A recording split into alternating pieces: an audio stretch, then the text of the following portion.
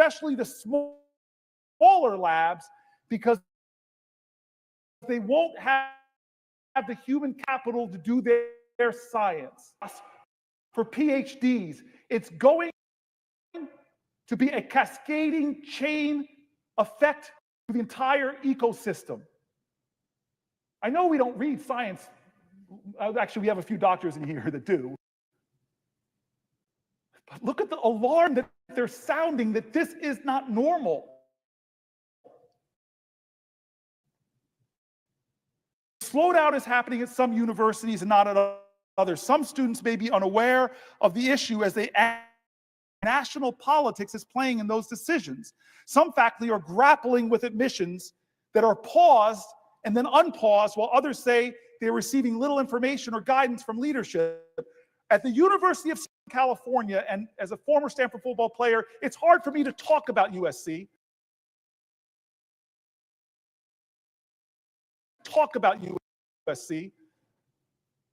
I had to jab them, Senator Murphy. At the University of Southern California, faculty in some departments were told last week to pause admissions and not formalize offers to students, even those who had visited and been given verbal acceptances.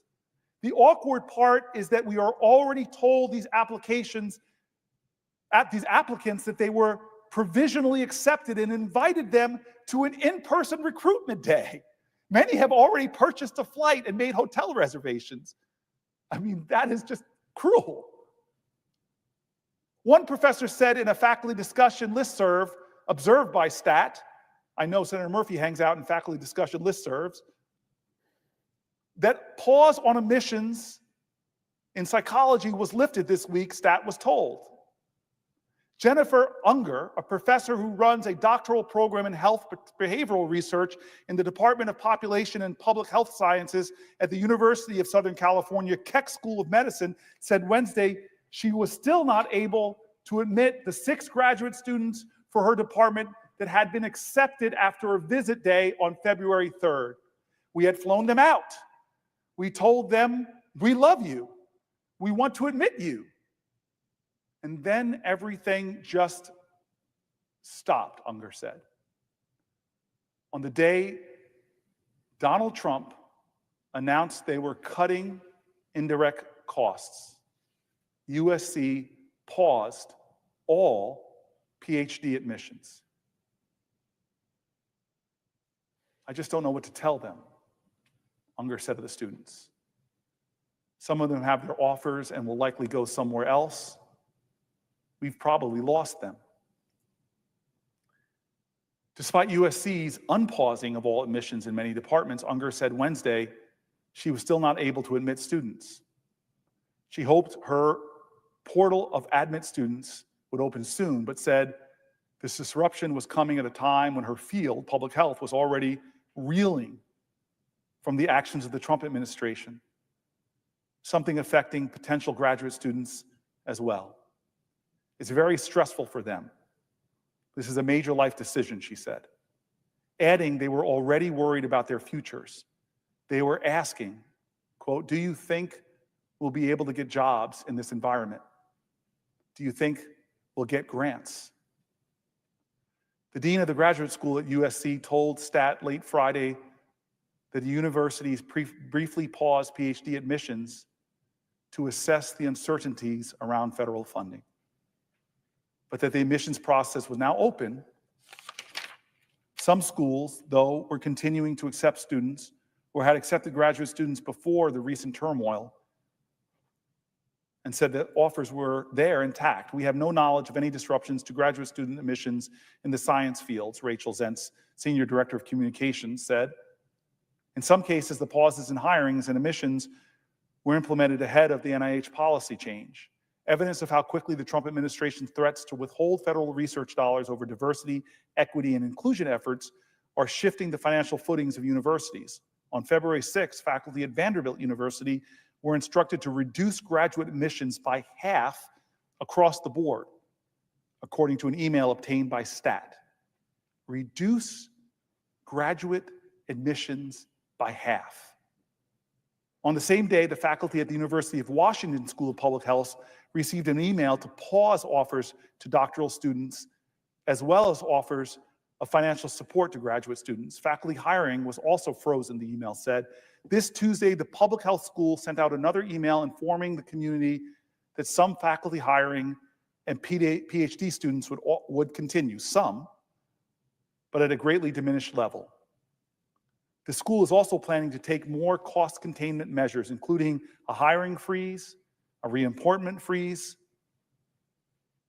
through the end of the academic year, due to the volatility caused by the Trump administration. Existing offers will be honored, wrote Hillary Goodwin, Dean of the University of Washington School of Public Health. Marion Pepper, chair of UW's immunology department, said she was instructed by the university leadership to keep her program's next generation cohort smaller than the usual 5 to 9 students admitted each year. That's easier said than done, because the proportion of students who accept offers of admissions varies years to year. Pepper told STAT that while she expects the incoming class to be slightly smaller than usual, she has spoken with program heads at UW and elsewhere who are reducing class sizes by half or more. I know for other programs, they're feeling bleak about how they're going to keep labs running without funding or students, Pepper said. It's pretty overwhelming. Medical schools are hit hard. Medical research hit hard. It's unclear how many other universities are taking similar preemptive belt-tightening measures, but schools of public health and medical schools are particularly vulnerable because they tend to have many faculty postdocs and graduate students supported by grants.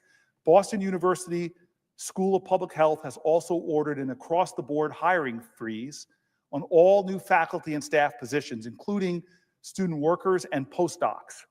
In a campus-wide announcement, Dean ad interim Michael Stein said the move was being made due to the uncertainty of the moment. A spokesperson for the school told STAT that the graduate admissions are unaffected by the freeze. Unger said USC had cut funding for some teaching assistants in her department early in the year, before the executive orders, which reduced the number of graduate students in her program from 10 to 6. On February 11th, Columbia's University Medical School faculty were told that the school was putting a temporary pause on hiring, as well as other activities like travel and procuring equipment, according to an email obtained by the Columbia student newspaper, the Columbia Spectator. A spokesperson for Columbia declined to comment on the pause. In other cases, schools may accept fewer graduate students than they had planned, not because of an overt directive from university leaders, but because faculty feel unsure about the future given the Trump administration's intent to cut billions of dollars in overhead funding. At the University of North Carolina, Chapel Hill, 25% fewer graduate students will be admitted this year, 25% fewer, based on a survey of faculty members taking new students, said Mark Pilfer, a professor in cell biology there. That means the school will admit about 75 students across the biomedical sciences. He noted the number of graduate students vary each year, so the decline was not unprecedented as the numbers continue to go down. In an interview with STAT, Robert Farms, the director of UNC's Lineberger Comprehensive Cancer Center, said the hiring freezes, fewer PhD students, and other similar cost containment measures are being considered as the center is eyeing the same financially turbulent waters as other research institutions. Every one of these things is on the table, unfortunately, Ferris said. There's so much uncertainty. Can we hire this faculty member? Can we purchase this equipment? They just don't know exactly what or how many measures the center has to take, he said, as there are simply still too many unknowns. For instance, the outcome of the NIH indirect rate cut policy is still up in the air, not knowing how it's going to shake out. It just freezes everybody into inaction. Adding to the uncertainty is disruptions to key parts of the National Institute of Health approval process for proposed grants. Although some meetings of study sections in which grant applications are reviewed resumed at the start of the month, meetings of advisory councils have not. Each of the 27 institutes of the National Institute of Health have its own advisory council, which meets 3 times a year to issue final recommendations on new research projects. None of these councils, none, have met since January 22nd. Communications freezes were ordered across all health agencies. A law called the Federal Advisory Committee Act requires that advisory councils post meeting details in the Federal Register 15 days prior to their scheduled date. But because submissions to the Federal Register have been put on hold indefinitely, these meetings can't take place. And without these meetings, no new grants can be funded. According to one NIH employee, at least one NIH meeting scheduled for this Friday to allow an institute director to provide updates that could proceed because it has been posted to the Federal Register was nonetheless canceled Wednesday. This was because the meeting was specified it would include a session open to the public.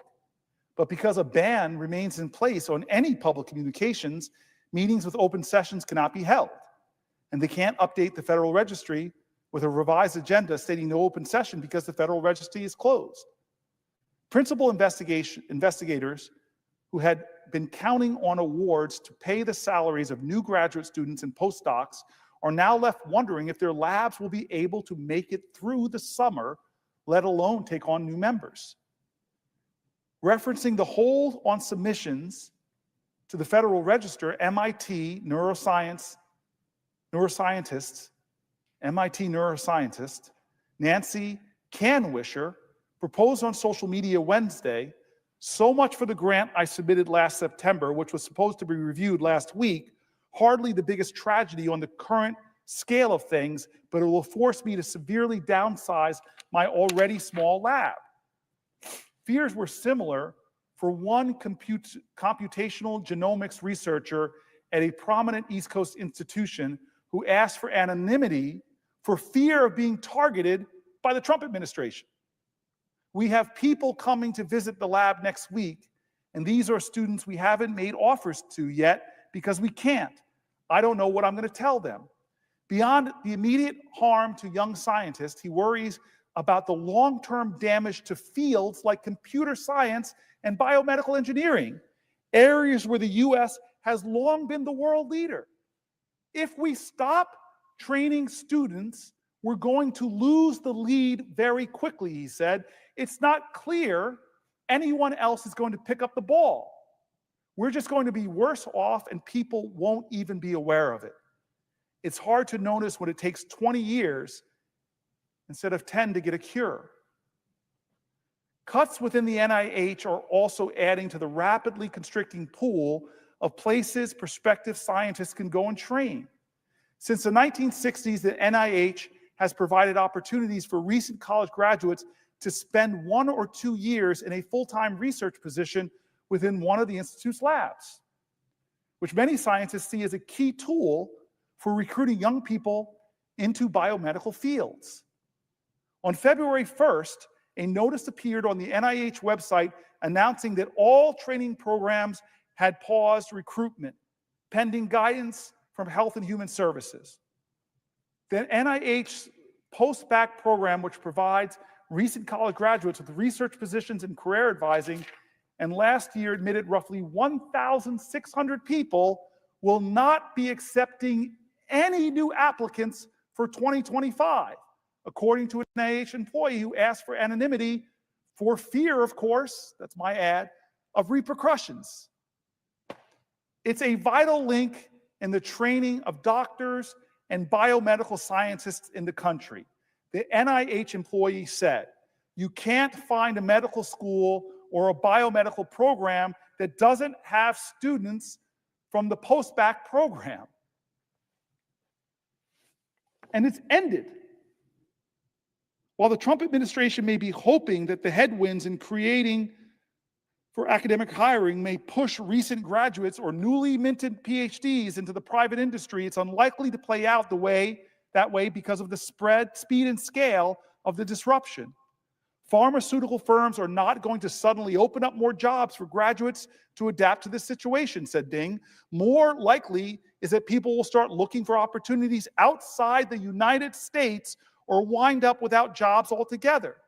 At this point, it's still too early to say if these are the first signs of losing a generation of scientists. But even people like Ding, who track the data that could provide clues about how extensive the damage will be, are facing uncertainty about their ability to continue their own work.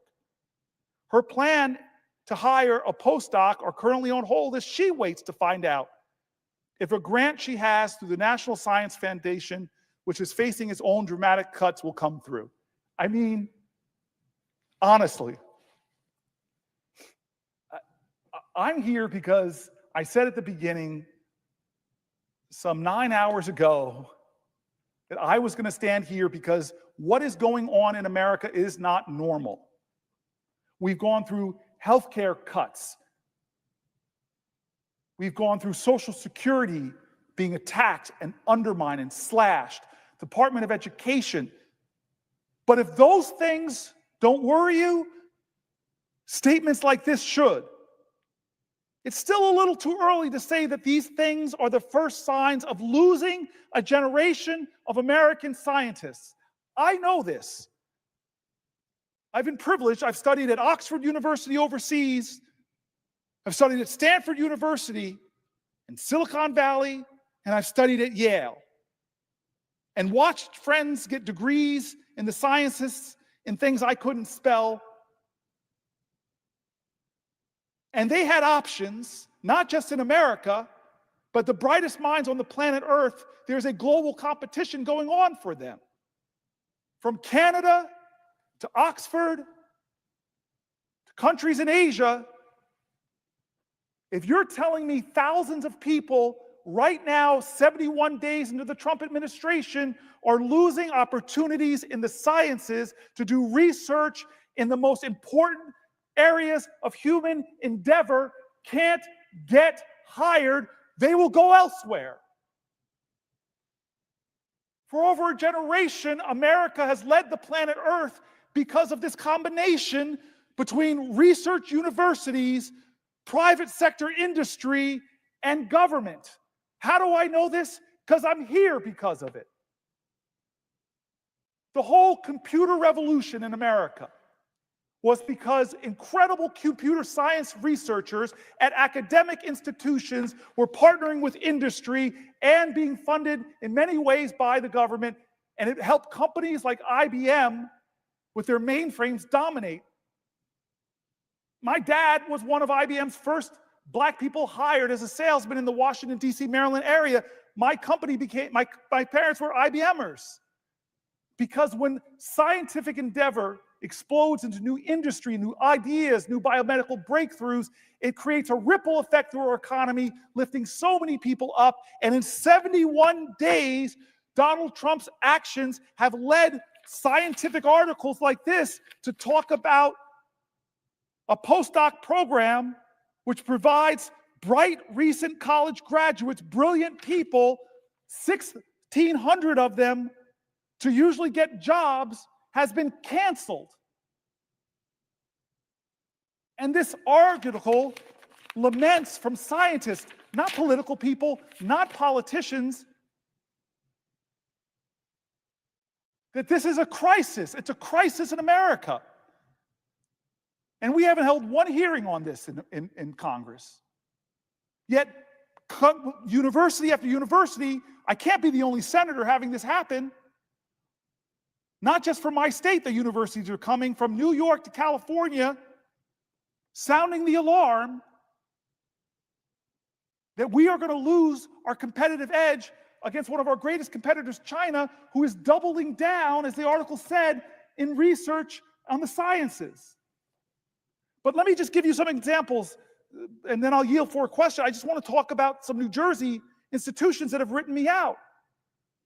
Rutgers has been a partner in the Air Force Research Laboratory's Minority Leaders Research Collaborative Program. That grant, which has been led by the Ohio State University, is on pause. God forbid they use the word minority, and the annual program review and summer internship programs are not expected to happen this year. Rutgers School of Nursing has been working with the Institute of Human Virology in Nigeria on an action to sustain precision and integrated HIV response towards epidemic control. And they were funded through a CDC and PEPFAR grant. A stop work order came in. Multiple Rutgers entities have received communications from federal agencies related to DEIA cancellation of apprenticeship programs. Many conferences have been canceled that are trying to find the best minds wherever they might be, because there's many geniuses at Howard and Fisk and Morehouse that are often overlooked.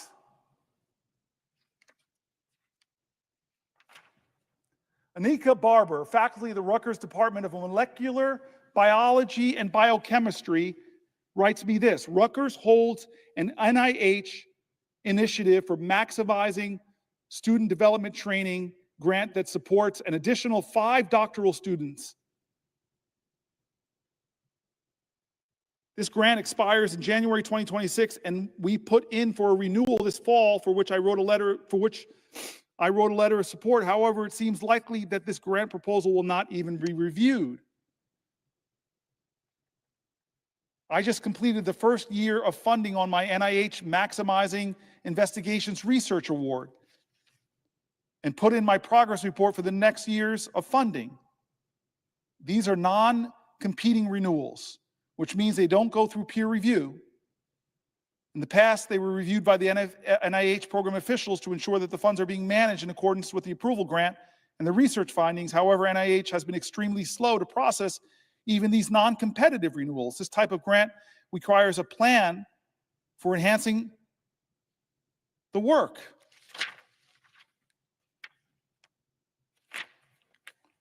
I want to read this last letter. It's handwritten. I am writing you not only as a concerned parent who believes in progress, education, and the power of science to improve lives. My daughter is a PhD in neuroscience, dedicating her life to research that has the potential to save countless lives. As a minority in science, she has worked tirelessly to overcome barriers in a field that is already competitive and demanding. Watching the current political attacks on research funding is devastating, not just for her future, but for the future of the American country. Science is not political, it serves all people. Yet funding cuts to agencies like NIH and the National Science Foundation threaten to halt critical research that leads to medical breakthroughs. These cuts will not only slow progress in fighting diseases like cancer, Alzheimer's, and Parkinson's, but they will also discourage young, diverse scientists, many of whom have already fought hard to be in these spaces, from staying in the field. This is not just about scientists. It's about every American. Diseases do not know political parties. Without adequate research funding, we are all at risk of losing the chance for better treatments, new cures, and improved health care. If we truly want a stronger and more innovative America, we must invest in science, not abandon it. Defunding research will also harm our economy. Scientific innovation drives job creation, medical advancements, and global progress. A country that does not invest in science is a country that falls behind.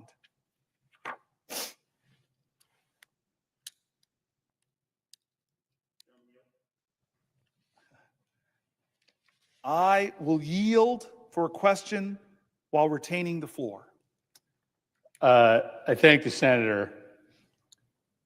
What the senator is outlining is an extraordinary assault, not just on education, but on the knowledge economy. I want to bring manufacturing jobs back to this country, but I understand, I think everybody understands, that we are not going to be a nation filled with low-skill manufacturing jobs. We are going to be a nation that does high-skill manufacturing. We are going to be a nation that invents things. We are going to be a nation that is dependent on engineering and on invention. We're going to be a knowledge economy. We are today, but we're going to be even more reliant on maintaining and expanding our knowledge edge on the rest of the world, given the fact that the pace of change and the oncoming transformation that will come from robotics and AI will make it even more important for a nation to have the most highly skilled, most highly educated workforce possible in order to stay ahead of the curve and not have employment be buried by automation and artificial intelligence. So this is a moment in which we should be doubling down on our support for the knowledge economy, on that integration of public sector research and private sector research, which has always been the genius of the American economy. We did that integration better than anybody, and it is not coincidental that we leapfrogged the rest of the world when it came to that innovation economy. But what the senator is explaining is that the Trump administration is waging a war on the knowledge economy, is literally signing our economic death warrant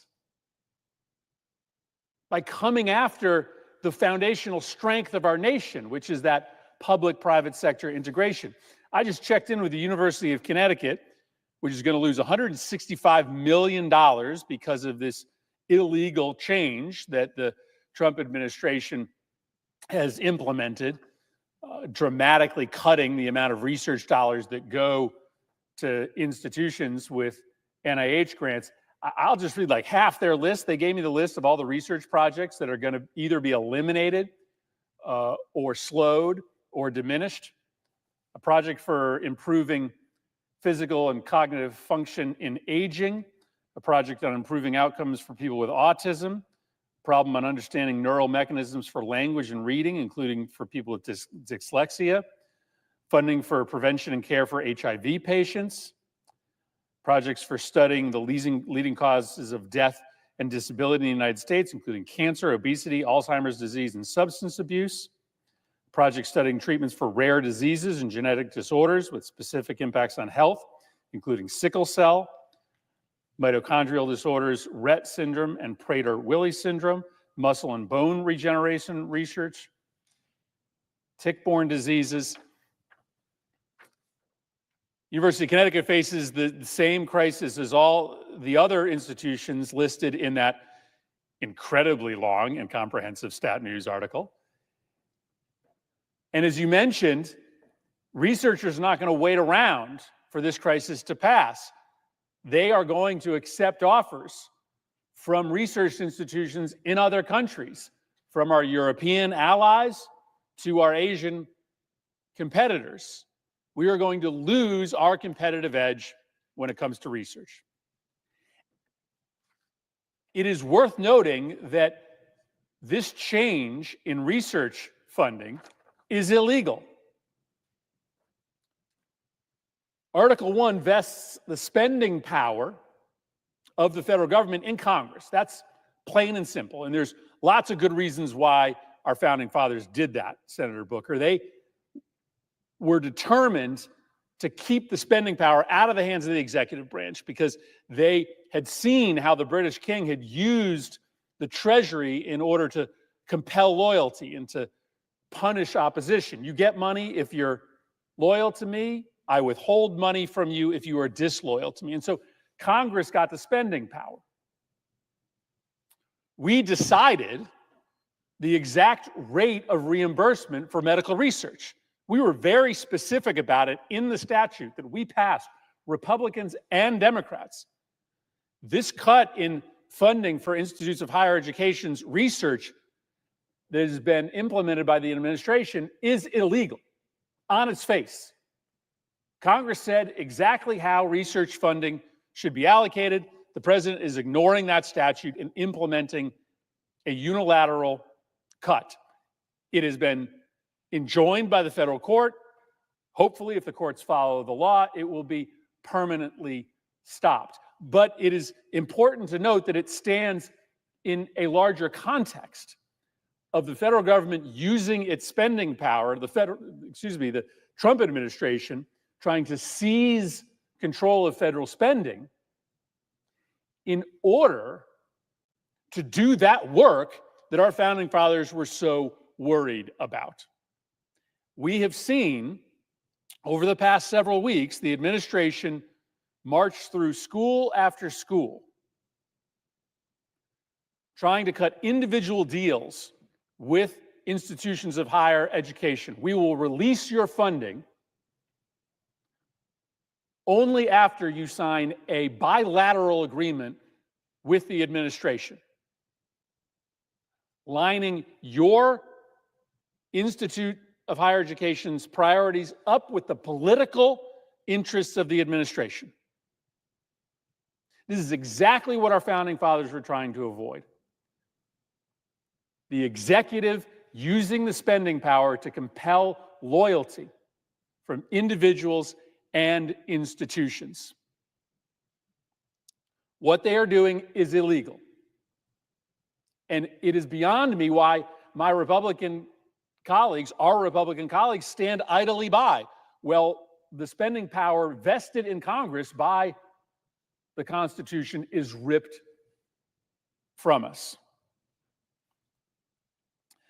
But Senator Booker, I guess I'm going to ask you the same question I did when it came to this assault on Social Security. And it's a simple question, and I'll lay out a little bit of a predicate. The question is why? What the administration has done is extraordinary. Proposing to close the Department of Education, wildly unpopular. Nobody's asking for that. Waging this illegal and unconstitutional assault on our knowledge economy.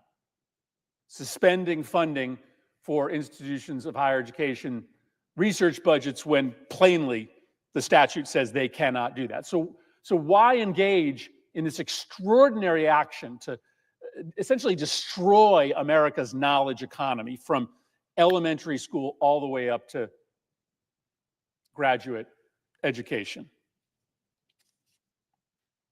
Well, as we've talked about, as you laid out, it can't be because you're trying to help the economy. This destroys the economy. I mean, this is the worst thing that you could probably do for the economy, is to wage this open, transparent, proudful assault on research.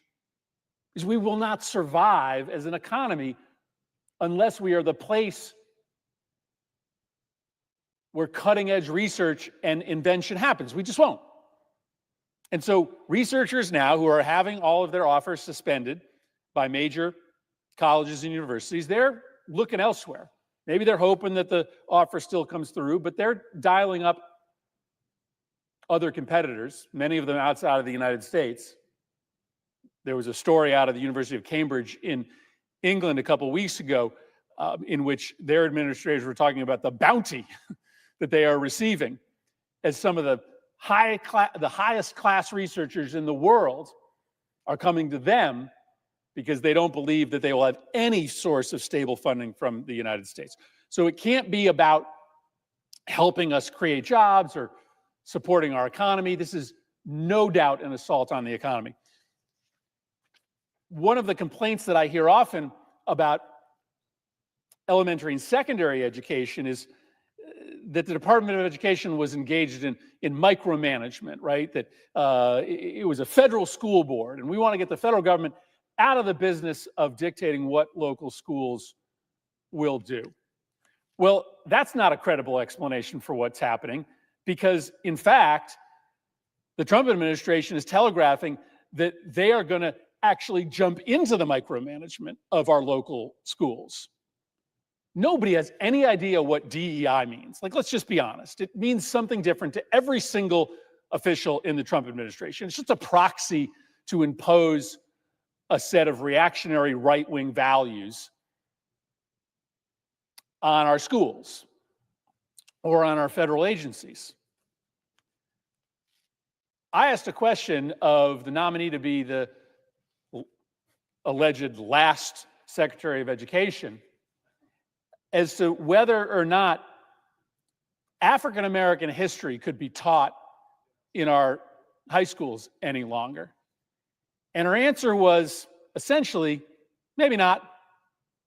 I don't know, but DEI might mean that you can't teach African-American history. It might mean that the federal government is going to comb through every syllabus in every high school in the entire country and tell you what courses you can teach and what courses you can't.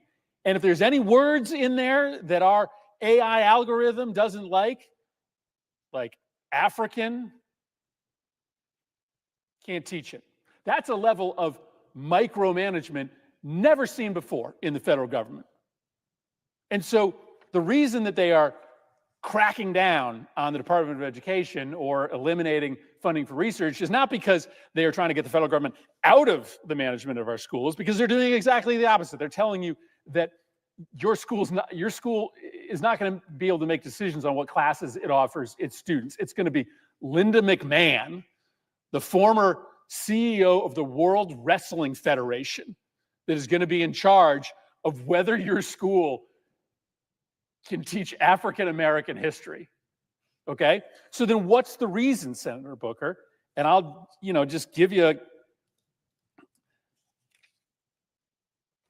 a couple suggestions. Well, maybe it's just to compel loyalty, right? Maybe it's just to use that money to compel loyalty so that boards of education or colleges are only teaching conservative or right-leaning curriculum.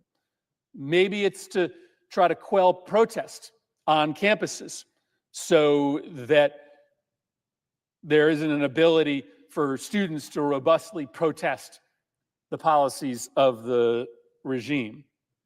Maybe it's just to destroy the idea of objective truth. I mean, this whole scandal over Signal has lots of elements to it, but I think one of the most worrying things for the American public, why it's still a story a week later, is because the Secretary of Defense looked the American public in the eye and said 2 + 2 = 9. Right? He said, those Signal texts you saw did not involve war plans, did not involve classified information. And the American public was like, wait a second, we read them. I'm not dumb. I know those were war plans. I know that that was classified information. But if you are in the business of trying to unwind a democracy, you have to destroy objective truth. You have to make everything political. You have to make everything subjective. Where is objective truth midwifed? It's in our education system. That's where we learn that 2 + 2 = 4 every time. But if you want to undermine the foundation of a democracy, then you undermine the place where truth happens. Okay, maybe it's the same agenda with Social Security. Just come up with an excuse to privatize it all. Just take all the money that's going to good public sector research and just move it all into the private sector so it can be a source to reward the friends of President Trump. That could be a rationale as well. Or maybe it's even simpler. Maybe it's just to own the libs. Maybe it's just that historically, Democrats and the left have maybe talked about education more than Republicans have, even though to me it was always something we both cared about. Whether or not I agreed with George Bush's No Child Left Behind plan, at least he was walking into the Capitol with a plan to try to improve education. But maybe it's just that, Democrats and the left have historically talked more about education, and if you believe, as Donald Trump does, that all politics is zero sum, anything that Democrats are for must be, by definition, bad for America. And Democrats seem to like college, and they seem to really support our schools, so we have to destroy our colleges, and we have to destroy public education, because if the left is for it, it must be evil. Maybe that's the reason they're doing it. But that's the question I pose to you, because it has nothing to do with our economy. It has nothing to do with getting the federal government out of the management of schools and colleges. There's another agenda here, and it doesn't seem to be an agenda that squares with anything the American people have been asking, Senator Booker. I just want to answer you. I would drive myself mad trying to understand what the ambitions of Trump was, or the ambitions behind some of the crazy stuff in Project 2025 that he said wasn't there. They tried to run away from it because it was so unpopular, and now so much of it is being done. It almost sounds like too partisan, too insane. What I do want to do, Senator Murphy, in answer to your question, all I can do is try to be as fair and factual in describing what's happening in our country and appeal to people who are moderates in this country, the people who are fair arbiters of what's happening, to try to appeal to them that this is a crisis. So when university after university after university is cutting scientific research, stopping bringing in the best minds, PhD candidates, postdocs, when they're telling you that they're stopping investment in state-of-the-art research buildings, when they're telling you that they're shutting down programs to bring the youngest, brightest minds in, and our competitor, China, is doing the exact opposite, flowing money through, because China understands if we get 2 steps ahead of America on quantum computing, we can break all kinds of encryptions. We can locate every submarine they have. China understands if we can get 2 steps ahead of America on artificial intelligence, it's an end game for them. This is a global competition, and a president in 71 days, if you are a moderate in America and just want America to win in human endeavor, look at what the president is doing. And here's to the point you were driving, Senator Murphy. It is Orwellian. The bastions of freedom that are our universities, as the article from Fareed Zakaria has said, even with universities that got too woke and had too excesses, the antidote to that isn't to try to shut down the thought of the left, it's to try to make a fair, more competitive marketplace for ideas from all around the political spectrum. But this isn't about politics, it's about science, it's about research, it's about cutting NIH funding, science funding. But I want to stick with that because that's the controversial nub, right? Like, we need to go after DEI programs. I'm hearing it all the time. It was like the confusion I had 5 years ago when people were asking me, oh, the Republicans are talking about critical race theory. I have, as my father says, I got more degrees in the month of July, but I'm not hot. But I had to go back and research what is critical race theory. Oxford, Stanford, Yale graduate, I didn't sure what they were talking about. And this is the rub on that, because I don't want to just talk about what's obvious, which should enrage people on both sides of the aisle, not just enrage people on both sides of the aisle because of the China outcompeting us, but because we allocated this money in a bipartisan way that he's now trying to pull back. That should enrage us as a violation of Article 1 of the Constitution. But I want to stick in this more controversial era that you talked about, that has all across the country people banning books. I heard Toni Morrison's Bluest Eye was being taken out of libraries. When I heard my favorite author, James Baldwin, was being taken out of libraries. What kind of world do we live in? We're somehow studying what they call Black history is something that we have to, that Trump feels like is to rally people to stop, where a person going for the Department of Education can't look you in the eye and says, yes, we need to study Black history. Well, I get upset with that because Black history is American history. I had a brilliant friend of mine, brilliant, look with me in deadpan embarrassment and tell me he just found out that year about the bombing in Tulsa, Oklahoma, something I worked with Senator Lankford to do more to memorialize, but just never knew about it. That this thriving African-American financial community was the first recorded aerial bombing, not Pearl Harbor, in the United States of America, and he was never taught it. Is that Black history or is that American history? Why do these people who attack our history think they have to sanitize, homogenize American, Disneyify American history to make us proud? I am more proud of our country when we tell the truth about what happened, when we learn from the wretchedness and the difficulties and the bigotries and the hates and the demagogues who pit us against each other and how we all overcame that. That's our greatness.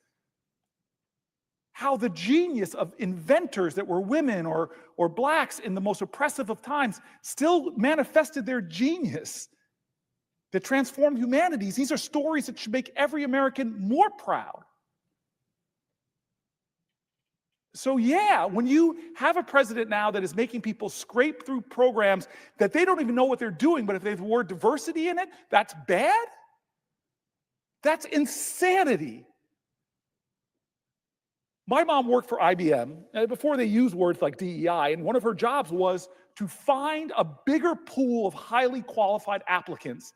And so you know what she did is what is being stopped by the Trump administration? She just made sure that they were going to HBCUs to find the brightest students so that their applicant pool would be better.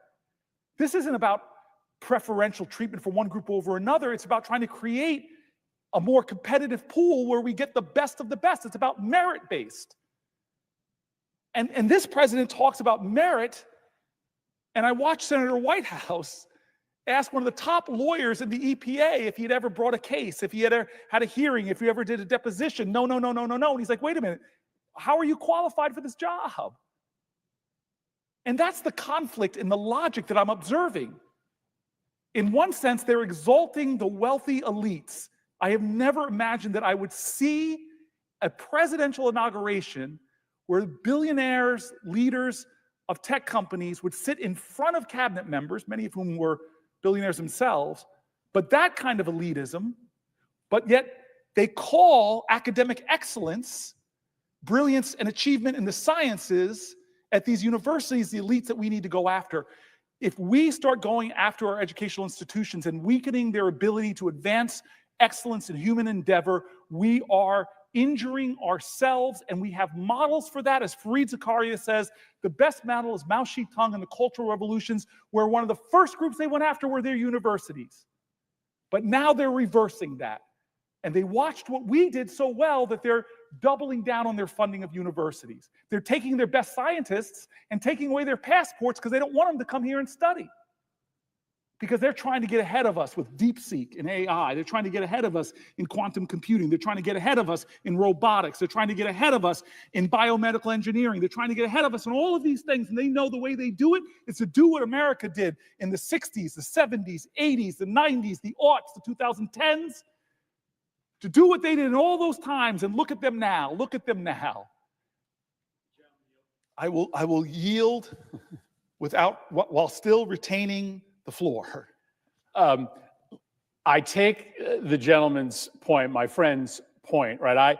I am probing tonight for the why, right? Because it's the obvious question. It doesn't make sense, right? On its face, this intentional chaos in Social Security, in Medicare, in higher education, it doesn't make sense. It's not about efficiency. It's not about jobs. So what is it about? But your point is a good one. That may not actually be the conversation that a lot of apolitical Americans are asking. They may just be looking at this on the face and say, how does it impact me? Doesn't matter to me why it's happening. It just matters to me how it's going to impact me. And there's just no doubt that this assault on higher education has an impact. It does, because we are, as you've said it better than I have, we are just in a race. Yes. We are just in a race, and we just decided to slow down to a walk, which is a shame because we're fast. You know, we're fast. This country is quick, and our coach just told us, start walking while the other guys speed up. And you know, this is why we have urgency, because the race is, this one's not I mean, you know, maybe it's a marathon, but, you know, it's one of those races where if the other team gets too big a lead, it's going to be hard to catch up. And so in the next 3.5 years, if we just stand down in terms of supporting the knowledge economy, we're going to shed millions of jobs. And once those centers of excellence, research excellence, are outside of the United States, it's not like the next president can just come back in and fix it. That becomes a permanent liability for us. So the reason that I'm here on the floor with you, Senator Booker, is because I agree with you that this is not normal, but I also agree with you that we got to wake our colleagues up fast, because like a second ago, I thought we all agreed on the fact that we need to support the knowledge economy. Like 2 seconds ago, we were all raising hands together, Republicans and Democrats, that we finally started putting big new dollars into NIH. We did a $2 billion increase, I think, a few years ago, and it was a big bipartisan achievement. And all of a sudden, just because Donald Trump is in the White House, we've lost the bipartisan consensus around supporting the knowledge economy. And you go back to your question. I know you want to get your last question out before I jump into the next area. What's so related to this, immigration.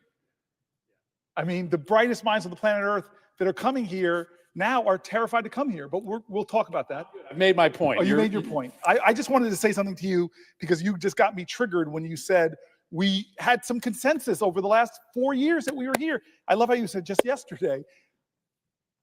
I remember the Chips and Science Act. That was a bipartisan bill. I was sitting in a skiff with all of us, and I watched our whole national security apparatus talk about why science endeavors in chip making and the breakthroughs that are happening on chips are so essential for our national security, and how we had to stay ahead of the competition. And we marched out of that meeting in a bipartisan fashion. We saw this in the bipartisan work we've been doing on AI here, talking about how America has to lead in this area. And with all of that bipartisan vigor, we let a president come in 71 days and halt scientific research, pausing literally experiments in their tracks, halting researchers in their tracks, shaking universities to the core that are afraid of free expression for getting on the wrong side of dear leader, that it might cost them their science funding. So you are putting your finger on it. But can I just say something on a personal level? Because I just want to remind folks, as we close in on the 10th hour, that you and I were here for 15, and you are here. You are here because you agree with me. You agree with me that from science and research to higher education, to the Department of Education, to Social Security, to healthcare in America, we are at a crisis. Any one of those alone should have Americans. But the case we're making going through all these, pulling from people on the left and the right. We've quoted Republican governors, we've quoted Republican mayor organizations represented by organizations, we've quoted Republican business people, we've quoted for the Wall Street Journal, Cato Institute's coming up. This is not a partisan crisis that people across the spectrum are pointing to. But I do want to point out that you've been such a good friend to me to spend 10 hours almost on the floor, and it means a lot to me tonight. So thank you for that as I switch to healthcare. And I appreciate the sentiment that you have and that you had after the Pulse shooting, that you were so worried about when I listened to your maiden speech when you first got here to the Senate, that we would normalize gun violence in this country. And what I'm worried about, I share your worry there. I grew up in a time where fire drills were the big thing. In that space between people ducking and covering because of nuclear fears, and left school before we were a country that had more active shooter drills than fire drills. And we just sort of are normalizing this terror in our country and haven't stepped up to the challenge of really doing something about it. But this is one of these crises where if we act like business as usual, 71 days so far of the Trump administration, when we get to 100 days, catastrophic things could have happened to Medicaid and healthcare, the crashing of research for science, the attacks on the programs our senior citizens rely on. We as a country have to, as I said at the very beginning, 10 hours ago almost, we have to do what John Lewis challenged us to do, to stand up, to speak up, to get into good trouble, necessary trouble. And tonight, my friend, in the wee hours, so many songs about 4 a.m. It's like the hour that, that nobody should be awake. And I want to thank the presiding officer for being here. I want to thank the clerks and the parliamentary staff and the impositions. But the cries of American citizens for their leaders to do something different, to stand up, to speak up, I felt like this has to be done. And so let's keep going. Almost 10 hours in, I'm thankful, but we're going to start the next section. And like I'm trying to do in all of these is I'm trying to elevate the voices that don't get to come to this place, the voices that I'm hearing from, voices that identify themselves sometimes as I'm a Republican veteran, I'm a Democrat, but most of them are just people that are just saying, this is not normal. Many of them are saying, do something. Some of them who get me very emotional saying, what can I do? I get that question a lot. What can I do? Tell me what I can do to try to stop this. We're going to take this issue of immigration. And here is, I'm not sure where this person is from. My staff has covered it up probably to protect a person's identity, but I'm going to read this handwritten note. Oh, it's from New Jersey. Thank you. Senator Booker, please continue to fight the good fight against the injustices being done by the current administration. I am the pastor of Emmanuel Lutheran Church in New Brunswick. As a faith leader and your constituent, I am deeply concerned about the treatment of LGBTQ people and immigrants by this administration. The demonization and marginalization of these groups is unchristian and deeply offensive to the values of my faith. I ask that you continue to oppose all executive orders and legislation that targets these groups. You have been a consistent ally. Please continue to be a champion for justice for all people, but especially the most vulnerable.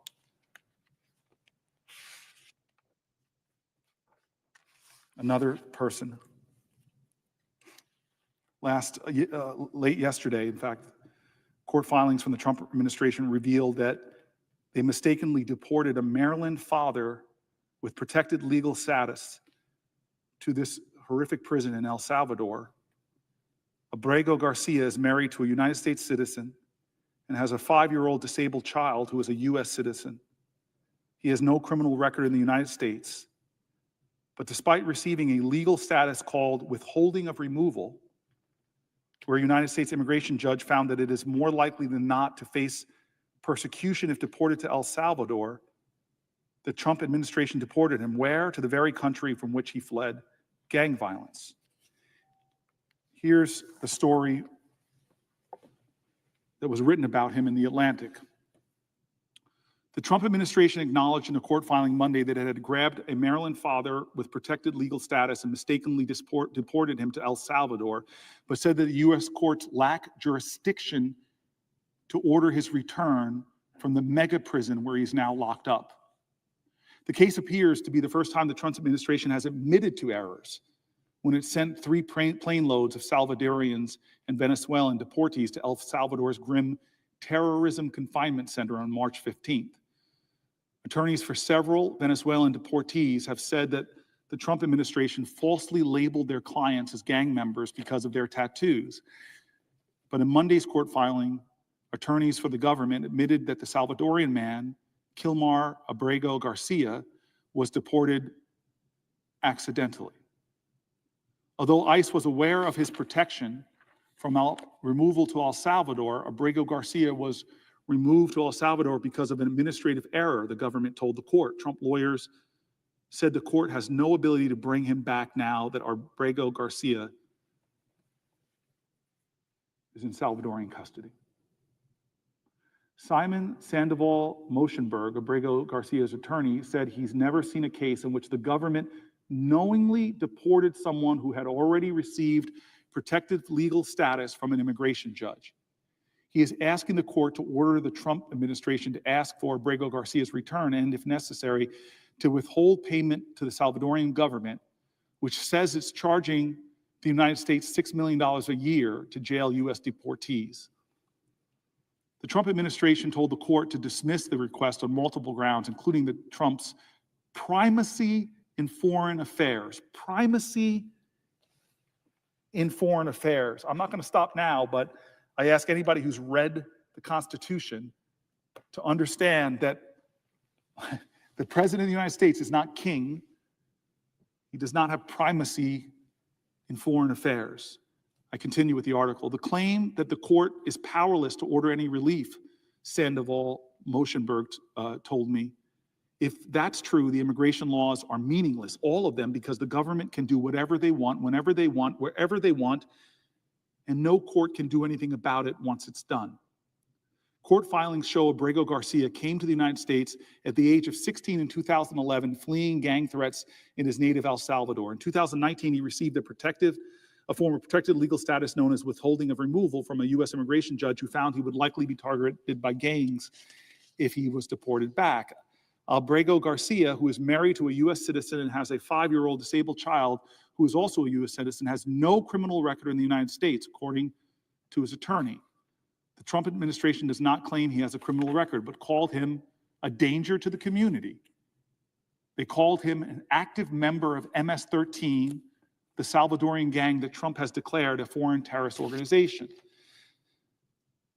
Sandoval Moschenberg said those charges are false, and the gang label stems from a 2019 incident when Abrego Garcia and 3 other men were detained in Home Depot parking lot by a police detective in Prince George's County, Maryland. During questioning, one of the men told officers Abrego was a gang member, but the man offered no proof, and police say they didn't believe him. Filings show police did not identify him as a gang member. Abrego Garcia was not charged with the crime, but he was handed over to U.S. Immigration and Customs Enforcement after the arrest to face deportation.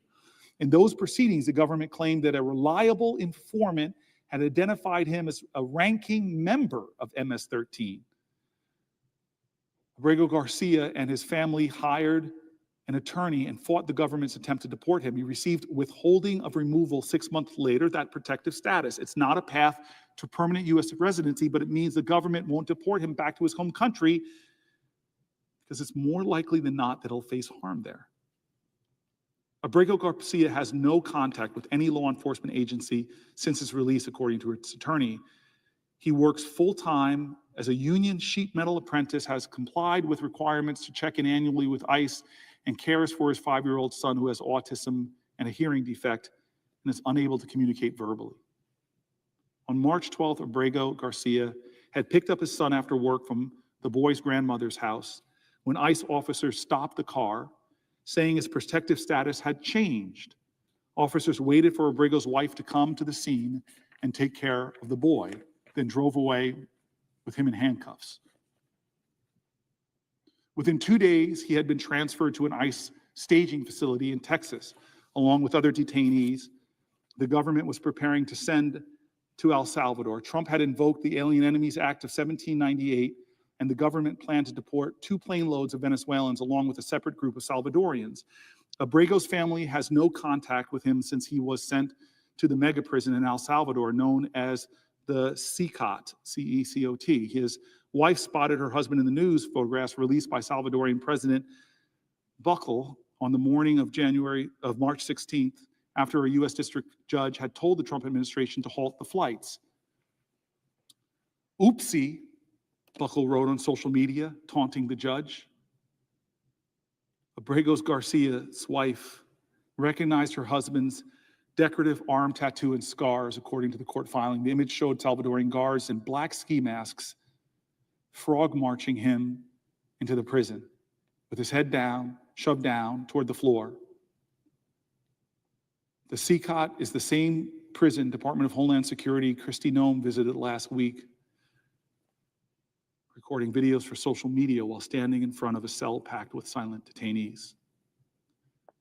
The government wants to deport someone with protective status. The standard course would be to reopen the case and introduce new evidence arguing for deportation. The deportation of a protective status holder has even stunned some government attorneys.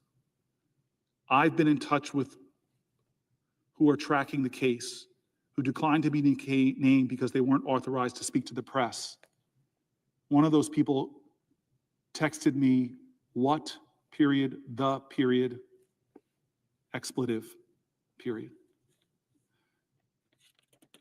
Sandoval Moshenberg told the court he believes Trump officials deported his client through extrajudicial means because they believed that going through the immigration judge process took too long and they feared that they might not win after all their cases.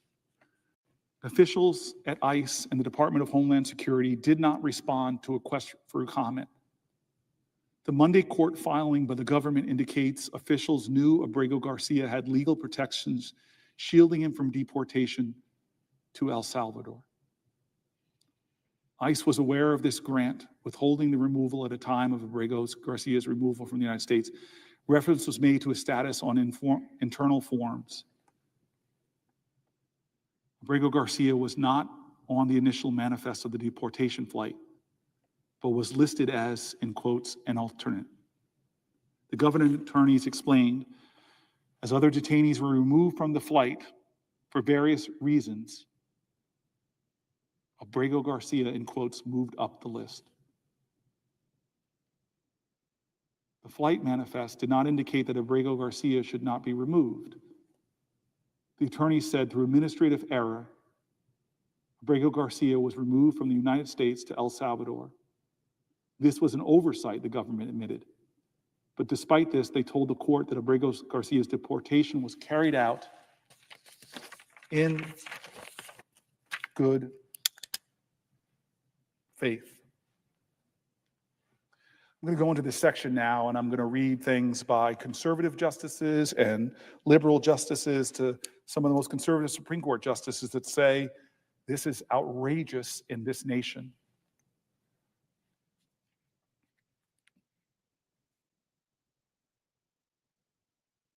No one. There are parts of this Constitution, and I'm going to talk about them, that talk about due process, about fundamental American ideals.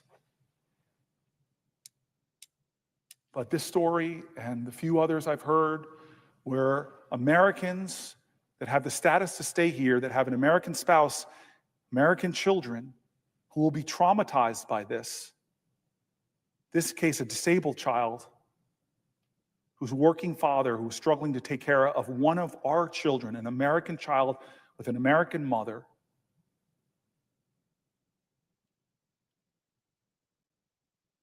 We were told that the president said he was going to be focusing on criminals, and these trumped up charges,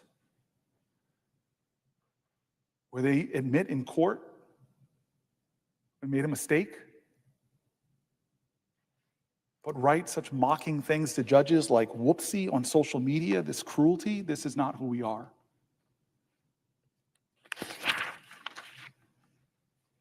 So let's talk about the Constitution first. The Fifth and the 14th Amendment, the Fifth and the 14th Amendment. The Fifth and the 14th Amendments say that no one shall be deprived of life, liberty, or property without the due process of law. The central promise of those words is an assurance at all levels of the American government must operate within the law and the bounds of this Constitution, that everybody in this chamber swears an oath to uphold the Constitution. But every single day, it just seems our president is challenging constitutional principles, pushing past constitutional boundaries. Every day we're hearing new stories of immigrants, some here legally, some awaiting trial, most charged with no crimes, being rounded up, detained, arrested, deported, often just disappeared. This is happening without charges, evidence, trials, hearings, without what the Constitution says, due process. This is what other governments done. We've talked about it. In the Foreign Relations Committee, we complain about it to nations across the earth when they do not show due process, where they disappear people. Maybe you're an immigrant that's never broken the law. Maybe you're a citizen.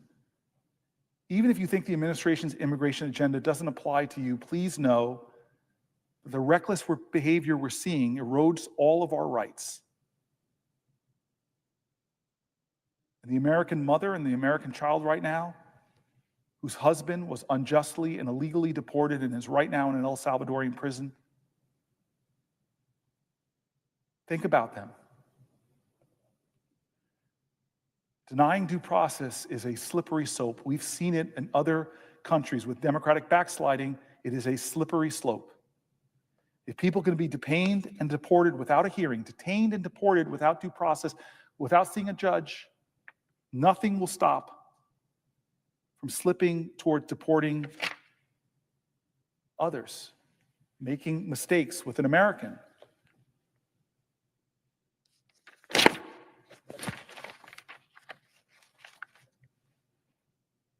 I'm one of these people in this body that thinks our immigration system is in desperate need of reform. It was last updated 40 years ago.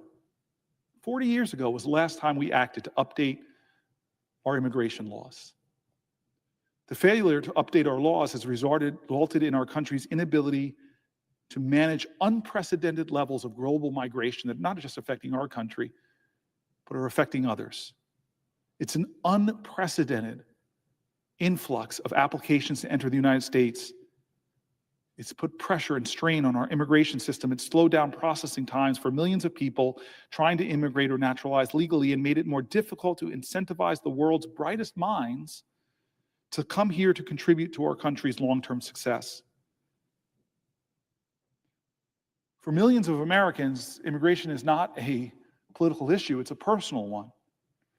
There are immigrants around my state and in every state who have waited year after year for Congress to find bipartisan agreement to improve our system in ways that most Americans agree on, whether you're right or left.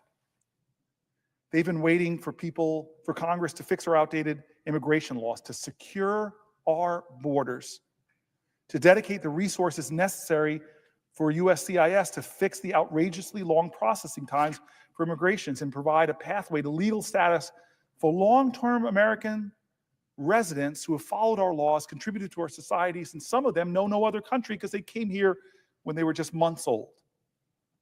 Our immigration laws are so outdated, even the conservative Cato Institute published a comprehensive policy analysis in 2023 titled, "Why Legal Immigration is Nearly Impossible." In it, the Cato Institute explains, I quote, "Today, fewer than 1% of the people who want to move permanently to the United States can do so legally. Legal immigration is less like waiting in line and more like winning the lottery. It happens, but it's so rare that it's irrational to expect it in any individual case." The Cato Institute continues, "For some immigrants, this restrictive system sends them back into the black market of illegal immigration. For others, it sends them to other countries where they contribute to the quality of life in their homes. And for still others, it requires them to remain in their homeland, often underemployed, sometimes in danger. Whatever the outcome, the system punishes both prospective immigrants and Americans who would associate, contract, and trade with them. Congress and the administration can do better." I've met with conservatives, I've met with business groups, I've met with agricultural leaders who all talk to common sense things we should be doing to improve our immigration system, to protect our borders, yes, but to improve our economy, to improve our scientific research, to improve our quality of life.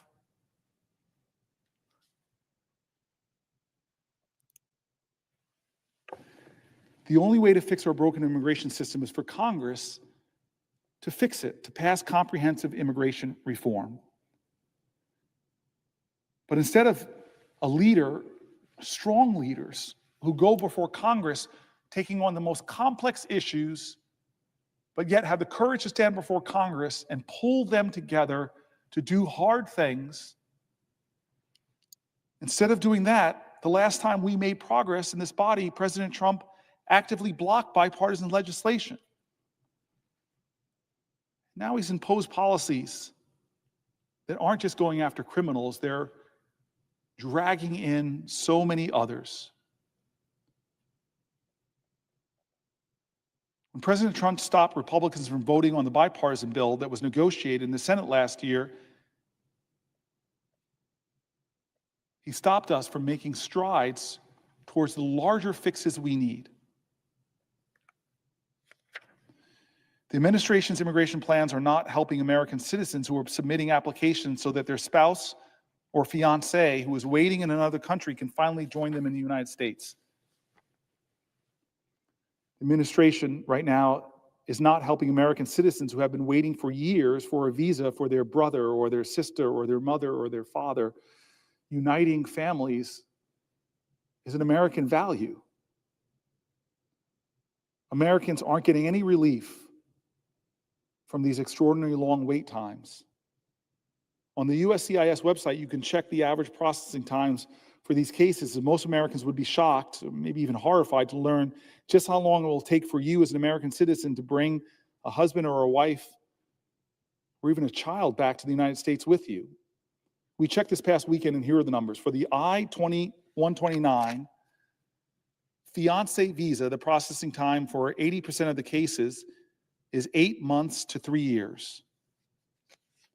For an I-130 visa, if you're a U.S. citizen petitioning for your spouse, parent, or minor child, then the waiting time is any time from 17 months to 64 months.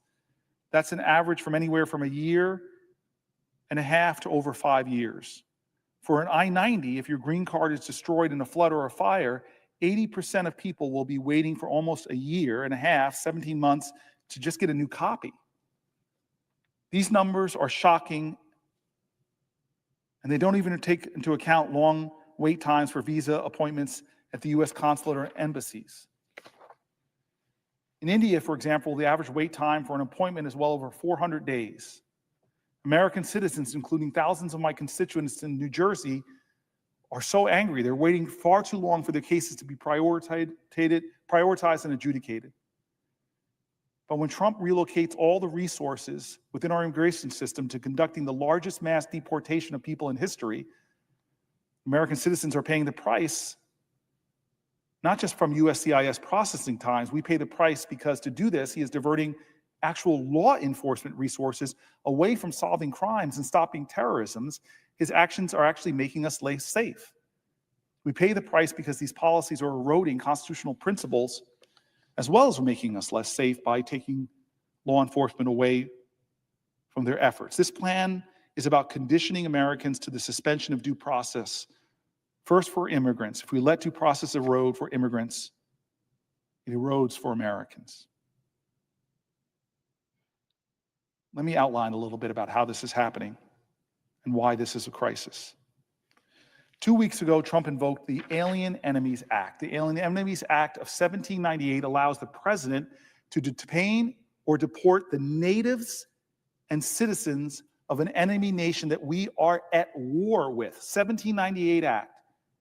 The president can detain or deport these immigrants without a hearing, with no due process, even ones who are lawfully present in the United States.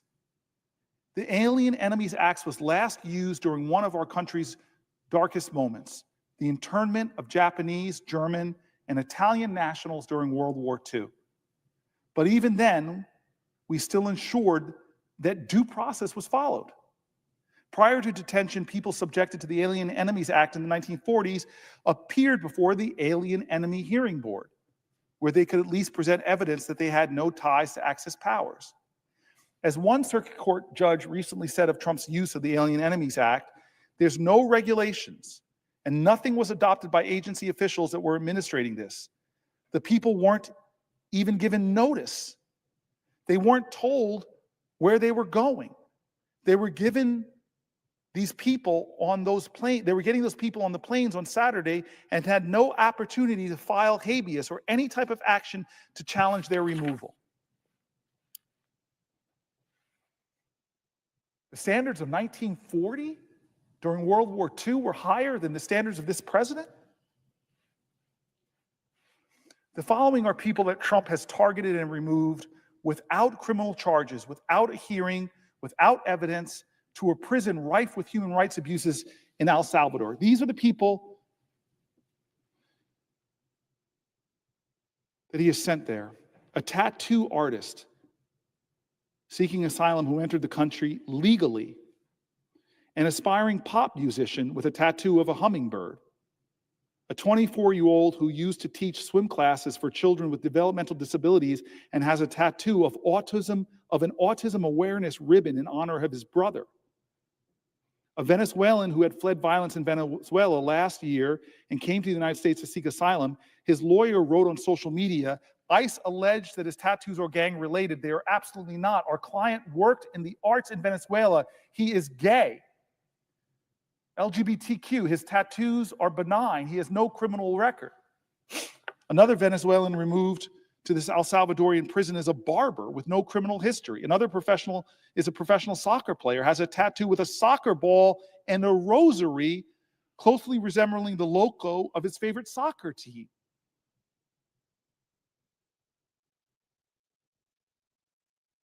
This is stunning. What we're doing. These people were swept up and sent to another prison known for its human rights abuses because they were Venezuelan and had tattoos, benign tattoos. An article was published in one periodical about the anguish from families. Here are a few excerpts from the article. You are here because of your tattoos. The Trump administration sent Venezuelans to El Salvador's most infamous prison. Their families are looking for answers. On Friday, March 14th, Arturo Suarez Trejo called his wife, Natalie Sanchez, from an immigration detention center in Texas.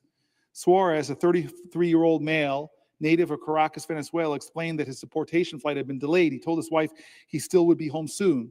Suarez did not go back to Venezuela. Still, there was at least a silver lining. In December, Sanchez had given birth to their daughter, Nahira. Suarez would finally have a chance to meet their 3-month-old baby girl he had never, ever seen. But Sanchez told the outlet she had not heard from Suarez since. Instead, last weekend, she found herself zooming in on a photo the government of El Salvador published of Venezuelan men the Trump administration had sent to President Nayib Bukele's infamous terrorism confinement center, or CCOT. I realized that one of them was my husband, she said. I recognized him by his tattoo, by his ear, and a scar on his chin. Even though I couldn't see his face, I knew it was him. The photo of Sanchez examined, a highly produced propaganda video promoted by Secretary of State and the White House, showed Venezuelans shackled in prison uniforms as they were pushed around by guards and had their heads shaved. The tattoo on Suarez's neck is of colibri, a hummingbird. His wife said it was meant to symbolize harmony and good energy. She said his other tattoos, like a palm tree on his hand, and an homage to Suarez's late mother's use of Venezuelan expression about God being greater than a coconut tree, were similarly innocuous. Needless to say, they may be why Suarez has been effectively disappeared by the U.S. government into an El Salvadorian mega prison.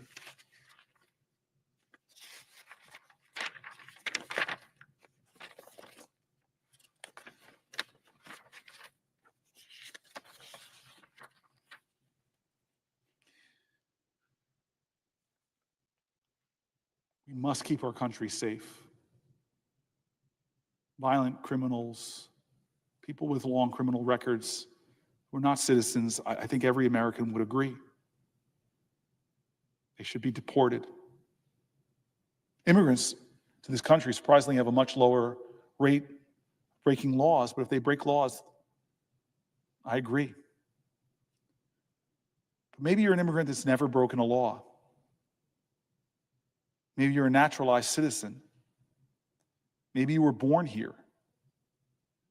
The problem with this idea of disappearing people with no due process is once that foundation is laid, if they're able to defend that lack of due process, to use that law from the 1700s, we begin a process in this country that even conservative justices of the Supreme Court said is unjustifiable. Denying people due process pushes us down a road where more exceptions can be made. You cannot deny fundamental rights to another and not endanger them for yourself.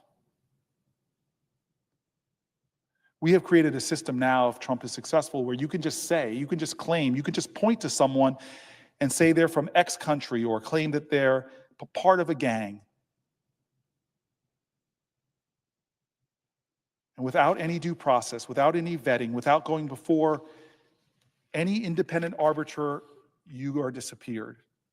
Because there's just no way to challenge them. No due process for non-citizens means that we are a country in violation of those ideals I talked about from here. It says at the beginning of this country, that says very simply, no one shall be deprived of life, liberty, or pursuit or property. No one without due process of law. As soon as we break that, as soon as we violate that, we're going down a road. Anton Scalia, I confess, I've disagreed with him on so many things, but this conservative justice once sat in an interview with Ruth Bader Ginsburg. They had a relationship that I think was special and shows that even people that have distinctly different views can still make real human connection in our country. They were asked by an interviewer whether undocumented people have the 5 freedoms: freedom of religion, freedom of speech, freedom of the press, freedom of assembly, and freedom to petition the government. Here is what the conservative Justice Scalia said. Oh, I think so. I think anybody who is present in the United States has protections under the United States Constitution. Americans abroad have that protection. Other people abroad do not. They don't have the protections of our constitutions, but anyone who is present in the United States has the protections of the United States Constitution. Anton Scalia, one of the most conservative members of the highest court in our land. And of course, Ginsburg, his ideological opposite, she concurred when she said, when we get to the 14th Amendment, it doesn't speak of citizens as some constitutions grant rights to citizens, but our Constitution says persons, and that the person is every person who was here in our country, documented or undocumented. Our Constitution is clear on the face. If you are an originalist like Anton Scalia and you read the Constitution's words, you have to stand for the idea that no one should be denied due process, that the government can't walk up to a human being and grab them off the street and put them on a plane and send them to one of the most notorious prisons in the world and just say, as one of our authority did, oopsie.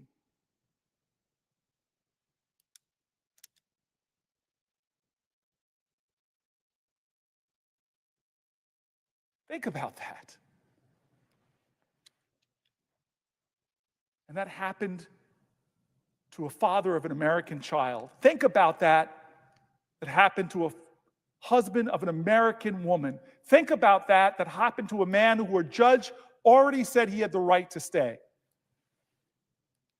When the rights of some are violated, they are a threat to the rights of all of us.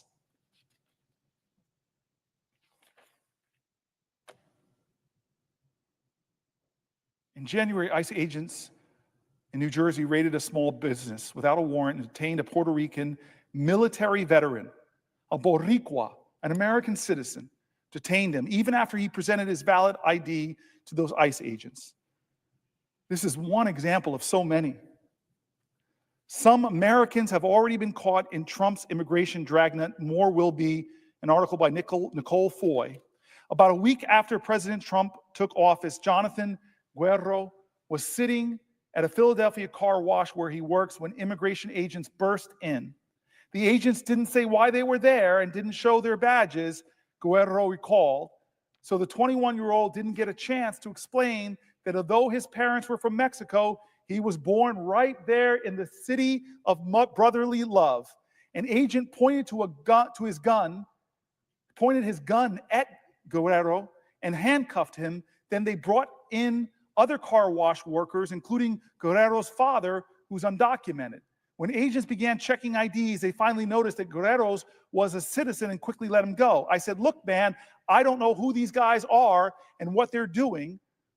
With anything law-related, I just stay quiet. Less than 2 months into the Trump administration, there has been a small but steady beat of more and more reported cases like Guerrero's.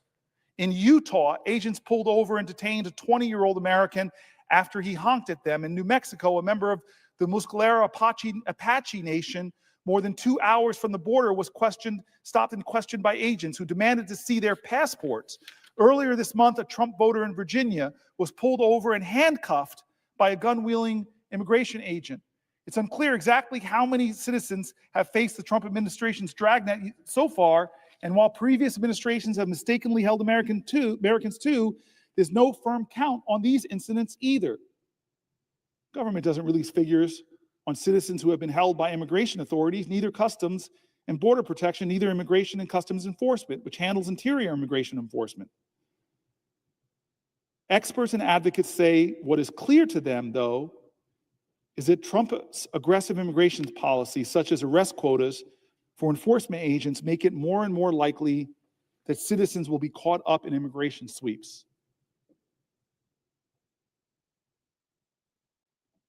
In quotes, it's really everyone, not just non-citizens or undocumented people who are in danger of having their liberty violated in this kind of mass deportation machinery.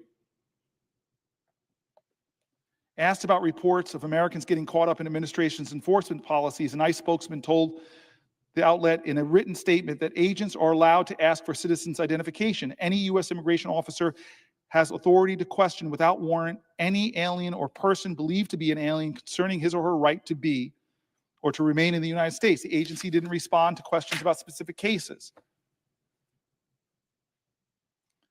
The U.S. has gone through spasms of detaining and even deporting large numbers of citizens. In the 1930s and 1940s, federal and local authorities forcibly exiled an estimated 1 million Mexican Americans, including hundreds of thousands of American-born children. That's our past. An estimated 1 million Mexican Americans, including hundreds of thousands of American-born children, swept up and deported. The U.S. Governmental Accountability Office report found that immigration authorities had asked to hold roughly 600 likely citizens during Trump's first term. The GAO, also the Government Accountability Office, also found that Trump actually deported about 70 likely American citizens. The GAO report did not get into any individual cases, but lawsuits brought against federal immigration agencies detailed dozens of cases where plaintiffs received a settlement. This will accelerate if there's no due process. In his first administration, there was some process. But this will accelerate if there's no due process. I live in Newark, New Jersey, and there are dozens of languages spoken in my city, and some of the elders from some of these many different ethnic groups, from European folks who don't speak English to folks from Asia that don't speak English. And imagine one of these Americans gets stopped and doesn't have papers on them, and they see a tattoo, and next thing you know, they're sent to Louisiana or Texas, and next thing you know, they're on a flight. That's not hyperbole. That's not some impossible thing. we know once due process is eliminated in this country, for some, all are in danger. It is a constitutional slippage that Scalia and conservatives who believe in the Constitution nobly object to. Canadian citizen Jasmine Mooney was detained by ICE for 2 weeks. I saw an interview of her, this white woman, stunned. Here's what she wrote. It's Canadian. There was no explanation, no warning. 1 minute, I was an immigration officer talking to an officer about my work visa, which has been approved months before and allowed me, a Canadian, to work in the United States. The next, I was told to put my hands against the wall and patted down like a criminal before being sent to an ICE detention center without the chance to talk to a lawyer. I grew up in Whitehorse, Yukon, a small town in the northernmost part of Canada. I always knew I wanted to do something bigger with my life. I left home early and moved to Vancouver, British Columbia, where I built a career spanning multiple industries, acting in film and television, owning bars and restaurants, flipping condos, and managing Airbnbs. In my 30s, I found my true passion, working in health and the wellness industry. I was given an opportunity to help launch an American brand of health tonics called Holy Water, a job that would involve moving to the United States. I was granted my trade work visa, which allows Canadian and Mexican citizens to work in the United States in specified professional occupations. I got it on my second attempt. It goes without saying then that I have no criminal record. I also love the United States and consider myself to be a kind, hardworking person. I started working in California and traveled back and forth between Canada and the US multiple times without any complications until one day, upon returning to the United States, a border officer questioned me about my initial visa denial and subsequent visa approval. He asked why I had gone to San Diego border the second time to apply. I explained that that was where my lawyer's offices were and that he had wanted to accompany me to ensure there were no issues. After a long interrogation, the officer told me that it seemed, quote, shady, and that my visa hadn't been properly processed. He claimed I couldn't work for a company in the US that made use of hemp, one of the beverage ingredients. He revoked my visa and told me I could still work for the company from Canada, but if I wanted to return to the US, I would need to reply. I was devastated. I had just started building a life in California. I stayed in California for the next few months and was eventually offered a similar position, but with a different health and wellness brand. I started the visa processes and returned to the same immigration office in San Diego at the border.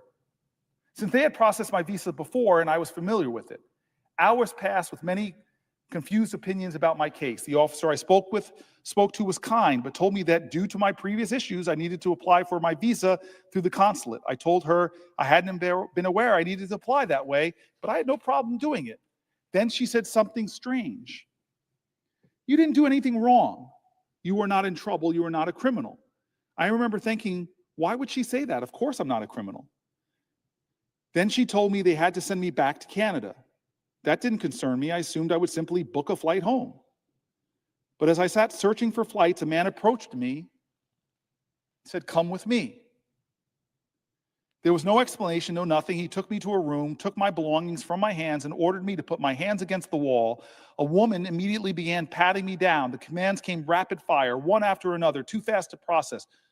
They took my shoes, pulled out my shoelaces. What are you doing? What's happening? I asked. You are being detained. I don't understand. What does that mean? For how long? I don't know.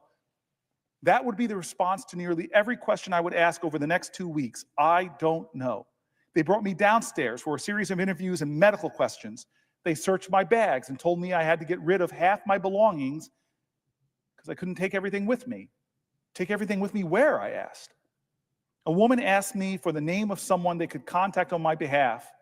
In moments like this, you realize you don't actually know anyone's phone number anymore. By some miracle, I had recently memorized my best friend Britt's number because I had been putting my grocery points on her account. I gave them her phone number. They handed me a mat and a folded up sheet of aluminum foil. What's this? Your blanket. I don't understand. I was taken to a tiny freezing cement cell with bright fluorescent lights and a toilet. There were 5 other women lying on their mats with aluminum sheets wrapped around them looking like dead bodies. The guard locked the door behind me. For 2 days, we remained in the cell, only leaving briefly for food. The lights never turned off. We never knew what time it was, and no one answered our questions. No one in the cell spoke English, so I either tried to sleep or meditate to keep from having a breakdown. I didn't trust the food, so I fasted, assuming I wouldn't be there long. On the 3rd day, I was finally allowed to make a phone call. I called Britt and told her that I didn't understand what was happening. No one would tell me when I was going home, and that she was my only contact. They gave me a stack of paperwork to sign and told me I was being given a 5-year ban unless I applied for re-entry through the consulate. The officer also said it didn't matter whether I signed the papers or not. It was happening regardless. I was so delirious, I just signed. I told them I would pay for my flight home and asked when I could leave. No answer. They then moved me to another cell, this time with no mats or blanket. I sat freezing on the cement floor for hours. That's when I realized they were processing me into real jail, the Otay Mesa Detention Center. I was told to shower, given a jail uniform, fingerprinted and interviewed. I begged for information. How long will I be here? I don't know your case, the man said. Could be days, could be weeks, but I'm telling you right now, you need to mentally prepare yourself for months. Months? I felt like I was going to throw up. I was taken to the nurse's office for a medical check. She asked what happened to me. She had never seen a Canadian there before. When I told her my story, she grabbed my hand and said, "Do you believe in God?" I told her I had only recently found God, but now I believed in God more than anything. And she said, "I believe God brought you here for a reason. I know it feels like your life is in a million pieces, but you will be okay through this. I think you're going to find a way to help others." At the time, I didn't know what that meant. She asked if she could pray for me. I held her hands and wept. I felt like I had been sent a guardian angel. I was then placed in a real jail unit. 2 levels of cells surrounding a common area, just like in the movies. I was put in a tiny cell alone with a bunk bed and a toilet. The best part, there were blankets. After 3 days without one, I wrapped myself in mine and finally felt some comfort. For the first day, I didn't leave my cell. I continued fasting, terrified that the food might make me sick. The only available water came from the tap attached to the toilet in our cells or a sink in the common area, neither of which felt safe to drink. Eventually, I forced myself to step out, meet the guards, and learn the rules. One of them told me, "No fighting." I joked, "I'm a lover, not a fighter." He laughed. I asked if there had ever been a fight in there. "In this unit? No," he said. "No one in this unit has a criminal record." That's when I started meeting other women. That's when I started hearing their stories. And that's when I made a decision. I would never allow myself to feel sorry for my situation again. No matter how hard this was, I had to be grateful because every woman I met was in an even more difficult position than mine. There were around 140 of us in our unit. Many women had lived and worked in the U.S. legally for years, but had overstayed their visas, often after reapplying and being denied. They had all been detained without warning. If someone is a criminal, I agree they should be taken off the streets. But not one of these women had a criminal record. These women acknowledged that they shouldn't have overstayed and took responsibility for their actions, but their frustration wasn't about being held accountable. It was about the endless bureaucratic limbo they had been trapped in. The real issue was how long it took to get out of the system with no clear answers, no timeline, and no way to move forward. Once deported, many have no choice but to abandon everything they own because the cost of shipping their belongings back is too high. I met a woman who had been on a road trip with her husband. She said they had 10-year work visas. While driving near the San Diego border, they mistakenly got into a lane leading to Mexico. They stopped and told the agent they didn't have their passports on them, expecting to be redirected. Instead, they were detained.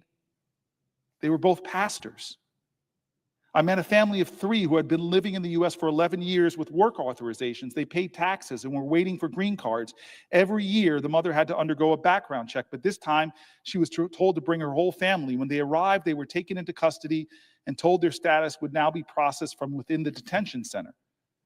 Another woman from Canada had been living in the U.S. with her husband, who was detained after a traffic stop. She admitted she had overstayed her visa and accepted that she would be deported, but she had been stuck in the system for almost 6 weeks because she had her passport. Who runs casual errands without their passport? One woman had a 10-year visa. When it expired, she moved back to her home country, Venezuela. She admitted she had overstayed by 1 month before leaving. Later, she returned from a vacation and entered the U.S. without issue. But when she took a domestic flight from Miami to Los Angeles, she was picked up by ICE and detained. She couldn't be deported because Venezuela wasn't accepting deportees. She didn't know where she was getting out. She didn't know when she was getting out. There was a girl from India who had overstayed her student visa for 3 days before heading back home. She then came back to the U.S. on a new visa to finish her master's degree and was handed over to ICE due to the 3 days she had overstayed on her previous visa. There were women who had been picked up off the streets from outside their workplaces, from their homes. All of these women told me that they had been detained from time spans ranging from a few weeks to 10 months. One woman's daughter was outside the detention center protesting for her release. That night, the pastor invited me into a service she was holding. A girl who spoke English translated for me as the woman took turns sharing their prayers for their sick parents, for their children they hadn't seen in weeks, for the loved ones that they had been torn away from. Then unexpectedly, they asked if they could pray for me. I was new here, and they wanted to welcome me. They formed a prayer circle around me, took my hands and prayed. I had never felt so much love, energy, and compassion from a group of strangers in my life. Everyone was crying. At 3 a.m. the next day, I was woken up in my cell. Pack your bag, you're leaving. I jolted upright. I get to go home. The operative shrugged. I don't know where you're going. Of course, no one knew anything. I grabbed my things and went downstairs, where 10 other women stood in silence, tears streaming down their faces, but these weren't happy tears. That was the moment I learned the term transferred. For many of these women, detention centers had become a twisted version of home. They had formed bonds, established routines, and found slivers of comfort in friendships they hadn't built. Now, without warning, they were being torn apart and sent somewhere new. Watching them say goodbye, clinging to each other was gut-wrenching. I had no idea what was waiting for me next. In hindsight, that was probably for the best. Our next stop was Arizona, the San Luis Regional Detention Center. The transfer process had lasted for 24 hours, a sleepless, grueling ordeal. This time, men were transported with us, roughly 50 of us crammed into a prison bus for the next 5 hours, packed together, women in the front, men in the back. We were bound in chains that wrapped tightly around our waists, with our cuffed hands secured to our bodies and shackles restraining our feet, forcing every moment into a slow, clinking struggle. When we arrived at our next destination, we were forced to go through the entire intake process all over again with medical exams, fingerprinting, and pregnancy tests. They linked us up in a filthy cell, squatting over a communal toilet, holding Dixie cups of urine while the nurses dropped pregnancy tests in each of our cups. It was disgusting. We sat in freezing cold jail cells for hours, waiting for everyone to be processed. Across the room, one of the women suddenly spotted her husband. They had both been detained and were now seeing each other for the first time in weeks. The look in their faces, pure love, relief, and longing, was something I'll never forget. We were beyond exhausted. I felt like I was hallucinating. The guard tossed us each a blanket and said, "Find a bed." There were no pillows. The room was cold as ice, and one blanket wasn't enough. Around me, women lay curled into themselves, heads covered, looking like a room full of corpses. This place made the last jail feel like the Four Seasons. I kept telling myself, do not let this break you. 30 of us shared one room. We were given one styrofoam cup for water and one plastic spoon that we had to reuse for every meal. I eventually had to start trying to eat. Sure enough, I got sick. None of the uniforms fit, and everyone had men's shoes on. The towels they gave us to shower with were hand towels. They wouldn't give us more blankets. The fluorescent lights shined on us 24/7. Everything felt like it was meant to break you. Nothing was explained to us. I wasn't given a phone call. We were locked in a room, no daylight, with no idea when we would get out. I tried to stay calm as every fiber of my being raged toward panic mode. I didn't know how I would tell Britt where I was. Then, as if sent from God, one of the women showed me a tablet attached to the wall where I could send emails. I only remembered my CEO's email from memory. I typed out a message praying he would see it. He responded. Through him, I was able to connect with Britt. She told me that they were working around the clock trying to get me out, but no one had any answers. The system made it next to impossible. I told her about the conditions in this new place, and that was when we decided to go to the media. She started working with a reporter and asked whether I would be able to call her so she could loop him in. The international phone account that Britt had previously tried to set up for me wasn't working, so one of the other women offered to let me use her phone account to make a call. In that cell, we were all in this together. With nothing to do in my cell but talk, I made new friends. Women had risked everything for their chance at a better life for themselves and their families. Through them, I learned the harsh reality of seeking asylum. Showing me their physical scars, they explained how they had paid smugglers anywhere from $20,000 to $60,000 to reach the U.S. border, enduring brutal jungles and horrendous conditions. One woman had been offered asylum in Mexico within 2 weeks, but had been encouraged to keep going to the U.S. Now she was stuck, living in a nightmare, separated from her young children for months. She sobbed, telling me how she felt like the worst mother in the world. Many of these women were highly educated and spoke multiple languages. If they had been advised to pretend they didn't speak English because it would supposedly increase their chances of asylum. Some believed they were being used as examples, as warnings to others not to come. Women were starting to panic in this new facility, and knowing I was most likely the first person to get out, they wrote letters and messages for me to send to their families. I felt like we all had been kidnapped, thrown in some sort of sick psychological experiment meant to strip us of every ounce of our strength and dignity. We were from different countries, spoke different languages, and practiced different religions, yet in this place, none of that mattered. Everyone took care of each other, everyone shared food, everyone held each other when someone broke down. Everyone fought to keep each other's hope alive. I got a message from Britt. My story had started to blow up in the media almost immediately after I was told I was being released. My ICE agent, who had never spoken before, told my lawyer I could have left sooner if I had signed a withdrawal form, and that they hadn't known I would pay for my own flight home. From the moment I arrived, I begged every officer I saw to let me pay for my own ticket home. Not a single one of them ever spoke to me about my case.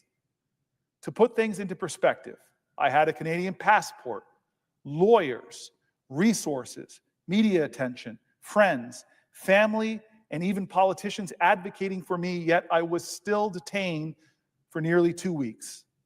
Imagine what this system is like for every other person in there. A small group of us were transferred back to San Diego at 2 a.m. One last road trip, once again shackled in chains. I was then taken to the airport where 2 officers were waiting for me.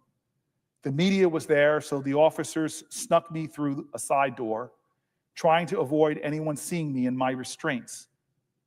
I was beyond grateful that at the very least I didn't have to walk through the airport in chains. To my surprise, the officers escorting me were incredibly kind and even funny. It was the first time I had laughed in weeks.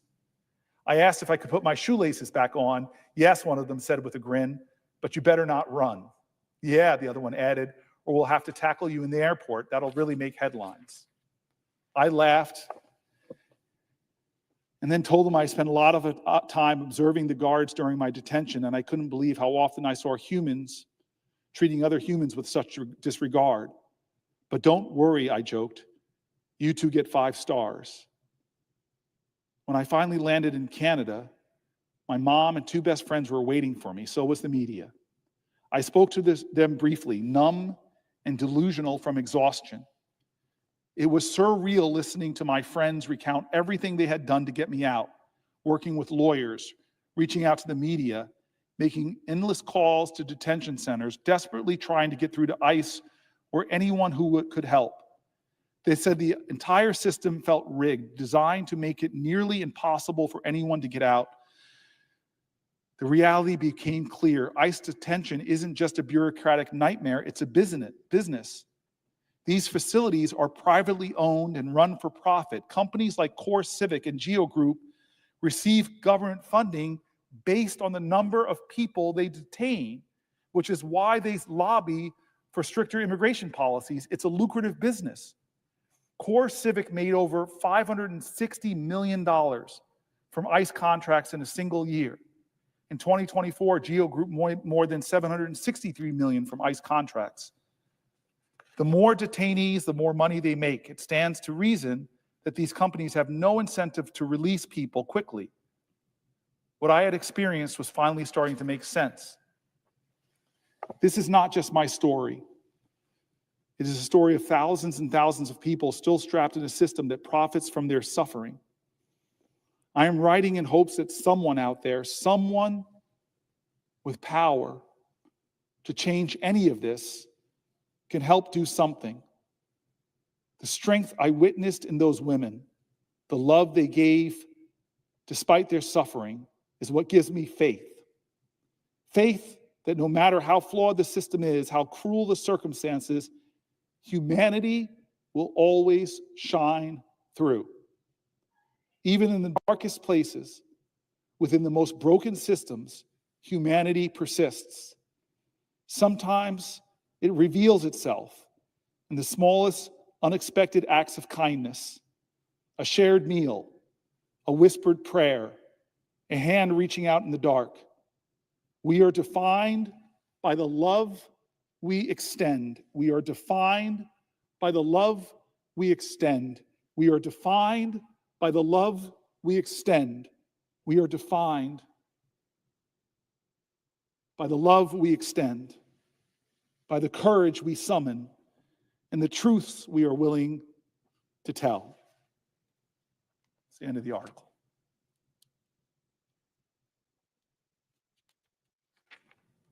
The stories continue. A 10-year-old citizen in Texas, recovering from brain cancer, was detained at a Border Patrol checkpoint, and eventually the American citizen was deported to Mexico with her undocumented parents,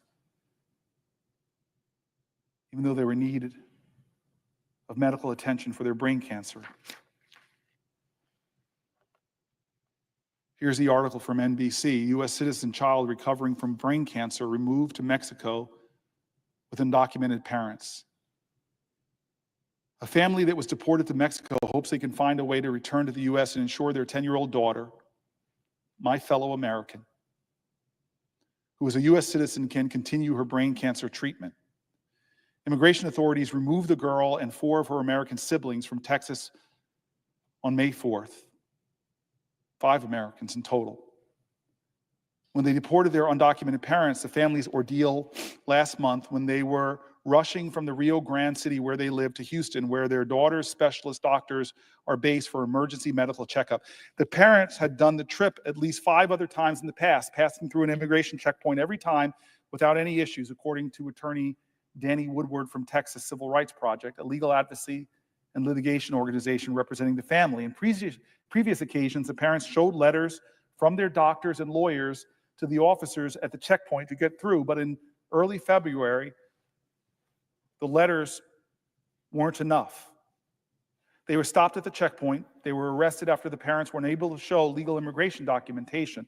The mother, who spoke exclusively to NBC News, said she tried to explain her daughter's circumstances to the officers, but they weren't interested in hearing that. Other than lacking valid immigration status in the U.S., the parents have no criminal history, Woodward said. Protection, which detained and deported the family, according to the lawyer, said in an email Wednesday, for privacy reasons, we do not comment on individual cases. On Thursday, a CBP spokesperson said via email that the reports of the family's situation are inaccurate because when someone is given expelled removal orders and chooses to disregard them, they will face the consequences of the process. They reiterated that they couldn't speak about the specifics of the case for privacy reasons. The 10-year-old girl was diagnosed with brain cancer last year and underwent surgery to remove a tumor. The doctors practically gave me no hope for life for her, but thank God she's a miracle, the mother said. An American citizen is a miracle. The swelling on the girl's brain is still not fully gone, the mother said, causing difficulties with speech and mobility of the right side of her body. Before the family was removed from the U.S., the girl was routinely checked in with doctors monitoring her recovery, attending rehabilitation therapies, and taking medication to prevent convulsions. It's a very difficult thing, the mother said. I don't wish anyone to go through this situation. What is happening to this family is an absolute tragedy and is something that is not isolated to just them, said Rochelle Garcia, president of the Texas Civil Rights Project. This is part of a pattern and practice that we've seen in the Trump administration, Garza said, adding that she has heard of multiple other cases concerning mixed status families. But for now, this is the only case of this nature the organization has taken on. The Trump administration's border czar, Tom Homan, has said families can be deported together regardless of status. Homan said it would be up to the parents to decide whether to depart the U.S. together or leave their children behind. But undocumented parents of U.S.-born children, if picked up by immigration authorities, face the risk of losing custody of their children without the power of attorney, document, or a guardianship outlining who will take care of their children left behind. The children go into the U.S. foster care system, making it harder for the parents to regain custody of their children in the future. According to the girl's mother, she recalled feeling like she could not do anything. She said in Spanish, "You're between a rock and a hard place." NBC News is withholding the name of the mother and the rest of the family members since they were deported to an area in Mexico that is known for kidnapping U.S. citizens.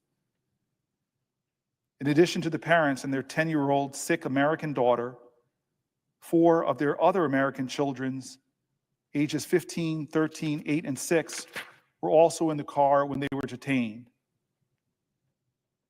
4 of the 5 children born in the U.S. According to the mother, the family was taken to a detention center following their arrest, where their mom and daughters were separated from her husband and sons, and she realized she wouldn't be taking her daughter to the doctors. The fear is horrible. I can't explain it, but it's something frustrating, very tough, something you wouldn't wish on anyone. She said, adding that her sick daughter was laying on a cold floor beneath incandescent lights. Hours later, the family was placed in a van and dropped on the Mexico side of the Texas bridge. From there, they sought refuge in a nearby shelter for a week. Mom said the safety concerns keep coming up at night, and the children haven't been able to go to school. The 10-year-old daughter and 15-year-old son, who lives with a heart disorder known as long QT syndrome, which causes irregular heartbeats and can be life-threatening if not treated well, have not received the health care they need in Mexico. The teen wears a monitor that tracks his heart rate. The authorities have my children's lives in the hands, she said in tears. The authorities have my children's lives in their hands. Both parents arrived to the U.S. from Mexico in 2013 and settled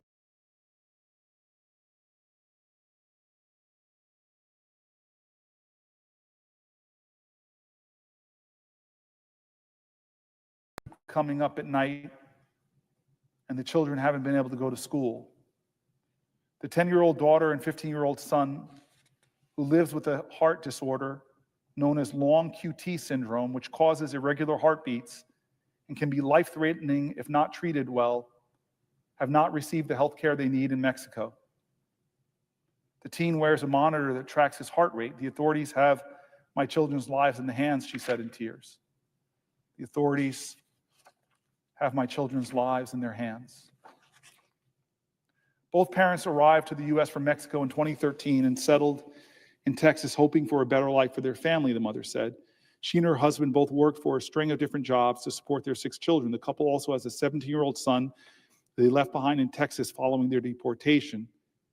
Just 2 weeks ago, another undocumented mother in California, caring for her 20-year-old daughter, a U.S. citizen undergoing treatment for bone cancer, was detained by immigration authorities and later released under humanitarian parole. We are calling on the government, Garza said, to parole the family, to correct the harm, and to not do this to anyone else. Gentlemen yield. I think I need to. I'll yield to a question. I'll yield to a question while retaining the floor. And I thank my brother, I thank my friend, who's now stood with me for almost 11 hours. Those are hard stories to read, Senator Booker, but I appreciate you showing the coldness of this current administration's immigration policy. You know, the tragedy to me is that there's an opportunity to fix what is undoubtedly a broken immigration system. And yet we're into day 71 and Donald Trump has not proposed to us any proposals to fix the broken system. Instead, what he is doing is spending like a drunken sailor on an enforcement system that wastes tens of millions of taxpayer dollars. You described this harrowing experience that this Canadian woman had.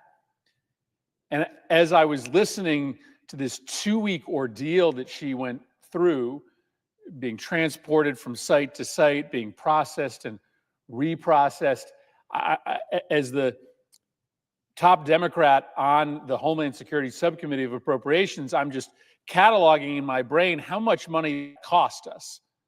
Ultimately, this was somebody working in the United States. This was somebody that posed no threat to United States citizens. But we probably spent several $1 million on that 2-week ordeal. Overall, the Trump administration is going to blow through all of the money allocated to Border Patrol. They are going to have to come back to Congress for a massive additional appropriation, all at the same time that they are shuttering medical research in this country. They are closing down Social Security offices. There are measles outbreaks all across the country. Planes seem to be falling out of the sky as the FAA is enduring layoffs. There are consequences to these spending decisions. The amount of money that's being spent at the border, much of it wasted in a showy, ineffective response. The consequence of that is that the services that average everyday Americans need, like help on their Social Security claims, are being impacted.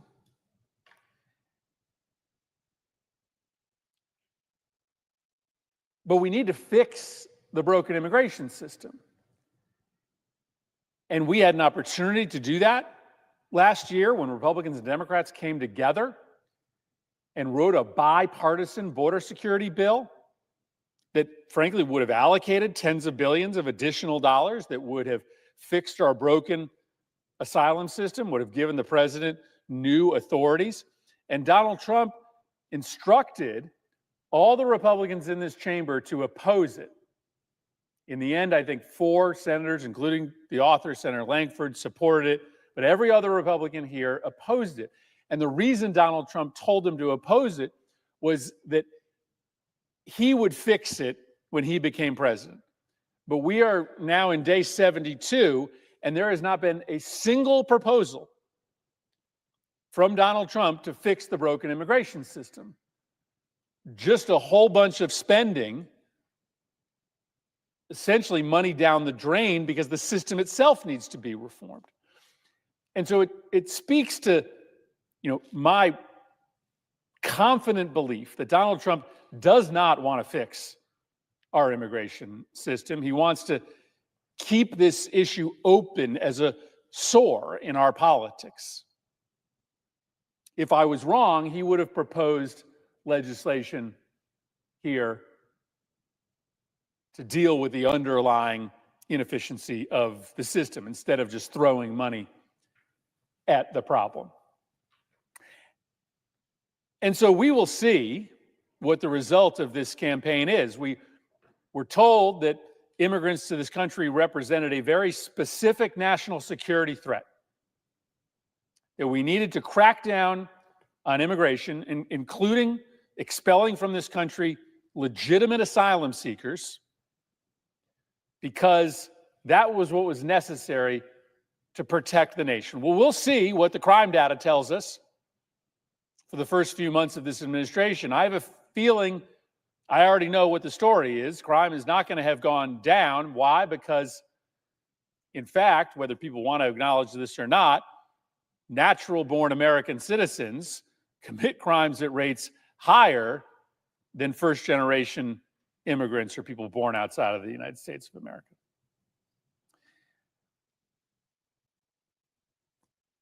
But Senator Booker, I guess the question I want to ask you is this.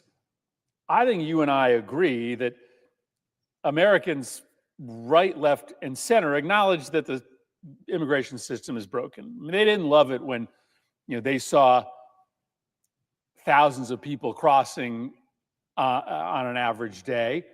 And they know that when it takes 10 years to process an asylum claim, something's wrong, and that it, then just provides an incentive for people to come here without documentation. But my impression is that that cross-section of Americans that believes that the existing immigration system is broken also believes three other things. One, that the way to fix it is to change the laws. And that they believe that we have not done our job until we have changed the laws. For instance, building a better asylum system. And once again, not a single proposal from the Trump administration on how to fix our broken immigration system. Not a single proposal. Second, I believe that they understand that immigration is a core strength of this nation, not a liability. And that if we want to thrive as an economy, we are going to have to bring people to this country legally.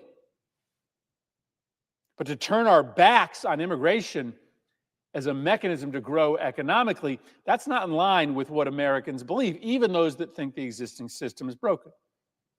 And then lastly, I just don't believe this country is as mean as Donald Trump thinks it is.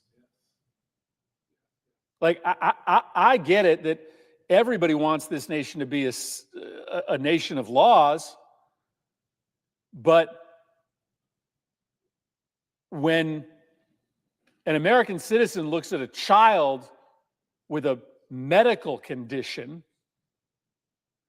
when an American citizen looks at an individual who will face certain death from a drug gang if they stay in their home country, when they look at individuals in war-torn nations overseas,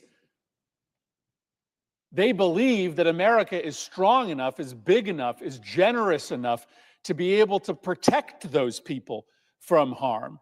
Why? Because that's what America always has been. And so this idea that President Trump has that Americans are mean and spiteful and don't want to help people just because they were born outside of the United States or their parents were born outside of the United States, I just don't think that's right. It obviously betrays the best traditions of this nation, but I think it also fundamentally misreads the American people. So I think people want our immigration to be fixed, system to be fixed, but I think they want us to do it. They understand the laws are broken. They do not want to abandon America's tradition of bringing people here from all around the world. They understand that our economy and our economic prosperity is linked to our ability to bring hardworking immigrants to this country, and they're just not as mean as Donald Trump thinks they are. Senator, I appreciate your question, but I just have to say this to you. You worked so hard with Senator Lankford. And one of the things I have to say, and I hope I don't hurt his politics by telling people how much I love Senator Lankford, we disagree fundamentally on a lot of issues. Maybe that will help him. We both are people, though, of faith. We just recently were together at a massive, I think there must have been like 1,000 people there, maybe 500 at least, at a national prayer breakfast event. He's such a man of character. And what I like about him is I know his values, because he every day tries to be a good Christian. And this idea of love thy neighbor, or you were a stranger in a strange land, I just kind of took a lot of pleasure watching you, my friend, who I know for the last 12 years, and him sit down in this honest, sincere negotiation. And let's be real, everybody on your side of the aisle didn't agree with you. And everybody before Trump's involvement on his side of the aisle didn't agree, but you guys had the makings of a comprehensive bill that would have passed. Now, I'll tell you also that I came here in 2013, right after a Gang of 8 had done the same thing. They actually got the bill out and it died in the House. There are people in America, despite Lankford and you, who many people would put on opposite sides of a political spectrum, that on these issues they agree. And why do they agree, Senator Murphy? Why? Because our economy is dependent upon immigration. You want to talk about a conservative-leaning group, center moderate Republicans, the Chamber of Commerce will tell you, the National Chamber of Commerce will tell you, our economy will be crippled if we don't find a way to bring more people in legally to work on work visas. When I go to the tech community or the biotech community or the AI community or the community is trying to go forward in quantum computing, all of them are saying this is crazy that we are not allowing the brightest minds on the planet, when they get here and get PhDs in half of Congress can't spell, that we kick them out of the country. There are so many points of agreement, like take Dreamers, who people on both sides of the aisle have held up as a group of people that are Americans in every way except for the piece of paper. They have no memory of another country. I could keep going through all the things in the immigration world we agree on, including the need to secure our southern border. And so I listen to you on this section, and I look at you, and I remember your frustrations. You're standing up in front of our caucus saying, we're so close. Senator, yield. I will yield for a question while retaining the floor. I just want to drill down on this for a moment, because it gets back to a theme that you've been hitting on throughout the evening and early morning. And that is, not everything has to be zero-sum politics, right? I mean, this is part of what is so exhausting about the last 71 days for many, many Americans. I think it's part of why Donald Trump's approval ratings are sinking by the day, because, listen, you and I are pugilists when we need to be, right? I mean, we fight when we think that there's a worthy fight. That's what this is today. It's a fight. We understand it's a fight for our values. But we don't think everything has to be a fight. We see our jobs as standing up for our convictions, but then finding that common ground. I did not expect to be in that room with Senator Lankford. I was surprised pleasantly when we came to an agreement. You spent months and months hammering out really difficult criminal justice reform with a colleague of yours that you have equal numbers of disagreements with, because we feel like we have a call from our constituents to fight, but then find the common ground. But this administration has zero interest in common ground. Every single day, they wake up thinking only about conflict, thinking only about defeat of their opposition. And they have been frustrated because they've been trying to do a lot of illegal things, and the courts have been telling them no. They're now talking about extraordinary measures like impeaching judges or defunding the courts. Instead, they could reach out to Democrats. They could decide to do what every previous president has tried to do, which is instead of ramming through a one-side-only policy on immigration, for instance, come to people of goodwill on the opposing party and try to work out a compromise. This is what exhausts the American people, is this administration's complete, total unwillingness to find common ground on anything. That is not where the center of this country is. And on the issue of immigration, we found common ground last year. It was hard. It did not satisfy everyone. But we have proven that on this issue, that is hot, that is difficult for even family members to talk about sometimes, that even on this issue of immigration, we can find that common ground. And so we are here, you are here, because there's a fight to be waged.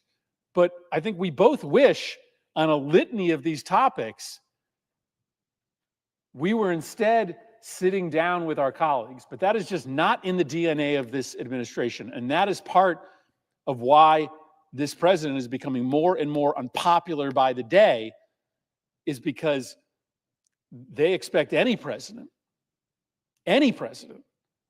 to make at least a minimalist effort to try to reach out and find compromise. And that never happens from the Trump administration. For the question I see in there, and I again, great presidents have great ideas they bring to Congress, and they fight to pull together and cobble together legislation that will last.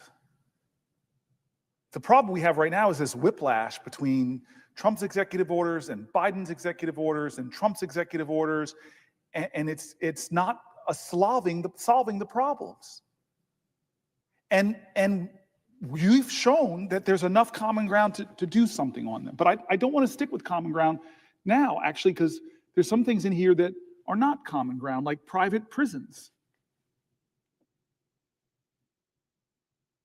You know, I'm one of these folks that doesn't want to criticize. I've flown out to a private prison down south to get a tour, met really kind and nice people, but there is something problematic to me about a profit motive for imprisoning, shackling, detaining, and holding people. And this combination of that and a corporate reality where you are giving campaign contributions to people that will then turn around and give you government contracts to restrict the liberties of human beings.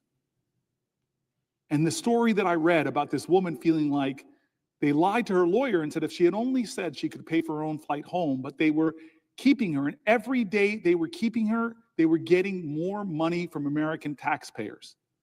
This wasn't a system designed for justice. This isn't a system that's designed for the rights of human beings in our country. This is a system that has every day an incentive to deny the liberty, to hold people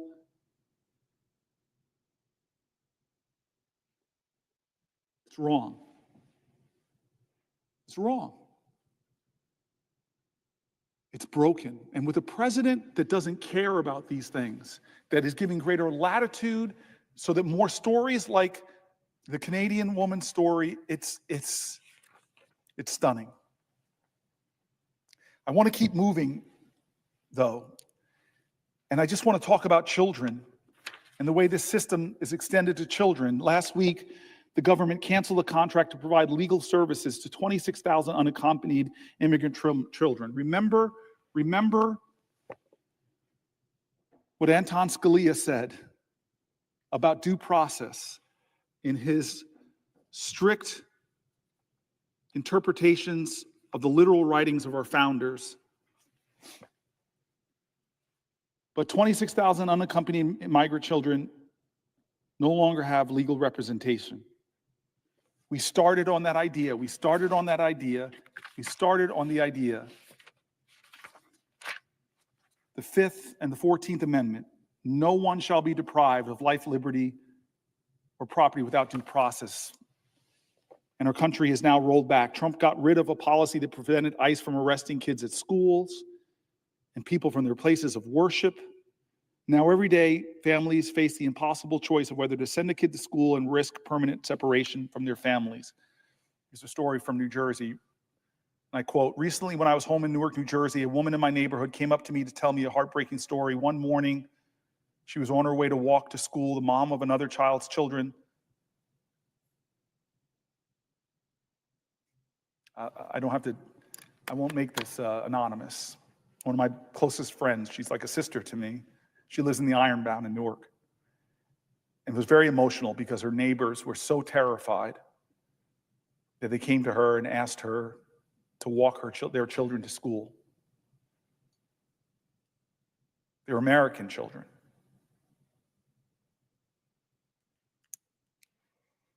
There's so many teachers and school administrators who are speaking out now that they've been ordered that they must allow ICE to enter their schools. Trump has plans to revoke temporary protected status protection for hundreds of thousands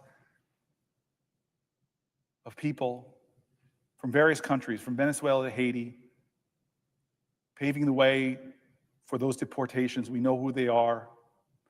He's done this despite the State Department maintaining a level 4 do not travel warning to Haiti and Venezuela due to widespread violence, danger, sexual assaults, kidnappings, and more. He claims that he's tough on crime because he wants to go after child sexual abusers, but when you're sending children running into schools and churches and sending them back to environments that are known for sexual assaults on young girls.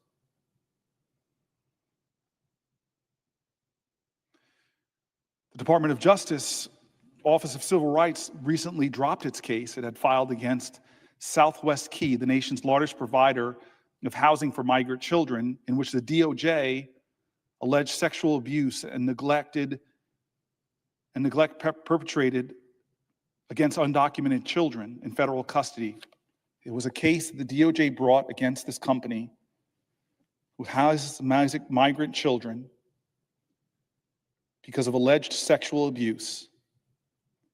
And what did our government do under Trump? They dropped charges. They dropped charges. Why?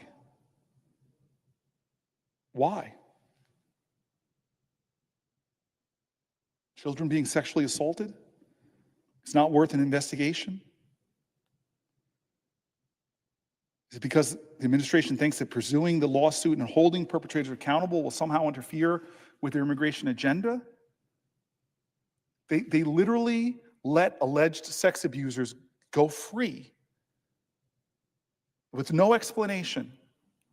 The hypocrisy.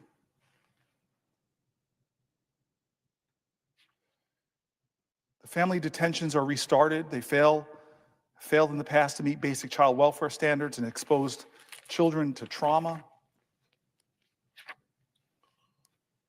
The President's own Department of Homeland Security concluded in 2018 that family detention centers posed a high risk of harm to children and families, and despite his own Department of Homeland Security back in 2018 saying that, they've restarted it.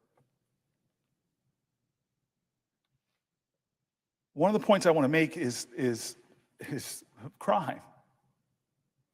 I was a mayor. The number one issue my residents were concerned about was fighting crime, fighting crime, fighting crime. I went back to Newark recently for a horrible, tragic death of a police officer by a 14-year-old with a ghost gun. It was horrible to send off hundreds and hundreds and hundreds of police officers from all over our state, from New York.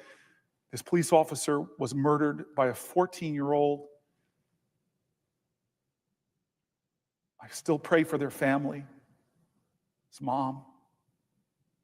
And as I was standing there looking at this parade of police officers who were waiting for the casket, I had police officers come to me and complain that they're having harder and harder time in New Jersey solving crimes because now victims of crime, victims of sexual assault, victims of robbery who happen to be undocumented are afraid to go and talk to local police because of all this rhetoric that's creating the fear that they'll be turned over to ICE. Imagine in our country there are people out there that are sexually assaulting people but are getting away with it because they're targeting immigrants. And if you don't think that hurts American safety, you're wrong. Afraid to go and talk to police officers to report crimes.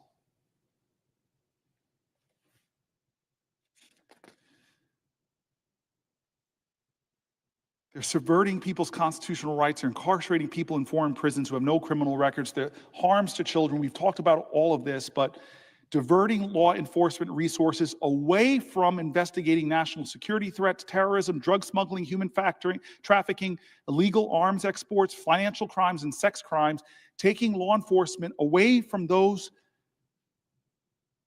investigating those crimes and forcing all federal law enforcement agencies to enforce low-level immigration crimes, or I should say undocumented people with no criminal activity beyond their being in our country.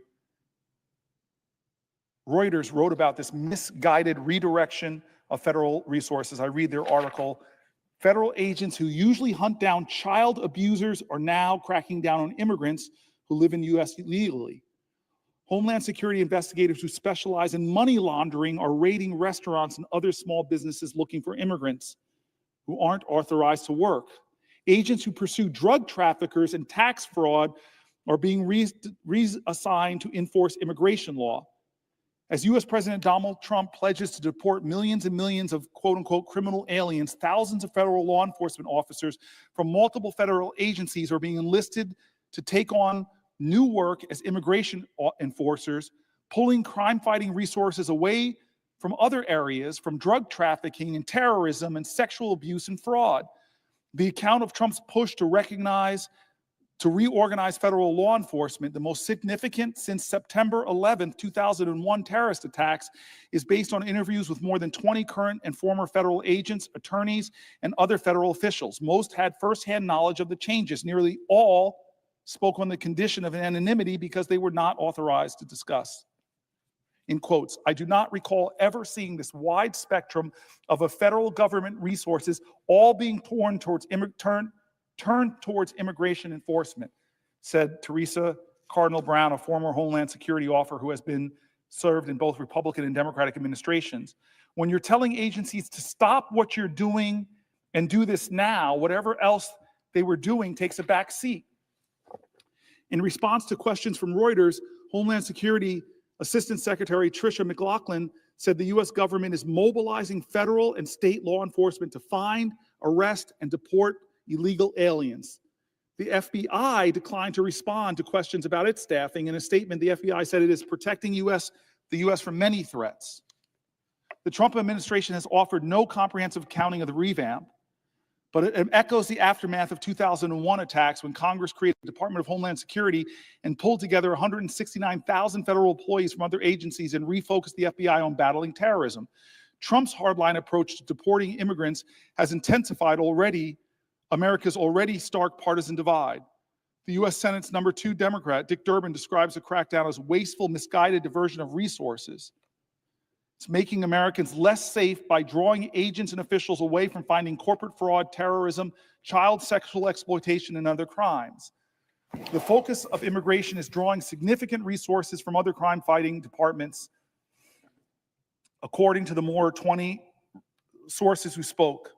Until January, pursuing immigrants living in the country illegally was largely the part of two agencies: ICE, Immigration and Customs Enforcement, and Customs and Border Protection, with a combined staff of 80,000 other departments spent on crime.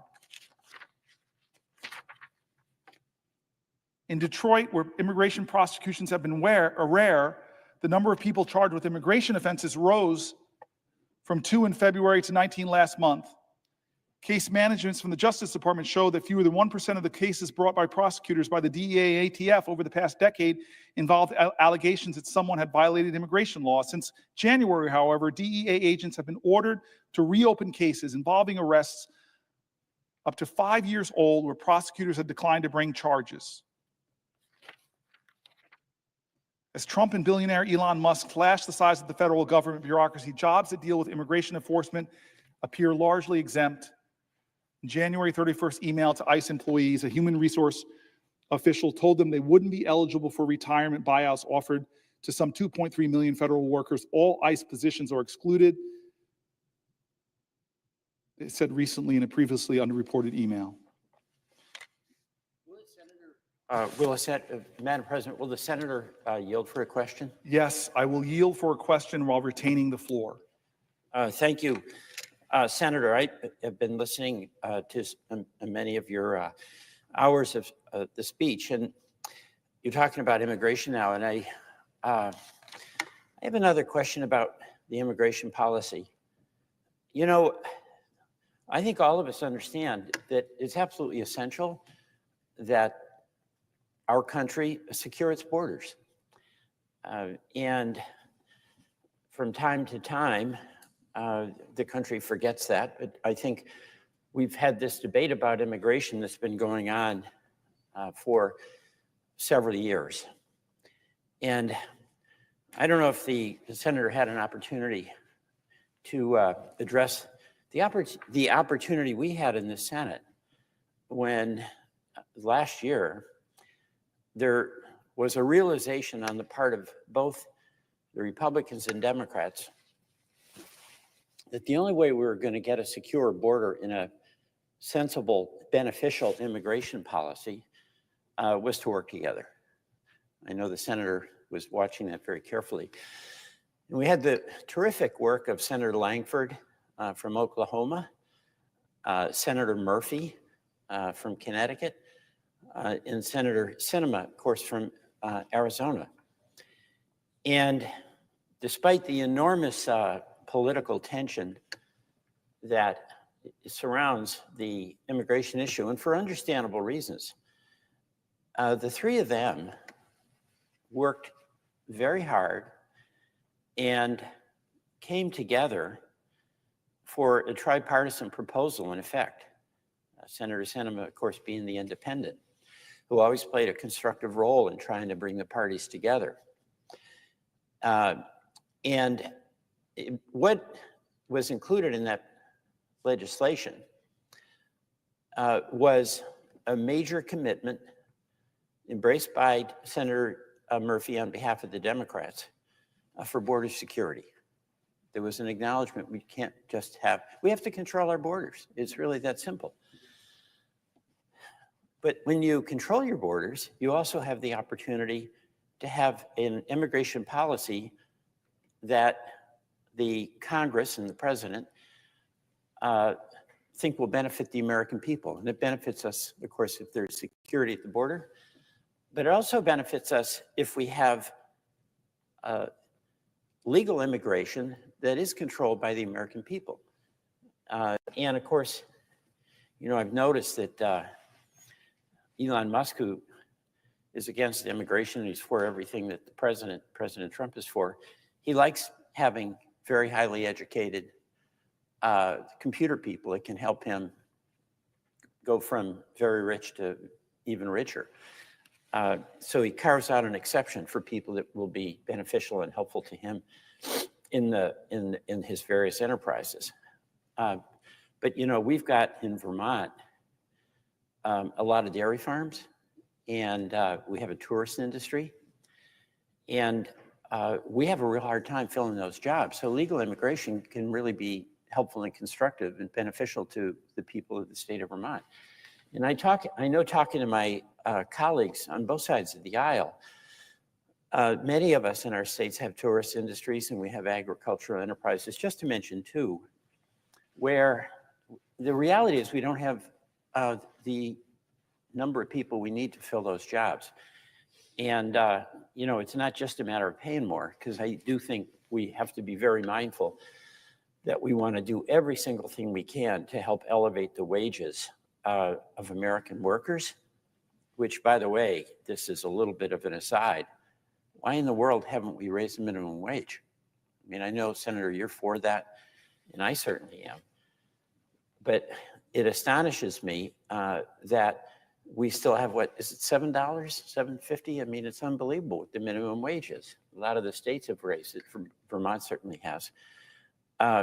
But we, on immigration, had the opportunity and the bill and the will to make enormous progress so that we'd have an immigration policy that secured the border, had the validation of bipartisan majorities in the House and in the Senate, would have also addressed issues about legal immigration that would help us strengthen our economy, and also would have included a pathway to citizenship for dreamers, folks who were brought here by their parents when they were 4 or 5 or 6 years old, and whose the only country they know is the United States itself.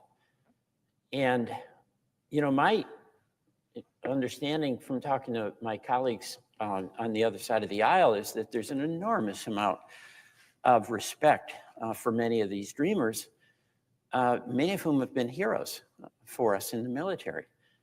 So this is not a Republican, my view, it's not a Republican-Democratic situation. It is a desire on the part of almost everyone in this body to accommodate a reality of a child being brought here by his parents, going to school, getting an education, serving their country, firefighters, Marines, teachers, doing all these things that are really helpful to our country and where they're here through absolutely no fault of their own. And if we were to require them to be deported, and that's it, that's an effort that the current administration is making, you'd literally be taking people who might be 30 or 40 years old now, have families, and send them back to the country from which their parents brought them. And they don't even speak the language. And, you know, that obviously makes no sense. And when I talk to Vermonters who have very, very strong views about of having a strong border, and I ask them, what about this situation? They think, wait a minute, well, that's different. You know, that's a person who lives here. That's like my neighbor.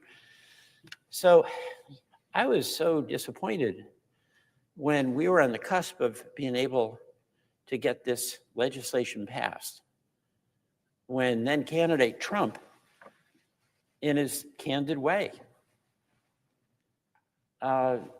said, kill it. And he was candid about why. It would, quote, give, quote, the Democrats a win. I never saw this as a win for Democrats. You know, I saw this as a win for America. And, you know, the reality is that when we have to do really hard things here, and we're not doing hard things these days, but when we're trying to do hard things that are really important for the American people, my experience is you really do have to get to a bipartisan place. Because, you know, we've lost elections and we lost the last one. And that is on us. It's not on the voters. They made a decision. That's their right to do. And we have to learn and we have to listen. But when we were listening and hearing loud and clear from the American people that we want a secure border, and then we worked with our colleagues on the other side of the aisle to get a secure border, why in the world would the leader of the party kill it? Why? I mean, we know the reason. He thought it was good politics. But this is not about what's good partisan politics. It's about what's good policy that's going to help the American people. So I'm really, among the many things you're focusing on, of course, is this question of immigration. And this is incredibly important, but I want it to be clear that I, as one member of the United States Senate, am absolutely all in for the immigration reform that we need, and that is a secure border. That is legal immigration as we determine the type of immigration that will be beneficial to the American people and sustainable. And it also includes a pathway to citizenship for these children, in many cases, who were brought here by their parents, who had no agency, no involvement whatsoever in the decision to come here, how they got here. Pardon me. For those of us who don't stay up all night, some of us use alarms to wake up. So pardon me for being here earlier than I thought I'd be here, and you're here later than maybe than you thought. But you know, it's such a privilege for you, and it's such a privilege for me.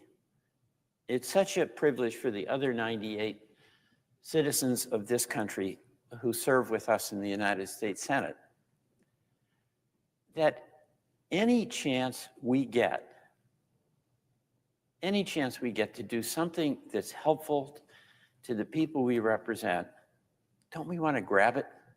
Don't we want to do it? And does it matter if our name lives in memory that we were here? It doesn't. What matters is what we do here. And whether when we leave, we can look back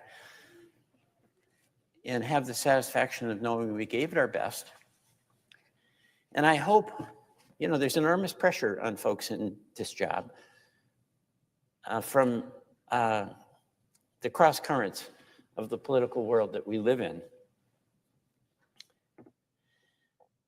And all of us are fallible, and all of us have plenty of opportunity to get it wrong, and we do.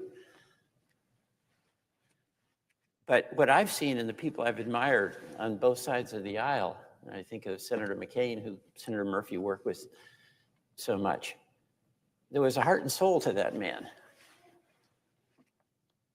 And it was the heart and soul in his spirit that guided him. And when I think about immigration, and we're talking about how tough it is,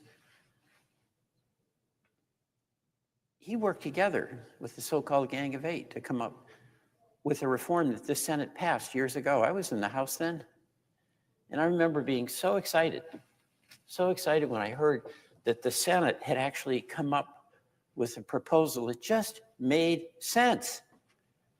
It wasn't perfect. What is? You know, Senate to earth. What's perfect? We do the best we can. That's about it. But you know what? When I say that's about it, that's what life is. Do your best.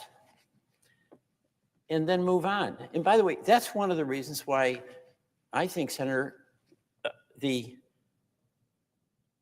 bipartisanship, which we don't have now at all, but why it has to ultimately, we have to have enough humility to understand that neither side has the answers. And where we try in earnest to come up with the best solution we can at the moment, where we listen to each other, what happens is that if we didn't get it fully right, and we never will, we understand that we have an opportunity to fix it and make it better based on experience. And when there's just our way or the highway, there's no resolution and no progress. Number one, you don't get the bill passed, as we saw with the immigration bill. And then number two, if you get it passed, the other side just tries to tear it apart and repeal it, as opposed to improve it. Now, every single one of us knows that the American people want progress. But when what we're talking about was something as hard, it truly is hard, the issue of immigration. We're talking something that's hard politically. That spirit of wanting to get to a solution that was what animated the work of Senator Langford, Senator Murphy, and Senator Sinema. They wanted to get to a solution, even though they had significantly different points of view going in on what was the right outcome. But they wanted to get to a solution, and where they represented the points of view of the disparate views of our caucus.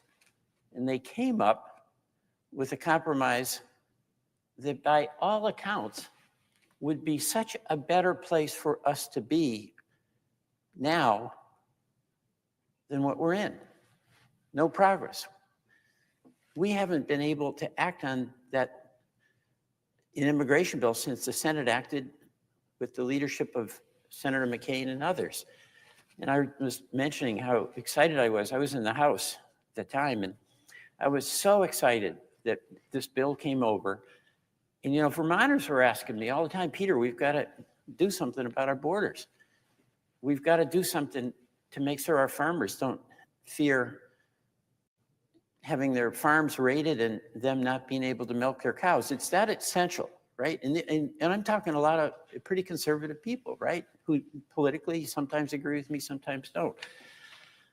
But what was so exciting to me was that on the cusp of this coming to the House, I was thinking, I'm going to have a chance to vote for secure immigration, for securing our borders, a rational immigration plan, and I'm going to be able to give a fairness to the dreamers. I was so excited about that. And then what happened is it was announced that the House would not even take up the bill. And why? It was the same reason the then candidate Trump proposed to his colleagues or to his party members in the House, or pardon me, in the Senate, kill it. And why was that? Really, in all candor, it's the most cynical of all reasons. Sometimes people in politics prefer to have the issue that they can fight about rather than use the responsibility and opportunity they have to solve the problem. And that's pretty much what happened with that. And here we are, and we're seeing it again. You know, there's another thing that's happening with the immigration policies of the current administration.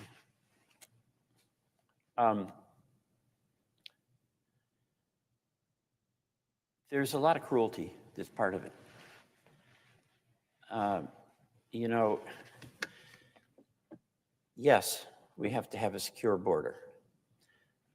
Yes, criminals who came here illegally should be deported.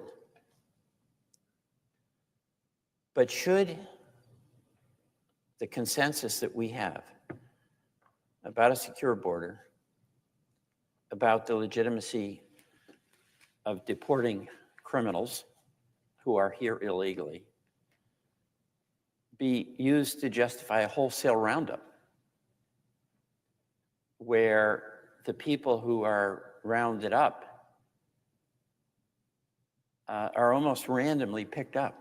You know, some may be on the basis of good information, but it's clear in this roundup where so many people were flown to the jails in El Salvador that the minimal amount of due process, which is inquiry into who is this person, where are they from, does that tattoo mean they're in a gang, or is that a tattoo of mob? Are we a society where we don't provide that minimal inquiry? It's called due process. The country was founded on it. And it appears in many cases we haven't done that. You know, and then what we're seeing also is that a number of people are being rounded up who are here legally. They're here on a student visa. And they published an opinion in a school newspaper expressing their point of view about the suffering in the Middle East. And this country, of course, is founded, among other things, on the First Amendment right to free speech.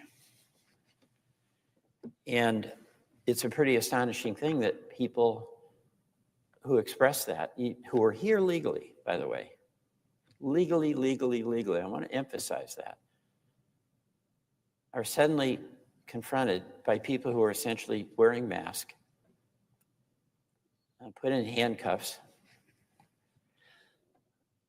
taken away, and then put in a jail at some unknown place until maybe days later you find out where they are. How does that solve the border crisis? How does that protect the liberties that have been the hallmark of the United States of America since the Constitution? It is cruel. You have a person who essentially disappears. And that's a term I know Senator Murphy used once, and I think, unfortunately, accurately. So, you know, we have a challenge, you know, and it's really not who wins this vote and who wins that vote. And it's not even who's in the majority and who's in the minority. Because this country only works, and this Senate only works, when whatever your political views are, you approach the problems that America has from the perspective of your obligation as a United States Senator to make progress, to make it better. And, you know, I was in the state Senate for 13 years. I'm not going to say my life's been downhill since then. but what I so appreciated about the Vermont Senate, and I learned working with other people there. Bipartisan doesn't have a meaning almost now because it's like you've got to be on one side or the other. But I remember when I first went to the state Senate, Senator Booker, I won an election that was an upset. So I was feeling pretty good about myself. And when I got there, it was a majority in the Republican Party. And I was ready to cause trouble. And not necessarily in the John Lewis good way, all right? It might have been more of a Peter Welch ego way. So I had a lot to learn. And what I remember was showing up in these two Republican senators who were just really icons for me in my life, as it turns out. They, in the lieutenant governor, made decisions about who would be on what committees. And I really wanted to be on the finance committee. But that's not a committee you get on when you just show up and you've won an election and you're acting like you're more important than you are. And they put me on the finance committee. And I said, I'm doomed. And the reason is I knew I had to cooperate. They've been so good to me and so generous. They gave me a seat at the table. And it was such a thrill and for me to be able to actually sit at the table with these people that I held in such high regard and who knew so much more than me. But they invited me in. They didn't push me aside just because I had different points of view and it was from a different party. You know, a few years later, I became Senate president. So I had a lot to do with who was on what committees. And I remember I started then the process that we still do in Vermont. And I appointed a number of Republicans to chair committees. And I was in the Senate a second time with the now governor of Vermont, Phil Scott, and he became the chair of the Institutions Committee, which is kind of that's a big deal in Vermont. And when I tell folks we did that in Vermont, where sometimes you'd appoint somebody who's on the other party, they want me to have a mental status exam around here. You know, you just don't do that kind of thing. But, you know, what I do know and what I do see is that there are a lot of people here who do have that, I'll call it the Murphy-Langford cinema attitude. Let's solve the problem. Let's make progress. Let's find a way where we can move ahead. And, you know, you're talking about immigration, which because we've been going round and round on this for so long without making progress, it's almost creating this cul-de-sac or this sinkhole where people think it's pointless. Why even talk about it? Why try to solve it? Can't be done. Well, we know it can be done because we are the people here, 100 of us, that actually have the ability to do it. And I would say we have the responsibility to do it because it's a serious issue that faces the American people. And they're entitled to the safety of a secure border. The Dreamers are entitled to some justice and respect for the commitment they've made to being fully participating citizens here in the United States. So I just applaud the efforts of my colleagues who, despite all of the outside noise, do want to make some progress. When we don't make progress, we descend into a bad place. You know, yes, deport a criminal. Our people are entitled to safety. People are not entitled to come here illegally, and people who are illegally certainly are not entitled to commit any crimes. But when we go round and round and just use the challenge of immigration reform as a political cudgel, we end up going into some pretty dark places, and that's where we're heading now, where a person gets rounded up who's legally here because the administration doesn't like the opinion they expressed. It's not that their opinion was necessarily subversive, but it's not even wrong, it's debatable. You and I would have a free opportunity to debate, you know, what should be our policy in the Middle East? What should be our policy on immigration? But the administration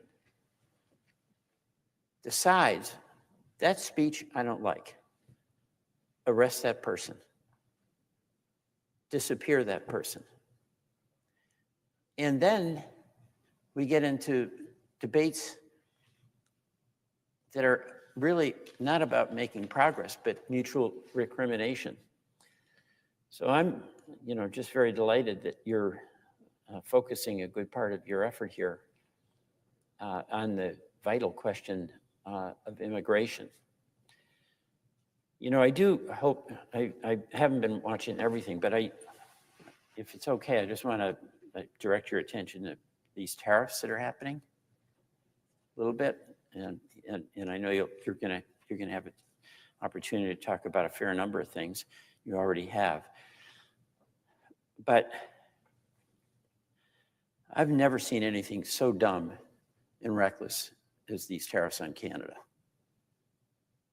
You know, we have a library in Newport, Vermont, Derby Line, actually, the Haskell Free Library. Half of it is in Vermont, half of it is in Canada. Is that cool or what? Canadians come in what I call the back door, but they call the front door, and we come in the front door, which they call the back door. And we read books together. We've had this library for decades. And I was with we had a round table up in the Canadian border, Canadian-Vermont border. And the member of parliament from Stansfield, which is the town next to Newport, Madame Bibeau was with us. And when we were with some folks who ran businesses on the Vermont side and on the Canadian side, and some of whom had operations on both sides, most of these were family businesses. Some were very large, some were small.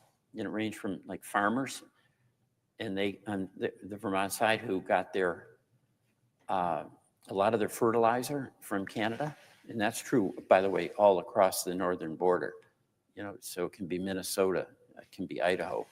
So many of our farmers all along the Canadian-American border have cross relationships with Canada. They get their fertilizer. It's going to cost 25% more. And we all know how hard our farmers work. Nobody works harder. The margins of what they make is tiny. And you add a 25% tariff. I mean, these people are just, they don't know what's going to happen. And our maple syrup makers, back and forth, we get a lot of syrup from Canada and blend it and make it into products with Vermont syrup. Canada's the biggest producer of maples, the second best maple syrup in the world. Vermont is the biggest producer of the best maple syrup in the world, in the United States. But the equipment is largely made in, that our sugar makers use is largely manufactured in Canada. 25% tariff on that. That's going to hammer the Vermont maple producers. Again, they operate on a small margin. And you know, a lot of these farms, as you know, and the sugar producers, or we've got a family company up there, second generation, that makes high quality furniture. These are family businesses, and they have tight margins. They're competing. They're really working hard. The Northeast Kingdom is really a pretty low income part of Vermont, with wonderful, incredibly hardworking people who are very proud of where they live and who they are and who their neighbors are. They're asking really tough questions about how they can make it and whether they can stay in business. And this is not the same as immigration, but there's an element here that is the same as immigration. Shouldn't any policy that we pursue start with the premise that will do no harm? So, you know, Madam President, it might be a policy you're advocating, and I know when you served in your previous job, you'd be wanting to make certain that what you did no harm. In fact, you'd be insisting that it did some good.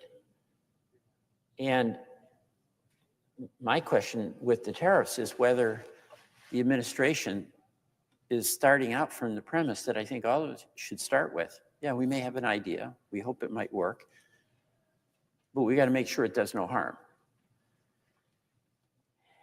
And I'm sorry, I was going to answer that question, but yeah, go ahead. did the senator finish his question? Yeah, well, that's a long question, and I'm waiting for a long answer. Okay. I want to first start by saying that the senator has a reputation around this place, that there's a deep, penetrating goodness that's in you.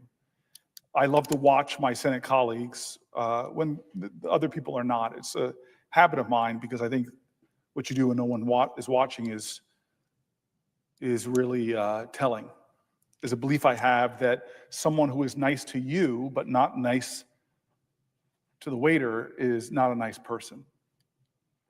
And we have a body full of people that show some deep, decent goodness. You are one of those people. And what I love watching you is that it could be the farthest ideological person away from you, and you just have this, like, you look at people like you see their divinity. Whether it's the person at the highest position, a leader of the Senate on either side, or someone who holds the door. What I love about you is when I watch you, you're one of the senators. Some people just keep to their side of the aisle. I always look up and I find you over there talking to somebody. And I just rely on that decency in you as a friend. And I've come to love you like a brother. And I want to thank you for being here before your alarm in the morning goes off. It really touches me. And I don't know if you remember this, but about 12 hours ago, you sat right here and you embraced me in a hug. And I leaned on that hug because I wasn't sure that I would even make it 12 hours. I take strength from you, my friend. And I take strength from you to hold to my kindness, to look for it everywhere. This is a story I don't think I've ever shared with you, but it speaks to how we get things done and how we should get things done. But when I first got to the United States Senate, my mentor, Bill Bradley, gave me 3 real lessons for me to learn. I think I've obeyed 2 out of the 3. One was to know the rules of procedure really well. That's the one I probably failed. I'm still learning things 13 years into this about the rules of procedure. The second one was become a specialist in some areas. Don't be a mile wide and an inch deep. And I feel like I've done a pretty good job on that. But the one that he called me that was most fruitful, I've already mentioned one of the benefits I had in doing this with John McCain earlier in this 12 hours. But he commanded me to go and meet with all your Republican colleagues, take them out to dinner, sit with them for lunch, whoever they are. I went out to dinner with Ted Cruz. It was hard to find a restaurant because I'm a vegan and Ted Cruz is from Texas. But I still remember that we went out and how people were sort of shocked just to see 2 human beings breaking bread. But the story I want to tell my friend about is when I went to see Jim Inhofe, Republican from the same state as Langford. And I couldn't get him to meet with me. Couldn't get on his schedule. And I found out that he had Bible study in his hideaway.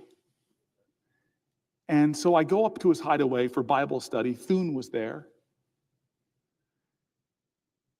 And we all have implicit biases. We all have implicit biases. My implicit bias was that I did not expect this older, conservative man that I would walk in and see on his mantle this beautiful picture centered of him hugging a little black girl. I'm embarrassed by that it so surprised me. And I, especially in those days, I didn't talk to them like the senior giants in the Senate. I didn't call them by their first names.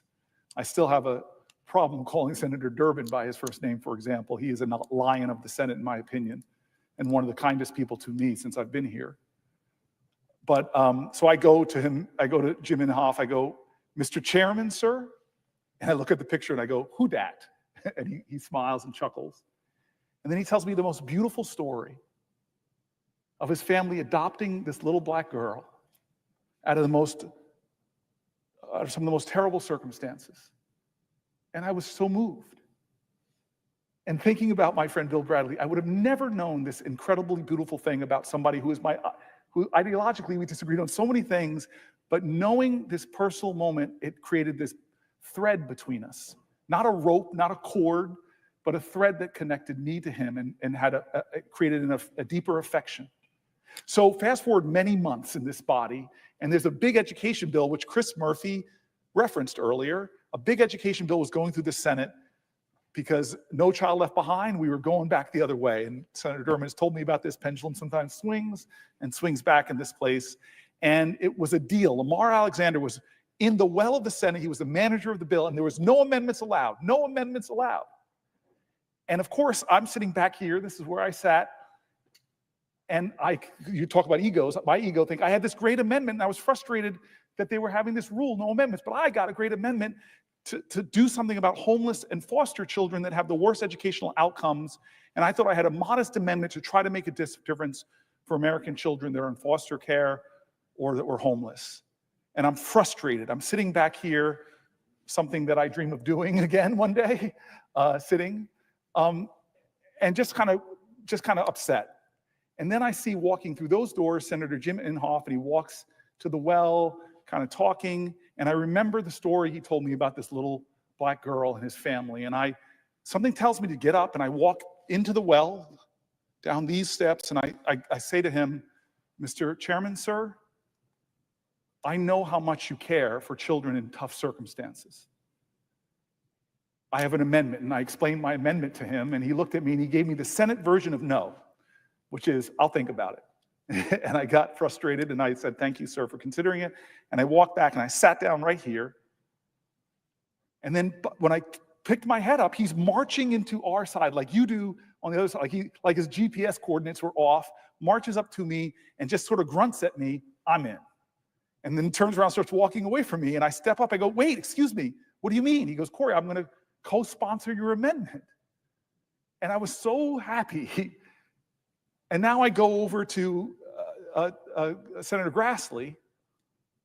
You say the same thing to him, a relationship that, thanks to Dick Durbin, I really bonded. I have this sweet relationship with him, even though, again, we disagree on so much. And he doesn't even make me wait. He looks at me and he goes, you got Inhofe? And he signs on my, by the time I go to Lamar Alexander, I look at him and I'm like, I got a full house. I'm sorry, I got no other Democrats, but I got all these Republicans. And he looks at me and he laughs and he goes, really? And he puts the amendment on the bill. It's the law of the land now. And so what you said in the beginning of your long wind-up question, my dear friend, my dear brother, is how real change is made. That man, Dick Durbin, when I first got to the Senate, he knew how much I cared about criminal justice reform. He brought me to the table. I started working. As I presided, I started working in conversations with Mike Lee and conversations with Chuck Grassley. We cobbled together a bill. It wasn't done by executive fiat. It was done in the Senate. 87 votes. It's the law of the land. Thousands have been liberated from unjust incarceration. And so my point to the senator is his spirit is so right, is so true about what it takes to make real change. But the president we have right now doesn't seem to be coming to this body with any kind of bold bipartisan legislation to solve the problems of our nation, to cobble together the common ground of this country on immigration. No, he is not acting like that. He is using language like presidential primacy. He's defending his corrupt practices in immigration by saying things like presidential primacy. He's invoking the Alien Enemies Act.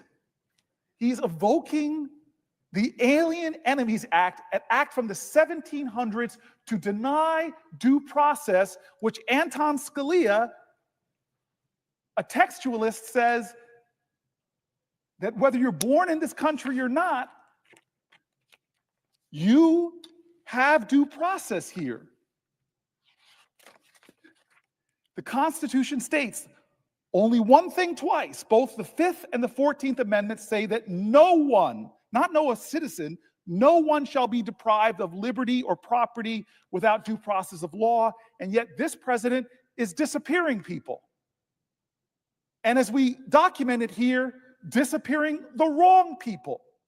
As we documented here, detaining unjustly Americans, separating families, all while pushing his agenda and doing things that the values of people on both sides of this aisle don't believe in, like stopping the investigation of children for alleged sexual molestation. This is wrong. And I sat down with some of the advocates who were telling me and who were trying to fight to stop the law from being broken, and they scared me, Dick Durbin. Because they said what I said on this floor: if someone is willing to violate the Constitution for some, it endangers the constitutional rights for us all. Do not think this is, oh, those people. If they are violating rights of some, it is a threat to the rights of all. I am standing here because of a national crisis that is growing. We talked about Social Security. We talked about health care. We talked about education. This is a crisis for us. And this is what the person said. They talked about the Insurrection Act. They've been hearing people in the administration talk about the Insurrection Act. Every person in this Congress and across the country wants a safe and secure boarding, but scapegoating immigrants to erode basic constitutional freedoms does not make America safer, does not make our community safer, does not reform our immigration system like we should be doing in a bipartisan manner like Lankford and Murphy. It does not stand our long-standing problems from our agricultural industry to our tech industry. History has shown that when due process and basic constitutional rights are eroded for some people, it does not stop. It continues to erode. The shoreline that kept you safe will shrink until it reaches you. I am reminded of German pastor Martin Niemöller's quote about fascism in Germany. They came for the socialists, and I did not speak up because I was not a socialist. Then they came for the trade unionists. I did not speak out because I was not a trade unionist. Then they came for the Jews. I did not speak out because I was not a Jew. Then they came for me. And no one was left to speak. Well, everything that has happened in the last few months contradicts American values, shared values. I am most concerned about what this signals for the future and the potential invocation of this president of the Insurrection Act. Some of our country's most prominent lawyers have warned that the invocation of these two antiquated laws, the Alien Enemies Act and the Insurrection Act, may result in the true erosion of our constitutional rights. Trump's recent invocation of the Alien Enemies Act is the first step. Disappearing people without due process, as Justice Scalia says is wrong. And then on the first day in office, Trump directed the Secretaries of Defense and Homeland Secretary, the Secretary of Defense and the Secretaries of Homeland Security, Trump directed them to initiate a 90-day review to determine whether the president should invoke the Insurrection Act of 1807. That 90-day review, when do those 90 days come up, folks? This month, in 19 days, April 20th. The President of the United States, who's already invoked a 1780-something law, also asked his immigration folks, his Homeland Security folks, to do a 90-day review about the Insurrection Act of 1807. Now, there's people probably watching and say, what is the Insurrection Act? I bet a lot of folks, I had to look up what the Alien Enemies Act was, so let me tell folks what the Insurrection Act that our president, on his first day in office, of all the things a president has to do, he turned to the Secretaries of Defense and the Secretary of Homeland Security to initiate a 90-day review of the Insurrection Act. America, what is the Insurrection Act of 1807? It's among the president's most powerful authorities that he can deploy the U.S. armed forces and militia during a national emergency. He can declare a national emergency. This president has already wrongfully declared a national emergencies. He declared a national emergency on energy. Senator Kaine talked about the outrageousness of somebody declaring a national emergency on energy when we were at the highest level of petrochemical extraction in our country's history. And until he started rolling back what we were doing on wind and solar, we had an all-of-the-above strategy. Nobody drilled more than Joe Biden. The Insurrection Act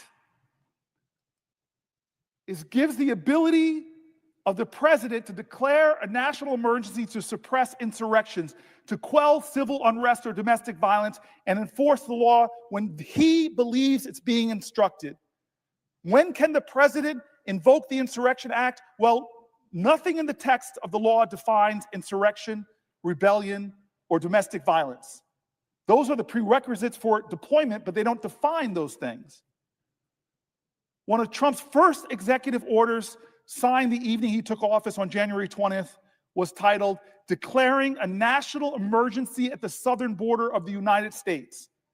In that order, he said American sovereignty is under attack. He has already declared a national emergency.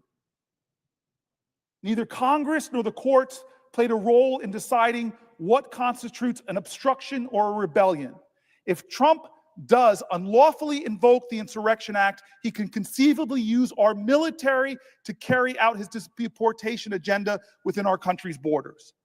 All while any due process or opportunity to prove that their presence in the U.S. is lawful, or even that they are a citizen. Trump himself said he wants to deport American citizens to foreign countries.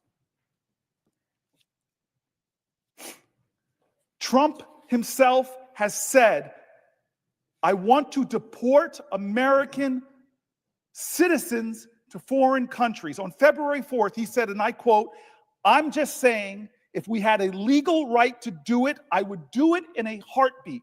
I don't know if we do or not. We're looking at it right now. This is what he has asked his Secretary of Defense and his Secretary of Homeland Security to say, can I invoke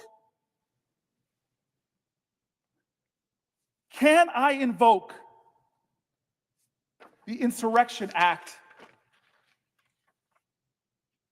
So don't be mistaken. This is not just about immigrants. This is not just denying immigrants the due process that Anton Scalia said that immigrants have a right to, so you don't disappear the wrong people like the Trump administration has done. That you don't wildly disagree with what a citizen is saying and use that as a pretext to disappear them. He is creating the pretext to invoke that 1807 law, the Insurrection Act. And if he does that when they came for the immigrants and denied them due process, he is trying to get us to surrender our commitment to the constitutional guarantees that Americans have. He has said he would deport Americans if he could.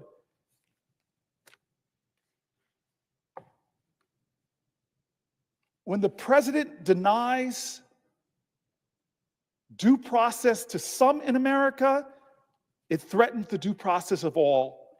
Let's see what happens on April 20th if this president, who's already invoked the Alien Enemies Act, follows through and invokes the Insurrection Act. But why wait till April 20th? Raise your voice now, stand up now, do something now, cause some good trouble now. Let this president know that if he does ever do that, there will be a rising up of people's voices, a rising up of good trouble, as John Lewis would say, to say, not in my country, this is unacceptable. Will the senator yield for a question? To Senator Dick Durbin, somebody who's been my mentor and friend, I will yield for a question while retaining the floor. Thank you. I first want to acknowledge this extraordinary moment in the history of the Senate. I believe you've been holding the floor now for more than 10 hours, and perhaps we'll go on it even longer. And you've been joined by your colleague and friend, Senator Murphy of Connecticut. And I'm sorry to take the early morning shift, but I didn't want to miss this moment in history, not just for the historic nature of it, but for the substance of it as well. I just remind my colleague and fellow member of the Senate Judiciary Committee, it was only 3, maybe 4 weeks ago that we had witnesses before the Judiciary Committee. And I asked a question, and one of them is pending on the calendar, the executive calendar on the floor. His name is Dean Sauer of Missouri, and he's seeking the position of Solicitor General of the United States. Along with him was the lady aspiring to be the Assistant Deputy Attorney General for Civil Rights, Harmeet Dillon, and Aaron Wrights, who has been approved by the Senate for a legal policy position. And the questioning went to the basics of our Constitution, which you have noted here today. And that is, what is the check and balance on a president? What is the accountability of a president under the Constitution? As I read it, and I don't profess to be expert, I'm still learning. As I read it, the accountability of the president is in Article 2, and Article 3, Article 3, the judiciary. Ultimately, the president can be held accountable by impeachment in Congress. or by decision of court that some of the orders that he is promulgating are inconsistent with law and the Constitution. And the question that was asked of the witnesses who are seeking positions in the Department of Justice, can a public official defy a court order? It seems so fundamental and basic. The answer is no, of course, but these three witnesses all equivocated in their own ways, which raises a question: if this president is not held accountable by a court order, what then can control a president who misuses their office to the detriment of the nation or the people who live here? And that, I thought, was a fundamental question. It was interesting to note, you may remember, that one of our Republican colleagues on the Senate Judiciary Committee, Senator John Kennedy of Louisiana, after hearing these witnesses equivocate on whether a public official can defy a court order, came to the committee and basically said, "What are you saying?" The answer is obvious. You can criticize a decision of the court within the bounds of propriety as a member of the bar. You can appeal a decision of the court, but if that doesn't satisfy you, your recourse is to quit, resign, leave. The Constitution has the last word. The courts have the last word. And I think that's a question that you're raising today. Where is the accountability of the President of the United States when he misuses the power of office? In the cases that you've mentioned, the Alien Enemies Act, it's a law that's been around since, I think, 1807 or somewhere that time. I think it's clear, unless you have declared a war or unless you are invaded, you cannot invoke the Alien Enemies Act as this president has done. And he's being challenged in that regard. Yesterday, our friend, Senator Grassley, who chairs the Judiciary Committee, and I say friend, some people back home say, don't say that anymore. We don't talk to those people. They're wrong. This is a body where we do talk to one another, and we should, for good reason. Well, he raised the question yesterday, why is President Trump being challenged so often in court? Well, he has issued 102 executive orders. I don't know if that's a record, but I'll bet it is. 102 executive orders questioning something as basic as birthright sovereignty, birthright citizenship. And so the point that I'm getting to is, in obvious situations here where President Trump has gone too far, where is the accountability? It's not going to be an impeachment. We're realists. We know that the Republican House of Representatives is not likely to ever consider that. It could be in the courts. And if it goes to the courts, the question is, will this president follow a court order if it goes against his policy? And if he won't follow that court order, where is the accountability? Where is the check and balance? Where is the constitutional framework, which is supposed to be at the foundation of this democracy? I think you're raising important questions. In the Insurrection Act, the use of our military for political purposes is a frightening prospect. It's something we have avoided throughout our history and should continue to. And I just commend you for raising this point because I believe it's timely. It's as timely as the questions that we asked of these Department of Justice nominees about the enforceability of court orders. And the question is now, will the American people speak up? I'm counting on some of our Republican friends to speak up too. Throughout history, there have been moments when the party other than the president's party showed extreme courage, political courage, and spoke up. We need that kind of voice now. I thank you for raising that on the floor this morning. My question to you is, at this moment in time, as we ask these nominees whether they would follow a court order or defy a court order, doesn't that get to the basics of our constitutional democracy? Yes, yes, yes, it does. I mean, you put forth this litany that where we have to ask ourselves is, at what point do my colleagues in the House or the Senate and the Republican Party say, enough, enough?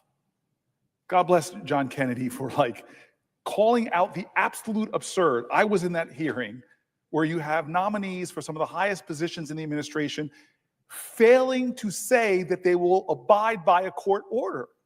I mean, that is something we haven't heard people on either side of nominees just say so bluntly now, not yes, I will follow the orders of a court. They're equivocating. And God bless one of my colleagues, John Kennedy, who said that's absurd. You either obey the order or you resign, because we have a constitution. And so when is it enough? When is it enough? This is the month of Passover, and there's a wonderful song I love singing when I'm at a Pesach, the Dayenu. It would have been enough, is the song, if God just delivered us from Egypt. It would have been enough if he parted the seas. It would have been enough. Dayenu, Dayenu, Dayenu. This is a kind of a twisted version of that. When is it enough?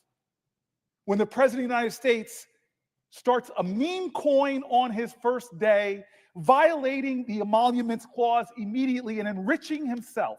When is it enough? When he takes an agency that is on the front lines of stopping infectious diseases like Ebola or tuberculosis-resistant, drug-resistant tuberculosis from coming here. Is that enough?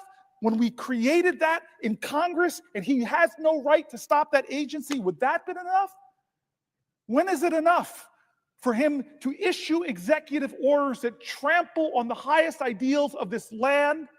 When he mocks members of the court so badly that even the current Chief Justice admonishes him? When is it enough? When Elon Musk is indiscriminately firing people and then realizing, oops, we need the FAA safety folks. Oops, we need the nuclear folks who are helping us keep our regulation. When is it enough that you will say, okay, I'll call them in and have a hearing to create some transparency in what he's doing? When is it enough when he activates the Alien Enemies Acts and starts disappearing human beings without due process? When is it enough?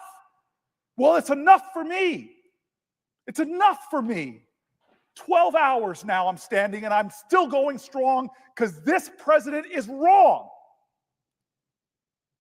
And he's violating principles that we hold dear and principles in this document that are so clear and plain. The powers of the Article 1 branch are spelled out and he is violating them. Don't take my word for it. Republican appointed judges, Democrat appointed judges are saying it and stopping him. And then he maligns the judge that did that. When is it enough for people to speak out and not just fall in line, to put patriotism over a person that's in the White House? So to your question, sir, to my friend, and I'm sorry to get a little animated at this early morning hour, but I am so frustrated. And not just because of that, but I'm reading the stories. We're going into the next section, which is national security, and I'm reading the stories of our citizens of this country. Not just New Jerseyans. There's a lot we've read in these 12 hours, but there are people from all over the country are reaching out to my office, and I know they are yours. You're the second highest ranking Democrat in here. I know they're reaching out to you because you're a man that stands for justice. I know they reach out to your office too because you're one of these outposts for sanity in a Congress that is being too complicit to an executive that is overstepping his authority and violating the Constitution and hurting people who rely on health care and Social Security. I'm reading these stories, sir, because the voices of the Americans that don't have the privilege that the 100 of us don't get to stand here. But I believe the power of the people is greater than the people in power. That's the ideals of our democracy and our Constitution. So I'm rip-roaring and ready. I'm wide awake. I'm going to stand here for as many hours as I can, 12 hours, and I recognize that my other friend, another person I consider more than a friend, like a sister to me, from the state of New York, my neighbor. Senator Booker, would you yield for a question? My sister, for you, I will yield for a question while retaining the floor.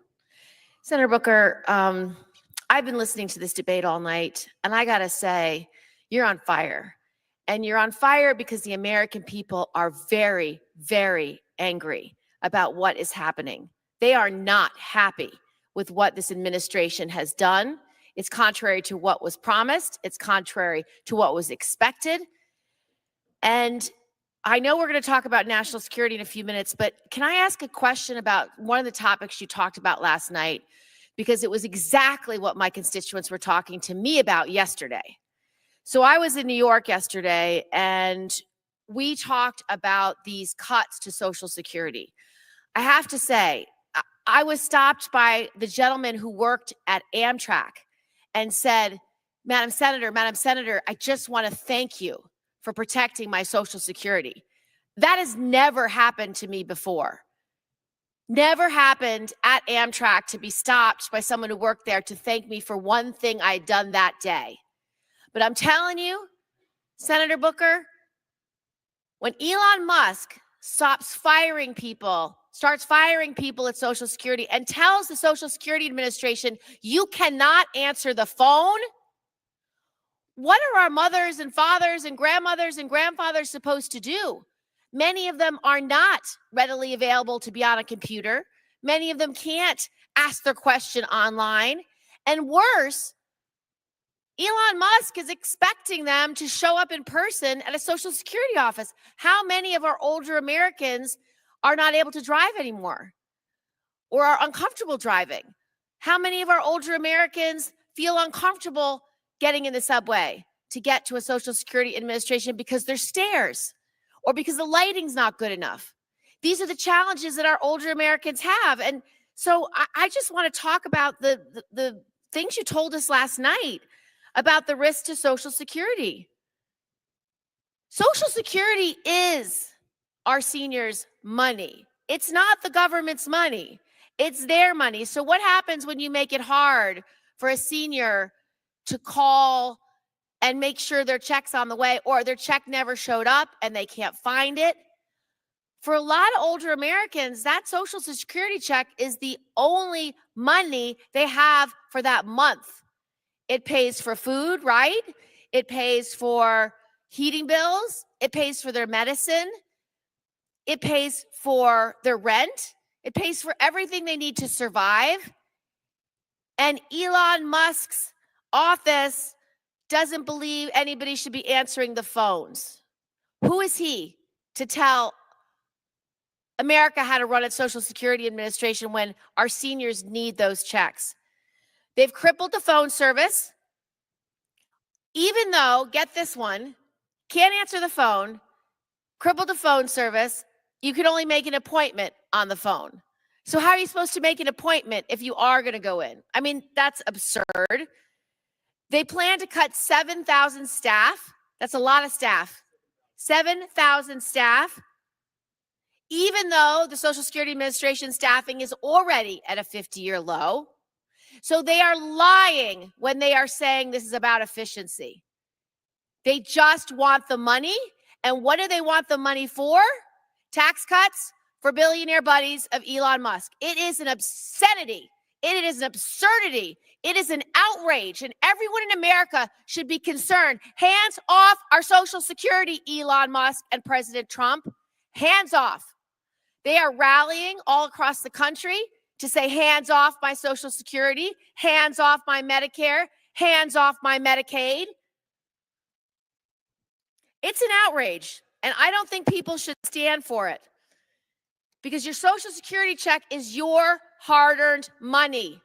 It is not for Elon Musk to play with, to shift around, or send it to tax breaks for his billionaire friends. Now, I have to say,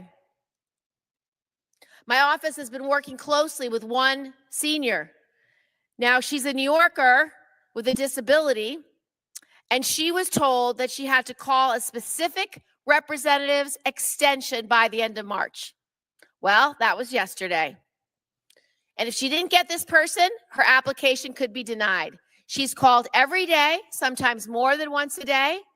She has been on hold for 4 to 5 hours just to reach this representative. As of yesterday, when we reached out to her, she had still not reached the representative.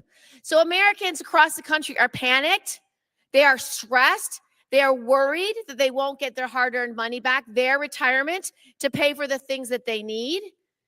Now, this is the money they've spent their entire careers paying into. You know, every time you get a paycheck, Senator Booker, there's a line that says Social Security because that money's been taken out of your paycheck and put into Social Security, so it's there for you when you retire. It's your retirement. The page is sitting here right here. You are paying into your Social Security. Now imagine this is your first paycheck, isn't it? I bet it is your first paycheck. Your first paycheck, you're putting in dollars that, you know, are you want saved so that when you can't even imagine what it's going to be like to be 65. But the day you're working here, the fact that you spent all night here supporting Senator Booker, that's your retirement. Wouldn't you be pissed off if Elon Musk took your retirement money? You should be.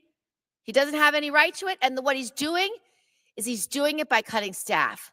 So if you need help because your Social Security didn't arrive, then how are you supposed to get that check? They can't issue you a new one unless they know that it didn't show up in the mail like it's supposed to.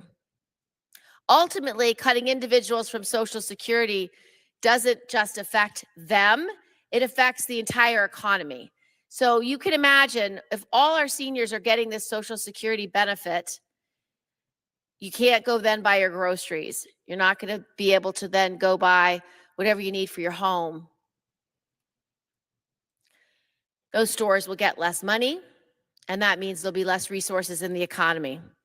Social Security, if you didn't know it, it's our country's largest anti-poverty program. It keeps people out of poverty. That's what it does. When we designed Social Security, however many decades ago, it was so that our seniors don't die in poverty because they were dying. About half of seniors at that time were dying in poverty. They didn't have enough food to live. And so we created Social Security. It's one of the most popular programs. It's one of the most effective programs. So reducing access to this key program, Senator Booker, is an outrage. It's harmful, it's cruel, it's hurtful. So I know that this is something that you've really spent a lot of time on last night, but don't you think it's cruel to not allow phone service? Don't you think it's wrong to make it harder for people to get access to their hard-earned money? Don't you think this is something that America did not sign up for in this election? I read last night, thank you for the question, my friend. I read last night some of the most painful letters of people over and over again from throughout my state and through other states who are living in fear, who use words like terrified and told stories that they couldn't sleep because of the rhetoric of this president, the rhetoric of Elon Musk calling it a Ponzi scheme, telling lies during a joint address. And then I read stories from people that work in Social Security. They're telling about not having desks and the waiting lines and the inefficiencies that this has created and the horrible, deteriorating customer service. Yeah. And I've been trying as much as I can during this last 12 hours to read the stories of Republicans. Yeah, this affects everyone. Yes. To read editorials from the Wall Street Journal to just show that this isn't a partisan thing. This isn't about left or right. It's about right or wrong. It's about, will we as a country honor our commitments that we made? And then I read independent folks that are saying this is crazy, that this program is even in jeopardy. Question for you, because I know you want to move on to some national security issues this morning. I will yield for a question while retaining the floor. Thank you, Senator Booker. So the other thing that stressed out my constituents that I talked about this weekend is air safety. They're very, very stressed out about these cuts to the FAA. You know, there was a plane crash not too far from here, helicopter crash. Everyone on the helicopter perished. We've been reading about stories across the country about flight safety and the fact that there are near collisions all the time. We had a horrible crash in New York, in Buffalo, the Colgan Air crash. I've gotten to know the families over the last several years because they've worked together for legislation to make sure we have pilot safety. But what I've been watching in terms of this administration is they don't seem to care. They just have made up this idea that cuts across the board are necessary to get rid of fraud and waste in the budget.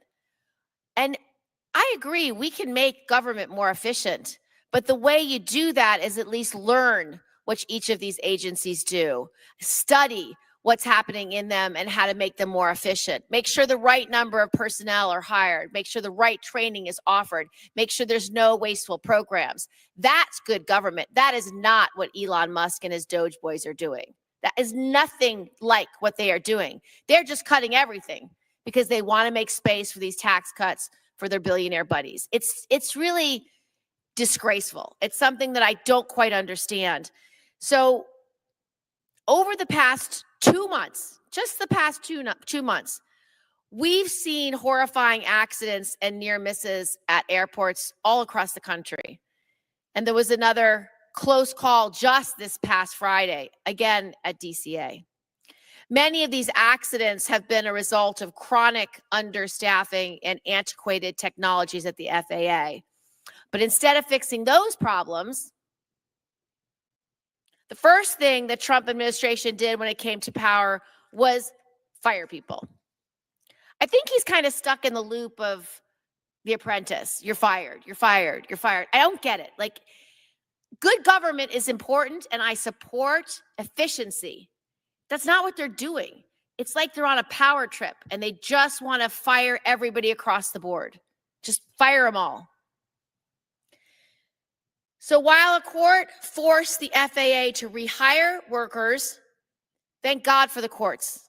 Thank God for the judges that are doing their jobs and looking at these lawsuits appropriately. Many federal workers have simply moved on and found new jobs because these are highly skilled, highly sought after employees, people that we really want working in the federal government to keep our country safe. Now, just weeks after the horrific plane crash here with 67 people getting killed in Washington, the administration fired hundreds of Federal Aviation Administration employees, jeopardizing the public safety and threatening our national security. So that made no sense. Like, it was right on the heels of some horrific accident that we all witnessed. Now, over 90% of U.S. airport terminal towers don't have enough air traffic controllers. Critical shortages remain for other aviation safety personnel as well, such as safety inspectors and mechanics, because to make sure when we get on that plane, the plane's ready to go. In New York, nearly 40% of positions are unfilled at 2 facilities on Long Island that direct air traffic for Newark, our shared airport, JFK, and LaGuardia. As a result, over these past few years, the U.S. has experienced a substantial and alarming increase in the number of near misses. According to an analysis from the New York Times, in 2023, close calls involving commercial airlines occurred on average multiple times each week. And a number of significant air traffic control lapses increased 65% over the previous year. What did they cite as the major reason behind the increase? A shortage of air traffic controllers. While the Trump administration claims no air traffic controllers or critical safety personnel were fired, we know that many of those who were let go played an essential role in maintaining our air traffic control infrastructure. Others were responsible for maintaining navigational, landing, and radar systems.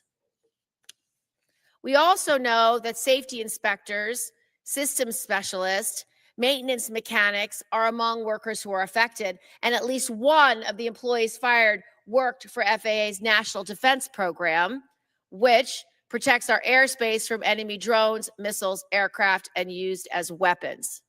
I want to talk about those missiles and drones as well. I really want to talk to you about what your thinking is here, that we don't have a plan. You had the incursions in New Jersey, incursions in New York at the same time.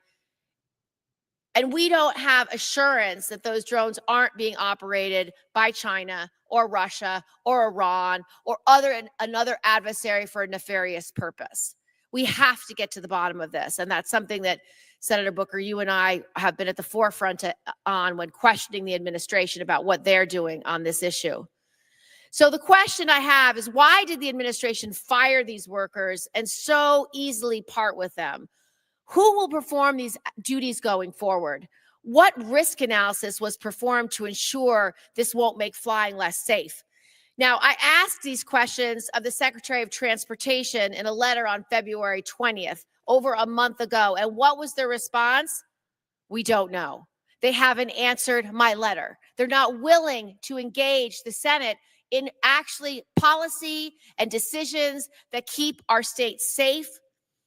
What's worse is that we don't know if this is where it ends or if more reductions are coming and more reductions that allow for safety for our FAA.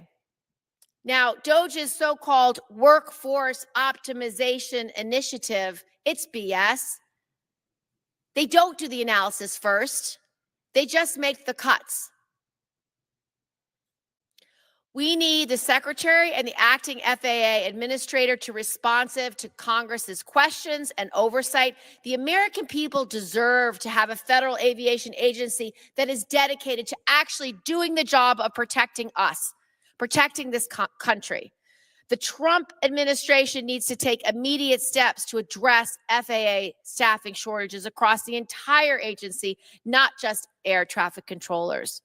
So, Senator Booker, the question I really want to ask you is, for your state, for New Jerseyans, what are they thinking? Like, how do they receive this information? What do they say when they read about drone incursions over one of your arsenals, over one of your sensitive military bases? What do they think about cutting staff to the FAA when they watch all this information about crashes? I know my constituents are pretty stressed out about it. They don't understand why someone's making these cuts. Again, the why is the most important question. It's not for efficiency. It's not to get rid of the fat. It's not to get rid of the fraud. Never heard an allegation there's fraud in the FAA. Never heard an allegation there's fat in the FAA. They've been understaffed forever. So they're lying about the purpose. So what is the purpose? What is the purpose? What are they going to do with that money, Senator Booker? I'd like to know. So I appreciate this more than you know, and there's a line threaded throughout your entire question about the way they're going about doing this from so many agencies. First, they're trying to kill certain agencies, Department of Education, which they can't legally do. The USAID, they can't legally do. We created that. It's the Article I branch of government. But on some of these other agencies, like Social Security, where you started, we know it's ready, fire, aim, and actually the aim part never happens. They're savagely cutting personnel, and organization after organization, seniors, thousands of them, are already writing in about the undermining of service. The Wall Street Journal article we read last night said that customer service at Social Security is going from bad to worse, and painted horrific pictures that are putting seniors in crisis. Not to mention the closing of Social Security centers in rural areas where people have to now drive hours and hours and hours.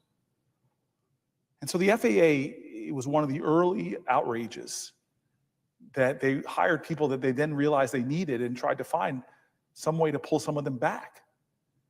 And you and I both know that the way they talk about government workers, a large percentage of them are our veterans, the way they demean and degrade them, the way they accuse them of being parts of corruption, fraud, or fat, when the stories we've been reading of what some of these folks do is extraordinary.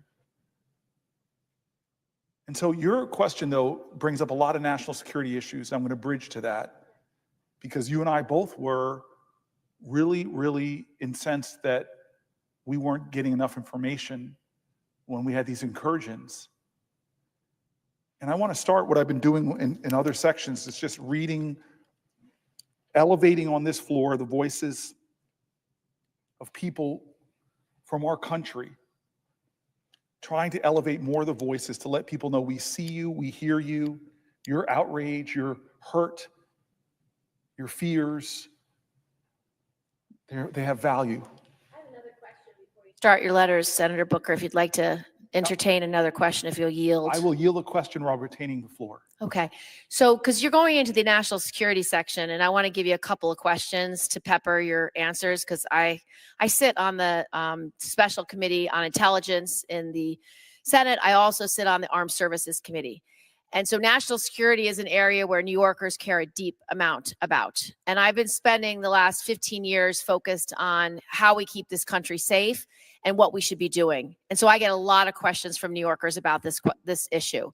So I want you to address the drone issue for sure, because that is something you and I have been working on continuously since we've seen these incursions. And just to give a little more context for New Yorkers who might be listening to this debate, we've had drone incursions over sensitive military sites for quite some time now. And it's something that I've been working on a bipartisan basis on through the Intelligence Committee.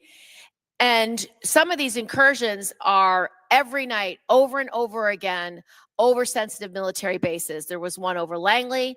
We've had them over arsenals in New Jersey, over sensitive sites in New York. We've had them over military bases across the country. And, you know, I don't like it when the answer is, oh, we know where most of this is. This is mostly FAA traffic. And I don't like it when I hear it from this administration or any administration, because it's not true. Some of the drone sightings are planes in the air, helicopters, you know, maybe weather balloons, maybe enthusiasts, but they do not know if all are. And in these specific incursions, they do not know the origin of them. They do not know whose they are. They do not know who is operating them. They do not know the purpose of these drones.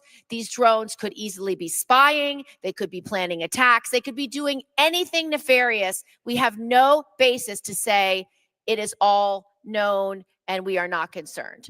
And so this is something we are going to get to the bottom of. I'm very incensed about it. It does not leave our personnel as safe and does not leave our secrets safe. So drones is one issue. The second issue, if you could address on the national security side, is cybersecurity. I think that, and election security, one of the cuts that the Doge boys made, which I literally cannot understand why they would ever do this. This is making us weaker. It is making us less safe. It is not good for America. And it shows how ill-advised this process is and how uninformed this process is and how we can see through these cuts how insincere this process is. This is not about waste. This is not about fraud. This is not about good government. This is about making massive cuts for tax breaks for billionaires, because that is where they want to spend your tax dollars. New Yorkers' tax dollars and New Jerseyans' tax dollars. They want to take it and give it to tax breaks to the billionaires. Okay, so this is the question. These cuts, they have cut all the personnel or the main personnel at an organization called CISA that were supposed to be doing election security. So the people who actually were working with the states to make sure our election system can't be hacked, they fired those people. They fired the senior personnel at the Department of Defense, our most experienced generals, across the board, members from the Joint Chiefs of Staff, just fired them.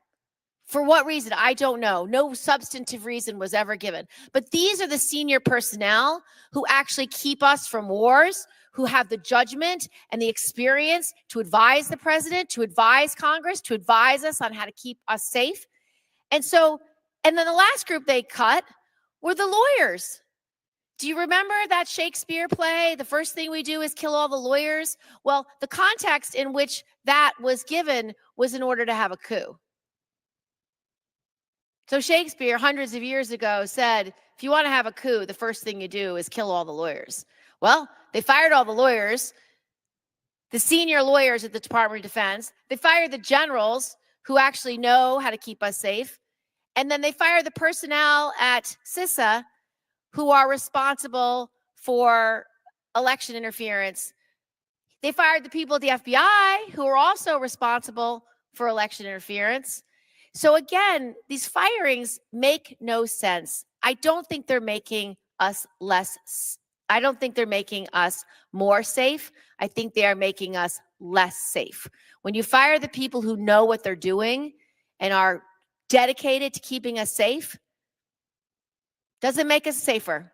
What do you think, Senator Booker, about any of the topics that I raised, specifically the drones, the firing of the election protection personnel at CISA, the firing of the generals, the firing of the senior lawyers at the Department of Defense, firing of the FBI personnel, also expert at election interfering?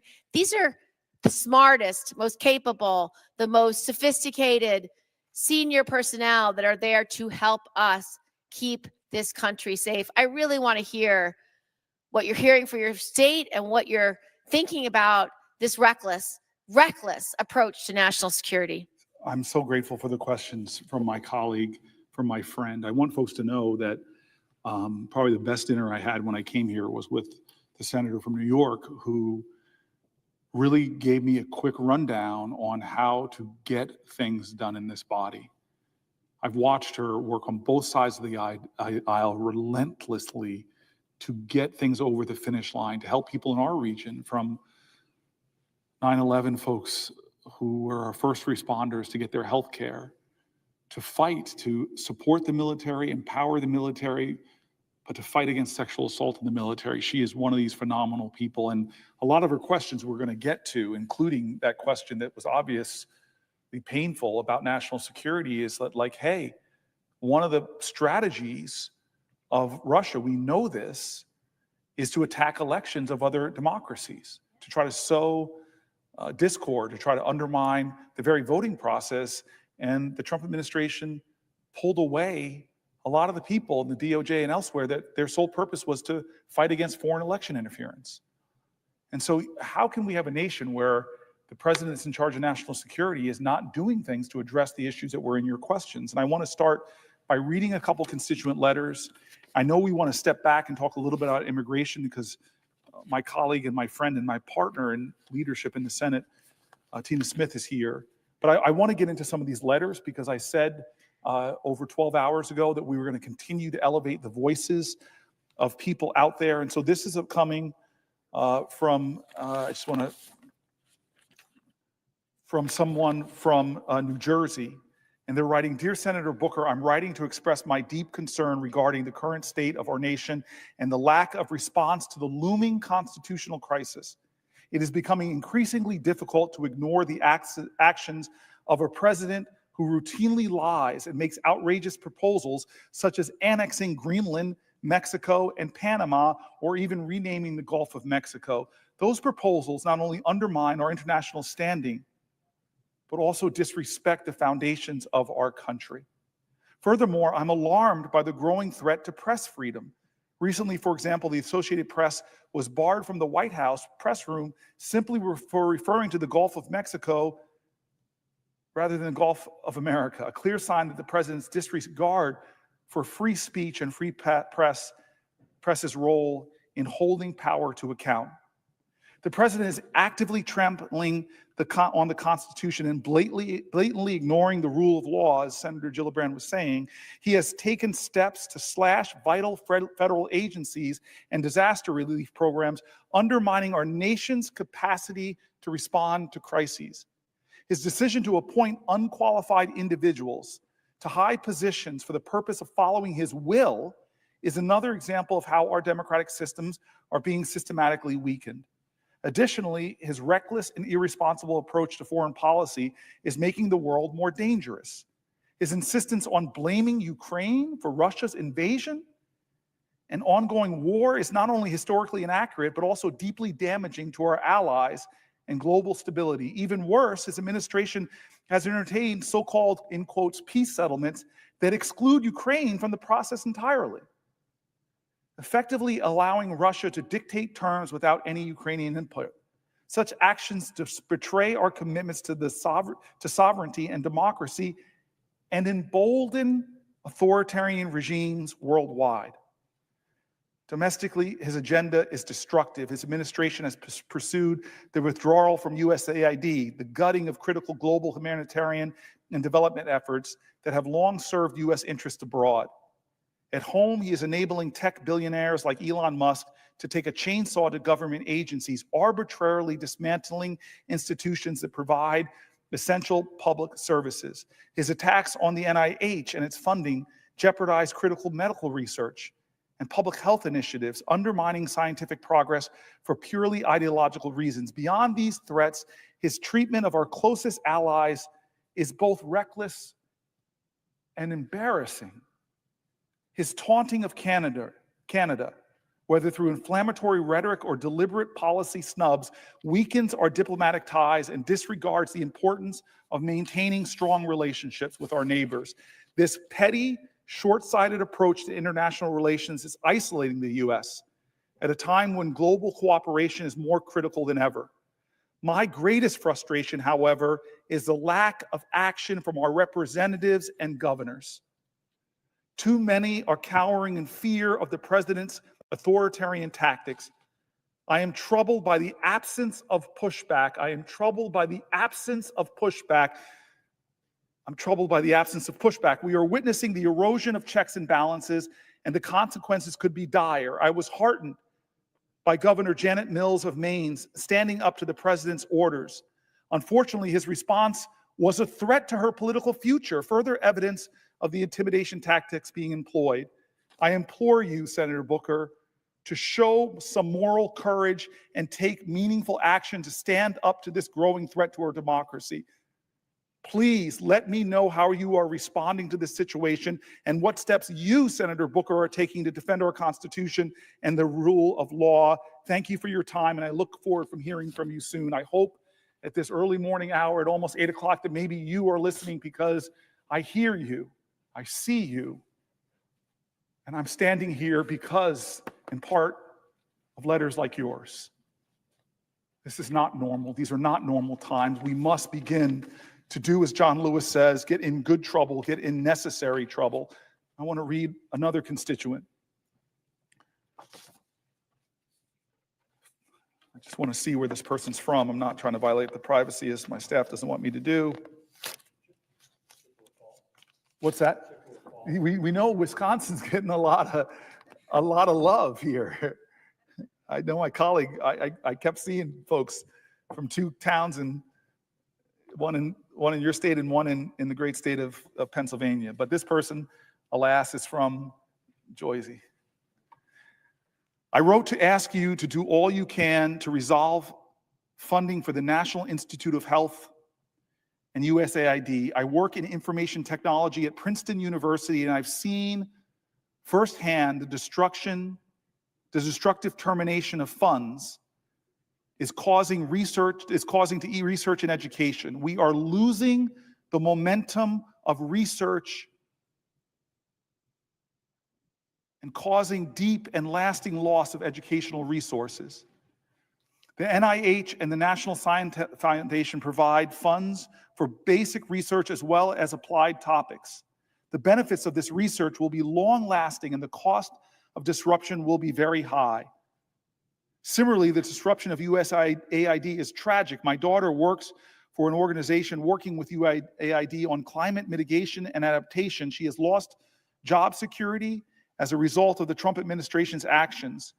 Work she has built on in Ethiopia, Kenya, and elsewhere will be disrupted due to lack of funding. Thank you for your leadership as our senator. I am proud to be represented by you, as well as our new senator, Andy Kim. The promise of our country is great, but we must redefine our purpose and imagine a new future.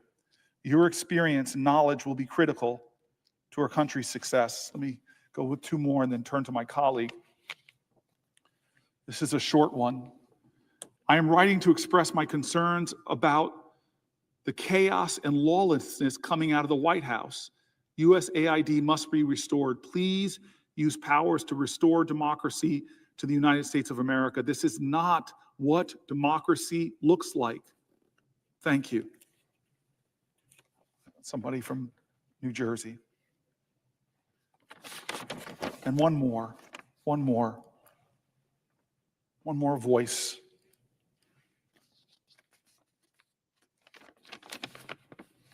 As a parent of a USAID Foreign Service officer recently in Ukraine, now in Kenya, I am outraged and horrified by the coup now being staged by Elon Musk under the authority from the president. To be called criminal after putting your life at risk in the service of America's interest is itself to be a victim of criminal-like behavior. I have seen the beautiful roads and railroads in Africa built by Chinese. In one fell swoop, Trump has given that continent to the Chinese and the Russians. He did the same thing years ago by canceling participation in the Pacific Free Trade Pact, forfeiting our power and our goodwill, making China the largest player in the region. I saw the goodwill in the eyes of passersby from the Philippines to Georgia to Tajikistan. Now I hear it turn to hostility. Think of sports fans in Canada booing our national anthem. Think also of the infants that will now die from AIDS because of USAID's treatment program was abruptly stopped, along with vaccination programs and programs for stopping diseases such as Ebola, monkeypox, hemorrhagic fever. These diseases will come home. With even a 90-day pause in workers in these programs, we will lose jobs and rent, and some never will return. Refrigeration of medicines will be at risk. Clinics and offices will become unavailable. Humpty Dumpty will not be quickly put back together again. Some of what Trump wants to do will ultimately need approval of Congress. I urge you to fight every one of his proposals and appointments. Slow the legislative process as much as you can. Please. I hope Trump will lose his majority. Thank you for your attention. I will be of service in any way possible to right these wrongs. I love when constituents don't only point out what's wrong, but stand up and say, I will be in service. Let me know how I can help. Your voice is helping tonight. Speaking to these issues is helping tonight. I know my Senate colleague is here. If she has a question, I will yield while retaining the floor. Mr. President. The senator from Minnesota. Thank you, Mr. President, and thank you to my colleague from New Jersey for yielding for a question. And I want to just start by thanking my colleague for one of my dearest friends in the Senate for using his voice in such a powerful way over the many, many hours that you've been holding the Senate floor. And I know you well enough to know that you are not doing this because of your belief in the power of your voice. You are doing this because of your belief in the power of all of the voices that you've been amplifying all through the night, and your belief of the importance that the millions of Americans who are so frightened and concerned and horrified by what they see this administration doing, and wanting to feel like there is somebody here that is fighting for them and that is listening to them. And the way in which you are reading these letters today and all through the night, Senator Booker, I think is a tribute to your respect for all of those Americans. And so I'm so grateful for that. And I wanted to take a moment, if I could, to ask you to yield for a question related to what you've been talking about. You know, and I certainly agree with you that these are not normal times in our nation. And as elected officials, it is our duty to speak up and to fight back against the abuses and the overreach of this administration, and to raise up our voices, raise up the voices of our constituents who, as I said, are both frightened and furious about what's happening. So my question to you, Senator Booker, is about some of the Trump administration's recent actions regarding immigration. And my question is in three parts. First, I think that we can all agree that our current immigration system in this country is broken. It is not working well for anyone. It's not working well for American businesses that depend on a global talent pool. It is not working well for families who want to reunite with their loved ones. And it is not working well at all for those who seek refuge from persecution and believe in the promises that are carved into the Statue of Liberty. And to my colleague, I ask these questions and I think about these issues about the shortcomings of our immigration system as a senator from Minnesota, where our meat processing sector relies so much on immigrant labor, where the University of Minnesota is a beacon for international students studying science and technology and agriculture, where the resorts in Minnesota rely on folks from all over the country to come and make them work. The little mom and pop 12 cabin operations up on lakes in northern Minnesota, and the manufacturers who rely on, as I said, the best and the brightest from all over the world coming to serve in our state and serving our economy. And I think we know, my colleague from New Jersey, that there have been real and serious bipartisan attempts at comprehensive immigration reform debated in this body. And while I might not have agreed with everything in these proposals, I suspect you might not as well. I think we both, I'm sure, strongly believe that immigration is an issue that merits real debate and real policy solutions. Our colleague who is here on the floor with us this morning, Senator Murphy from Connecticut, has worked so hard to find real bipartisan solutions. And I believe that comprehensive immigration reform needs to ensure our national security. It needs to provide a fair and workable path for immigrants who want to come and contribute to the American dream, which is what truly makes this country great. But here's the rub.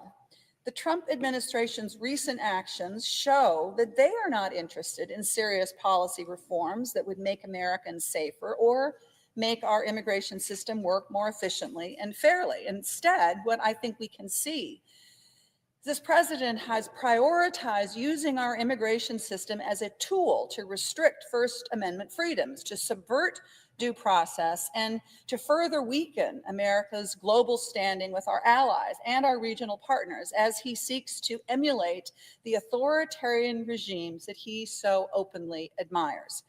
There's just one example. In recent weeks, we've seen a number of international students targeted for arrest and deportation merely on the basis of their pro-Palestinian advocacy. Now, these are young people who played by all the rules.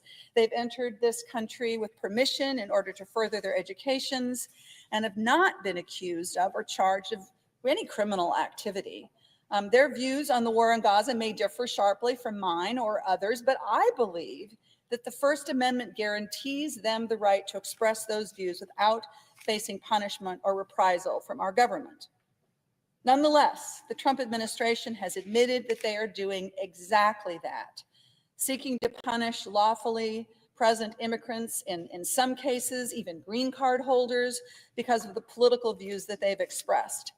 The Secretary of State has invoked a rarely used section of statute that allows him to unilaterally designate for removal any alien who may cause, and I quote, potentially serious adverse foreign policy consequences.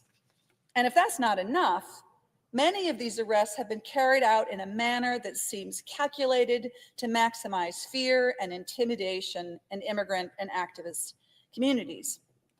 Here's an example to my colleague for him to respond to. I want to take the case of the recent arrest of Rumaysa Özerkök, a Turkish graduate student at Tufts University, who was studying the relationship between child development and our social media saturated, globally connected world. She is here on a valid student visa. She is not accused of any crime. And by all accounts, she is a loved and valued member of the Tufts community.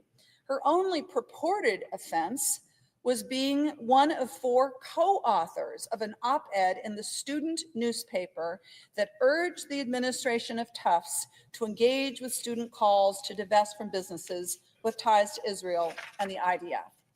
And for that offense, her visa was revoked with no notice, and she was arrested on the street and spirited more than 1,500 miles away, which is likely a violation of a judge's order to await her probable deportation. And I'm sure many of my colleagues, including my colleague from New Jersey, has seen the video of her arrest, which was captured by a neighbor's security camera, and it is utterly chilling. She is surrounded by officers in plain clothes with no visible insignia, no markings at all on their clothing. She is handled roughly. Her belongings are taken away from her. Her hands are cuffed before being loaded into an unmarked car. I mean, it is no exaggeration that her arrest looks like a kidnapping, one that you might expect to see in Moscow rather than in the streets of Boston. And of course, the terror of what she experienced is horrible to think about, but I also think about the thousands and thousands and thousands of other students here with a student visa or other, other lawful means who see this and think to themselves, this could happen to me. This could be something that happens to my roommate or my student or anybody.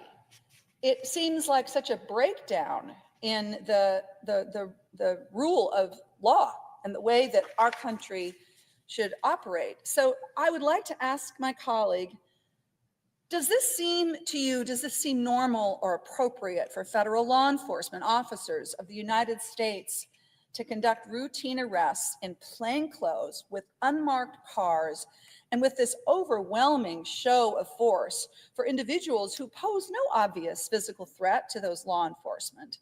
And I mean, furthermore, is this not exactly the sort of operation that you would order if your goal is to intimidate and dissuade immigrant and activist communities from exercising their constitutional rights to free speech? Does punishing people for their political speech seem consistent with American democratic values? I can't believe that we would think that it would be consistent. And I wonder if my colleague from New Jersey would like to respond in any way to this. I want to respond. I first want to thank my colleague for being here in the morning.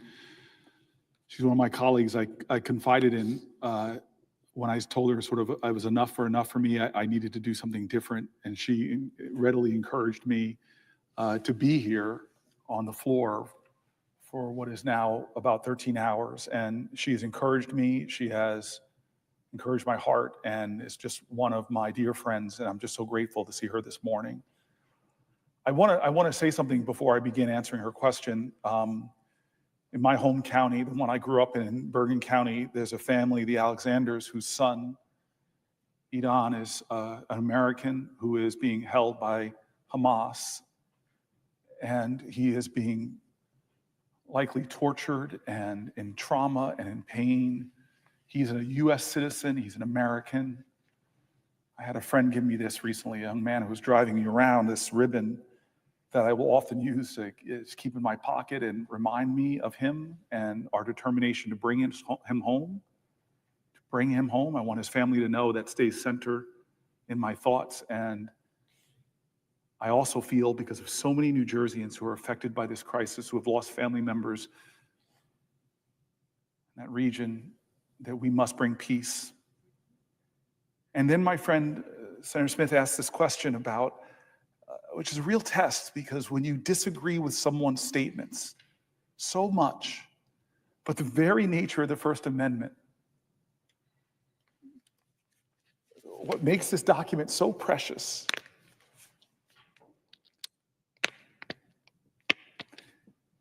is that it says that no matter how reprehensible your speech is,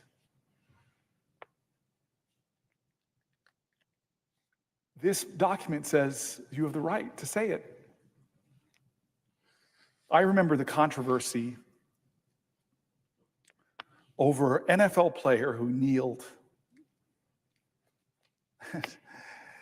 And one of the voices that just sticks into my hand is a man who was a white guy from the military who just said, I fought battles, I think it was Afghanistan, and I am offended by his staking a knee. But the very reason I fought was so that he would have the freedom to do it. And so I came back. I was there on October 7th, and I have very hurt, strong feelings about what's going on over there, and urgent desires to end the nightmare, to bring people like Idan home, to end the nightmare for so many Israelis and Palestinians.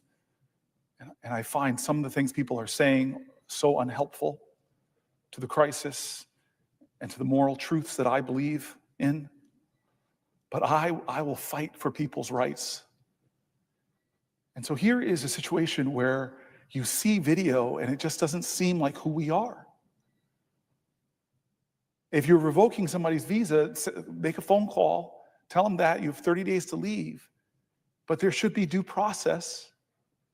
You should have to prove your claims in court. If this person is somehow lying with some kind of enemy, prove it. But what I saw there doesn't reflect the highest ideals.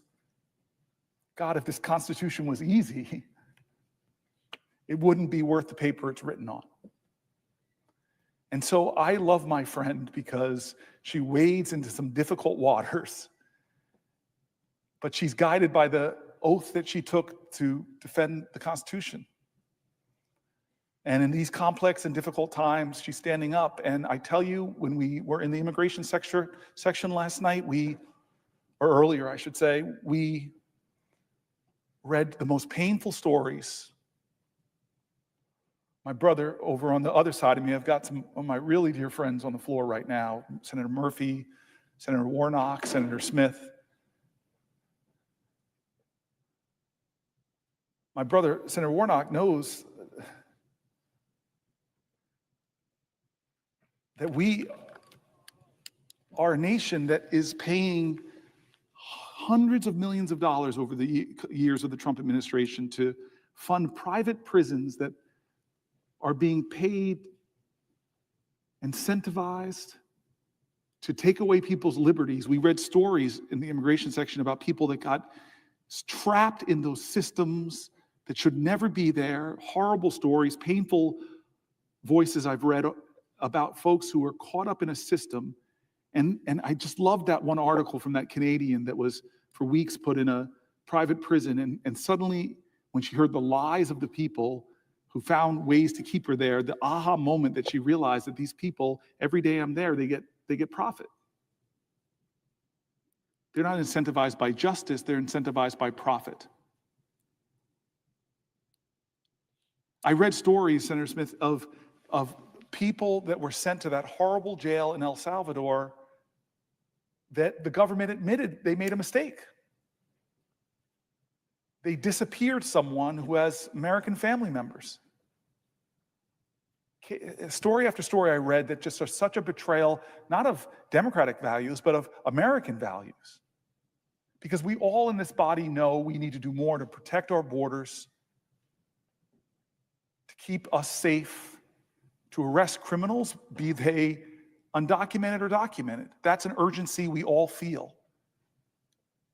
But when you sacrifice your core values and you sacrifice them to a demagogue who says, this is all about your safety,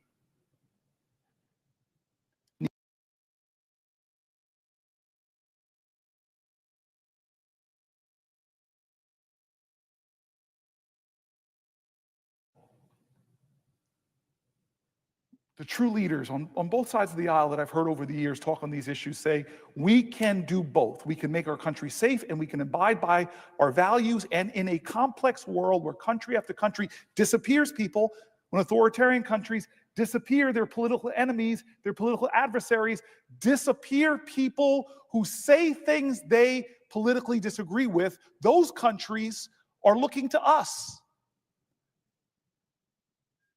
Did you know when Donald Trump started using that phrase, fake news, fake news, fake news, that in Turkey, Erdogan started arresting people on charges of fake news? Because we are looked to. I believe, like Reagan said, we could be that city on a hill, but we are up high and folks are going to look to us for what is the world order going to be? What is democracy globally going to look like? Are we going to defend democracy and democratic principles, or will we behave like the authoritarians that we should be against? So this is a fundamental question you ask, and it has been resonating all these 13 hours. We keep coming back to the Constitution because so many of the things the Trump administration are doing, from the separation of powers to violating the very first words of our Constitution, the very first words, this commitment we make when we swear our oaths, all of us, we the people of the United States of America, this is our mandate in order to form a more perfect union, establish justice. It comes really quick. It comes really quick. Is it just to disappear a human being with no due process? I quoted Anton Scalia, this conservative that was sitting on a stage where somebody had a lot of affection for, Ruth Bader Ginsburg, and the moderator asked them, does somebody in our country have the rights of this document? And he said, yes, especially the 14th Amendment that doesn't say any citizen, it says no person, nobody. And so where do we stand when our founders, those imperfect geniuses, say, we the people, in order to form a more perfect union, we the people of the United States, in order to form a more perfect union, establish justice, ensure domestic tranquility, provide for the common defense, promote the general welfare, and secure the blessings of liberty to ourselves and our prosperity. What nation are we turning over to the next president, to the next Congress, when this Congress is sacrificing the powers that are given right underneath that preamble? It's Article 1, which spells out all legislative powers herein granted shall be vested in the Congress of the United States, which shall consist of the Senate and the House of Representatives. And then it goes on to talk about what we have the power to do. We set the laws. This president is invoking emergency powers like the Alien Insurrection Act, a 1790, 1780 something law that the last time was used in World War II to detain Japanese Americans, something so shameful, to put them in concentration camps here in America.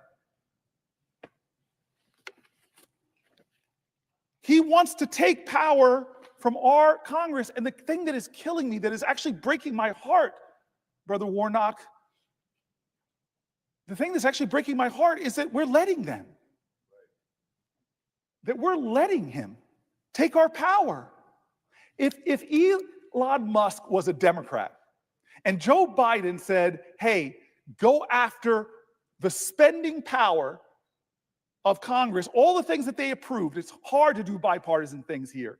God bless Patty Murray and Susan Collins coming together and getting spending bills, hard worked, hard done. Lord knows, I sometimes play a little Motown in here, ain't too proud to beg.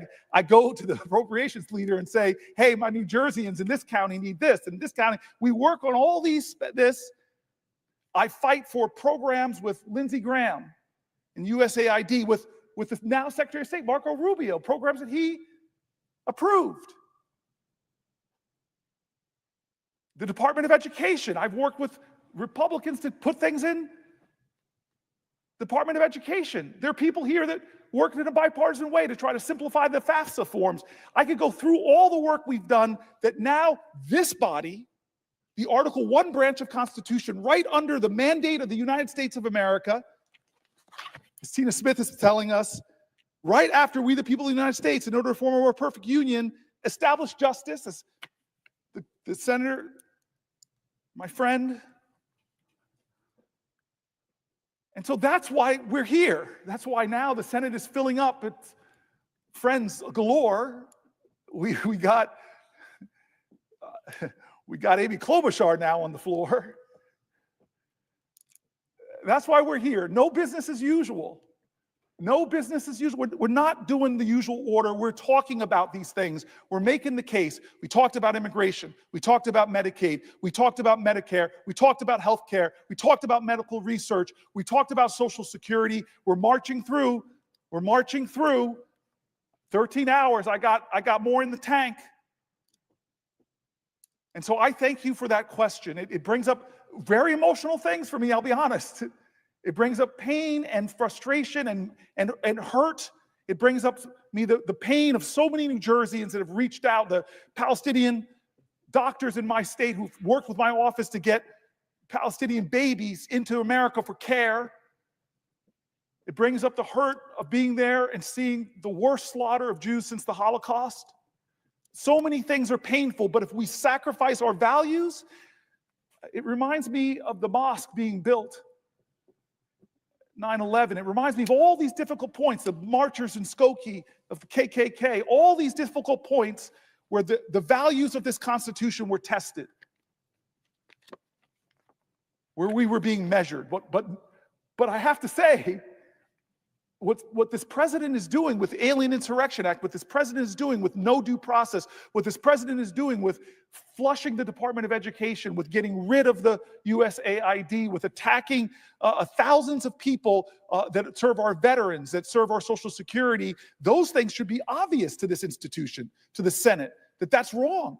That they have unelected, the biggest campaign donor, unelected, who's getting our personal information, and there's no transparency. Nobody in this body can say they know what information, confidential information Elon Musk has, and knows what they do to, because they never brought him here to answer for it.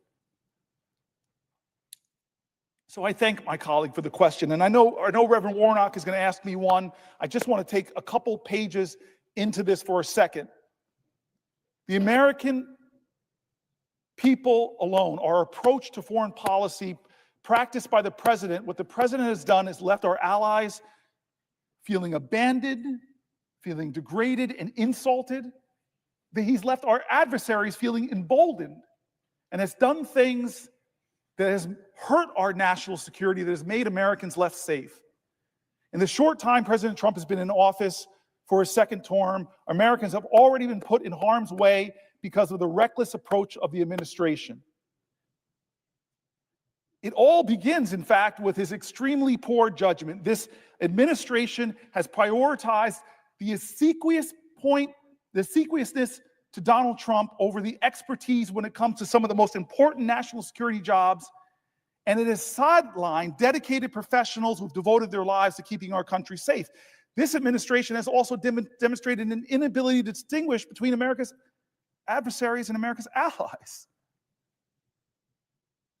and a disturbing failure to understand how America's partnerships and investments abroad protect and benefit communities here. I'm reminded of General Mattis to say, if you're cutting things like the USAID or the State Department, buy me more bullets. But this is something that folks on the floor have talked about. I see one of my friends and somebody I really look up to. I see Tim Kaine, who sits a little bit higher up on the dais than me on the Foreign Relations Committee, somebody I've turned to many times. And he was astonished by this. And I know he, like me, has had private conversations with our Republican colleagues about this. But this body has not called for one hearing or one investigation, no accountability. What am I talking about?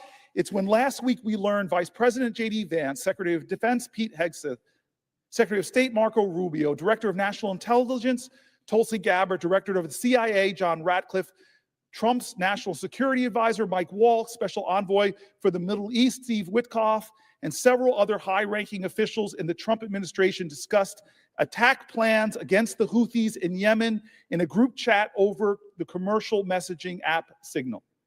We learned of this because the president's national security advisor mistakenly invited the editor-in-chief of The Atlantic, Jeffrey Goldberg, on the text chain. And after Jeffrey Goldberg published a story describing this jaw-dropping national security failure where they could have broken at least 2 laws that I'm aware of, just by doing that, from the preservation of public records all the way to disclosing national security, highly classified information. The president and his cabinet members didn't step up and say we made mistakes, didn't step up and say this is clearly, abjectly wrong, didn't step up and say there will be accountability, didn't step up and say we'll take actions. No, what they decided to do when they were exposed is actually target the reporter with a barrage of insults and not acknowledging any wrongdoing. Unsurprisingly, the Trump team's response led Jeffrey Goldberg to publish the rest of the signal chat messages which exposed more administration lies. We're going to go into that, but I really want to turn to my brother. And I said earlier about Senator Murphy's speech, one of my favorite I've ever heard when I was in the Senate. Brother Warnock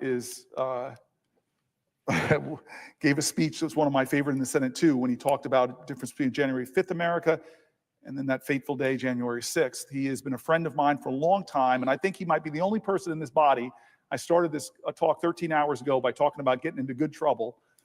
I think you might be the only person in this body that was arrested in this building for protesting before you came to serve in this building as the United States Senator. I'm going to stick to what I'm told to say. If you ask me that you'd like to speak, you have to say that I'd like to ask you a question. I think that's how this goes. Will the senator from New Jersey yield for a question? Why, yes, I will yield for a question while retaining the floor. Well, good morning, and let me just say, Cory Booker, how very, very proud I am of you. It's a real honor to serve in this body. I know that all of my colleagues who are here agree that it's an honor for the people of your state to say that when we take stock of all the issues that we wrestle with, as we look into the eyes of our children and consider what we want for them, and in the eyes of our aging parents as they deal with the blessings and the burdens of getting older, that since all of us can't go to Washington, we're going to send you. And we're going to trust that in rooms of power, where decisions are being made, that you're going to center the people and not yourself. You're going to be thinking about ordinary people. And so, Cory Booker, I want to thank you for holding vigil. As I prepare to ask you a question, I just want to thank you for holding vigil for this country all night. Rabbi Abraham Joshua Heschel said that when he marched without the king, he felt like his legs were praying. And so in a very real sense, your legs have been praying as you've been standing on this floor all night. And thank you for praying not just with your lips, but with your legs for a nation in need of healing. I just got off a prayer call that I do every Tuesday morning at 7:14 a.m. 2 Chronicles 7:14, if my people who are called by my name would humble themselves and pray, if they would seek my face, turn from their wicked ways, then I will hear from heaven, I will forgive their sins and heal the land. The nation needs healing. And we need spiritual healing, we need moral healing, but literally there are people all across our country who need healing, who need health care. And so that's why I was so proud to come to the Senate after being arrested in the Rotunda a few years before that. Proud to join you in the Senate. Proud that we were able to pass, just a couple months after I got here, the American Rescue Plan, which did so much incredible work. In that American Rescue Plan, there was the expanded child tax credit, which literally cut child poverty more than 40% in our country. I wish we could get it extended. But one of the other things we did was we lowered Georgians and Americans' healthcare premiums by hundreds of dollars on average. We passed a tax cut, and that's so relevant in this moment because that's what this body is prepared to do right now, I guess, in the next few days. Pass a tax cut, but that tax cut is literally going to be for the richest of the rich,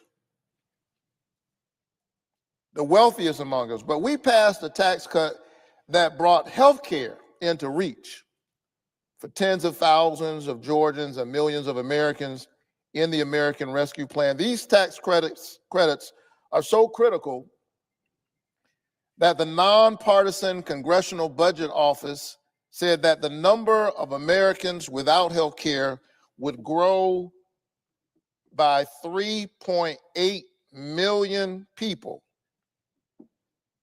in just 1 year if the premium subsidies were allowed to expire. Forgive me for my phone ringing. My 8-year-old and 6-year-old are calling me. They're not impressed with what I'm doing. That's an important call. They're not impressed. But we know that this would impact thousands of Georgians who've only recently been able to receive health care. So we passed in that American Rescue Plan these tax credits which put health care in reach. And now they're set to expire if we don't do our work. And that's why what you're doing, Cory Booker, is holy work. It's within a political context, but this is holy work. If these tax credits are allowed to expire, a 45-year-old in Georgia with $62,000 annual income would see premiums go up by $1,414 a year. A 60-year-old couple in Georgia with an $82,000 annual income would see premiums go up by a staggering $18,157 a year. Think about that. Nearly 1/3 of Americans have less than $500 in savings in their bank account. Imagine the healthcare costs for a 60-year-old couple going up by more than $18,000. A health insurance premium hike like this would be more than an inconvenience. It wouldn't just be a nuisance. It's literally the difference between having health care coverage and not having health care coverage. And so I'm thinking about people like that. And I'm thinking about my constituent, Cassie Cox from Bainbridge, Georgia. She wasn't able to afford health care on the Affordable Care Act marketplace until the premium tax credit brought health care into reach. And shortly after she became insured, she severely cut her hand, which landed her in the emergency room with 35 stitches. And with insurance, it still cost her about $300. Had it not been for the tax credits that allowed her to get health care, she could have been in financial ruin. She's one of the hundreds of thousands of Georgians at risk of losing their coverage if these tax credits are allowed to expire, if we don't do our work. If we're more focused on the wealthiest of the wealthy rather than the concerns of ordinary people. Senator Booker, should Democrats and Republicans come together to extend the premium tax credit for hardworking folk in New Jersey and in Georgia? What do you think? My easiest colleague question I've gotten over these 13 hours. Yes, they should.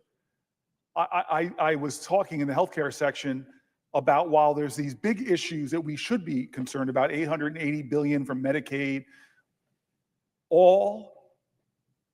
cutting all of that out to give the wealthiest, as you said, God bless them, they don't need our help. They don't need more tax cuts, to give them tax cuts and explode the deficit. This is literally taking from working Americans. The letters we read, the voices of Americans, the fear, the anguish, the hurt, the worry, people who were suffering from Parkinson's, who had children with disabilities, who had elder parents living with them. So many people telling them, not 880 billion they were overseeing, that their whole financial well-being was hanging on a thread and just cutting the transportation programs involved. But I said, while all that was going on, the Trump administration was still doing other things to attack ACA enrollment, to attack the tax credits that people are relying on, doing other things to drive up costs. I know some of my colleagues are on the floor, like Amy Klobuchar. We've centered the lowering of prescription drug costs, and he is doing things to drive out-of-pocket costs up. There's a cruelty in that. And I tend to still be standing at noon when we have to pause in the Senate for the pledge and the prayer. And Pastor, I want to talk to you in the way that you talked to me last night. I called my brother, called my friend and told him I was doing this. And Warnock shifts gears a lot in my life. Sometimes he's my colleague, sometimes he's my brother. Sometimes we talk about the state of two unmarried guys in the Senate. I don't mean to put you on blast, sir. But the bald-headed caucus.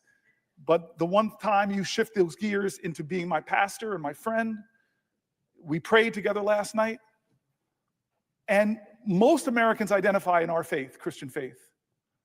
And you and I know, I would yield for you to ask a question, but I'm yielding just to have you talk about Matthew 25.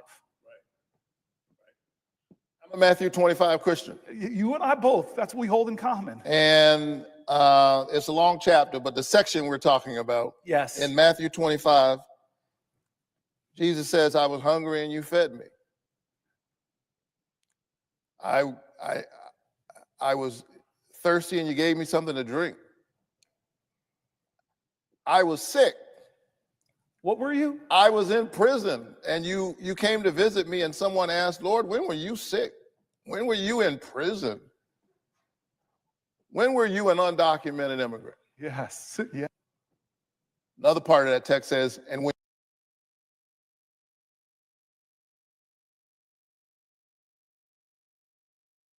to the Lord, this is holy work. Sir, my friend, I don't understand how a nation could allow a president to be so cruel that he would take away health care from people struggling with children that are facing the worst of health challenges, people who have a spouse, like the person who wrote me. No, it wasn't the spouse. She wrote me herself. She had Parkinson's. I got upset because that's how my father died. And I watched for year after year after year how it affected my family, how it demanded from my mother, how it cost thousands of dollars for his care. And thank God we had the privilege, but this person was writing because they were afraid and they didn't, of what the costs would be. How can our country say that kind of cruelty? How can a nation with a majority of its people are people of faith, be they Muslims or Jain or Baha'i or Hindu or Jewish, how can the central precept of our country, founded on principles that are reflected in the good book, how could we say that we should cut health care from the sick and the needy to give bigger tax cuts to Elon Musk? I will yield to you, my brother, while retaining the floor. You know, this is the reason why every Sunday and every weekend when I leave here, I return not only to Georgia, but I return to my pulpit. And some folk ask, well, why do you continue to lead Ebenezer Church? I return to my pulpit every Sunday because, notwithstanding wonderful people like you, I don't want to spend all my time talking to politicians. I'm afraid I might accidentally become one.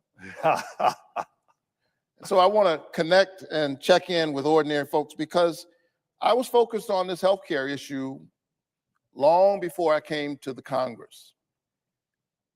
Dr. King said that of all the injustices, inequality in healthcare, he said, is the most shocking and the most inhumane. I read that last night, Pastor. I read that last night. The most shocking and the most inhumane. And it's the reason why, as a pastor, inspired by Dr. King, leading the congregation that Dr. King led, way back in 2014, when the Affordable Care Act was passed, were you here? You came after. I came after. You came right after that. I got arrested in the governor's office in Georgia fighting for health care. I didn't know you were a two-time arrestee, man. I got a long record, brother, but all for good trouble. Good All trouble. for good trouble. Good trouble. Good trouble. And we had a 1960 sit-in the governor's office. Waves of us got arrested. They arrested one wave, and then another wave came, and another wave came. And we were trying to get Georgia to expand Medicaid. Yes, I remember that. Senator Klobuchar, I made it a priority of mine to get incentives for Georgia to expand Medicaid. And you remember, I went to our caucus. Yes. And I said, look, Georgia and about 9 other states have not expanded. It should have been a long time ago. Let's see if we can make it even easier for them. And as a freshman senator, I was able to convince our caucus to give $14.5 billion for non-expansion states, which includes $2 billion just for Georgia to incentivize Medicaid expansion. Why? So that we're in the gap. People who literally go to work every day can get health care. Georgia has left that $2 billion sitting on the table and almost 600,000 Georgians in the gap. The governor's plan has literally enrolled a whopping 6,500 people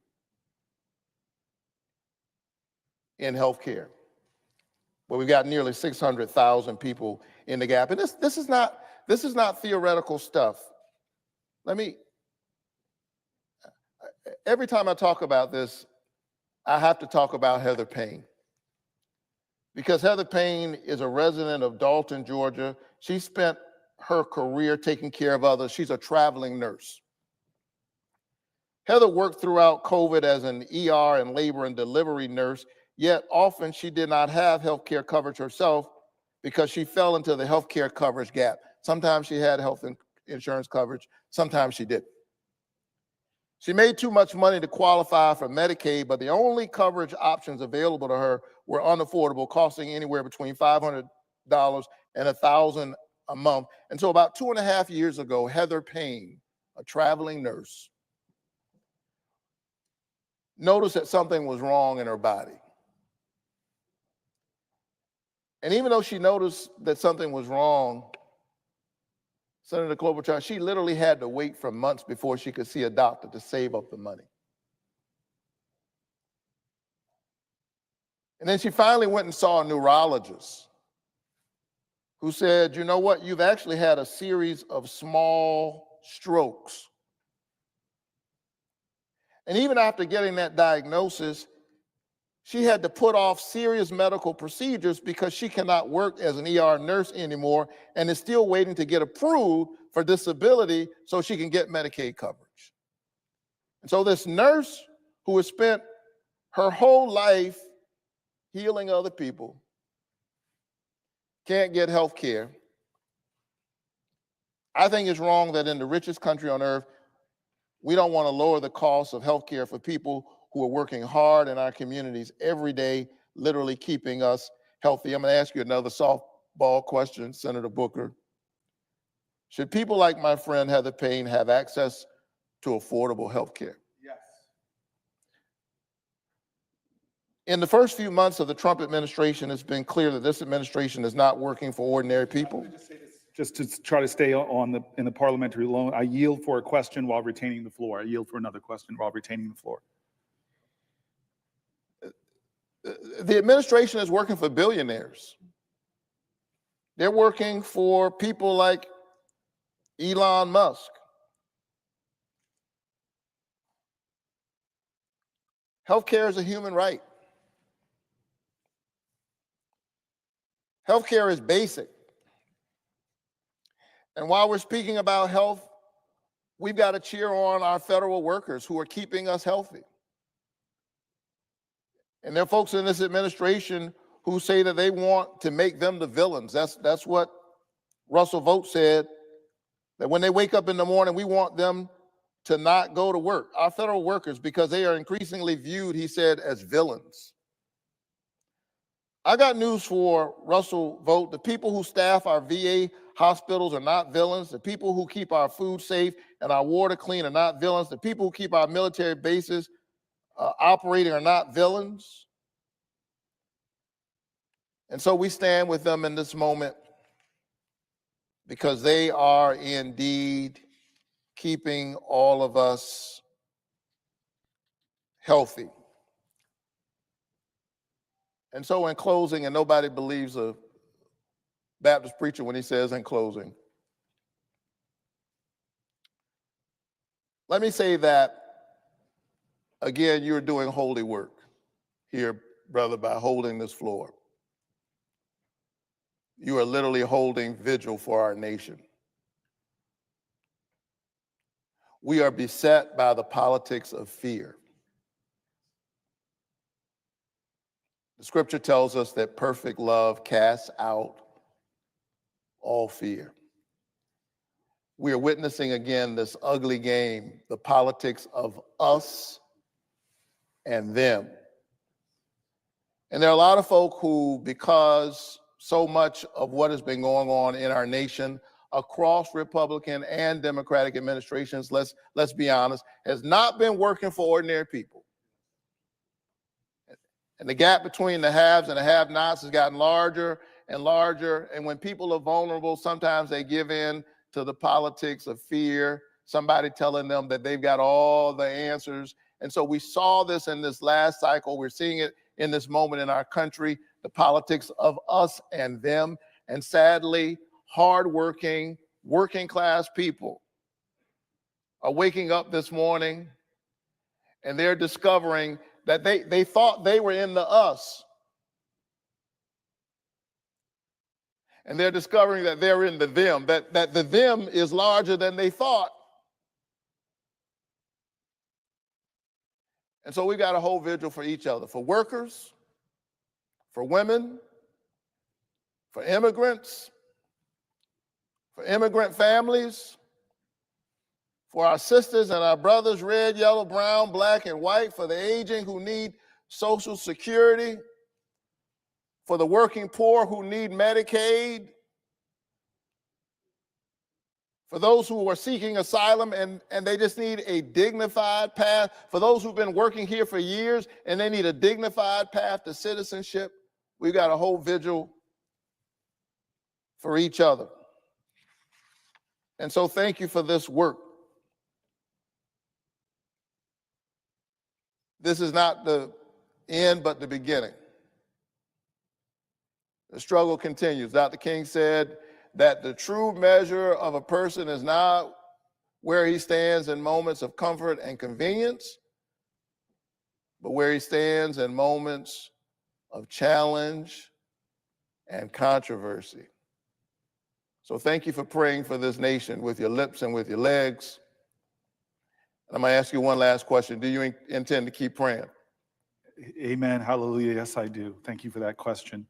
I know there's going to be a question coming to me. I just want to say, pray Isaiah 40:31 for me. I think you know what that is. Got it. I'm going to ordain this man. All right.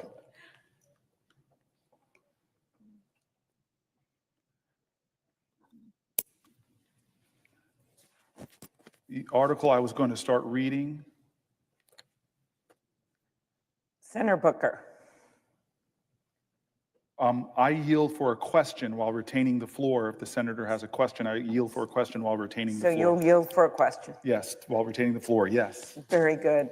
I want to, first of all, thank you. Thank you for waking us up this morning, literally. All night, as Reverend Warnock would tell you, I know you were in here doing your work, but it was raining, there was thunder, it was really bad. And then when we woke up this morning, you were still talking. You were still talking and the sun was out and you're giving people hope. When I think about what you're doing, you're like an alarm clock right now for this country. And slowly but surely, we've seen people realize this isn't just a bunch of campaign rhetoric that's going on. This is actually happening. And people are stepping up. They're fighting it in the courts. They're fighting it in Congress with what you're doing today, with what As you know, last week when we got the horrible news that the Defense Secretary of the United States was using an unauthorized line to just talk with his friends like he was spiking a football about putting the lives of our service members at risk, people stood up. Democrats stood up. They asked the tough questions. And one of the things that bothers me is that it is so hard to see your way out of it. And a lot of people feel like we're just wallowing right now. But what you're telling us today is there is another way.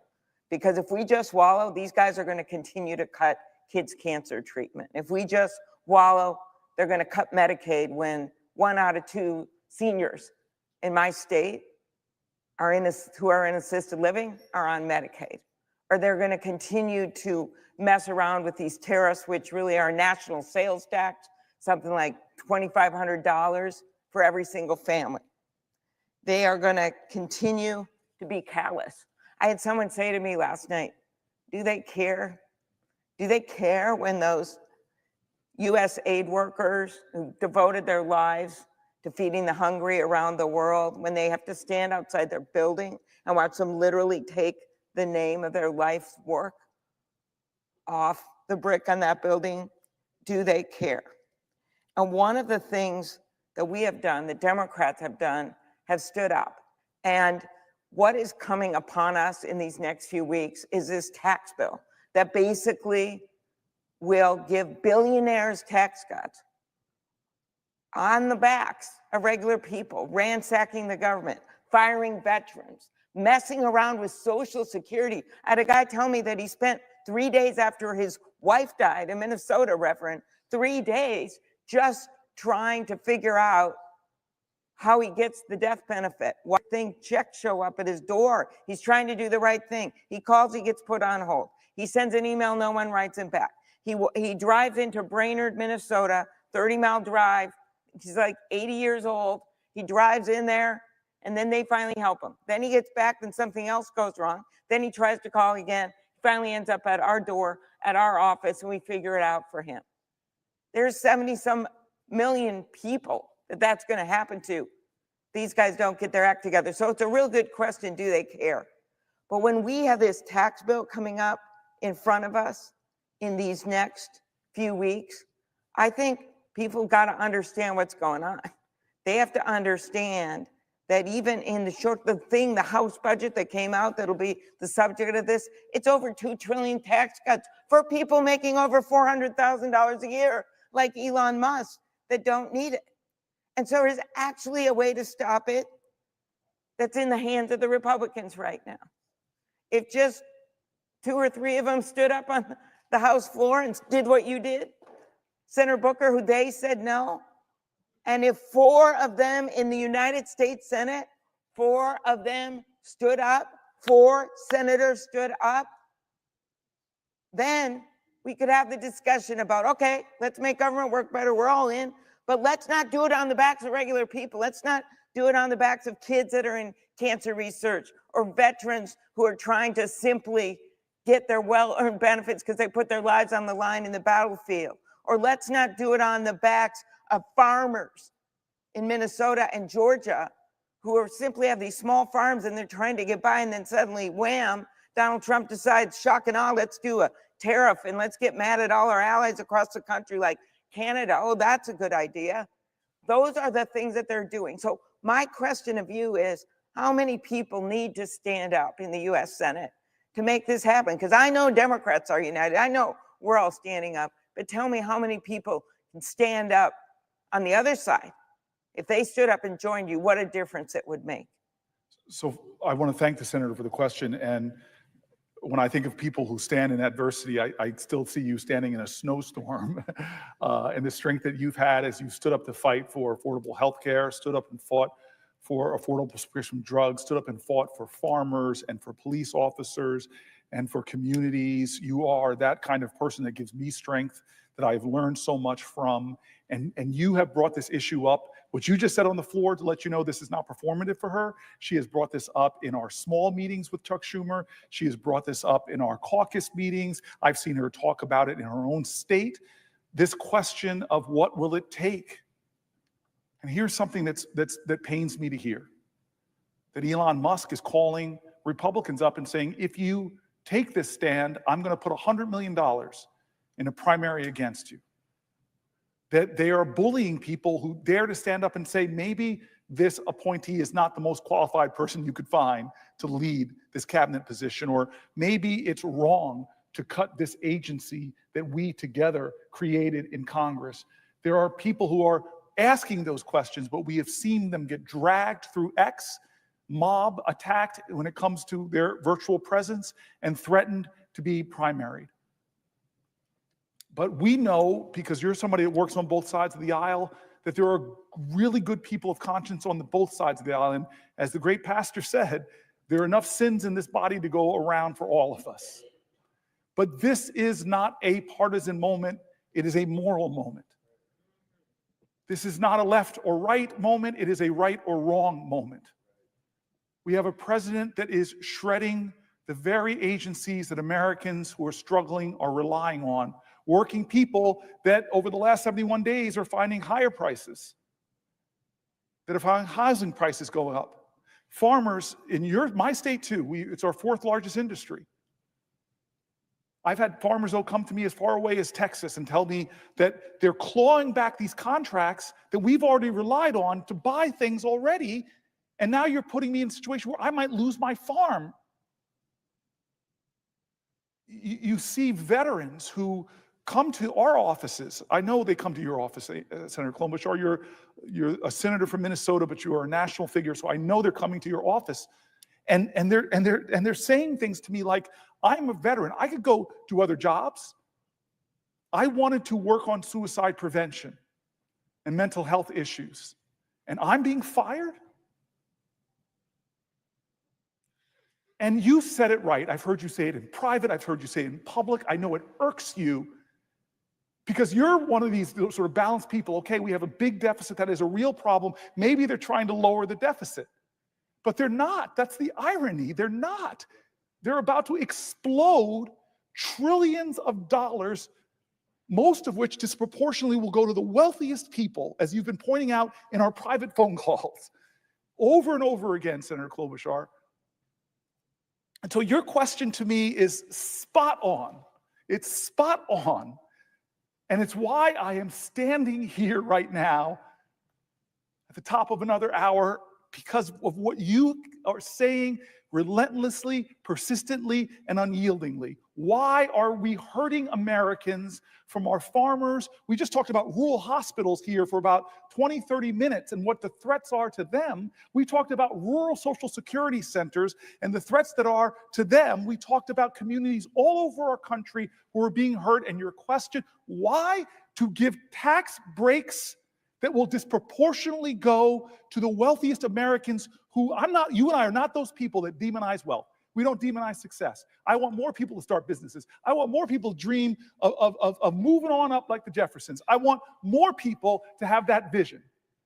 I am not one of those people that are going to be mad at you because you're very successful.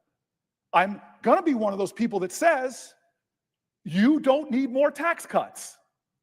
And we as a society have an obligation to each other, to those farmers, to those rural folks, to the cops I stood with at the funeral of one of their colleagues in Newark 2 weeks ago.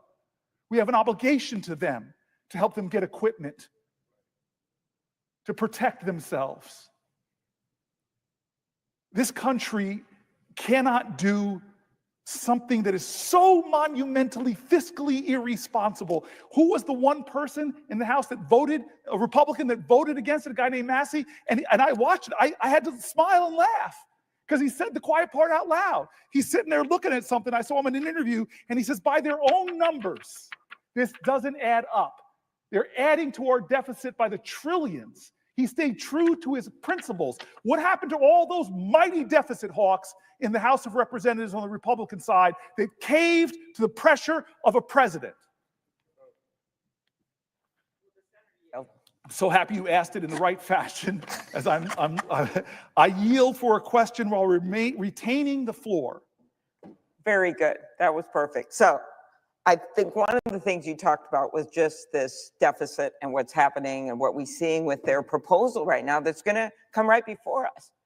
By some estimates, it's going to add $37 trillion, $37 trillion in 30 years as we go ahead. I mean, I literally cannot believe that, when in fact, we could step back now and we could say, what things can we do? What things can we do on the tax code? Because there's a whole lot of things we can do to strengthen Social Security, strengthen what we have in our government. And what really, when you step back and look at the economy, and I heard this the other day on a business channel, just about a month or two ago, man, we were coming out strong. We are a country that came out of the pandemic in a stronger way than so many other countries did around the world. We're ready. Inflation was at least steady and it was starting to come down here. And now all of a sudden we see chaos is up, corruption is up, and yes, costs are up. Ask anyone at the grocery store. And one of the problems when you look at what we could be doing to address the debt is that the proposals out there are just going to make it worse. That means more interest payments. That means more interest payments on the backs of regular people. And that means less we can do to help them as we look at what's happening right now. And one of the things you raised, Senator Booker, which I appreciate how much you know about this, is just this prescription drug negotiation and Medicare. So what do we finally do? So decades before you or Senator Murphy or Senator Warnock got here, before I got to this place, they made a sweetheart deal with the pharmaceutical companies, and they actually baked in so that they didn't have to negotiate prices for 73 million people and anything. They could just charge whatever they wanted for these prescription drugs. What happens? Well, guess what happens? Suddenly, the drugs for our seniors are 2 to 1 what they are in places like Canada, our neighbor, our friend. 2 to 1 what they are over there. You got people driving up to Canada from Minnesota because we can see Canada from our porch. And they are like going up there trying to get less expensive drugs. And then they figured, what's going on? So a whole bunch of people started to say, let's look at this. It took years to get this done. Finally, we passed a bill it said they've got to negotiate. And we took the first 10 drugs. And the last administration got to pick those drugs, and they picked blockbuster drugs. Drugs like Eliquis, drugs like Xarelto, drugs like Januvia, Jardiance. I memorized them because I can always find people that take them. I don't make them raise their hand, say they take them. But these are blockbuster drugs. And they reduced the price by like 70% for our seniors. That's going to kick in soon, but not if this administration messes it up. And for we have seen from everything from, giving signal lines about secret battle plans to reporters to deciding they're going to shut down the people that worked on protecting our nuclear facilities, and oops, we made a mistake. Or how about when they said, okay, we want to do something about avian flu, but we're going to fire all the people that work at, oh, no, we're going to fire them back. We're going to hire them back. That's what's been going on right now. So when I look at this really complicated prescription drug negotiation where you're taking on some of the biggest companies in the world, I say to myself, okay, so our Secretary of Health, Kennedy, he won't even agree. And when he's asked under oath if he's going to keep this up, they fired a bunch of people that would work on it. They haven't shown they're going to keep this negotiation going. Meanwhile, we've got put in place a $2,000 cap for our seniors out of pocket on drug costs under Medicare. That's really good. We put in place that insulin limit on $35 a month, and we thank Reverend Warnock, and we thank you, Senator Booker, Senator Murphy, everyone that worked on that. We got that in place. So now we got the big thing, which is the negotiation of all these drugs, because 15 more drugs are coming their way for negotiation. Again, blockbuster drugs, Ozempic, blockbuster drugs. Those drugs are coming their way for negotiation, but they have not committed to do that. They have not committed to do that.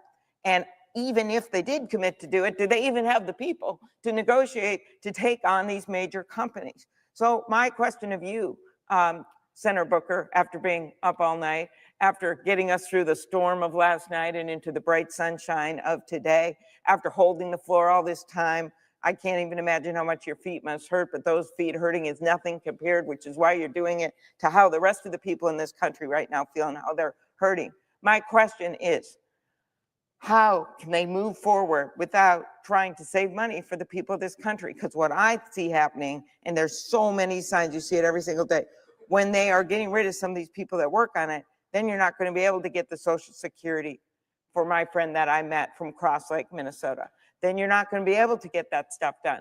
But I think as we look at those cuts, it's not just the word cuts. What effect does it have on real people when they can't get their services? When our veterans, who also have complex ways that they've got to deal with the government, when they have no one answering the phone, when they've gotten rid of veterans who've actually done the work. So my question here is, for people to like translate this into the real world, is what is all this going to mean for people in the real world, what they're doing right now? I love, thank you for the question, Senator Klobuchar. I love that you're bringing back to real people and what effect it's having. And what you're spelling out is something that's really important. There's a strategy that they have expressly said. They want to overwhelm you, not us. They want to overwhelm the American people. They want to flood the zone. And so I see a whole bunch of doing things to distract us. Gulf of Mexico, Gulf of America, Greenland, all these things to try to whip us up and not pay attention to what most Americans are concerned with, is can they make ends meet? Even the big reconciliation bill that they're going to try to do, that we have to find a way to appeal to a small group of Republican Congress people to stop, of cutting $880 million out of Medicaid. We went through in great detail at length last night why that's bad, but you are pointing to something even more insidious. As that big thing is going on, they actually are cutting the support to get more people signed up with the ACA. Already happened. Make it harder to sign up for the ACA. They've already cut the tax credits that are helping people that are in the ACA get resources to help with their healthcare costs. They're going after these things. Here's one that you know really well. They're going after, as we talk about all of these parents struggling with children and family members with chronic diseases, we know one of the things that help people with chronic diseases is having access to fresh, healthy foods, but they're cutting access to that for our kids going to school. This administration has not only overseen in 71 days a rise in inflation, a rise in the cost of groceries, a lowering of people's 401ks with the stock market going down. It's not only bringing economic chaos, but they are already hurting people on their basic delivery of their services, from taking thousands of jobs out of Social Security, making it harder for people who have some problem to get it solved, to the VA, to the ACA.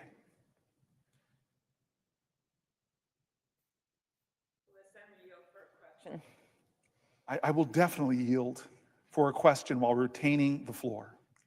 I was thinking as you talked about the Affordable Care Act and all the work that went into it and what came out of it, I was remembering the constant attempts to repeal that bill. I was remembering when Senator John McCain, I think you were here for this, came in and kind of did the unexpected, right? He went in here, he bucked his party, and he said no. He didn't agree with Donald Trump about this. He didn't agree with his leaders on this. He did what he thought was right.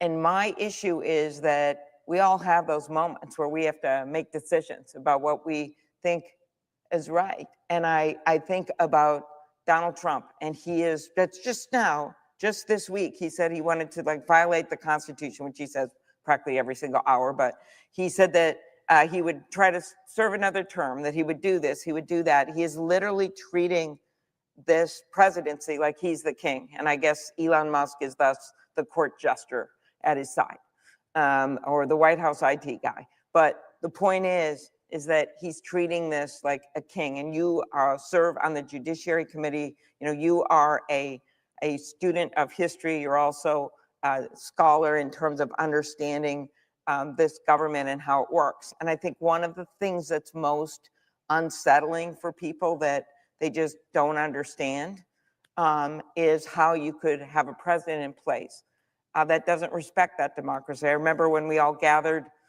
for the inauguration, and I had the 4 minutes because of my job with the Rules Committee to address those gathered in that rotunda. And I noted that our democracy can be a hot mess right now, but it's still the best form of government that we've got, that our democracy is truly our shelter in the storm. It's our shelter in the storm.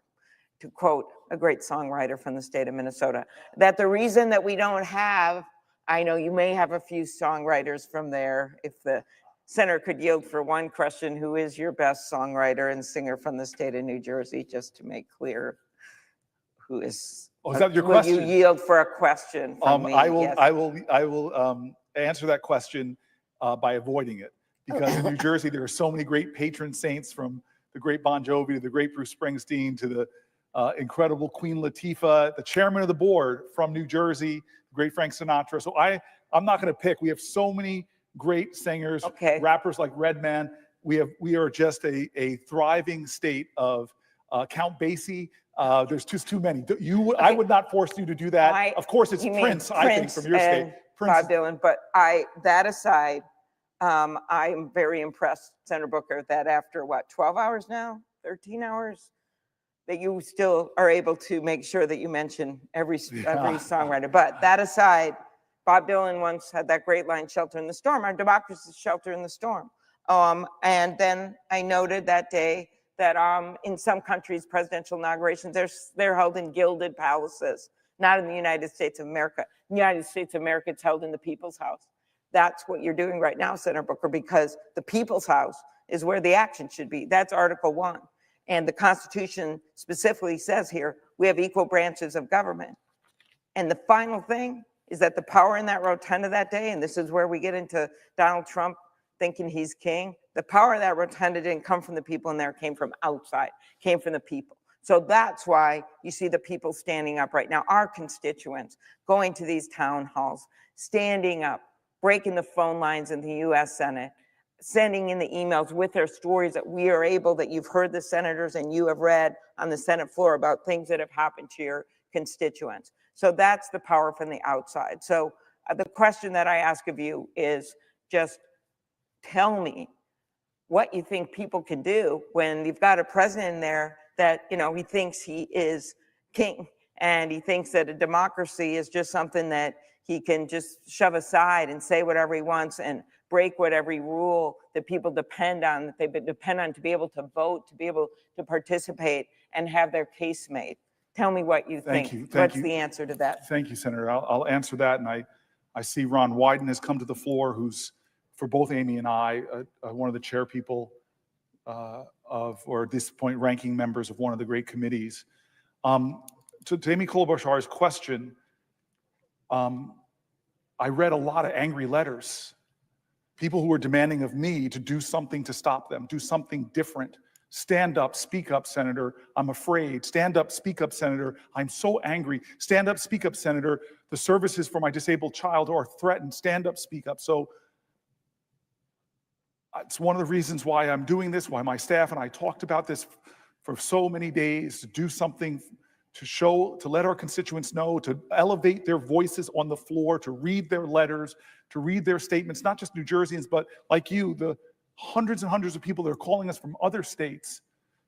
But I am most moved by the letters who tell me about their pain or their challenges or their fears, but they end that question with your question. But I am here to help. Tell me how I can help. I am here to help. Tell me I can help. And you said it, Senator. I read the letter of John McCain last night. His letter explaining his vote. It was so beautiful. It was tough like he was. It was hard on the whole body. But he called to principles. Senator Schumer was here when I read it. It was eerie because he was describing what went wrong then, which is the same thing here, that we do need to make our country better. We do need to have a bolder vision for healthcare, a bolder vision for Social Security. We need to make them work for the people, but we're not doing it here in this body. And this man who's not acting like a president, but is trashing our constitutional traditions, violating our laws as he's getting tied up in court, but ignoring court orders. And when he gets a decision he doesn't like, he trashes the judges so badly that the Supreme Court itself finds that it has to go out and tell him to stop it. What stopped healthcare from being taken away in the last time wasn't the persuasive powers of anybody in this side of the political aisle in the Senate convincing anybody over there. I would like to think it was my eloquence, with Lisa Murkowski. I would like to think it was my high-minded intellect that somehow it was damaged playing too much football, but that somehow I got a right argument to Susan Collins. That wasn't it. I'd like to think it was my ability to stand up to John McCain himself. No, none of that. It was the people. It was the people. You remember the little lobbyists in their wheelchairs rolling up to senators and speaking their heart, telling them of their pain and their fear. It was people coming here and marching, people coming and flooding the calls like they did, like they're doing now, people writing letters, people marching, people in their states from all political spectrums coming in and saying, this is wrong, this is wrong, this is wrong. And so if you're asking me what we can do, I know what we can do, but we've got to, as the great song. Senator Klobuchar, I had my staff print a bunch of things I sent them. I sent them because I knew they were some of my favorite people from history. There's one here, Webster. There's one by Jefferson. There's the letters from the Birmingham jail, Langston Hughes, something by Harper Lee, Emma Lazarus. But here's one. Here's the answer. In a poem, and forgive me for reading this. I wanted to do it at some point today, and this is perfect. And I see my senator here. He may have a question, but I love this poem. It was written and put to song by a man named James Weldon Johnson. He was an educator, a poet, a diplomat, a civil rights activist. He was born in the great state of Florida. And he said that this is what we have to do. Lift every voice and sing. Lift every voice and sing till earth and heaven ring. Ring with the harmonies of liberty. Let our rejoicing rise high as the listening skies. Let it resound like the rolling sea. We must sing a song full of the faith that the dark past has taught us. Sing a song full of the hope that the present has brought us. Facing the rising sun of a new day begun, let us march on, let us march on, let us march on until victory is won. It doesn't ignore the wretchedness of our history. It speaks to the truth and the excitement and the hope about that past and the virtues that our ancestors gave us. He goes on, stony the road we trod, bitter the chastening rod, felt in the days when hope unborn had died.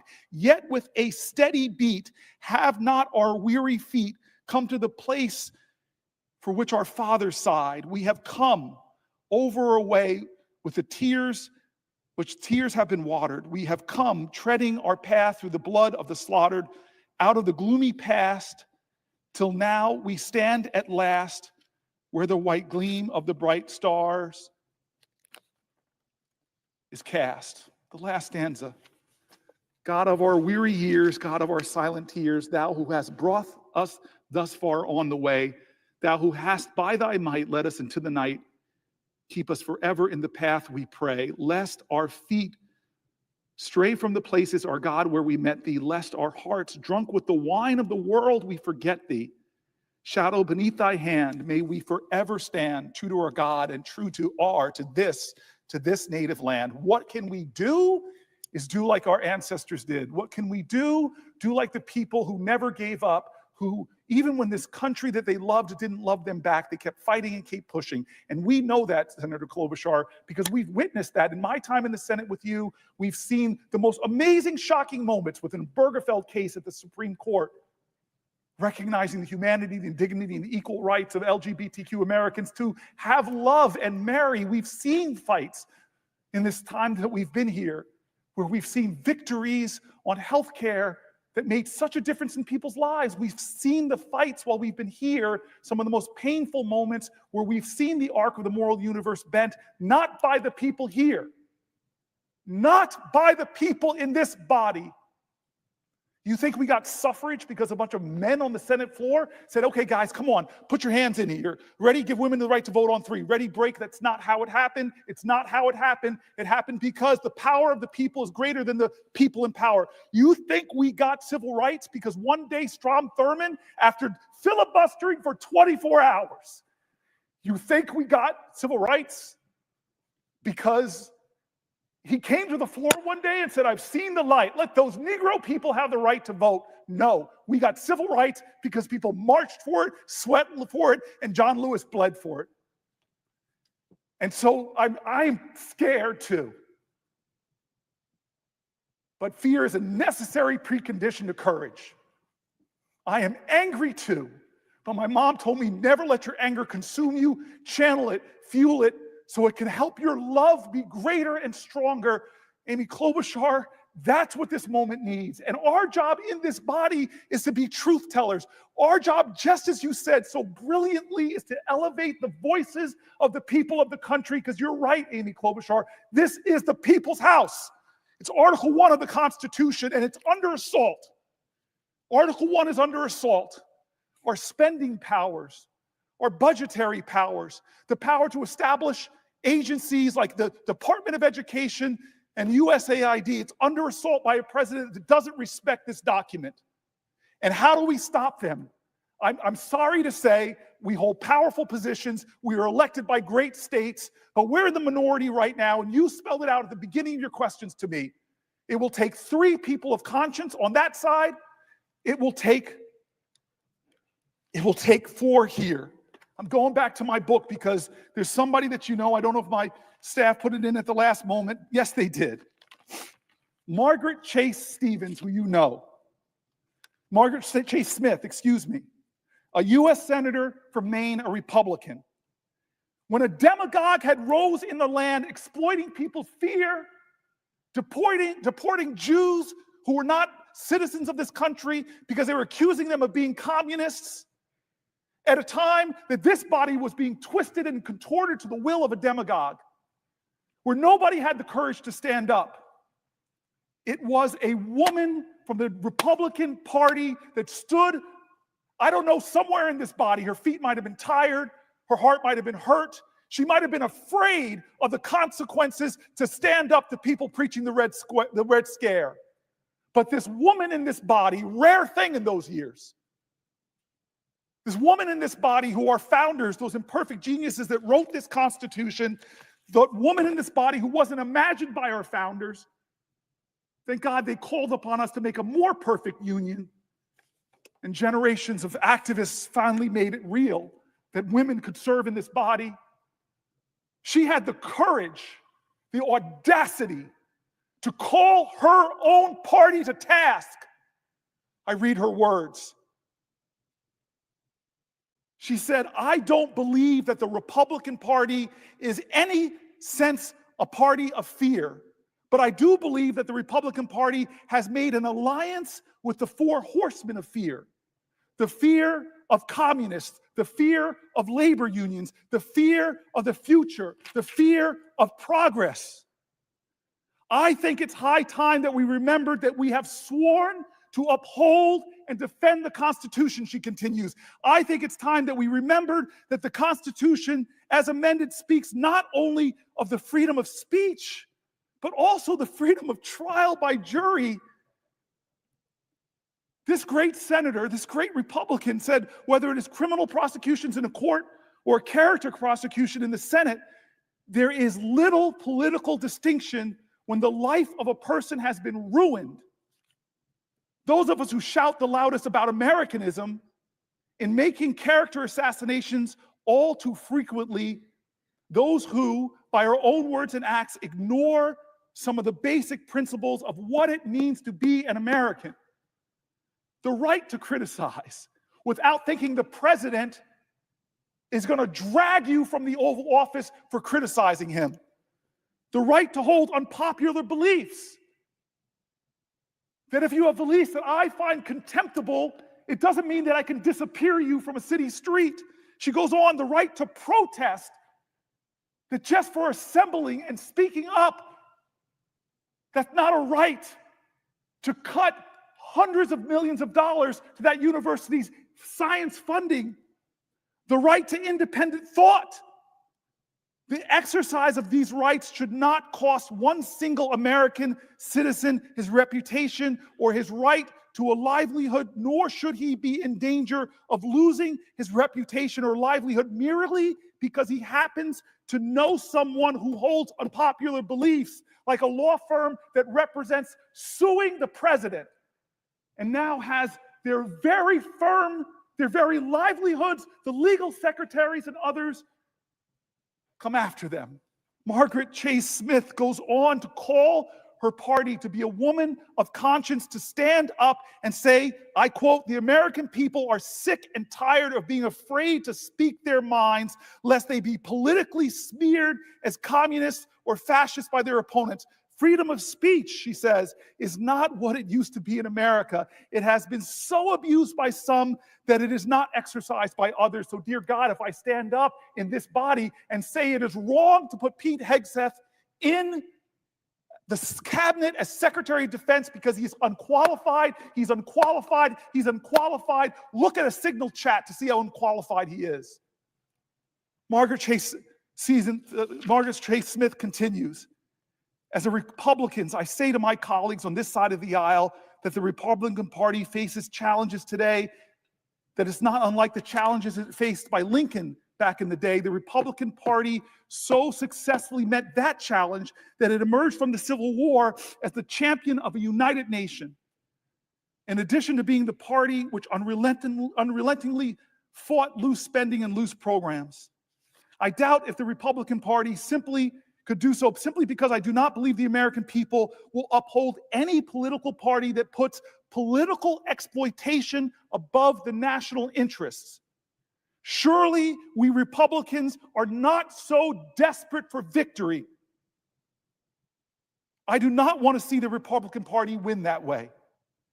While it might be a fleeting victory for the Republican Party, it would be a more lasting defeat for the American people," she says.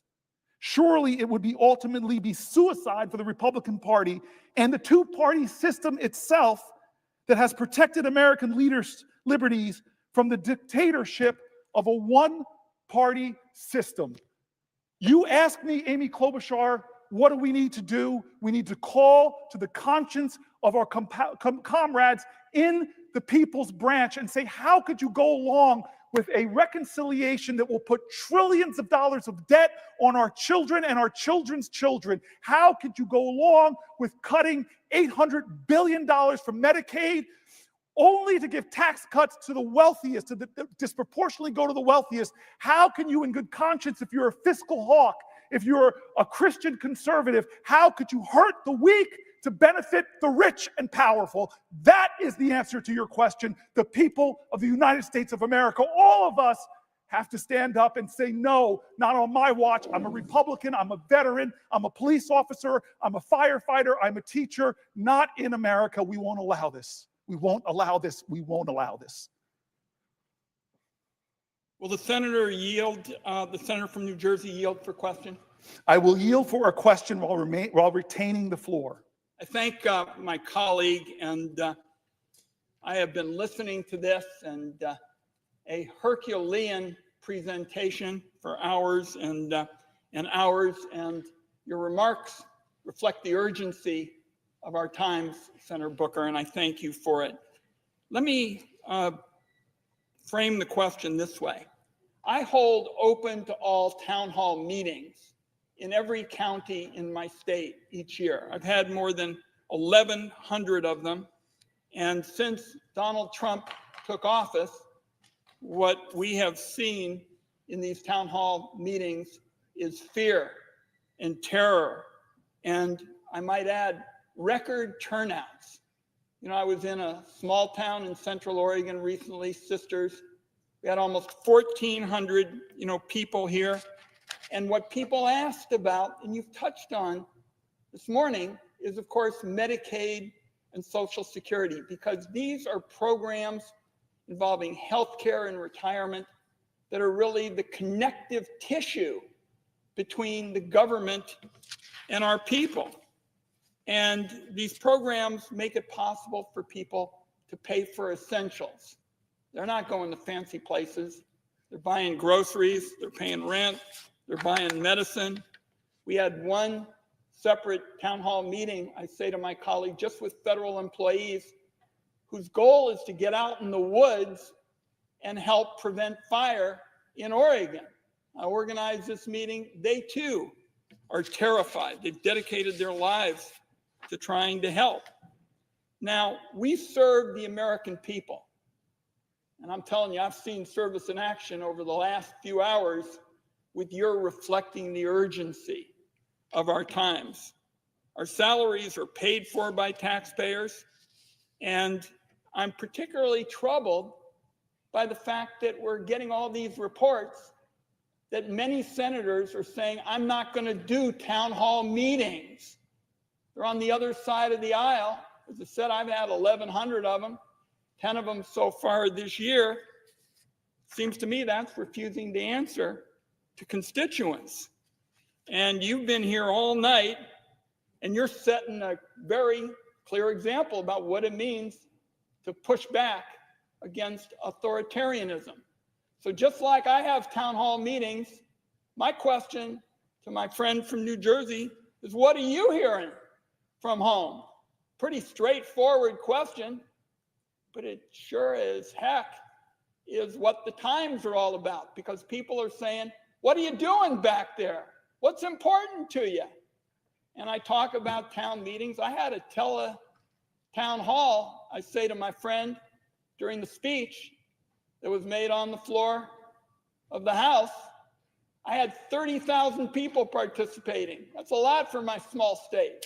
So I know what I'm doing, and I think the American people would like to hear a bit about what my colleague is hearing from his state and why it's so important that he's out here mopping his brow today, trying to stay on his feet, making the case for the urgency of our time. What are you hearing? Thank you, Senator. I'm hearing a lot of fear, a lot of anger. I'm hearing heads of hospitals say that this is outrageous, the threats to our hospitals in New Jersey. I'm hearing heads of critical health services tell me what the Medicaid cuts will mean to their organizations. I'm hearing from Catholic priests that are doing extraordinary things in service of their communities. I'm hearing from citizens who are veterans who got fired from their jobs. I'm hearing from people, as I read letters from people who work in the Social Security agency, and what the chaos that's been created and the lack of the deteriorating service to seniors. I've heard from seniors who are terrified about what's being done to Social Security and how it might affect their lives. I'm hearing demands from our constituents, people demanding, Senator, that we do something about the outrages they're seeing.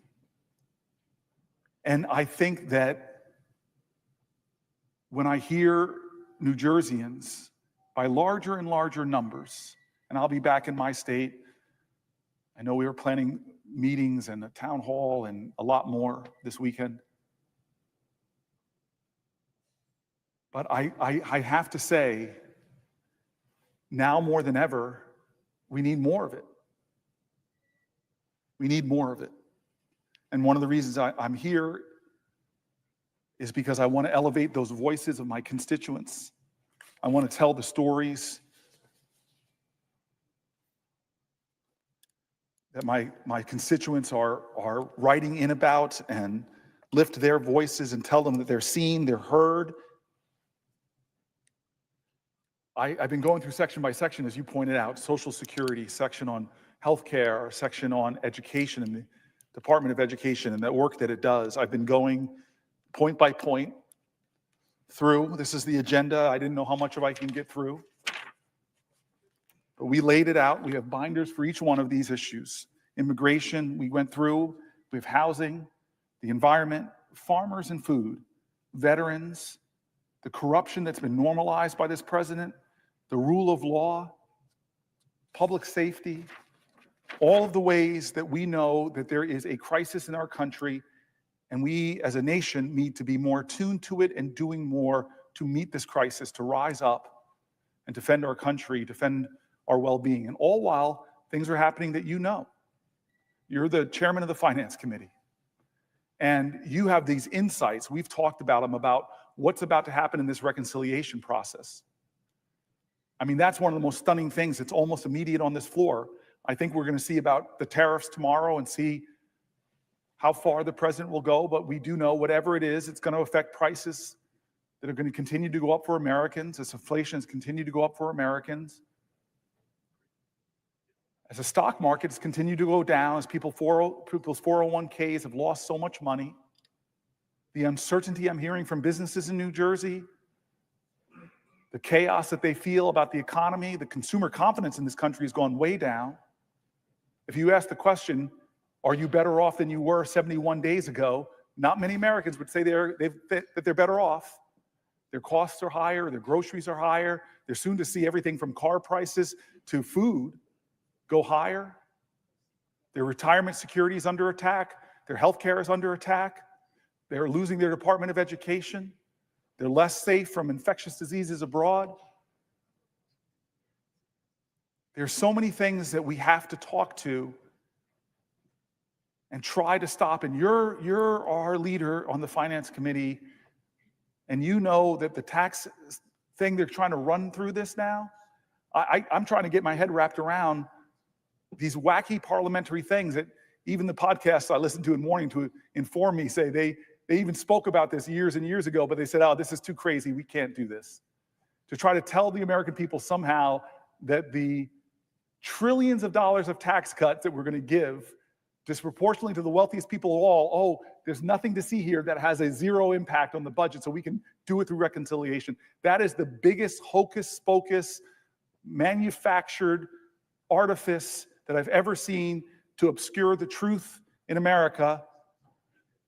That what the Republicans are trying to do is cut massively into health care for Americans in order to give tax cuts to the wealthiest, disproportionately to the wealthiest who don't need it, and to drive up the deficits, making our children and our children's children have a more dangerous economy and higher debt payments to make, debt payments that will skyrocket higher than any expense the government makes. We are literally about to see something go through reconciliation that threatens to sacrifice our children's future so that the richest of the rich can get richer. And so I know there's a lot of people who are angry, who are worried, who are feeling overwhelmed, who are struggling to make ends meet, but I know of only one way to do this, and I'm trying to do it myself, is to do things differently, to stand up, to speak up, to not act like this is just normal in our country. There's not a president from Eisenhower to Reagan to Bush on the Republican side that could ever imagine a day where in a UN vote, we side with Russia and China against the Western democracies that we saved in World War II, that we stormed beaches of Normandy for, that we did the Berlin airlift for, that we did the Marshall Plan for. We designed the world order, and now we're turning our back on it. We designed the rules-based world order, and we're turning our back on those organizations. From trashing NATO to getting out of the World Health Organization to getting out of the group of countries coming together to deal with climate change. We're not leading the planet Earth anymore. Our allies are saying openly they can't trust us. The quotes are unbelievable by our allies.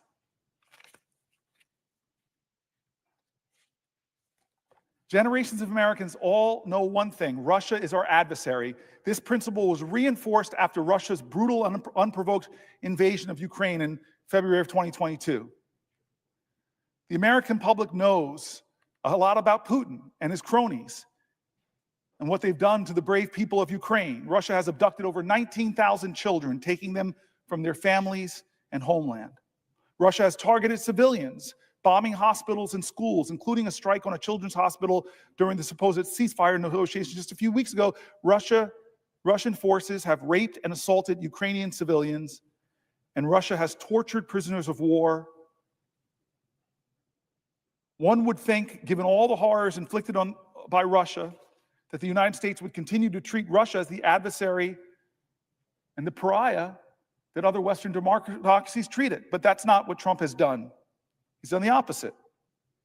On the third anniversary of Russia's unprovoked invasion of Ukraine, the Trump administration joined Russia and North Korea in voting against a UN resolution condemning the invasion that has killed over 12,000 Ukrainian civilians and injured 30,000. Imagine that. I had the foreign minister of a great ally in NATO in my office looking at me and saying, basically, what the heck? My friend Chris Murphy on the floor, we sit close to each other. He's further up the dais than me in foreign relations, and this stuff is insanity. Here's NBC News. President Donald Trump has said Ukraine, not Russia, started the war. He called Ukrainian President Vladimir Zelensky, not Vladimir Putin. He called Zelensky a dictator. Meanwhile, Trump's administration is standing down on a suite of tough anti-Kremlin policies.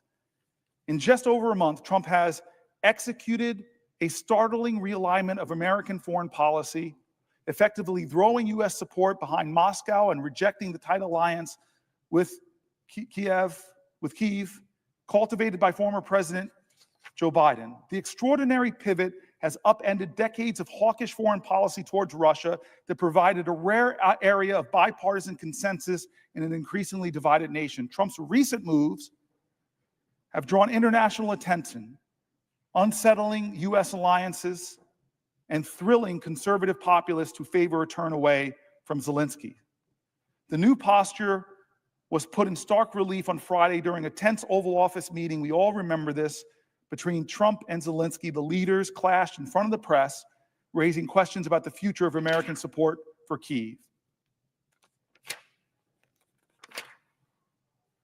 Alliances and partners around the world are our biggest strength against any U.S. adversary or competitor, from China to Russia to Iran to North Korea. We are the strongest nation on the planet Earth, but our strength is multiplied and magnified when we stand in alliance with those nations that share our values and are bonded to us and are committed to us. In fact, the only time Article 5 in the United Nations, that article that says that if one person in NATO is attacked, everyone is attacked, and they all join together, that one time it happened was 9/11, when our NATO allies stood up with America.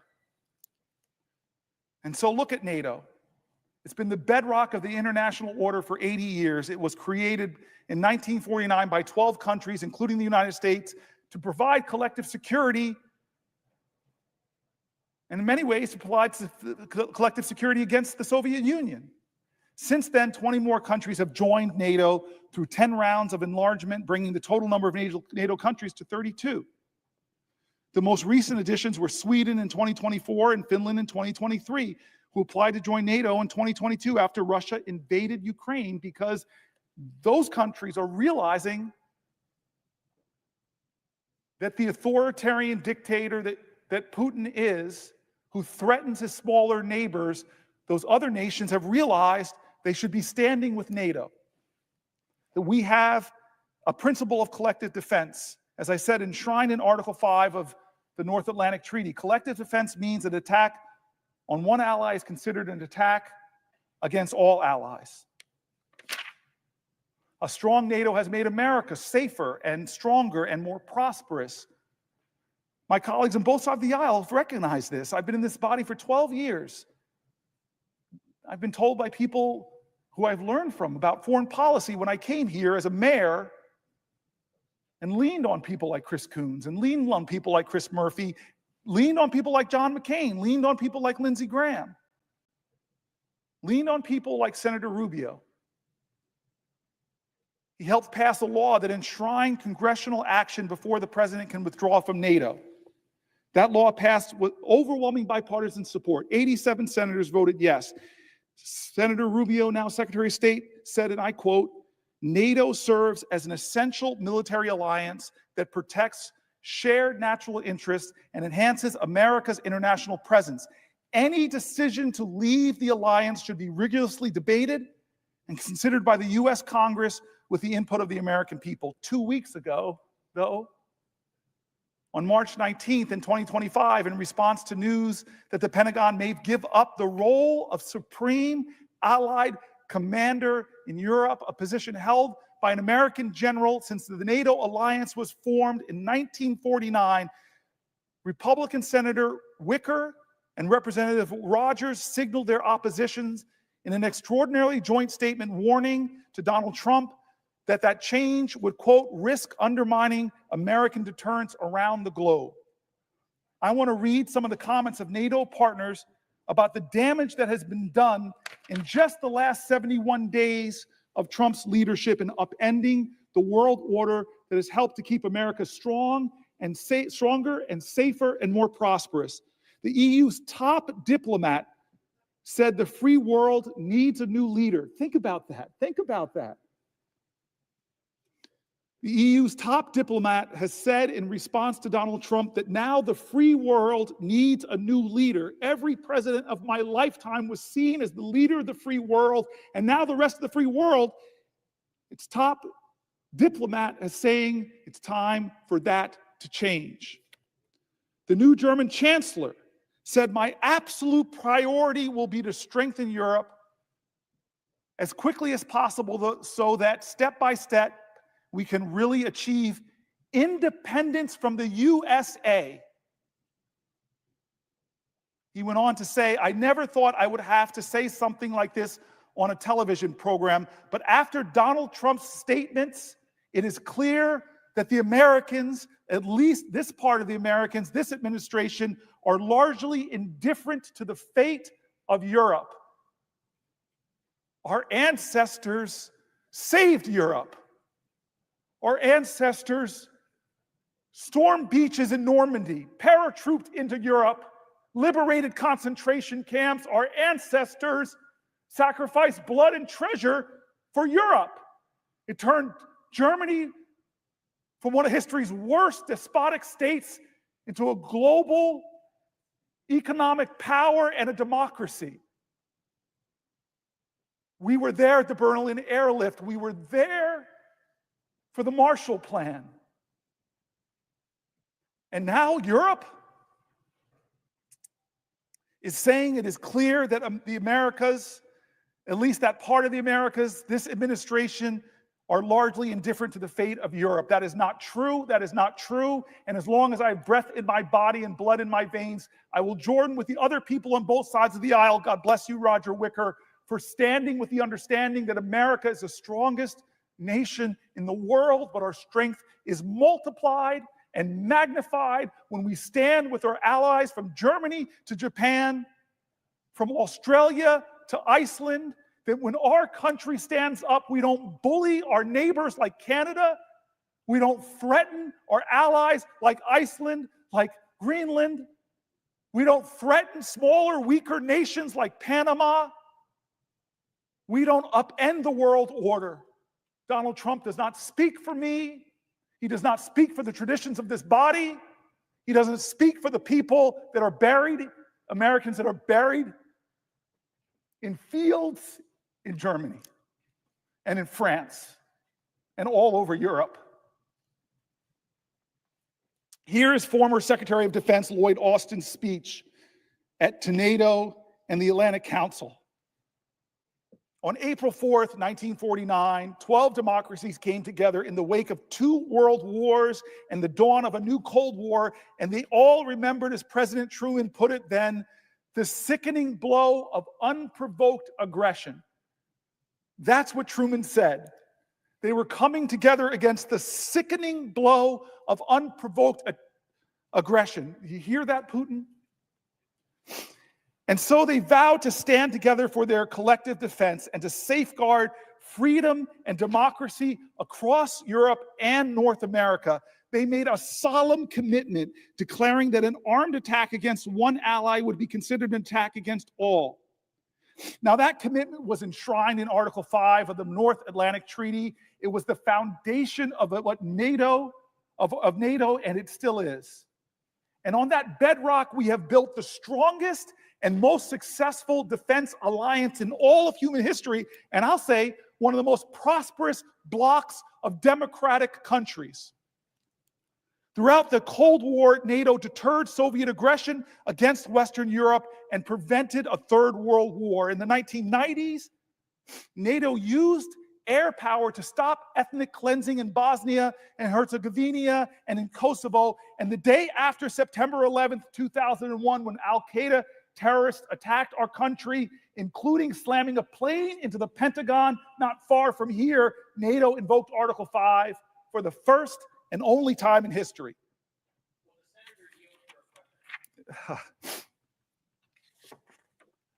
I yield for a question while retaining the floor. I yield to one of my best friends in the Senate. I yield to one of the smartest guys I know.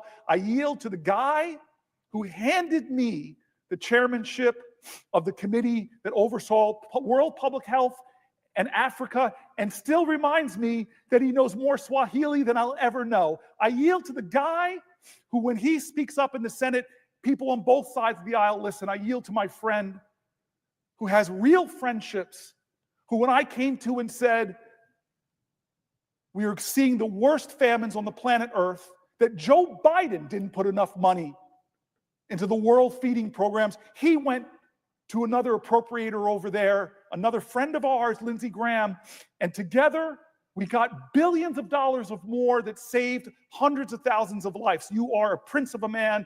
You are my friend. You are somebody that is a hero who folks don't know their name in the countries that you have affected with your strength on foreign policy. Dear God, my friend, I yield the floor for a question while retaining the floor. I asked my friend. Excuse me, I'm going to say that correctly. I yield for a question while retaining the floor. I do not yield the floor. I asked my friend and colleague from New Jersey if he is familiar with Psalm 30, verse 5. Not at this moment. I offer to repeat it because I think it speaks to this moment. Weeping may endure for a night, but joy comes in the morning. This is a holy month. It is the month of Lent. It is the month of Ramadan. It is the period of reflection preceding Passover. And my question to my colleague is rooted in a scripture in the Torah, in the Psalms, forgive me, known to both of us, one widely engaged in these days. Weeping may endure for a night, but joy comes in the morning. This is a reminder both of the possibility of redemption, of the urgency of hope, and of your night-long sacrifice on this floor. Let me ask, if I might, two more questions of my friend and colleague.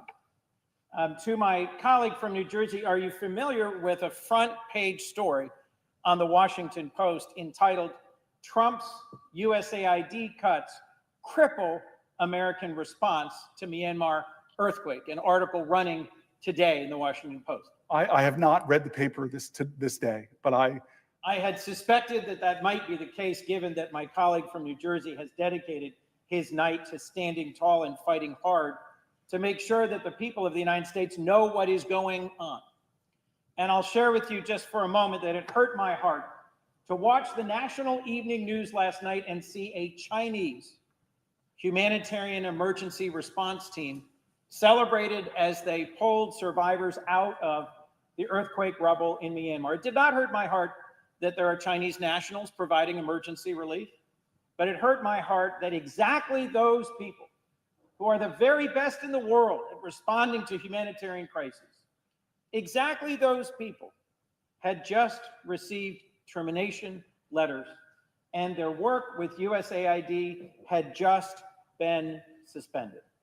Normally, in every humanitarian crisis I've known in my lifetime, the first in are the men and women of USAID and the U.S. Armed Forces. Whether a tsunami, a tornado, wildfires, or an earthquake, we had world-leading humanitarian response capabilities. And I think it is a tragedy that we have not. I think it is a tragedy, and it is reflected in both this article that I've asked my colleague about and in the response of the world, that we have created an enormous opening for the PRC to come in and do what we previously did so well. Let me ask another question, if I might, of my colleague.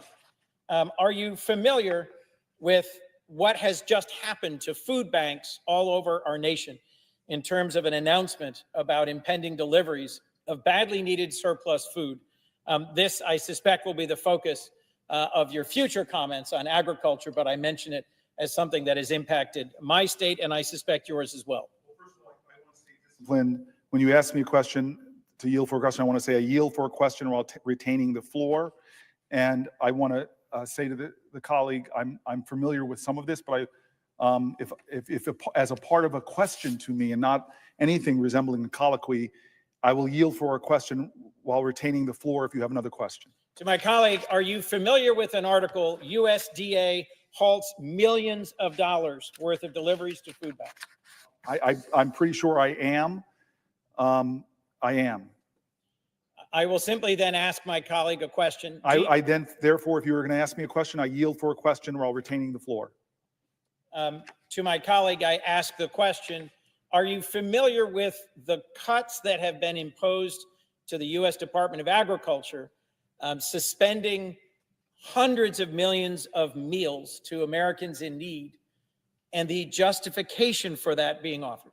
I am familiar. I've mentioned it earlier in this last 15 hours. So thank you. Last question. I yield for a question while retaining the floor. To my colleague from New Jersey, I ask the question, are you familiar with when, whether, and why NATO has invoked Article 5 and how the service and the sacrifice that followed reinforces exactly the point I believe my colleague was beginning to speak to, which is the common cause and the common purpose shown by all of our NATO allies in America's greatest moment of need in recent decades after the attacks of 9/11. I am very familiar with that.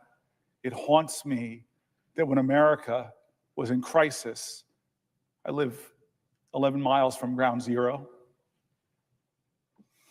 And to my colleague, are you aware which of our European NATO allies lost per capita the highest number of their soldiers in combat serving alongside American service members?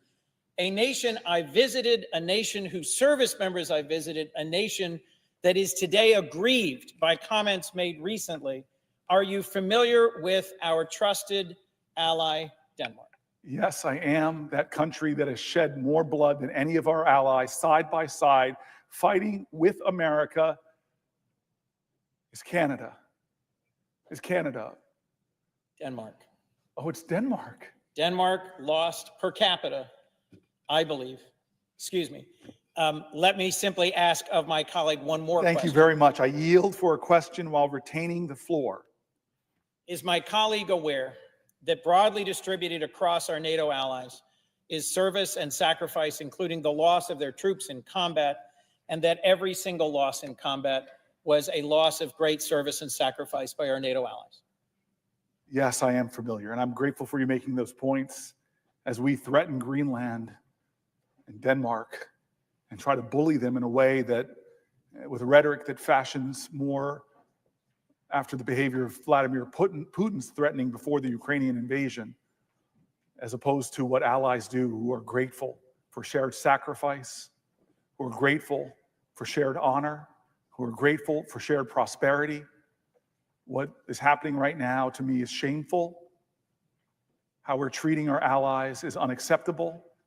And the tariffs that will be imposed will indeed hurt Canada and other NATO allies, but they will hurt us in the long run more, not only in the immediacy of the driving up of prices for Americans, what the president is doing as he turns his back on Republican traditions and American and Democratic traditions.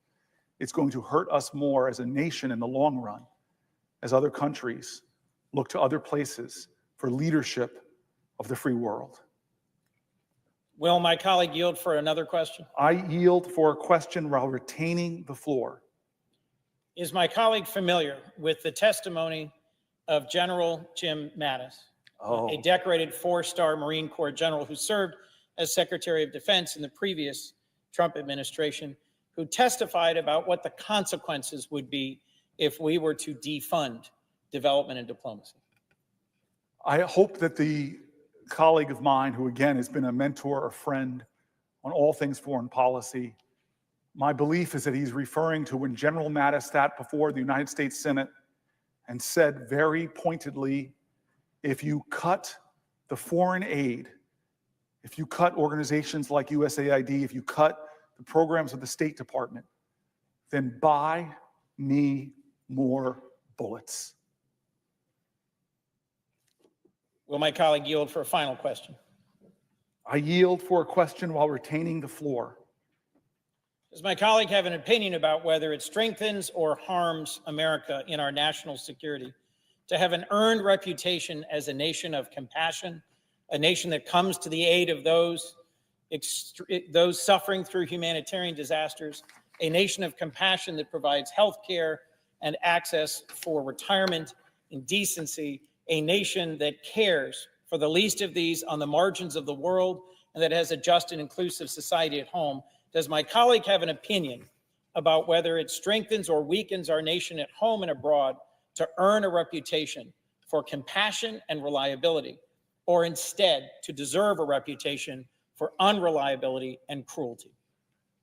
So this is the powerful thing about my friend, who I went with on my first trip to the continent of Africa as a senator.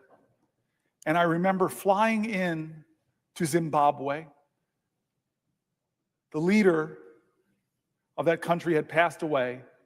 And you always correct me on my pronunciation, so I'm going to try my best. Mnangagwa. Mnangagwa, yes. Mnangagwa, thank you, sir. The alligator, it was his reputation, had taken over as his leadership. And we, this bipartisan merry group of senators, were going there to sit in a unified, bipartisan way and say to this new leader, you need to honor democratic principles. You need to honor free and fair elections. That we want to be your partner. We want to be your friend. But it's time for a new, peaceful, democratic Zimbabwe. And as we landed, I don't know if you remember, he was landing too in the airport, and he was coming from China. He was coming from China, who has different values than we have. In fact, you and I both see now all over the continent of Africa a competition. We come with USAID, we come with PEPFAR, we come with a program called AGOA, helping with economic development. We come with scientists that stand in the breach against the worst infectious diseases. One of the most courageous things I saw Chris Coons do in my life was when the Ebola scare was happening about 8 years ago, and was starting to show up on our shores. You did something that people were afraid to do. You went to Africa to visit with the people from our country that are there fighting Ebola. You had to come in quarantine when you came back to make sure you didn't have it. It was amazing because you were going there to say to the world, I, Chris Coons, Senator for Delaware, here, but America is here.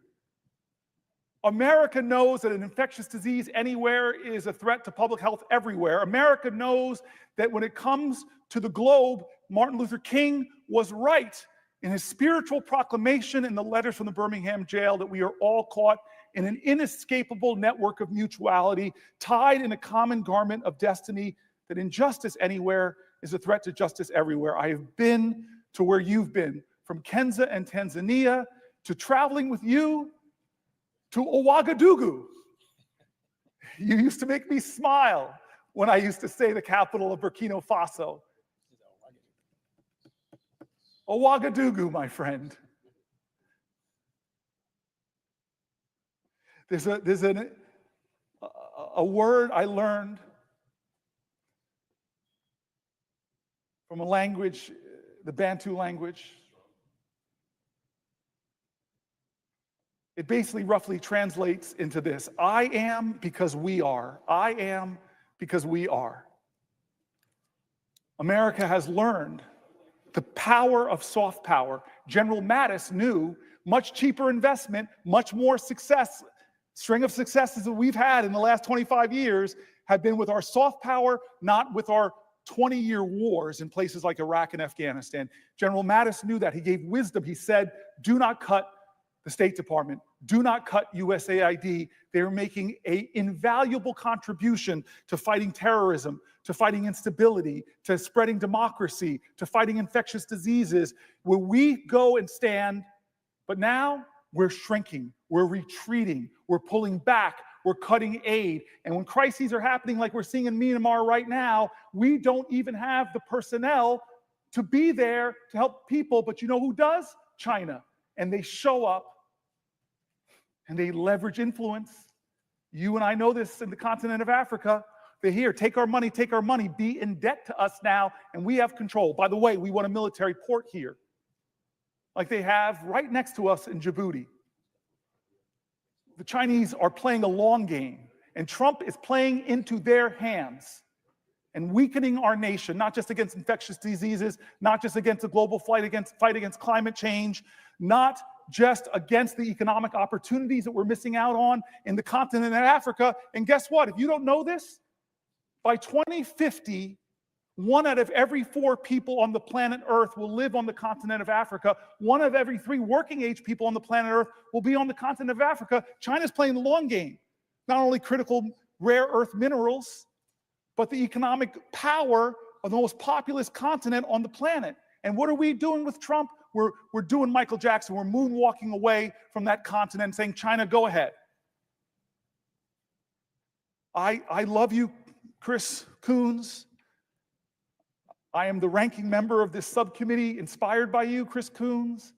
And the work that you and me and Lindsey Graham and John McCain did over the last 10 years is being swept away as our allies are saying frightening things that they have to look elsewhere for leadership and not to the people that saved the free world. It is a shame that we're doing to my grandparents' generation. With my grandmother with her war bonds and her victory garden, and my grandfather building bombers at the Willow Run bomber plant in Michigan. All the country came together and sacrificed for the war effort. We saved Europe. We bled and died on that European continent. There are, and you've seen them, these fields of crosses, and you see some stars of David, and you see some Muslim graves. You see it all. Our American boys died. And yet we still invested in that continent. We still invested with the Marshall Plan. We still invested with the Berlin Airlift. We still stood up to communism. And a great Republican president stood up in front of a Russian autocratic leader and said, Gorbachev, tear down this wall. And what is Trump going to be remembered for? I really love Vladimir Putin. Zelensky's a dictator. You're my friend. You and I both visit VA halls. And occasionally we meet a World War II veteran. In my state, there are some incredible men that still wear their hat. And if they can, they stand with pride. They are called the greatest generation. And what are we doing to their legacy? What are we doing to their legacy, Chris Coons? I'm going to keep talking unless somebody wants to say, will the senator yield for a question? Will the senator yield for a question? I yield for a question while retaining the floor. First of all, thank you so much for what you are doing, Senator Booker. You are drawing our nation's attention to what Donald Trump and Elon Musk and Doge are seeking to do to our country, especially the most vulnerable in our society. And you, Senator Booker, you have been a champion for the poor, for the sick, for the disabled, for those most in need throughout your entire life. That is who you are. You are absolutely a champion for those who need help the most. So as we look at what Donald Trump is proposing to destroy the Department of Education, just to level it, knowing that Title I money goes to the poorest children in Newark, in Boston, so that they can have as close to an equal footing as is possible so that they too can compete to ensure they enjoy the American dream. To got Medicaid, knowing that there's 338,000 people just in Massachusetts alone who are on disabilities, who need Medicaid in order to deal with those afflictions which their families need a little bit of help to deal with. To begin a process of saying that Social Security is a Ponzi scheme, Yes. and knowing that ultimately they need the billions of dollars for the tax breaks for millionaires and billionaires. And they have to get it out of education. They have to get it out of Medicaid. They have to get it out of veterans benefits.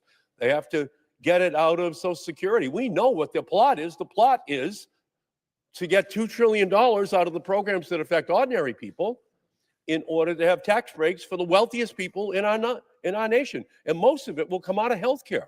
It'll come out of Medicaid, ultimately out of Medicare, out of the Affordable Care Act, out of veterans benefits, healthcare, healthcare, healthcare, healthcare for every family, for the wealthiest in our society who don't need a tax break. The one thing they don't need right now is a tax break, especially when Elon Musk and Jeff Bezos and Jeff Zuckerberg now control more wealth than the bottom 50% of our nation combined. Did they really need a tax break?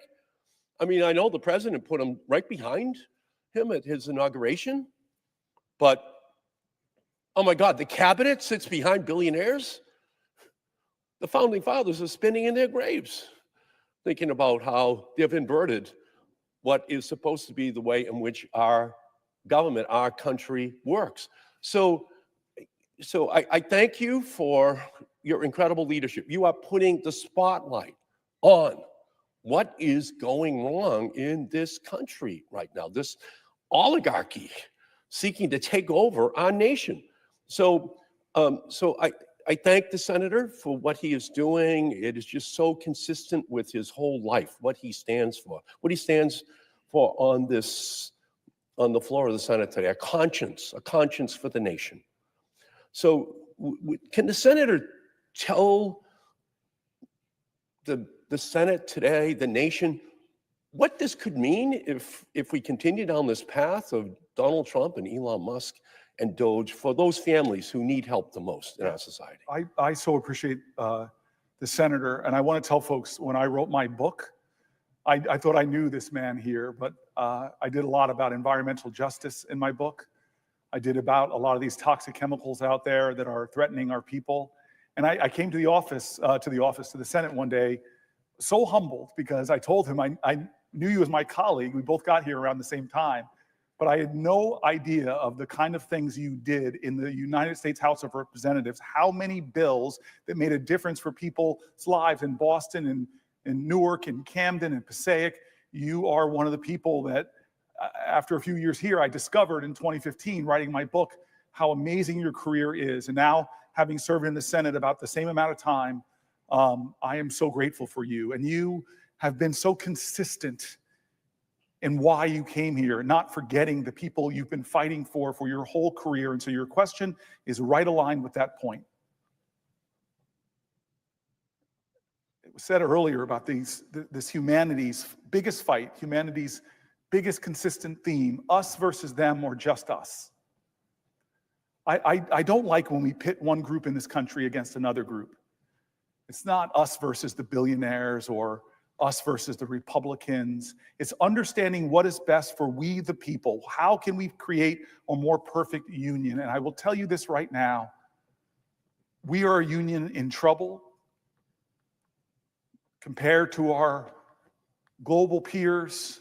We have higher disease rates, higher diabetes rates, higher cancer rates, higher maternal mortality rates, higher premature birth rates, higher infant mortality rates. There are so many things going on in this country that should not go on. But yet we are a nation of utter abundance. We are a nation of incredible wealth and resources. And we've proven in our past to be a nation of incredible vision. And that's why I don't understand why we are playing so small, why we have a president that is playing so small.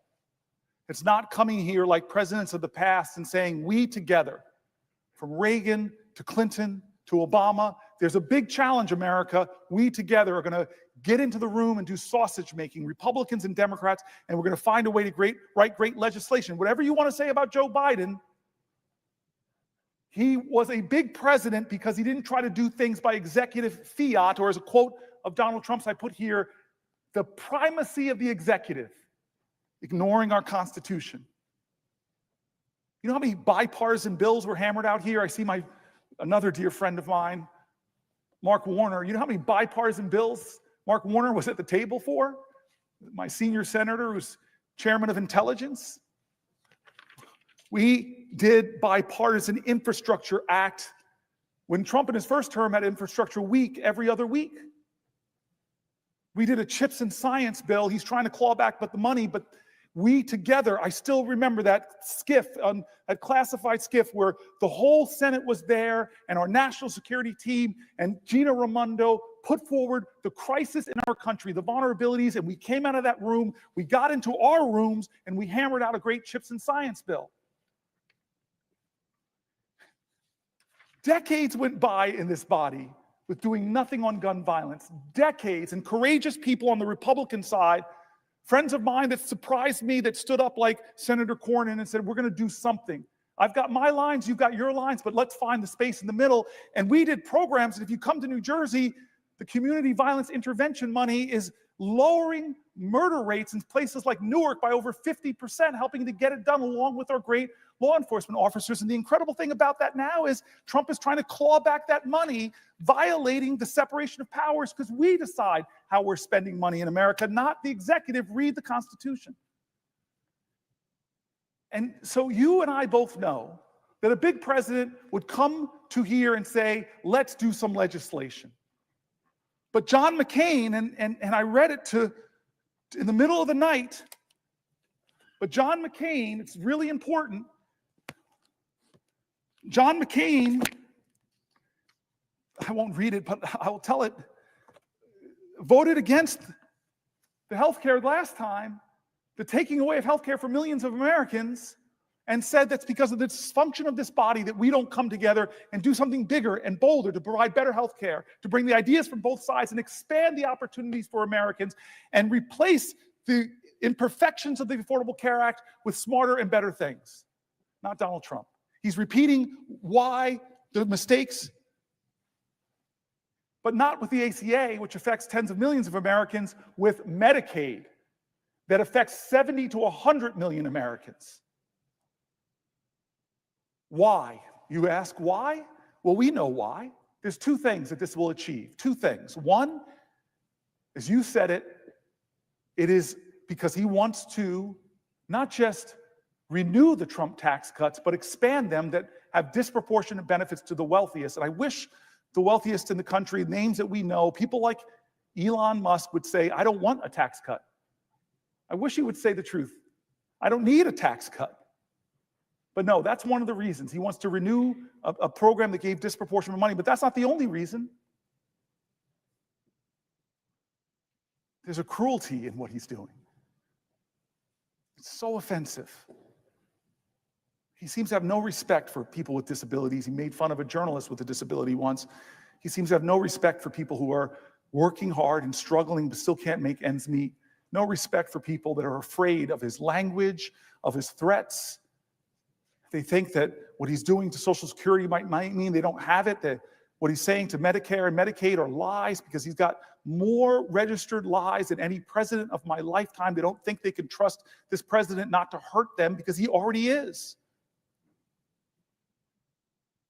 And so I was told by my parents what defines you as a person is not what happens to you, but how you choose to respond. What happens to us as a nation is not what happens to us. They can bomb us from Pearl Harbor to attack us at 9/11. The American character was defined by how we responded to those crises. And yes, there have been major political crises before, but we responded by bending the arc of our nation more towards justice, taking care of more and more people, saying that we belong to each other in America. It is we the people. It is we the people. I see the standing of my friend, Mark Warner. I don't know if he has a question, but I know what I'm told to say if he asks me to yield for a question. Will the senator yield for a question? I yield for a question while retaining the floor. Well, Mr. President, let me join my friend and colleague from Massachusetts. One, to celebrate the senator from New Jersey's endurance, his willingness to continue to make this case in as clear terms as possible. Not having been here last night at 6:30, I do wonder when he started this speechathon at 6:30, whether the bob and the weave and the move was quite as strong, or was he firmly attached to the podium. The fact that you are going on more than 12 hours now and look like you've got hours ahead and hours before you sleep, and knowing that there are other members who've got a question, including the majority leader. I just want to be brief with mine. You've talked a lot with great passion about the damage done domestically. As chairman of the Intelligence Committee, now vice chairman, I have been aghast at the sloppiness of this administration time after time after time in terms of their treatment of classified information. First 2 weeks of the administration, strangely, a couple hundred CIA agents' identities were revealed on a non-classified chain. These probationary employees, means new employees, the American government had spent a couple $100,000 on each of them. You got to get a security clearance, you got to get them trained. Unfortunately, these folks can't deploy abroad. They can't deploy undercover because their names were carelessly put on an unsecured channel. If you say, well, that was just a one-off. Well, what about a week or so later, the Doge boys, they print a whole list of federal properties that should be for sale. They quickly take it down a few hours later, realizing they once again have screwed up. But in putting up that list, they put on classified dark sites that the American government, again, spends millions of dollars to protect. Or more recently as well, the Doge boys, either ignorantly or maliciously, either one just plain stupid, put out the list of a classified agency, its budget, total head count, again, all classified information. And Senator, one thing I can tell you, and I know you know this as well, if this had happened to a line intelligence officer or a line military officer, there'd be no question. Your butt would be fired. Matter of fact, we got information yesterday, there had been a DHS employee who had inadvertently put a journalist on a chat line. Guess what happened? The guy's fired. So when it came to this incident, now called Signalgate, or Signalgate fiasco, where you've got the leading members of this administration debating where and how we should bomb the Houthis, including specific information of who will be hit and when. Senator Booker, I was down in Hampton Roads this week, and these were the communities that surround the Norfolk Naval Station. Norfolk Naval Station is where the Truman the aircraft carrier has been deployed from. It is the aircraft carrier that the flights that attacked the Houthis flew off of. I can tell you one thing, Senator Booker, these people were pissed off that there'd been this level of carelessness about their loved ones that if it gotten in the wrong hands, would have cost American lives. So, Senator Booker, as you put down the litanies of all of the challenges that have been raised by this administration, I'll ask you a simple question. Do you agree that this pattern, not one-off, pattern of sloppiness endangers our national security? Yes, absolutely, yes. I love that you gave that litany, Senator. I have benefited from your leadership on the Intel Committee. You are one of the people that when things go down on the planet Earth, you're one of the small handful of people with the highest security clearance here, before rank and file senators do. And we've had so many conversations about threat matrices and what our enemies are doing. You've sent me to the SCIF and say, I can't talk to you about this. Go down in the SCIF and ask for the information and help me to fill out my understanding of national security threats. I am stunned by this president. All that I've read in the SCIFs about what Russia is doing to this country, I am stunned and angry by this president and what he is doing to us by cozying up to Putin and turning his back on our allies. But the sloppiness, the unqualified leaders that he's put in place, it has caused us to be more at risk. And the signal gate, you said it. If that had happened under any other president, Republican or Democrat, whoever controlled the Senate would have hearings. They would want to know, was this pattern in practice? Did these signal conversations happen before and we only know about this one because it's somehow you pulled in a journalist? Well, that's a violation of the law because they're disappearing messages. We're destroying government documents that the executive branch has a legal obligation. And the classified materials, putting it out there, first saying, oh, there was nothing classified about that, lying. And then they put out the actual, said, okay, if there's nothing classified, they released the whole thing. And to the wisdom of people like you, and again, more wisdom and experience at Intel than me, it's clearly that was sensitive, probably classified, but we should be having hearings and accountability. I keep going back to how this document is being undermined and attacked by this president. And one of the powers and responsibilities that we swore to uphold, every one of us swore to uphold this, was that we are to be a check on the administration. Before I yield to the next question from Senator Schumer, I want to talk about Senator Schumer. I just want to say something, get it off my chest. Senator Murphy, we've passed the 15-hour mark. I want to thank Senator Murphy in particular because he's been with me the whole night. He hasn't left my side. And in some ways, the debt's repaid. We passed 15 hours because we called Chuck Schumer 9 years ago. 9 years ago. I remember exactly where I was standing when three of us were on the phone and we asked Chuck to help us for you to take the floor right down there and do a filibuster. We didn't know how long it was going to last, but I committed to you that I would be your aide de camp. 15 hours you stood, Chris Murphy, saying that this nation shouldn't do business as usual for the Pulse massacre. And the leader of the Senate 9 years ago said, I support you guys, go ahead. And so one of the first people I called, Senator Schumer, and talked to about this actually was Murphy. And he did full circle for me and has been with me the whole 15 hours. His debt is paid, but I got fuel in the tank, man. And the only reason you stopped wasn't because you couldn't go on anymore. It was because we got a concession from Mitch McConnell. We got a concession to get 2 votes on common sense gun safety that Republicans had put forward, like universal background checks in the past, but we lost that vote. But in both occasions, 9 years apart, once where Murphy was the principal, and now here we had a leader that said, yeah, how can I help?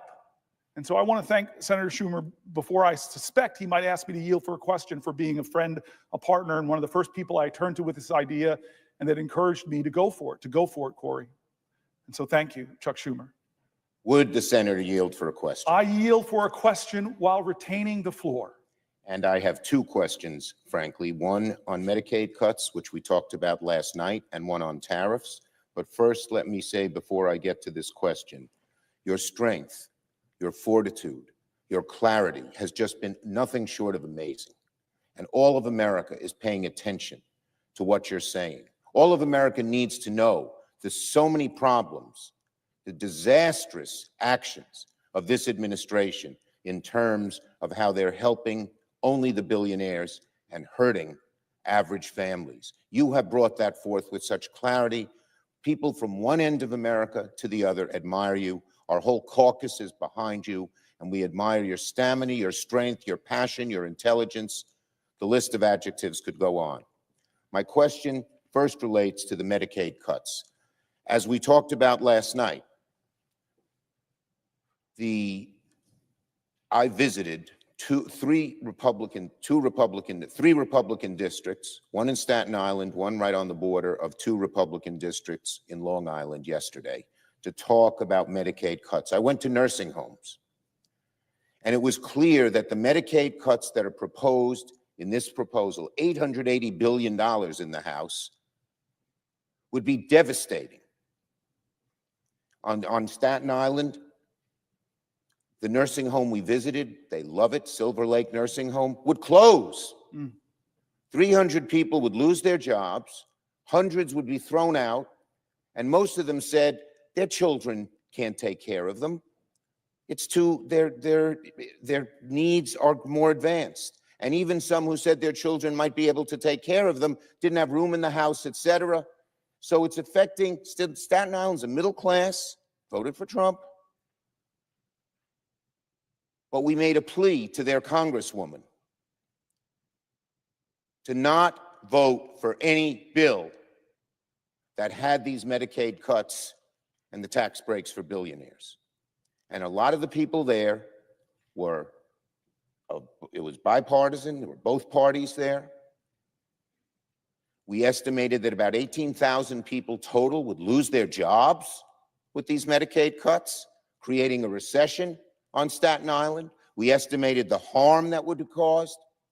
And so this was devastating. Same thing on Long Island. Again, Republican areas with Republican Congress people who hold the balance. If those three Congress people alone would say, I'm not voting for a bill that cuts Medicaid to give tax breaks for the billionaires, the bill would fail. So, and I know that you in New Jersey and my colleagues in Massachusetts, Connecticut, and elsewhere are doing the same thing, congressmen and senators, and I've talked to Leader Jeffries, and he's doing the same with his folks. So my question to you is very simple. If these people in New Jersey, in New York, across America, are kicked out of nursing homes, of assisted living facilities, of healthcare facilities, what would they do? How could they? And how does the senator, with his passion and everything else, feel when the only reason they're doing this is give tax breaks to the wealthiest of Americans? Would you please answer my question, sir? Yes, I will, Leader Schumer. I earlier, or late last night rather, I read dozens and dozens and dozens of letters from terrified people. The stories were heartbreaking as people rendered their pride and gave us insights into the more painful aspects of their lives. I got emotional over one about a person talking about being diagnosed with Parkinson's and know that the disease we get more and more debilitating, like I saw with my father, and demand more and more help. And she was paranoid that the burden on her family, that they couldn't afford it. I had this one amazing letter about a person that said they were the sandwich generation, two 90-something-year-old parents they were taking care of, and two adult men, children with disabilities. And for all of these people, like you saw in the nursing homes, Medicaid wasn't a plus or some kind of abundance heaped upon their lives. It helped them keep the fragile financial world they were living in stable. And then not just an $880 billion cut, Senator Schumer, but even just a half of that or a quarter of that would cut services that would pull apart their whole lives, their ability to care for their loved ones, their ability to still work. One person just said, just the transportation we get through Medicaid for my disabled child is the link that holds it all together. And callously and cruelly, they're talking about this, not in any kind of insightful way, not any kind of, well, here's we can make it more efficient and actually help keep, none of that kind of thought or logic of bringing in experts, because we read page after page after page of rural hospital leaders, of urban hospital leaders, and more and more and more. So your question is clearly that it is this crazy scheme right now to expand the Trump tax cuts that overwhelmingly disproportionately go to the wealthiest of us in America who need not our help, that would still yet expand the deficit by trillions of dollars, which means your children, and I know how proud of a grandfather you are, your grandchildren would have to pay for that debt. They're stealing from your grandchildren so that the wealthiest amongst us could get bigger tax cuts, and at the same time taking away medical coverage from the most vulnerable. What is that? It's not who we are. It's not who we are, America. And as much as people, thousands descended on this to save the ACA, Medicaid affects millions and millions of more people. Wake up. They're coming after a vital program for American expectant mothers, for American children, for American disabled, for the seniors like the ones you visited. No, I have one more thing to get off my chest, sir, and this is a little lighter. You heaped so many kind things on me. I don't know if you realize that never before in the history of America has a man from Brooklyn said so many complimentary things about a man from Newark. But I would remind my colleague that we are both New York Giants fans. Who play where? In New Jersey. This is not a colloquy. I hold the floor. I do not yield. Brooklyn stole the Nets. It's an injustice from Newark. They stole the Nets. I do not yield the floor for a rebuttal. And the Giants and the Jets play in New Jersey. There's only one football team in New York, and that's the Bills.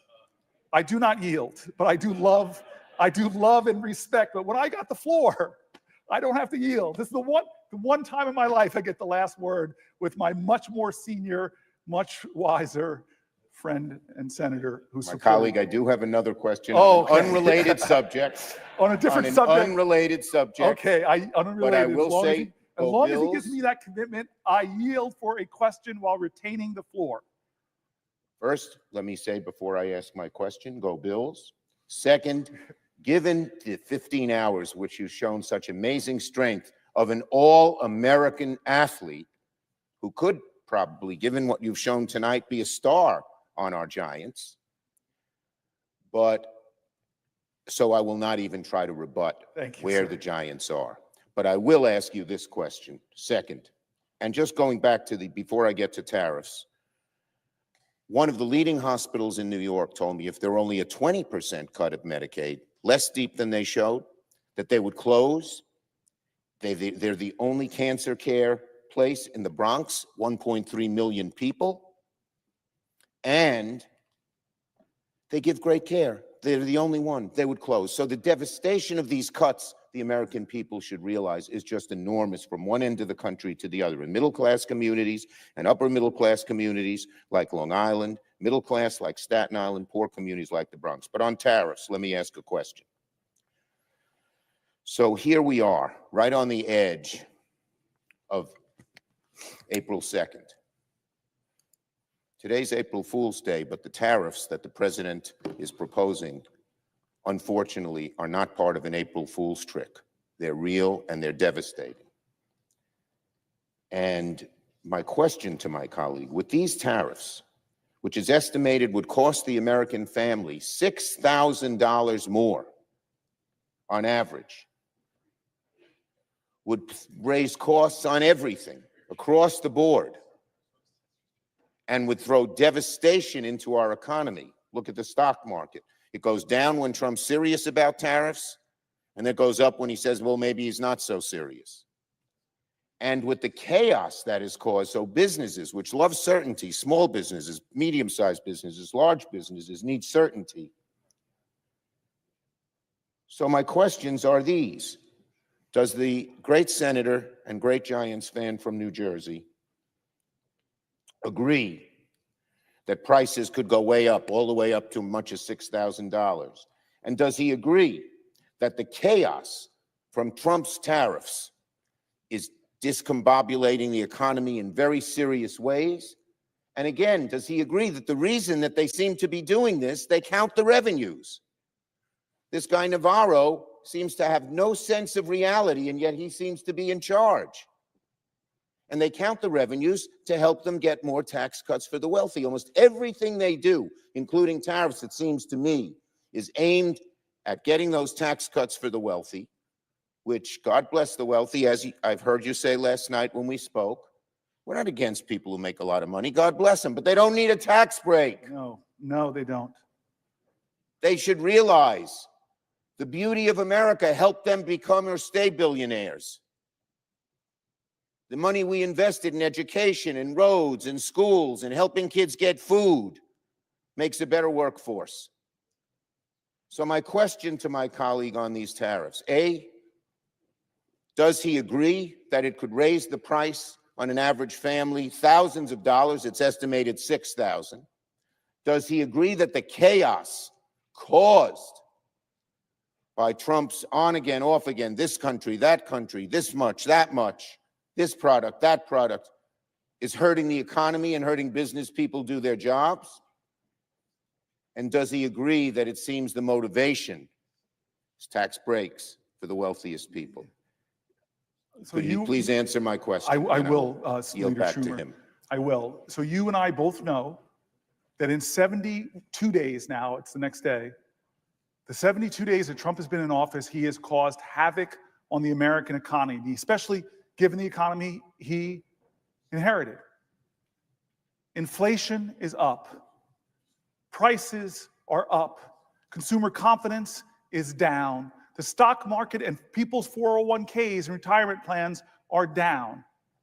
He continues to do things to rattle confidence, to raise prices, and to hurt not the billionaires, the people that can afford these things, to hurt average Americans who find housing prices too high and it's difficult to make ends meet. Every time, and I've looked at the tariffs throughout history, in fact, one of my friends sent me this really funny clip I hope somebody will put up for me from, I think it was Ferris Bueller's Day Off, where he was talking about tariffs and was like, Bueller, the reality is, or maybe it was another movie, I'm mixing it up, shows my pop, what's that? Entitled after Thank you, 15 right hours. now. But the tariffs haven't worked out for Republican presidents who tried them during the Depression. The evidence is here. Learn from our history. Does my colleague remember the names of Smoot and Hawley? Smoot and Hawley. Yes, sir. I definitely remember those names from high school history. God bless you, Mr. Al Gore and Ms. Saru. So yes, what he's going to do tomorrow is going to rattle the markets. What he's going to do tomorrow is raise prices for Americans. What he's going to do tomorrow is lie to folks and say that this is something that China will pay or whomever will pay, when actually it's the American consumers that will pay with higher prices and more economic insecurity. This man, I tell you this quote that Frederick Douglass once said. This I do remember. He said, "The limits of tyranny is prescribed by the endurance of those who are oppressed." How much more will we take of this? How much more will we as America say, cut our Medicaid to give tax cuts to the billionaires? Take the Affordable Care Act and take away tax credits, take away enrollment support. Hey, come after Social Security, cut thousands of people, make customer service get worse, as said the Wall Street Journal. How much more of these indignities will we take as he turns our back on our allies? How much more of a person that is doing tyrannical things as he takes our Constitution and continues to trash it, as he's running into judge after judge after judge that's trying to stop him, but we've already seen that he wants to ignore judges, or if he gets real rulings he doesn't like, he trashes the judges. And even the Chief Justice appointed by a Republican says to him, no, this is not right. This is not who we are. This is not how we do things in America. How much more can we endure before we, in a collective chorus of conviction in our country, say enough is enough? Enough is enough. You're not going to get away with this. I thank the gentleman for his fortitude, his strength, and the crystalline brilliance by which he has shown the American people the huge dangers that face them with this Trump, Doge, Musk administration. I yield the floor back to my colleague in New Jersey. Thank you. Thank you. Mr. President, I recognize the senator from Massachusetts, but I think you have to ask him for a question. Mr. President, will the senator yield for a question? I yield for a question while retaining the floor. Thank you. I am very grateful to the senator from New Jersey for coming to the floor for such an extended period of time to give voice to all of those around this country whose voices evidently are not heard by the Republicans in the United States Congress. And I wanted to ask a question for the 73 million people who are beneficiaries of the Social Security system and for their families, for the people whose grandma is getting Social Security, for the people whose cousin, whose dad died, who is getting Social Security benefits, about what's happening right now between Donald Trump and Elon Musk, our current co-presidents, and what they're trying to do to the Social Security system. So I start this question with just a basic observation. Social Security is not charity. It is not something we give away to those who are less fortunate, and we do this out of the goodness of our hearts. Social Security is a contract that people who work in America pay into the system for all of their working lives. And when the time comes that they retire or something happens to them and they are not able to do that work, that they can count on the Social Security system and the payments that they are legally entitled to. I want to underscore here, legally. Now, if America wanted to change that contract, the place they have to go is right here to Congress. Yeah. They have to come to the United States Senate, or they have to go to the House of Representatives, and they have to say, we actually want to change benefits for Social Security recipients. And by the way, that has happened dozens and dozens of times in our history up through the late 1980s, where we made adjustments in the Social Security benefits. For example, for the fact that people lived longer, for the fact that people worked longer. And so we made minor adjustments in the system. We also made adjustments to make sure that there were cost of living changes in how much Social Security would pay out. So anyone who wants to change the benefits that people are legally entitled to has to come here to Congress and make that happen. But it appears that Elon Musk and Donald Trump have tried to figure out an end run. And the end run is to say, okay, we can't directly change benefits, but what we can do is we can effectively cut off benefits. Now, how can they do that? Well, one way is fire all the people who help people get their Social Security benefits. And think of it this way. Someone who wants to collect Social Security, let's just say at age 66, they decide, okay, I'm ready. It's time for me to retire. Can't do this anymore. I want to collect my Social Security benefits. And they try to fill out the form. Turns out it gets rejected. There's a number off somewhere in the system. Somebody's got a confusion over what the name is or where somebody worked, or an employer from decades back failed to fill out the right form. So now there's a problem in the system. So what does the person do? Well, first they might try calling. But if you fire the people who answer the phones, that's not going to work. Okay, so what's the next thing you do? You go to your local Social Security office. Oh, but if they've closed the Social Security office near you, that's not going to work. So what do? You go to the Social Security office that you can find. 2 hours away, 3 hours away, 4 hours away. finally get to that Social Security office. And when you get there, if they fired most of the people, you may encounter what? 2 people working the desk to help straighten out problems, and a line that's 50 people long. By the way, these come from real stories. People are telling what's happening out there.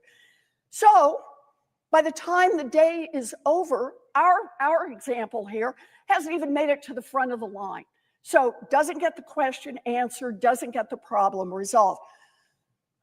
Has to go back home again, has to find somebody who can maybe take him to the Social Security office that's hours away and start this process over and over and over.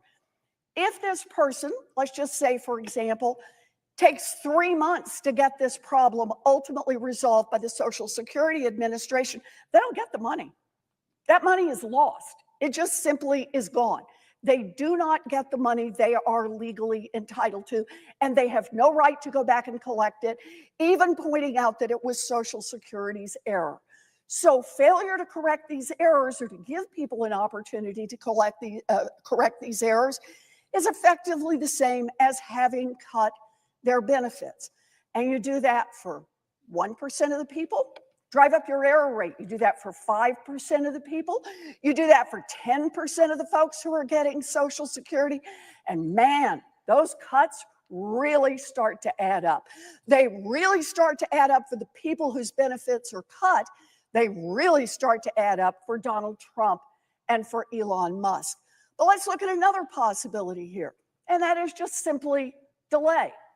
Checks don't go out on time. When checks don't go out on time, then the promise that people relied on, that check would come on the 3rd of the month. That's what they count on for rent. That's what they count on to put groceries on the table. That's what they count on to support themselves. It's gone. So maybe they'll get the check next month. Another billionaire Republican, Howard Lutnick, said, don't worry about it. His mother-in-law would simply count on the fact that they'd straighten the problem out. And maybe next month she would get her payment. I suppose if your son-in-law is a billionaire, you can count on the fact that somebody will make sure your rent gets covered and groceries on the table. But for the 70 million Americans relying on that check coming in every month, not so clear what you're going to do. So what do you do? Do you borrow money to make rent? Do you call on relatives if you've got them? Who do you go to be able to make it to the end of this month? And if the problem persists, to the next month and the next month? Where do you go? That is, in my view, as much a benefit cut as Congress having voted to say we're just going to give a 10% across the board cut to everyone who receives Social Security benefits. There are a lot of ways to cut benefits, and breaking your promise to 73 million Americans is a benefit cut. It is not a legal benefit cut, but it is an effective benefit cut. And I admire the senator from New Jersey for being here today to speak out for those Americans who face these kinds of cuts and have no recourse. I admire him for standing up and saying to the Republicans who won't go do town halls, who won't go out and meet with these people and listen to them, listen to their concerns, listen to their fears, listen to their stories about what happens as thousands and thousands more Social Security employees are fired, and correcting problems, straightening out your benefits gets harder and more out of reach for more and more Americans. That is what we face right now. So the question that I want to pose to the senator from New Jersey is this. At a time when Donald Trump and Elon Musk are looking for an indirect way to cut Social Security benefits, and let's just pause here if I can to say, why? Yes. Why go out of your Yes. way to cut Social Security benefits? Come on now. 73 million Americans rely on this. This has been the backbone of America's promise to its own people, that you did the work, you put in the money, and now you're entitled to the benefit on the other side. Why are they doing this? Because they want to reduce the amount of money that is available for Social Security and instead take that money over so that they can advance tax cuts for billionaires and billionaire corporations. They're just trying to grease the skids here for the billionaires to get even richer and ask the 73 million Americans who rely on Social Security to pay for it out of their own hides. So the question I have for the senator from New Jersey is, when Elon Musk and Donald Trump are determined to try to use a backdoor way to cut Social Security benefits, A, are they acting legally? And B, how do we put a stop to this? Yeah, amen. Amen. You know, Reverend Warnock was here earlier and was preaching and quoting scripture, but you are preaching a gospel of truth, my friend, from a civic gospel that speaks to the cares and the concerns of the American hope and the American dream and the American Constitution, because you and I both know the answer to the question. I have to say, for folks who are watching, she is the great senator from Massachusetts, but she used to be a professor in New Jersey. She was a Rutgers professor. I was listening to her way before I got to the Senate when she was fighting for the CFPB, when she was fighting so people would not be taken advantage, was establishing the first ever agency whose sole purpose is to stand up to big banks, to big corporate powers, and defend people, an institution that got billions and billions of dollars back into the pockets of the American consumer. And what did Donald Trump and Doge do to an institution that we set up in Congress in a bipartisan way? They did something that is against the Constitution and went after to hack it to pieces so that it's no more. But add insult to injury, down here, we just had a vote on overdraft fees that was stunning to me because there was just no defense of it. It was a clear thing. Some of the big banks said, you know what, we don't need those usury fees, it's actually wrong. Some of the big banks just stood up and said, did the right thing, but a handful of others were still taking advantage of people, and this Senate got to vote, which side are you on? And we failed. So your question is right. You detail what is right, how people are getting hurt already, how the benefits of Social Security are already being affected, how rural places, Social Security offices are being closed already. And the question of why, under the guise of efficiency, but you're hurting our elders who deserve dignity in their retirement. It's stunning to me, Senator Warren, stunning to me that we're actually even having this discussion and having this debate when there's been not one congressional hearing about what Elon Musk is doing. The letters I read earlier about Social Security were painful because people wanted to know what was being done with their most confidential and private information. I want to continue because we were working through national security, and given the time, I want to rush to just read some stories of voices. I wanted to come to the floor and read people's voices, elevate voices. And so here's a voice, a statement from Julia Hurley from Bergen County, New Jersey. Thank you, Julia. I see you. My family's roots are deep in New Jersey, all the way back to my great-grandparents, with my mom's side from Bogota, Fairlawn, and Upper Saddle River, and my dad's side from Spring Lake and Wall Township. I have north and south roots. My grandfather started a manufacturing company that my cousin still runs, and my other grandfather ran a trucking company based in New Jersey. I was born and raised in Park Ridge and learned from a very young age about the importance of serving and community. Both of my grandfathers served in World War II. What a family.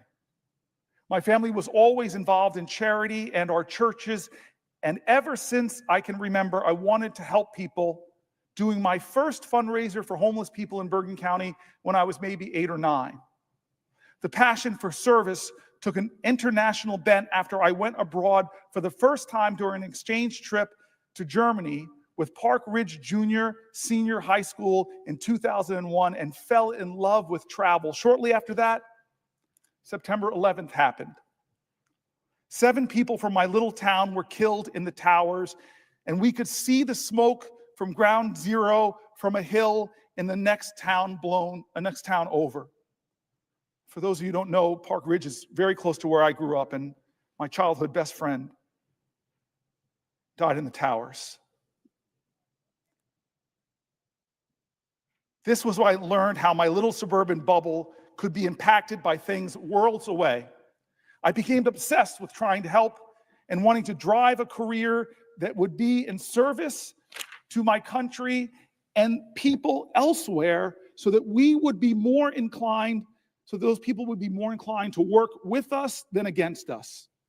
I went on to study diplomacy and international relations at Seton Hall University, graduating magna cum laude and determined to work for the State Department at some point. My 15-year winding career path after that took me into the advocacy space and onto humanitarian and peace-building work in Gaza with the UN, as well as in Tunisia and Egypt. In 2022, after a year as a policy advisor with the International Committee of the Red Cross, I was recruited to join USAID. And I couldn't have been more excited. This was a dream job, an opportunity to serve my country and impact policy in a real way, sharing what I had learned from working abroad and at home to shape U.S. foreign policy and efforts to advance development and humanitarian assistance on the ground. I was eventually promoted to a senior policy advisor role in USAID's Office of Policy, where I was developing policy that was shaping the way USAID worked, trying to break down silos across the agency to be more effective and efficient in our response to some of the toughest crises in the world. I got the opportunity to not only prepare talking points for high-level events and for our leadership, but even brief the administrator a couple times. That all came crashing down around January 28th as my colleagues began being terminated and furloughed.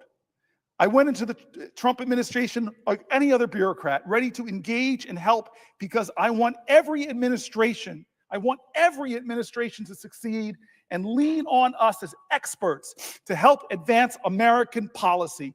I worked with our team and I briefed our political appointee director who started on Inauguration Day and hoped to see what I could do to continue building on the reform work I had been doing for a year at that point.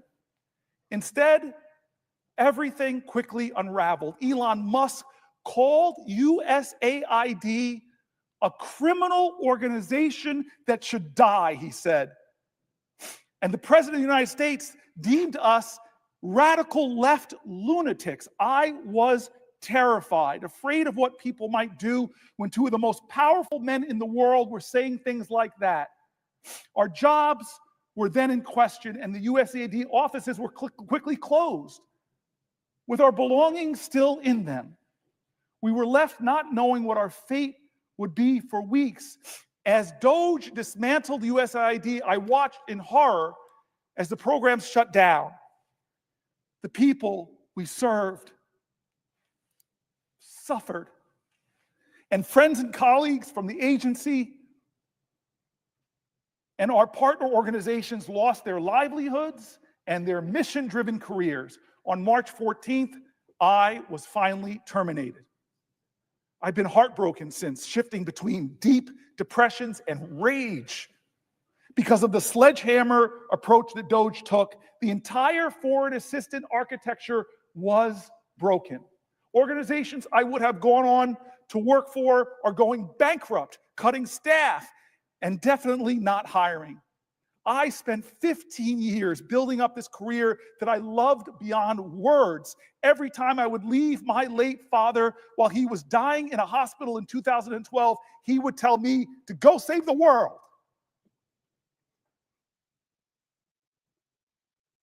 This wasn't just a career. It was a calling to serve.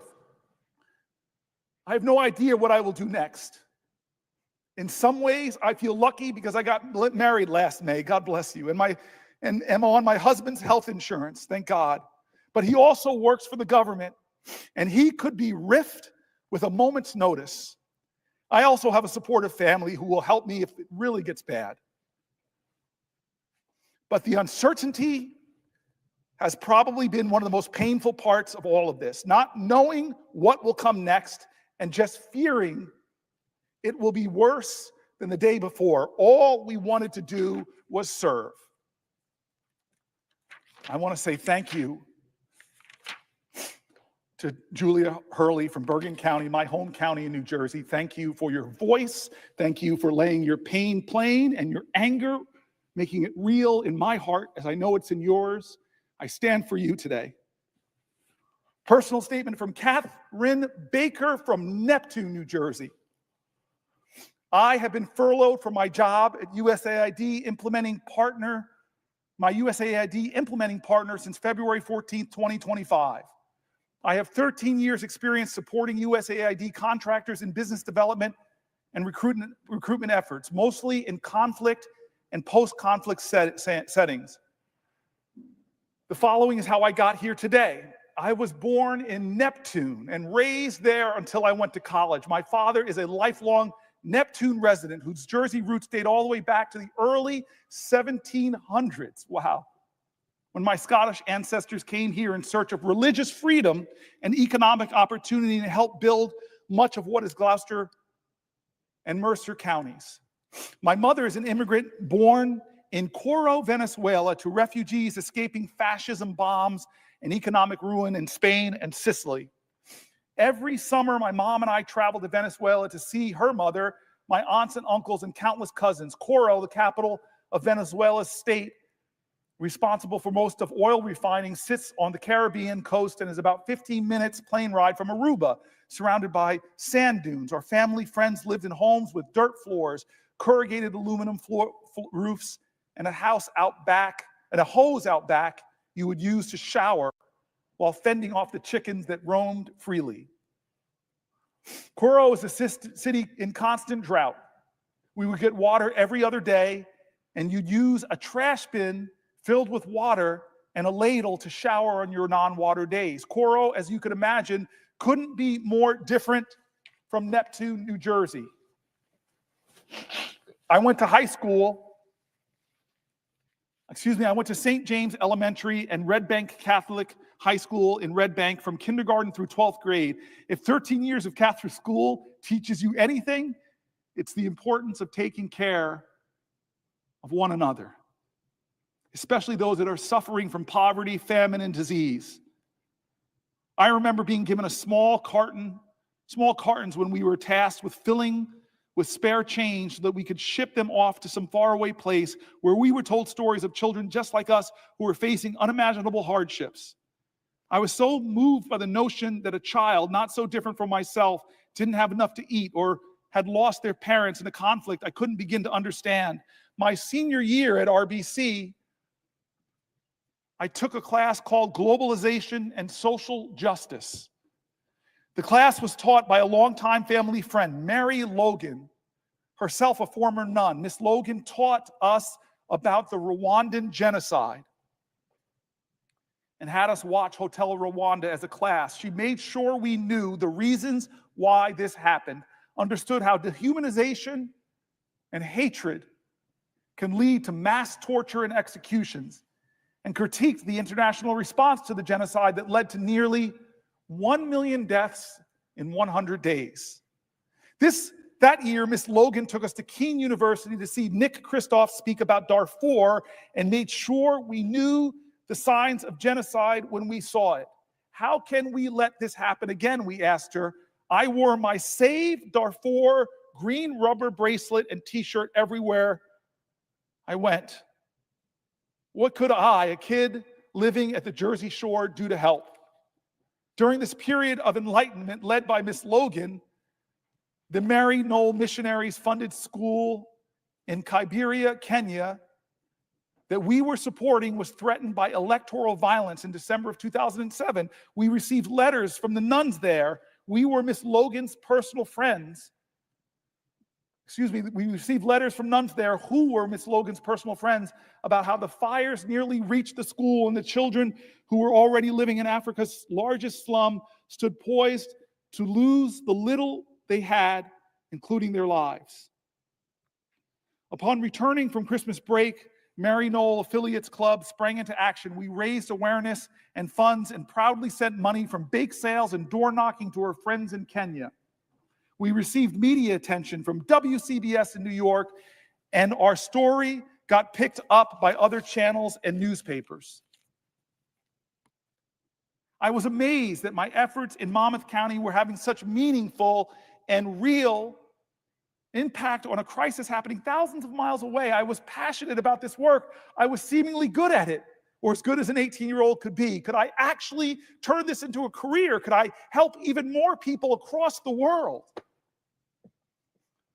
I'd like to think I did that.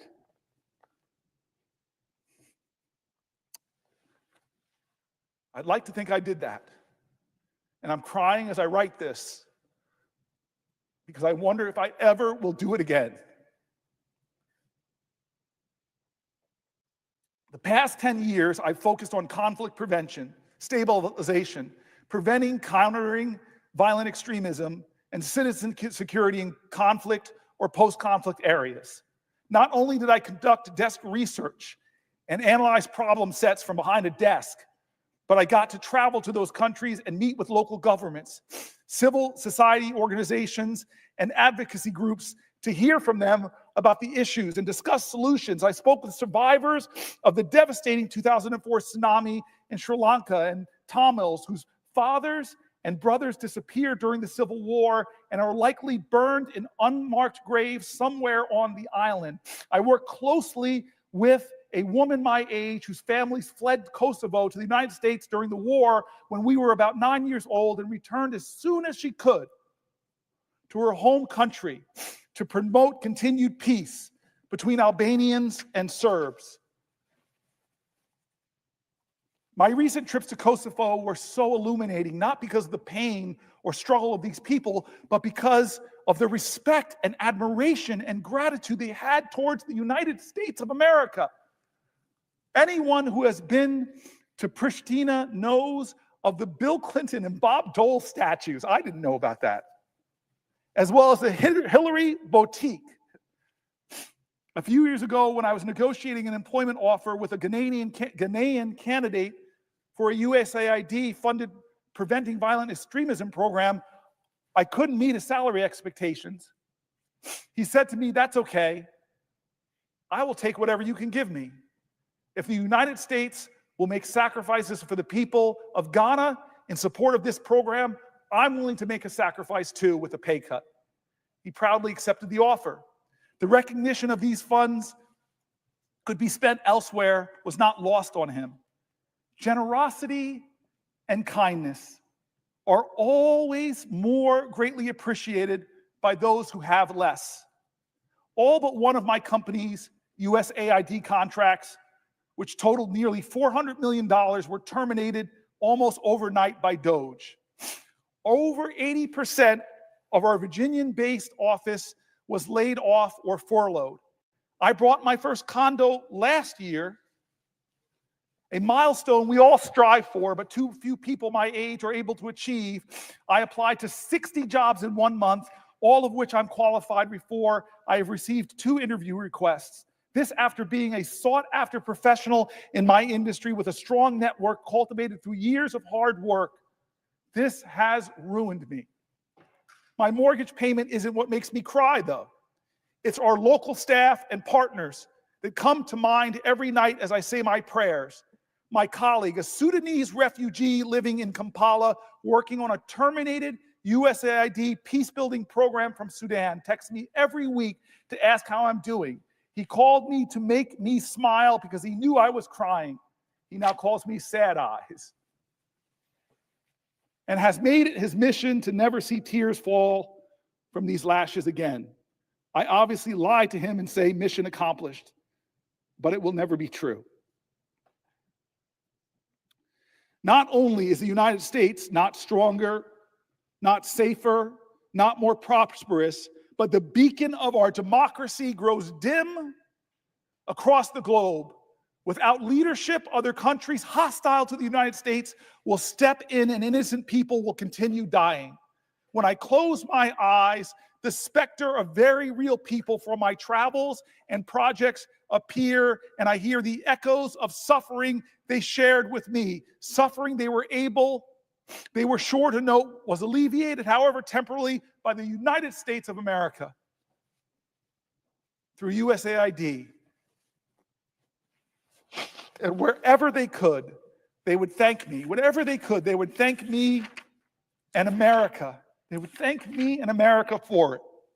Thank you, Catherine Baker from Neptune, New Jersey. And Catherine, I see you. I see you, Catherine. I hear you. I stand for you. But I want to share something with you. One of the most extraordinary trips I've had as a United States Senator was to Chad, to go up to the border of Chad and Sudan and see the horrors. I've been to refugee camps all around the globe, but see the horrors of what was happening again in Sudan. You wore that Save Darfur t-shirt in your earlier days, but the ethnic cleansing is going on right now. I've never seen so many malnourished babies, barely able to hold up their heads, people fleeing tyranny, and they fled across the border to meet Americans because we were there. With less than 1% of the American budget, we were there, standing for our values, our highest ideals, our faith traditions, the understanding that when we are out there making the world safer, responding to crises, not only were people seeing the help they need, but they saw the light and the beacon of this democracy. And it pains me that Chris Coons comes down here and shares the headlines from today's newspaper that in Myanmar, in this horrific earthquake, the agency that used to respond to that tragedy, that human tragedy,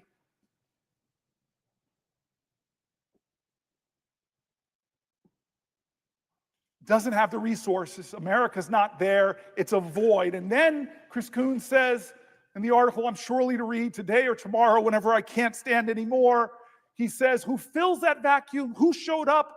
But the PRC, China showed up.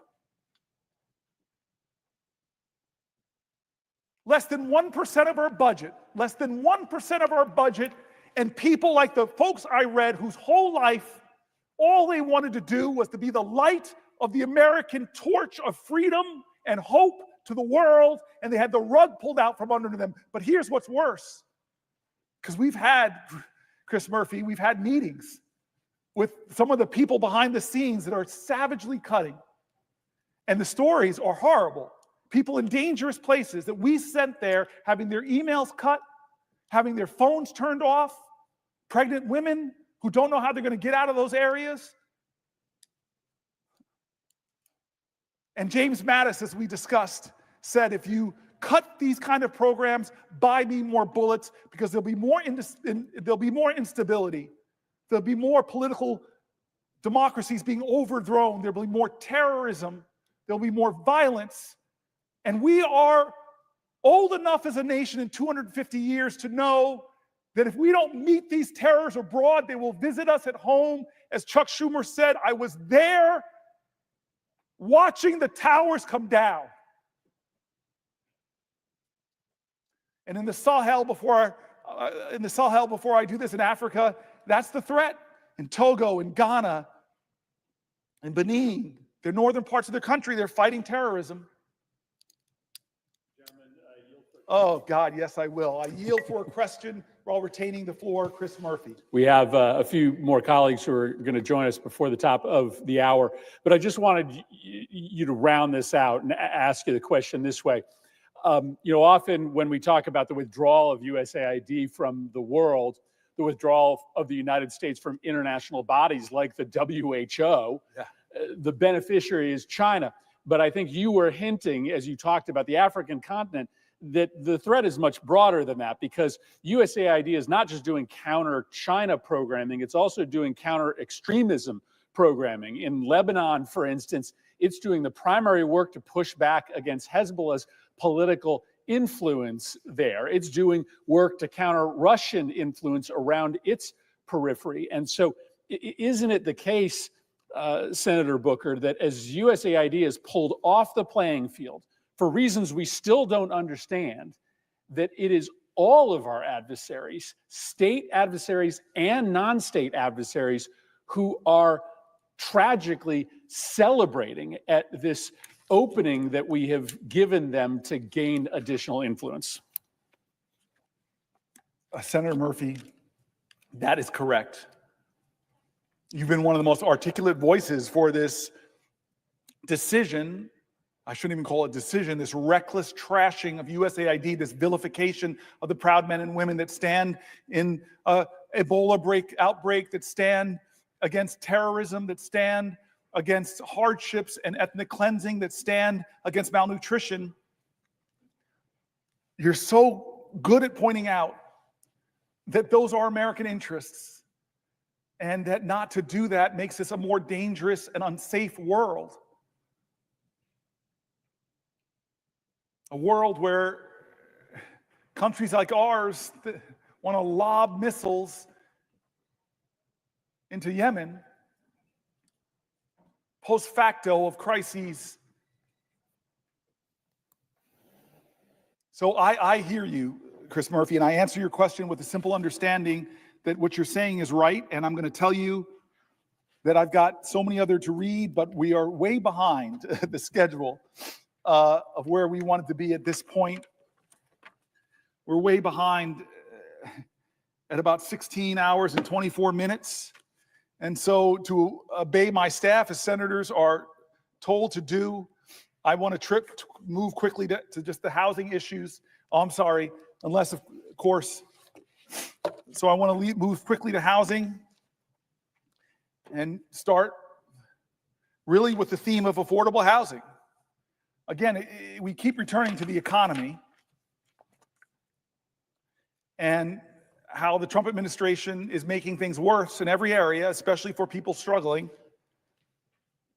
And so let me be clear that for decades, under Democrat and Republican presidents, it's become increasingly difficult for working class Americans to afford a home. In recent years, this nationwide housing affordability crisis for so many Americans has nearly reached a breaking point. The crisis now impacts nearly all Americans, shared across all demographics, regardless of partisan identification, race, age, gender, education, or whether you own or rent your home. We in America are in a housing crisis. According to the Center for American Progress, 80% of Americans living in rural communities believe housing affordability is getting worse, while 72% of residents in urban areas feel the same way. In October 2024, the Center for American Progress found no matter your zip code, the goal of home ownership in America is drifting further out of reach all across the country. Over the past two decades, housing costs have dramatically outpaced income growth in the United States, increasing the rent burden, heightening barriers to home ownership. The Housing Price Index, a gauge of how selling prices for single-family homes have changed over time, was more than 50% higher in July 2024 than it was in July 2019. According to the Brookings Institution, the U.S. housing market was short 4.9 million housing units in 2023 relative to the mid-2000s. Decades of policy at the federal, state, and local level have all contributed to this reality. Let's not blame some rank partisanship. It's been decades in the making. There are far too homes in the United States, and there are far too homes being built in the United States. The cost of housing keeps rising. Rents continue to skyrocket. Median home prices are on the rise, which makes it harder and harder for families to make ends meet. The vast majority of young Americans are hard-pressed to save for the chance of one day having enough for a down payment to buy a home. Almost half of all renters in America struggle to pay their rent. Almost half of all renters are struggling to pay the rent, devoting more than 1/3 of their income to housing costs. Since the pandemic, rents have jumped more than 12% year over year. Hidden rental fees and other expenses on already cost-burdened tenants continue to mount as landlords assume more and more power and leverage, leaving tenants and prospective home buyers with nowhere to turn. Last year, NPR methodically walked through the supply shortage that's impacting our country. But before I read this article, I see that my colleague, my friend, extraordinary leader from Maryland is here, and I think he has a question for me first. Will the senator yield for a question? I will yield for a question while retaining the floor. Well, I want to thank my friend, and I want to start by thanking the senator from New Jersey, the senior senator in New Jersey, for shining a spotlight on what is happening in our country at this moment, and specifically what is going to be happening here in the United States Senate later this week or next. And I have a question for the senator, but I want to take some of the threads of what you've been saying as I put this to you, because you are shining a light on the great betrayal. And that is candidate Trump went all over the country saying that he was going to be a president for the forgotten Americans, that he was going to be a president that looked out for working people. And he said he was going to focus on bringing costs down and prices down in the United States of America. And yet, ever since he was sworn in, he has done just the opposite. Prices are going up, including, as the senator was talking about, housing prices. Affordable housing is a crisis in this country. And yet we see Elon Musk and his Doge cronies cutting deeply into affordable housing programs over at the Department of Housing and Urban Development. We see also, and tomorrow he calls it Liberation Day, it's actually going to be sales tax increase day. There was testimony that we got in the Banking and Housing Committee that when you increase these tariffs on Canada, as he's proposed to do, not in a targeted way, but in an across-the-board way, according to the National Association of Home Builders, that will increase housing prices for Americans up to 10% more at a time we're already facing an affordable housing crisis. And of course, the folks who benefit the most are those billionaires who are part of his cabinet and others in the hedge fund industry who are going out and buying up a lot of houses, not because they need the house for their family, but because they want to flip it at a big profit, making it even less affordable to the American people. So the housing crisis is one part of what is getting even worse because of the actions of Donald Trump and Elon Musk. And it's part of this greater theme of the great betrayal. And later this week, Republicans here in the Senate say they're planning to bring to the floor what we call a budget resolution, which is a framework that will be providing for very big tax cuts for the ultra-rich Americans, tax cuts for big corporations, some of which are offshoring all of their profits. Senator Wyden and I were on the floor just last week talking about how Pfizer has half of its sales revenues here in the United States, but books none of its profits here. And therefore, by this scheme called round tripping, where you sort of push your money around the world, they lower their taxes, which means the American people get shortchanged. So all of this is part of a scheme to provide tax cuts for the very wealthy at everybody else's expense. And the senator from New Jersey has been shining a light on what it means when we say this will come at the expense of other Americans, that this tax cut for the very rich and big corporations will come at the expense of the rest of America. So I want to amplify that as I do a wind-up to the senator. Number one, it's Elon Musk and the Doge operation. Let me be very clear that this is part of the most corrupt bargain we've seen in American history. Elon Musk spent $280 million to help elect Donald Trump president, and Donald Trump has turned the keys to the federal government over to Elon Musk, not for efficiency, but to rig the government in favor of people like Elon Musk. That's why they want to get rid of the Consumer Financial Protection Bureau. This is a bureau that has returned billions of dollars to Americans who were cheated by scam artists. And they are coming in to dismantle the CFPB because they want to be on the side of the scam artists and deny American consumers the benefit of getting their dollars back when they've been cheated. So this has nothing to do with government efficiency.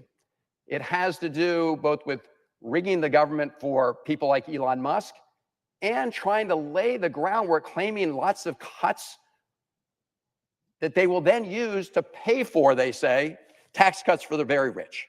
So who's being cut by Elon Musk? I don't know, Senator, if you saw the other day in the sort of spin room at the White House, did you catch that where Elon Musk and some of his folks were explaining the work they did? They said, we're really doing this with a scalpel. Well, the reason that's especially interesting is it was just weeks earlier that Elon Musk brandished a chainsaw. Yes. Right? Yes. Yes. At CPAC, which is actually, they met over here in my state of Maryland. That's what they're doing. They're taking a chainsaw, and they're taking a chainsaw to departments that help our veterans. These are people who care for our veterans, and our veterans are being especially hard hit, including when they did these firings, arbitrary firings, right, of probationary employees.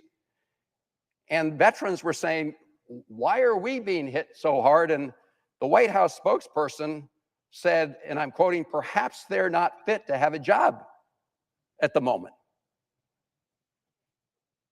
That was the response from one of the White House spokespersons, as if individuals who'd served our country in the military were not fit to serve our government as civilians. That's the kind of attitude we've got. We just learned today that the RIFs, the reductions in force letters, were received by folks in the Department of Health and Human Services.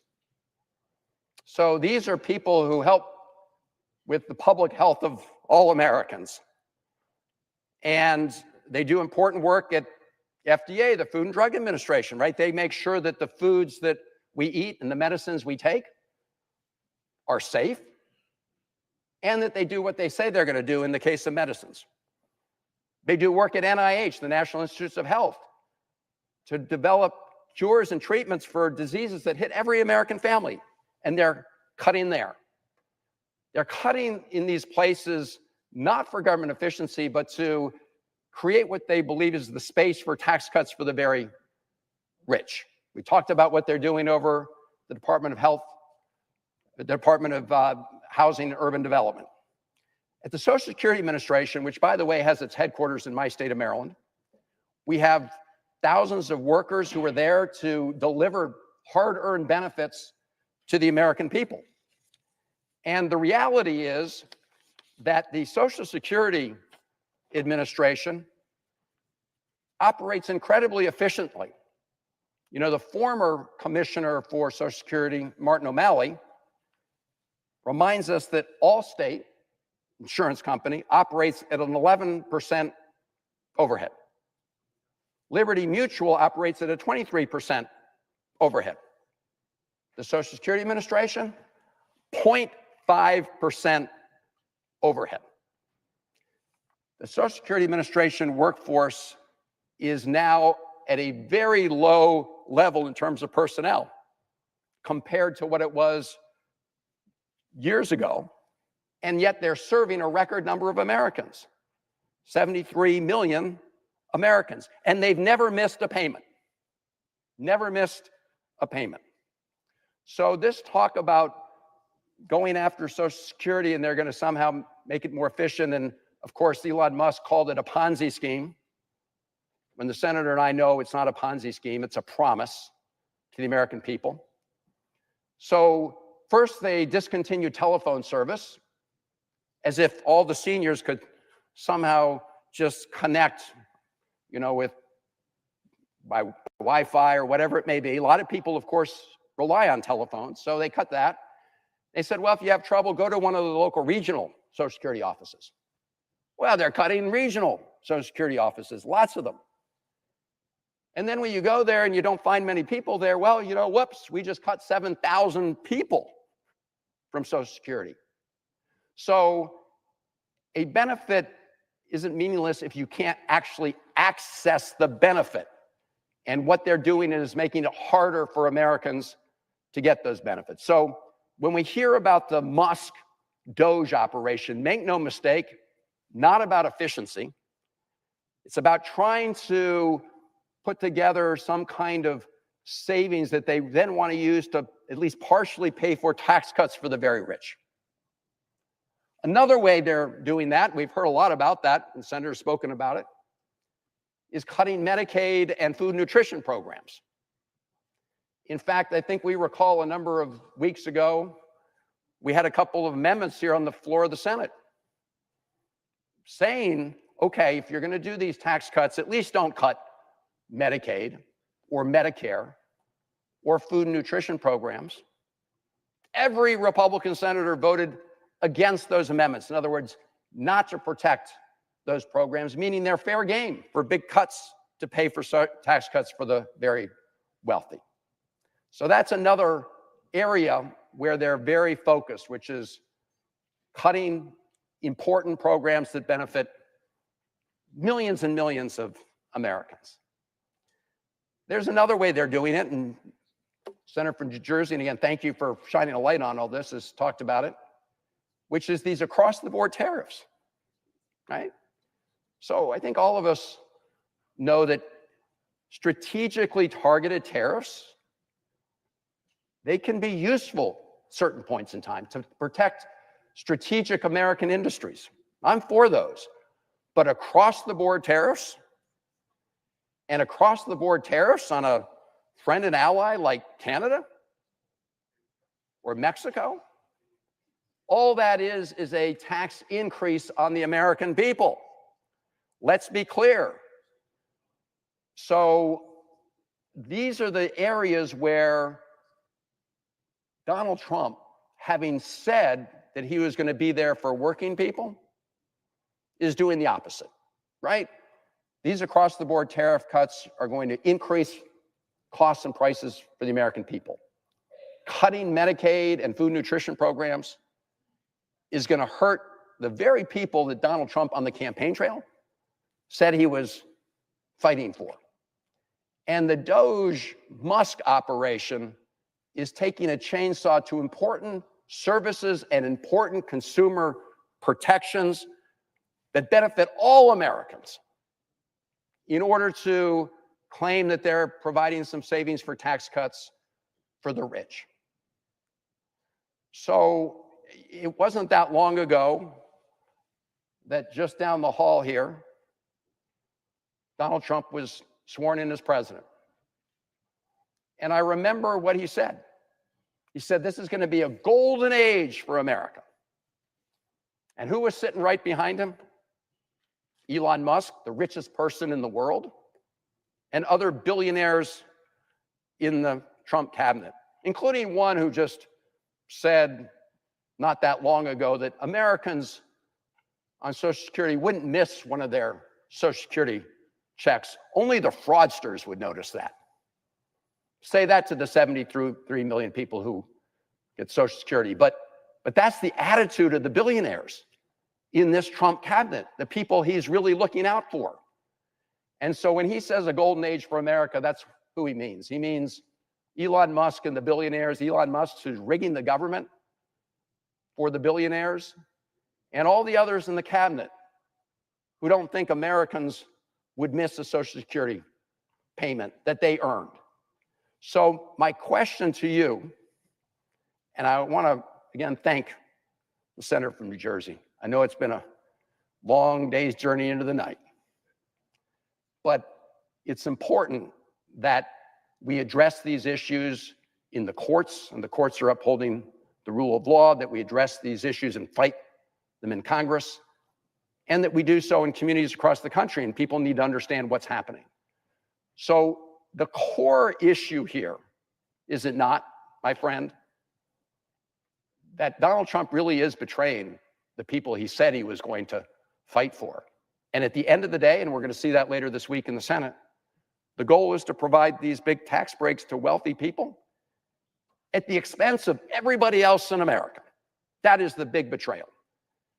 So if you could just zero in once again on the central narrative that we're seeing play out during the Trump administration. Well, you're putting it right. Donald Trump made commitments to America. We have quotes of him at rally after rally. I'm going to bring your, he used to say, oh, grocery, that's a really great word, I think he said. I'm going to bring down grocery prices. Well, grocery prices are up dramatically. The American dream, and many of us see that as owning a home. Well, you said it, home prices are already up, but with these tariffs, they could go upwards of 10% more. You can be sure that Canadian lumber coming down here is going to be expensive. You can see Donald Trump making it more difficult to access health care, and this massive reconciliation is going to be a direct attack on working class health care, on health care of expectant mothers, on health care of Americans with disabilities, on health care of the majority of seniors in nursing homes. I'm about to go, my next chapter is all going to be about how Trump is rolling back common sense protections for clean air and water. And Elizabeth Warren said it very powerfully. He's reducing services, which is a service cut to people with Social Security. In so many ways, Americans should see these crises looming, these attacks, but ask yourself one economic question. With the stock market, who just had its worst quarter in years, and people's retirement savings, if they have it in 401ks, is going down. Ask yourself this question. I ask America to please ask yourself this financial question. Am I better off than I was 71 days ago? Am I better off or worse off? And this is before he's even gotten going, because we see what's about to happen. With this whole sham reconciliation process, they're already trying to change the rules to obscure what they're doing. This is what they're doing. 3 things you should take home.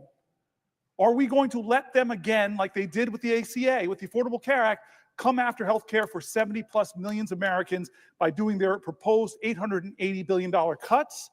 Or are we going to allow them to blow a hole so big in the trillions of dollars, they're going to push it out for over 10 years? Are they going to create such a deficit in our country that our children's children, they're stealing from our children's children and putting on a deficit that they're going to have to pay for? And number 3, are they going to let them do all of that to renew tax cuts that the Congressional Budget Office, that every independent agency says very clearly would add trillions, would give trillions of dollars of tax cuts that go disproportionately to the wealthiest in our nation? That's the addition. That's what we know.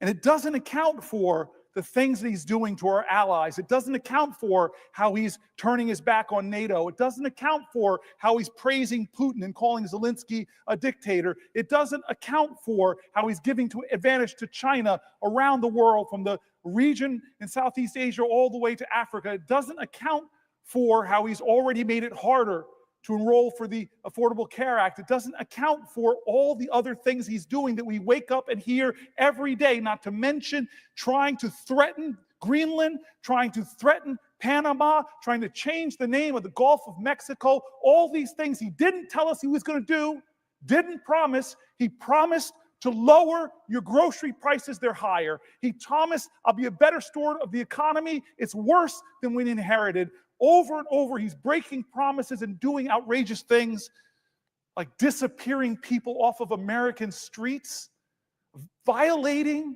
fundamental principles of this document, invoking the Alien Enemies Act from the 1700s that was last used to put Japanese Americans in internment camps. Do we see what's happening? How much is enough? That we have to stand and do something different, not just in this body, in America, because you know this. How we stopped him in his last term was the American people rose up, spoke up, stood up, rose up. and the most extraordinary nonviolent demonstrations and demands. So thank you. Yield for another question. Yes, I will yield for a question while retaining the floor. And I see that my friend and colleague, Senator Alsterbrooks from the great state of Maryland is on the floor. So I'm going to be very brief with this question. And I want to thank you for reminding us, of course, of the other great betrayal that's been going on over the last 70 plus days.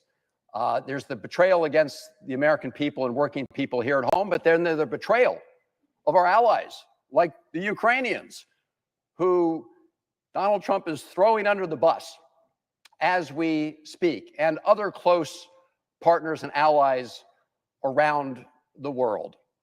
And I have to depart here for a moment because we have a hearing in the Senate Foreign Relations Committee, and I'm privileged to serve on that committee with the gentleman from New Jersey. And one of the people before the committee is their nominee to be our ambassador to Turkey. Now, of course, Erdogan just locked up his major opponent, the popular mayor of Istanbul. We've not heard a peep from the Trump administration about the question of how this undermines democracy. Speak, and other close partners and allies around the world. And I have to depart here for a moment because we have a hearing in the Senate Foreign Relations Committee, and I'm privileged to serve on that committee with the gentleman from New Jersey. And one of the people before the committee is their nominee to be our ambassador to Turkey. Now, of course, Erdogan just locked up his major opponent, the popular mayor of Istanbul. We've not heard a peep from the Trump administration about the question of how this undermines democracy. But I want to close on the point that you just raised. It's kind of hard for Donald Trump to complain about Erdogan disappearing people when right here in the United States of America, you had a Turkish student at Tufts disappeared by people who showed up without any identification, some with hoods on, and sent her apparently to Louisiana because she spoke out on an important issue of national concern. And the First Amendment is pretty clear. You can engage in controversial speech that someone may like or dislike, but you're protected, and that includes everybody here in America, because that's an important value to us. Apparently, it's not an important value to Donald Trump, who, like Erdogan, essentially wants to whisk away anybody who disagrees with him. I thank, again, the senator from New Jersey and just ask him to elaborate on that. But I also see my friend and colleague, the senator from Maryland. Answer to your question, then, which is the irony that this president is remaining quiet about folks that are violating international law in many ways.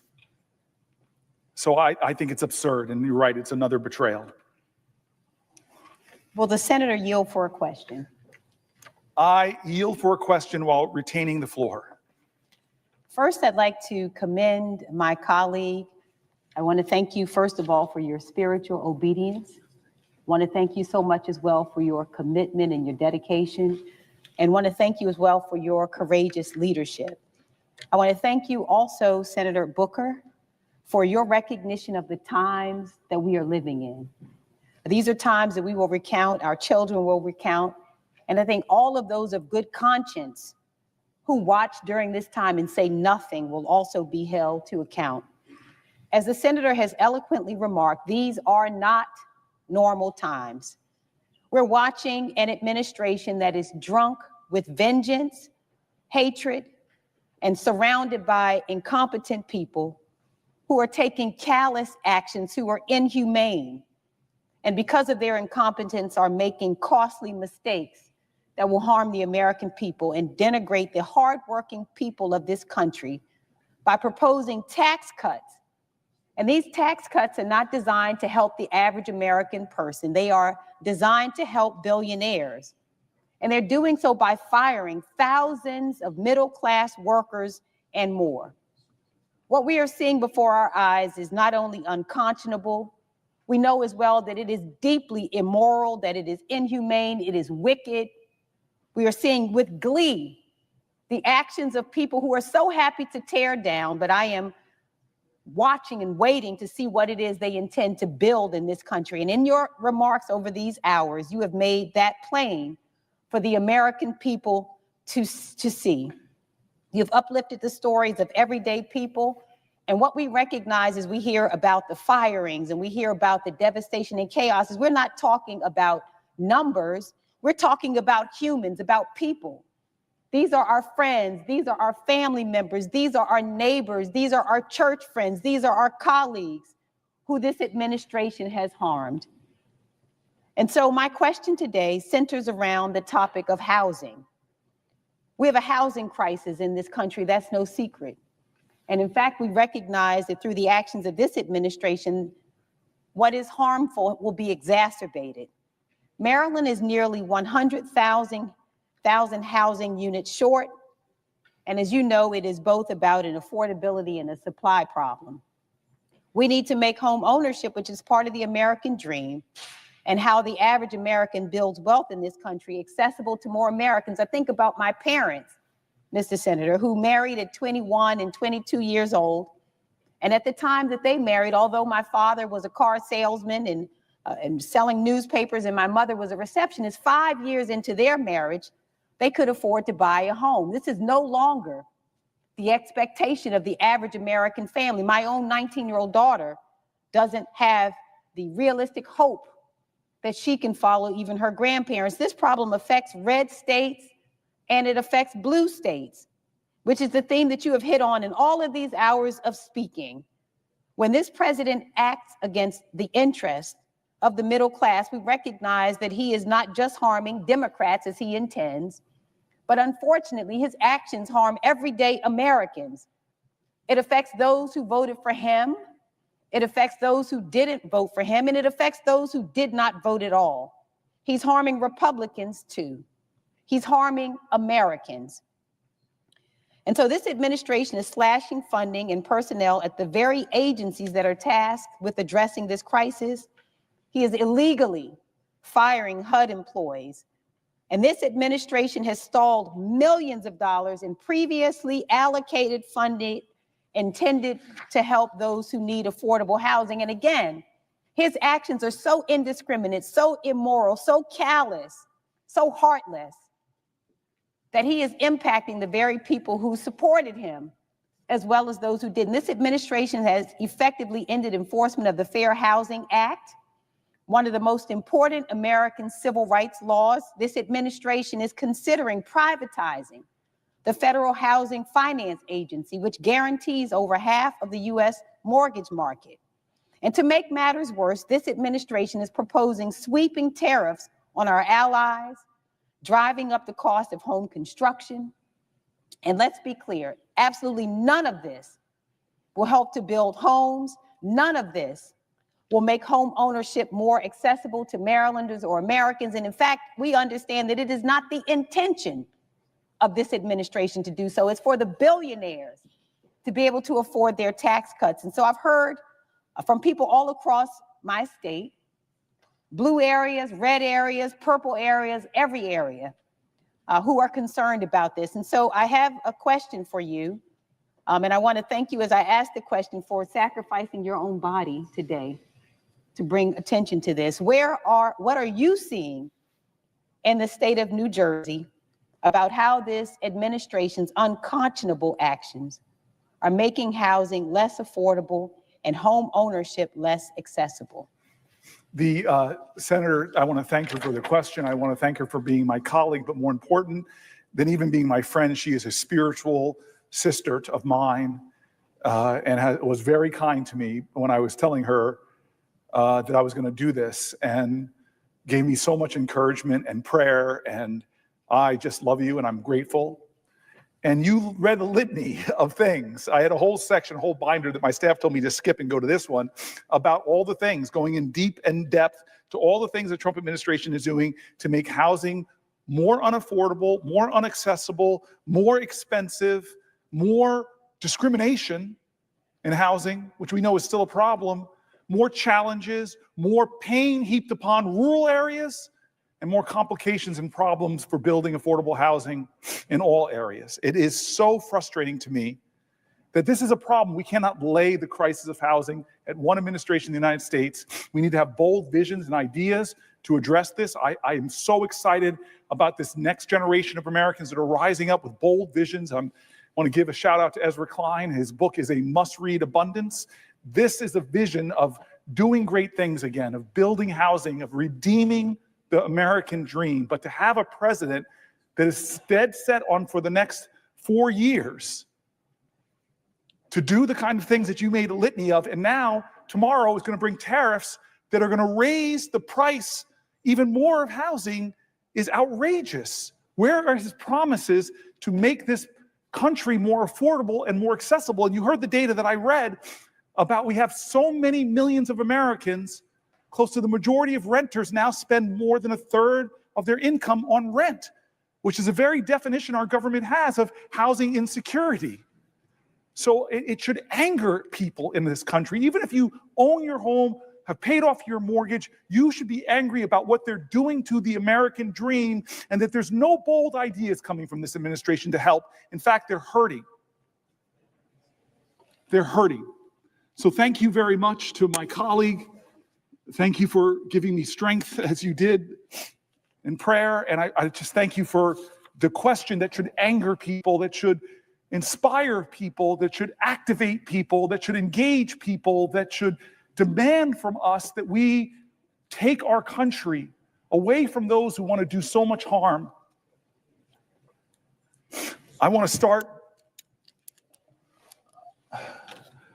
by reading until someone, I know the prayer. I'm going to keep going. I want to talk about environmental protections and how this country is becoming less safe for people with emphysema or with asthma, because Donald Trump is rolling back common sense environmental protections, threatening our children's future and hurting our nation's economy. Energy costs in America are continuing to rise, making it harder and harder for working families to pay their bills. And at a time that we should be investing in clean energy, this administration is canceling projects that would create more jobs for Americans and lower energy prices. He claims he supports an all-of-the-above strategy, but that's clearly not what we're seeing. And there's too much silence about it. All Americans, regardless of where you're born, we deserve safe drinking water, clean air, and an equal opportunity for a healthy and fulfilling life. President Trump promised America the cleanest air and the cleanest water, but on entering office, he immediately instructed the EPA, the Environmental Protection Agency, to cut a long list of common sense environmental protections.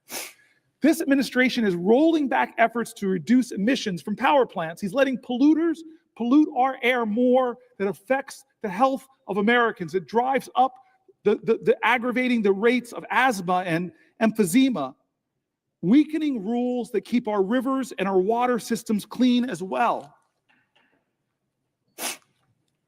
Pursuant to the order of February 29, 1960, the hour of 12 noon having arrived, the Senate having been in continuous session since yesterday, the Senate will suspend for a prayer by the Senate chaplain.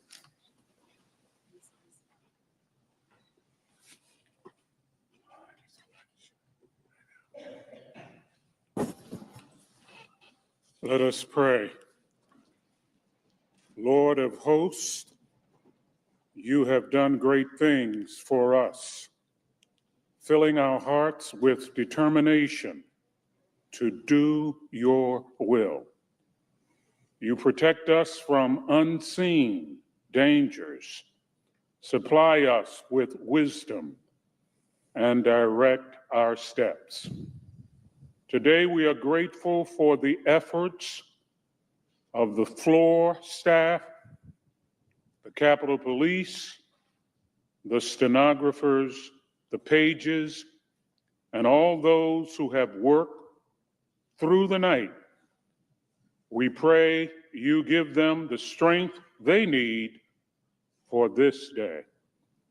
Today, give our senators the assurance of your presence. Inspire them with a calm faith, a steady peace, and a firm resolve to do your will. let no weapon formed against them prosper. We pray in your omnipotent name. Amen. I'm going to continue. The senator from New Jersey is recognized. Thank you.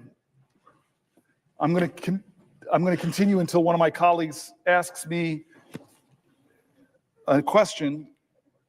Senator, yield for a question? One of my heroes in the Senate, a living legend, my partner on some bills that I'm so passionate about expanding IVF, someone that is just freaking awesome. I yield for a question while retaining the floor.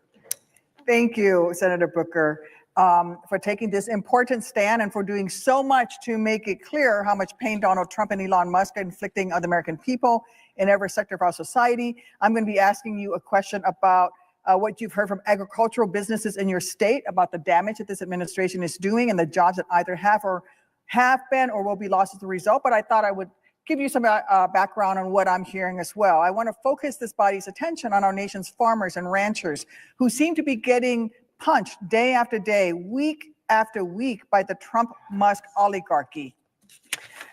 Whether it's their harmful tariffs that hurt our soy and corn farmers, canceling and freezing more than $1 billion in funding for schools and food banks to purchase food from local farmers, or halting reimbursement and contract payments that our farmers are already owed. The senator from New Jersey and I are both working together to undo some of the most harmful impacts of these disastrous decisions, including joining forces to push his Honor Farmer Contracts Act forward. We're also starting to hear reports from farmers about just how damaging the Musk-Trump dismantling of USAID is. Jobs and businesses right here in America. For example, I don't know if the senator has heard, but in North Carolina, they had $2.2 billion in USAID awards, including for 27 large-scale farmers who were fulfilling orders for humanitarian food assistance, and 4 universities who were receiving agricultural research funding. More than 300 North Carolina workers have lost their jobs as a result of this freeze. In Georgia, they had over $389 million in USAID awards, including 9 large-scale farmers fulfilling orders for humanitarian food assistance and 6 universities receiving agricultural research funding. Arkansas had over $210 million in USAID awards, including purchases of rice, grain, and beans from our farmers. Florida has lost $91 million in USAID awards, including $38 million to the University of Florida to improve livestock productivity and food security in developing countries. Texas lost over $48 million in USAID awards, including 9 large-scale farmers fulfilling orders for humanitarian food assistance and 8 universities receiving agricultural research funding. The list goes on and on. My neighbors in Iowa over time now have lost over $4 million in USDA food commodity sales. They have gained they had a total of over $149 million in purchases through USDA and other programs for USAID. Illinois has lost $245 million in aid in farm income that would go towards USAID and aid programs. I think that our farmers have been hit with body blow after body blow from this administration, an administration that in their first term and even in the second term promised that they would look out for America. But I have to say to my friend from New Jersey, I don't think that this administration has lived up to their promises to farmers. Remember that a nation that cannot feed itself, if we lose those family farms, if we lose our ag sector, we cannot lead the free world. We cannot feed ourselves. And frankly, farmers have been hit over and over again. These incoming tariffs are going to be disastrous for our farmers. I was just in South Central and Southern Illinois, just across the Mississippi River from Missouri, talking to our farmers in St. Clair County, Illinois. And you know what they tell me? They tell me that the tariffs are going to affect their products being sold overseas. Our top products in Illinois: corn, soybean, pork. We're also the largest grower of pumpkins. So if you get that Libby can of pumpkins at Halloween time and Christmas time and Thanksgiving, that's thanks to Illinois. If you ever want to come, I'll take you out to the pumpkin fields. So it's the best pumpkins in the country. But frankly, they are being hurt over and over and over again. And so they're going to see the prices on their commodities affected. They can't sell their products overseas to the top countries that purchase their products. At the same time, their inputs, the fertilizer, the equipment that they need will be more expensive. The tariffs against Canada in terms of steel and aluminum is affecting John Deere. John Deere, hundreds of years old, an American company founded in the heartland of this great nation, is laying off people. And so we have to do better by our farmers. And our farmers have been betrayed time and time again by this Trump administration. They promise big things, but then they come in and by cutting programs like USAID, they are hurting our farmers, their bottom line. I sat down and I met with farmers who were 7th generation, 8th generation watching the teenage son of the farmer. And they're afraid that they're not going to have a farm there anymore. Their products, their margins are so tiny that they don't think they're going to make it. So my question to my colleague from New Jersey is, what are you hearing from farmers, and why do you think this administration is taking so many actions that hurt them and hurt American jobs? I love my colleague. I love how she's been standing up quite figuratively time and time again on issues. She's really inspired me. I've told folks that on social media, I have been celebrating, elevating, liking her content. Thank you. She is truly fierce and is a voice that gives me strength. And today, she's asking me about one of my favorite subjects. A lot of people were surprised. My staff knows this story well, that I'm on the Ag Committee. And when one of my staffers, a guy sitting over here, Adam Zipkin, who's been with me since 1998, came to me and said, you should go on the Farm Committee. This is going to get me in trouble. I laughed at him. I had committees I loved. And what's that old saying? At first, they laugh at you, then they fight you, and then they finally accept it. He told me all the issues I care about intersect with our farm and food system, that our farmers are such vital parts of America. They need more people standing up and fighting for them, because American farmers are getting screwed. We're losing thousands of farms in this country. Family farmers are going belly up. The math doesn't work for them. And this president, as you've pointed out, oh gosh, President Trump is causing an unprecedented amount of chaos, instability, and harm for farmers. Farmers already deal with so much uncertainty from prices, weather, pests, and more. They should not have to deal with uncertainty that our government won't follow through, as you said, on contracts.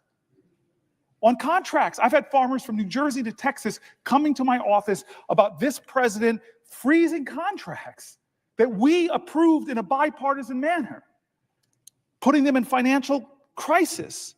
One of the first things that Trump and Musk did is freeze thousands of contracts and agreements that have been already made with our farmers. Farmers applied to grant programs and were selected on their merits. They made legally binding contracts, yet starting in late January, farmers found themselves not getting reimbursed, sometimes reading in the news that a particular grant was frozen, or sometimes no information at all, other than that they were not getting their payments processed. I yield for a question while retaining the floor. Thank you. I think the issue of contracts is especially important because so much of these cuts are claimed to be to cut waste in government spending. You know, we have a law in the books that says that if we don't make payments according to existing contracts, then we have to pay the interest on that, on those payments that we are late in providing. And so if we, for example, cut $2 billion in or freeze funding payment on $2 billion in contracts as we did with USAID, that means that we're going to have to pay, say, 2% interest rate, $60 million in interest. I don't see where that is a savings for taxpayers. That is a waste of taxpayer dollars. I think that that is something that we should be talking about. And I also think that, as you were mentioning, the issue with our farmers, they are important to our national security. The SNAP program is a good example of it. That program was instituted after World War II. We had the very famous example of Audie Murphy, who was the most highly decorated soldier coming out of World War II. He could not pass the initial test to enlist in the Navy, into the Army during World War II because he didn't weigh enough due to malnutrition post the Great Depression. And so we created the SNAP program to make sure that America's young people were fed, were no longer malnourished, so that they could get food in our schools while they were going to school. Because it was good for the United States military to have a workforce that could enlist in the military and meet the standards. That is the origin of the SNAP program, and that has been a program that has sustained our farmers over time. And I think that we are losing sight of that. And so my question to the senator from New Jersey is to hear a little bit more. Have you heard about the SNAP program and also the work that the farmers in New Jersey have been doing in terms of organic and sustainable farming, which is really where the beginning of the organic and sustainable farming movement has begun in this country? Yeah, I'm aware of another one of my colleagues. I just want to say, yes, I'm aware of that. The way that Trump, I'm just going to summarize, contract freezes. This is one of the ways Trump and Musk are causing havoc. Program cuts. They've eliminated programs, as you said, that support local food systems, including those that connect farmers with food banks and schools and promote regenerative practices. It's stunning. USDA destabilization. Trump and Musk have laid off USDA employees, closed USDA offices, hindering the agency's ability to provide essential services to farmers. Tariff policies. Trump's tariff policies implemented without consultation with or support from farmers will increase farmer costs and consumer food prices. And finally, general chaos, which seems to be something, as you're pointing out, that they're very good at. Farmers already deal with so much uncertainty from prices, weather, pests, and more. They should not have to deal with uncertainty from Donald Trump's administration that will undermine everything that they do. The question for the senator from New Jersey. I will yield for a question while retaining the floor. I would like to ask the senator from New Jersey a question pertaining to the Farm Bill. You speak to uncertainty. One of the things that I've heard from my agricultural sector and my farmers, Farm Bureau in Illinois, is the desperate need for this body to pass a Farm Bill, especially when it comes to crop insurance, the crop insurance program, as well as, again, retaining SNAP benefits. I do think that crop insurance is something that our farmers care deeply about. It is a tool that they use to make sure that they are able to survive when there are bad crop years, whether that is through disease, whether that is through drought or floods.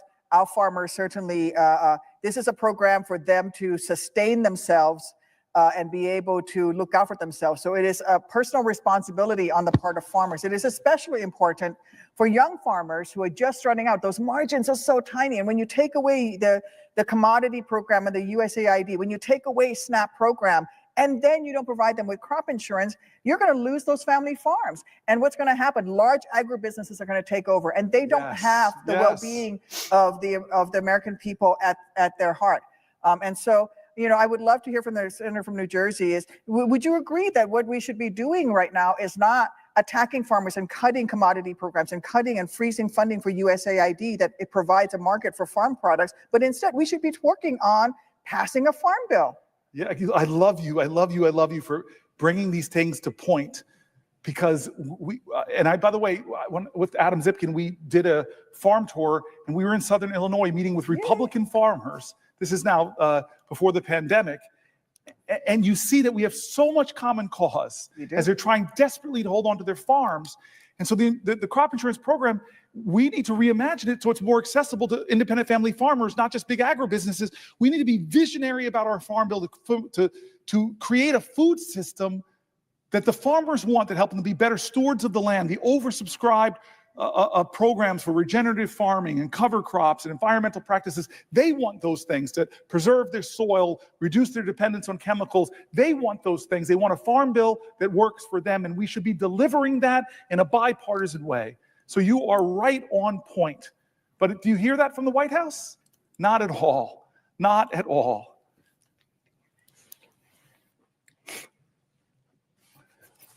Would the senator yield for a question? I will yield for a question while retaining the floor.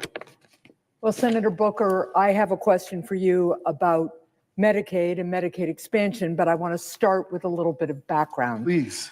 As you may recall, when I was governor of New Hampshire, thanks to the Affordable Care Act, the program Medicaid expansion became an option for my state.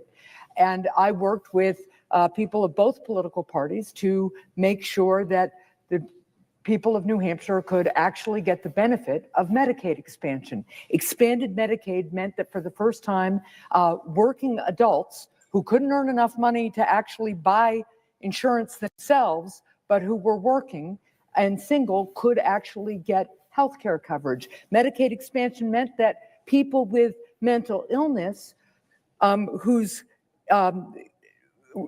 wouldn't be covered by traditional Medicaid actually could get health care and could get coverage. People with substance use disorder, with addiction, could finally get Medicaid coverage and get better.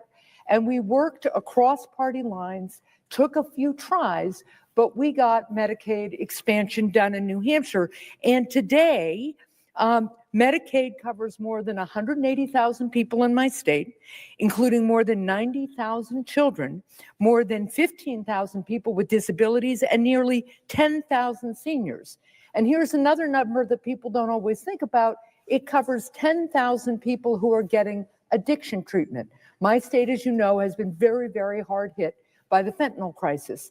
And, just in when the president gave his joint address in March, I brought a woman from New Hampshire with me who had been suffering from addiction. Medicaid expansion covered her treatment. She got into recovery. She's now working in the private sector, but also offering counseling and peer recovery services to people who are trying to get their addiction treated through Medicaid expansion. And she is now on private insurance. I remember talking to another Granite Stater while we were working to pass Medicaid expansion. So she had been laid off from her job as part of the Great Recession, right? She had an ongoing chronic stomach condition. So as she got laid off, her health insurance went away too, and she couldn't afford the COBRA fee to keep her health insurance. So she couldn't get health care. So she got sicker and sicker, so she couldn't go to work. But because she was a single adult, she couldn't get Medicaid coverage. So here's somebody who has been working, wants to work, has a chronic illness, can't get to work. We passed Medicaid expansion. She got coverage, she got treatment, and she got back to work.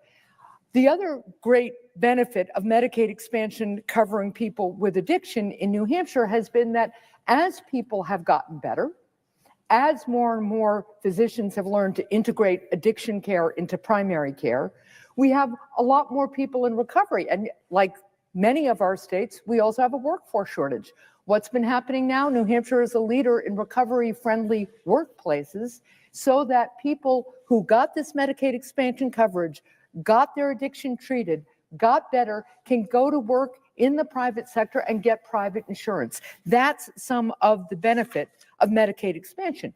But of course, what we are hearing about now from the House and Senate Republicans is their desire to make massive cuts to Medicaid, including Medicaid expansion. And they're doing it. They want to rip away health care from millions of Americans so that they can pay for big tax breaks for billionaires and corporate special interests. So the Republicans have proposed cutting up to 1/3 of federal funding for Medicaid.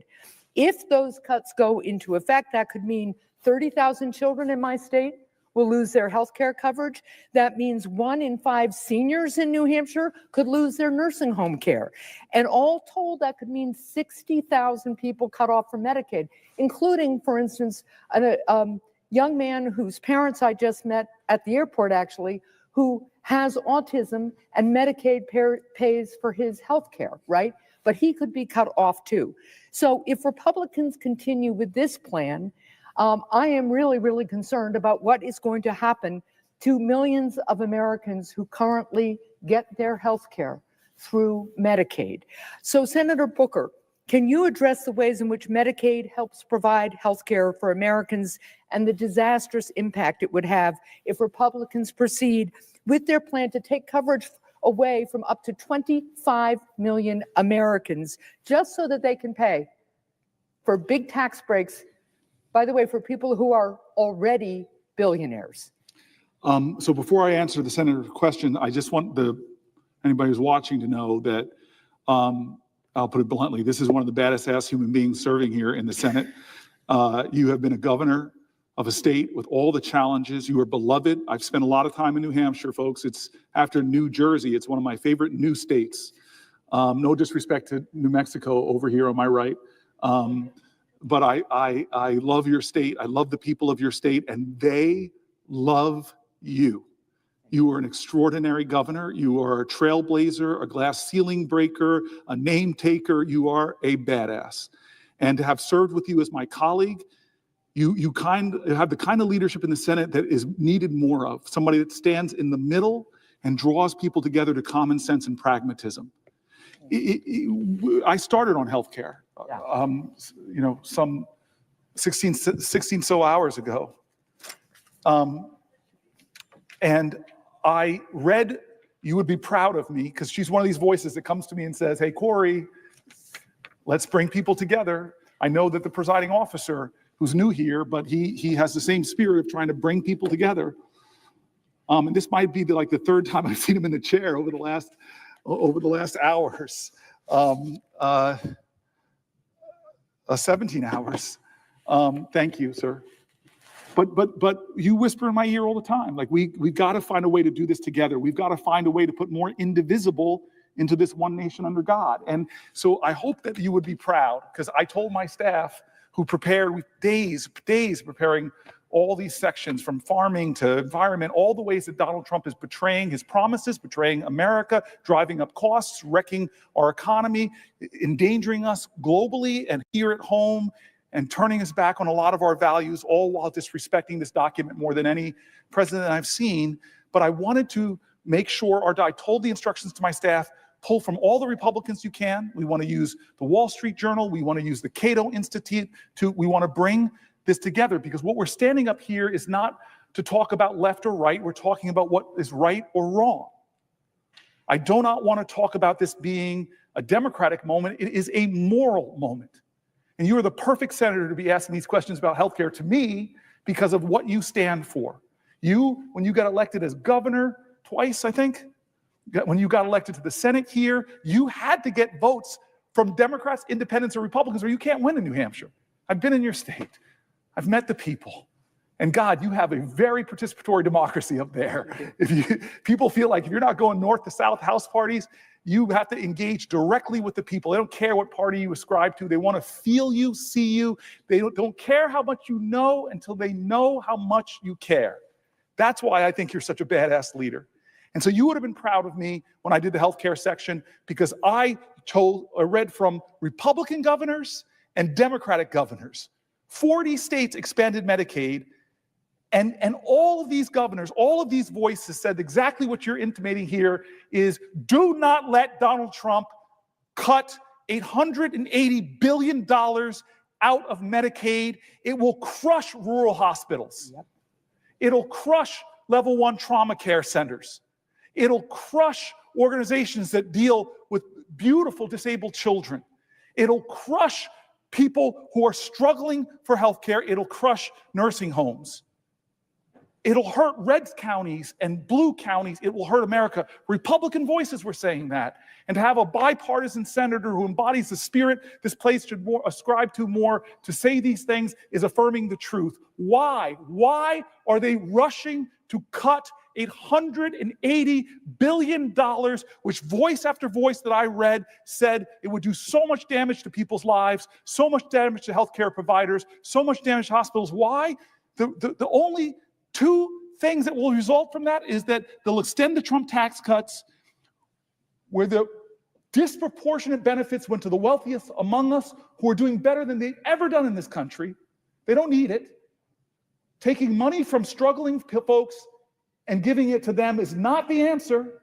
And then the other thing, to a person who, like me, when we were executives, you were a governor, I was a mighty mayor, we had to balance our budgets. But they're not balancing the budget. They're not lowering the deficit. They're increasing it by trillions of dollars. This makes no sense to a pragmatic person who has balanced budgets, who expanded healthcare access, who made her state work, who has love and respect and votes, frankly, from Democrats and Republicans. You know this makes no sense. And so if you're standing up, and colleagues of mine further to the left of me, then why aren't other people why did only one Republican in the House vote against it? He told the truth. Massey. I see some of my Republican colleagues here. He's a fiscal hawk.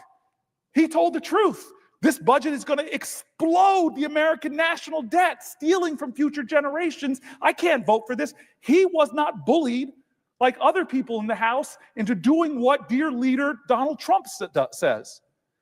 And so, my colleague, you are on the money. I have internalized your voice. There's only a few people's voices I've internalized. One of them is my mother, but you're not that. You're more my peer. You are one of those voices in America right now that we need, that does not slip into a partisan argument, but makes the pragmatic argument that what Donald Trump is trying to do with the aiding and abetting of congressional Republicans is wrong. It is fiscally wrong. It is morally wrong. It will hurt Americans. It is not for the common welfare. It's not for the common defense. Read the start of the Constitution, please. I beg of you. We all swore to uphold it. How do our founders begin? We, the people of the United States, in order to form a more perfect union, establish justice, ensure domestic tranquility, provide for the common defense, promote the general welfare, and secure the best blessings of liberty to ourselves and our prosperity. Trillions of dollars of deficit doesn't secure the blessing of liberties, it endangers our country. The common welfare is this idea that everybody should have access to what makes us free. What makes us free is not having medical debt. What makes us free is not being chained to uncertainty and security that if someone in my family gets sick, I will not be afforded. Still, the majority or close to the majority of bankruptcies in the United States of America are people who can't afford their health care bills. We need to find better ways to expand access and not cut more people off. You know this, former governor. There are a number of states that have these things called triggers, automatic triggers, that if the funding for Medicaid reduces to covering 90% of the costs, what happens in those states? Boom. Medicare expansion goes offline. So if you don't even cut it $880 billion, maybe you say, we'll just do $250 billion of an axe. States are going to lose their expansion. People are going to suffer and get hurt. Why? You said it, you said it, and you said it. You and I are the two people that want to see entrepreneurs make money. You and I want to see small business people thrive. We don't hate rich people. We think that's great. It's often, not always, Donald Trump, it's often a sign of people in America using the ingenuity, applying it, and being successful. But you and I both know that the richest people in this country don't need more tax cuts. It is morally wrong. It is fiscally wrong. It is a wrong in the name of God and America. How could we be doing this to ourselves? Will the senator yield for another question? I can't call you one of the baddest ass people I've ever worked with and not yield to your questions, but I have to read the words. I yield for a question while retaining the floor. Well, thank you for yielding the question for a question while retaining the floor. And thank you for the very nice compliments. I do have a question for you about Social Security. And then I think another colleague of mine has additional questions. But look, as you know, you just talked about my wonderful state, New Hampshire. You also just talked about your mother. And I should just also let you know that my mother always made me memorize the preamble to the United States Constitution.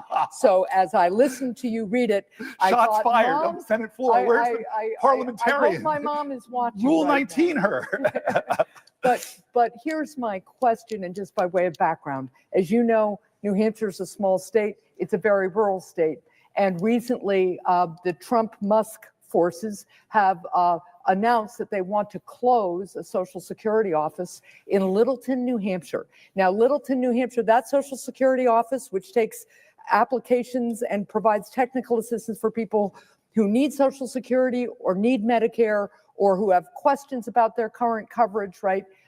It is the northernmost office in New Hampshire. So they closed that office, and now my folks in the North Country, and there are about 334,000 people in New Hampshire with Social Security, right? My people in the North Country will have to drive as far as 100 miles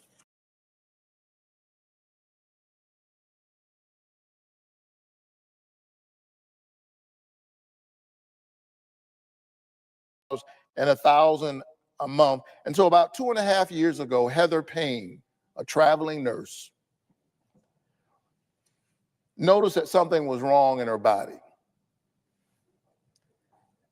And even though she noticed that something was wrong, Senator Klobuchar, she literally had to wait for months before she could see a doctor to save up the money.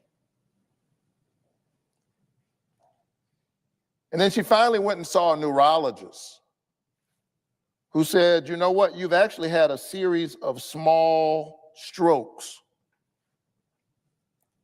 And even after getting that diagnosis, she had to put off serious medical procedures because she cannot work as an ER nurse anymore and is still waiting to get approved for disability so she can get Medicaid coverage. And so this nurse who has spent her whole life healing other people can't get health care.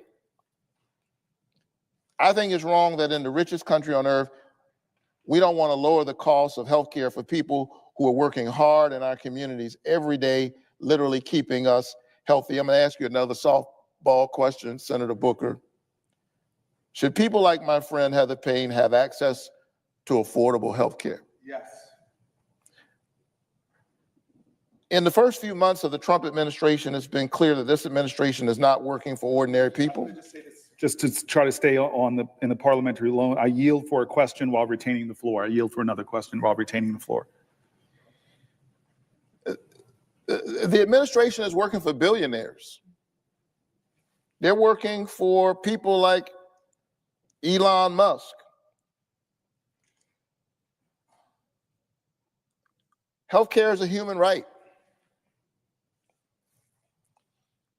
Healthcare is basic. And while we're speaking about health, we've got to cheer on our federal workers who are keeping us healthy. And there are folks in this administration who say that they want to make them the villains. That's what Russell Vogt said, that when they wake up in the morning, we want them to not go to work. Our federal workers, because they are increasingly viewed, he said, as villains. I got news for Russell Vogt. The people who staff our VA hospitals are not villains. The people who keep our food safe and our water clean are not villains. The people who keep our military bases operating are not villains. And so we stand with them in this moment because they are indeed keeping all of us healthy. And so in closing, and nobody believes a Baptist preacher when he says in closing, let me say that, again, you're doing holy work here, brother, by holding this floor. You are literally holding vigil for our nation. We are beset by the politics of fear. The scripture tells us that perfect love casts out all fear. We are witnessing again this ugly game, the politics of us and them. And there are a lot of folk who, because so much of what has been going on in our nation across Republican and Democratic administrations, let's be honest, has not been working for ordinary people. And the gap between the haves and the have-nots has gotten larger and larger. And when people are vulnerable, sometimes they give in to the politics of fear, somebody telling them that they've got all the answers. And so we saw this in this last cycle. We're seeing it in this moment in our country, the politics of us and them. And sadly, hardworking, working class people are waking up this morning and they're discovering that they thought they were in the us. And they're discovering that they're in the them, that the them is larger than they thought. And so we got to hold vigil for each other, for workers, for women, for immigrants, for immigrant families, for our sisters and our brothers, red, yellow, brown, black, and white, for the aging who need Social Security, for the working poor who need Medicaid, for those who are seeking asylum and they just need a dignified path, for those who've been working here for years and they need a dignified path to citizenship. We've got a whole vigil for each other. And so thank you for this work. This is not the end, but the beginning. The struggle continues. Dr. King said that the true measure of a person is not where he stands in moments of comfort and convenience, but where he stands in moments of challenge and controversy. So thank you for praying for this nation with your lips and with your legs. And I'm going to ask you one last question. Do you intend to keep praying? Amen. Hallelujah. Yes, I do. Thank you for that question. I know there's going to be a question coming to me. I just want to say, pray Isaiah 40:31 for me. I think you know what that is. Got it. I'm going to ordain this man. All right.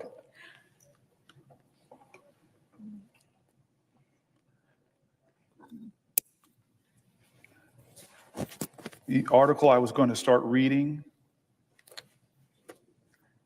Senator Booker.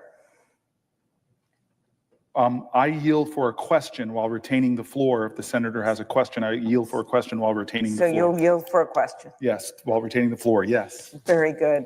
I want to, first of all, thank you. Thank you for waking us up this morning, literally. All night, as Reverend Warnock would tell you, I know you were in here doing your work, but it was raining, there was thunder, it was really bad. And then when we woke up this morning, you were still talking. You were still talking and the sun was out and you're giving people hope. When I think about what you're doing, you're like an alarm clock right now for this country. And slowly but surely, we've seen people realize this isn't just a bunch of campaign rhetoric that's going on.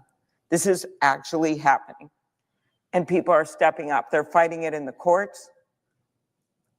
They're fighting it in Congress with what you're doing today, with what, as you know, last week when we got the horrible news that the Defense Secretary of the United States was using an unauthorized line to just talk with his friends like he was spiking a football about putting the lives of our service members at risk. People stood up. Democrats stood up. They asked the tough questions.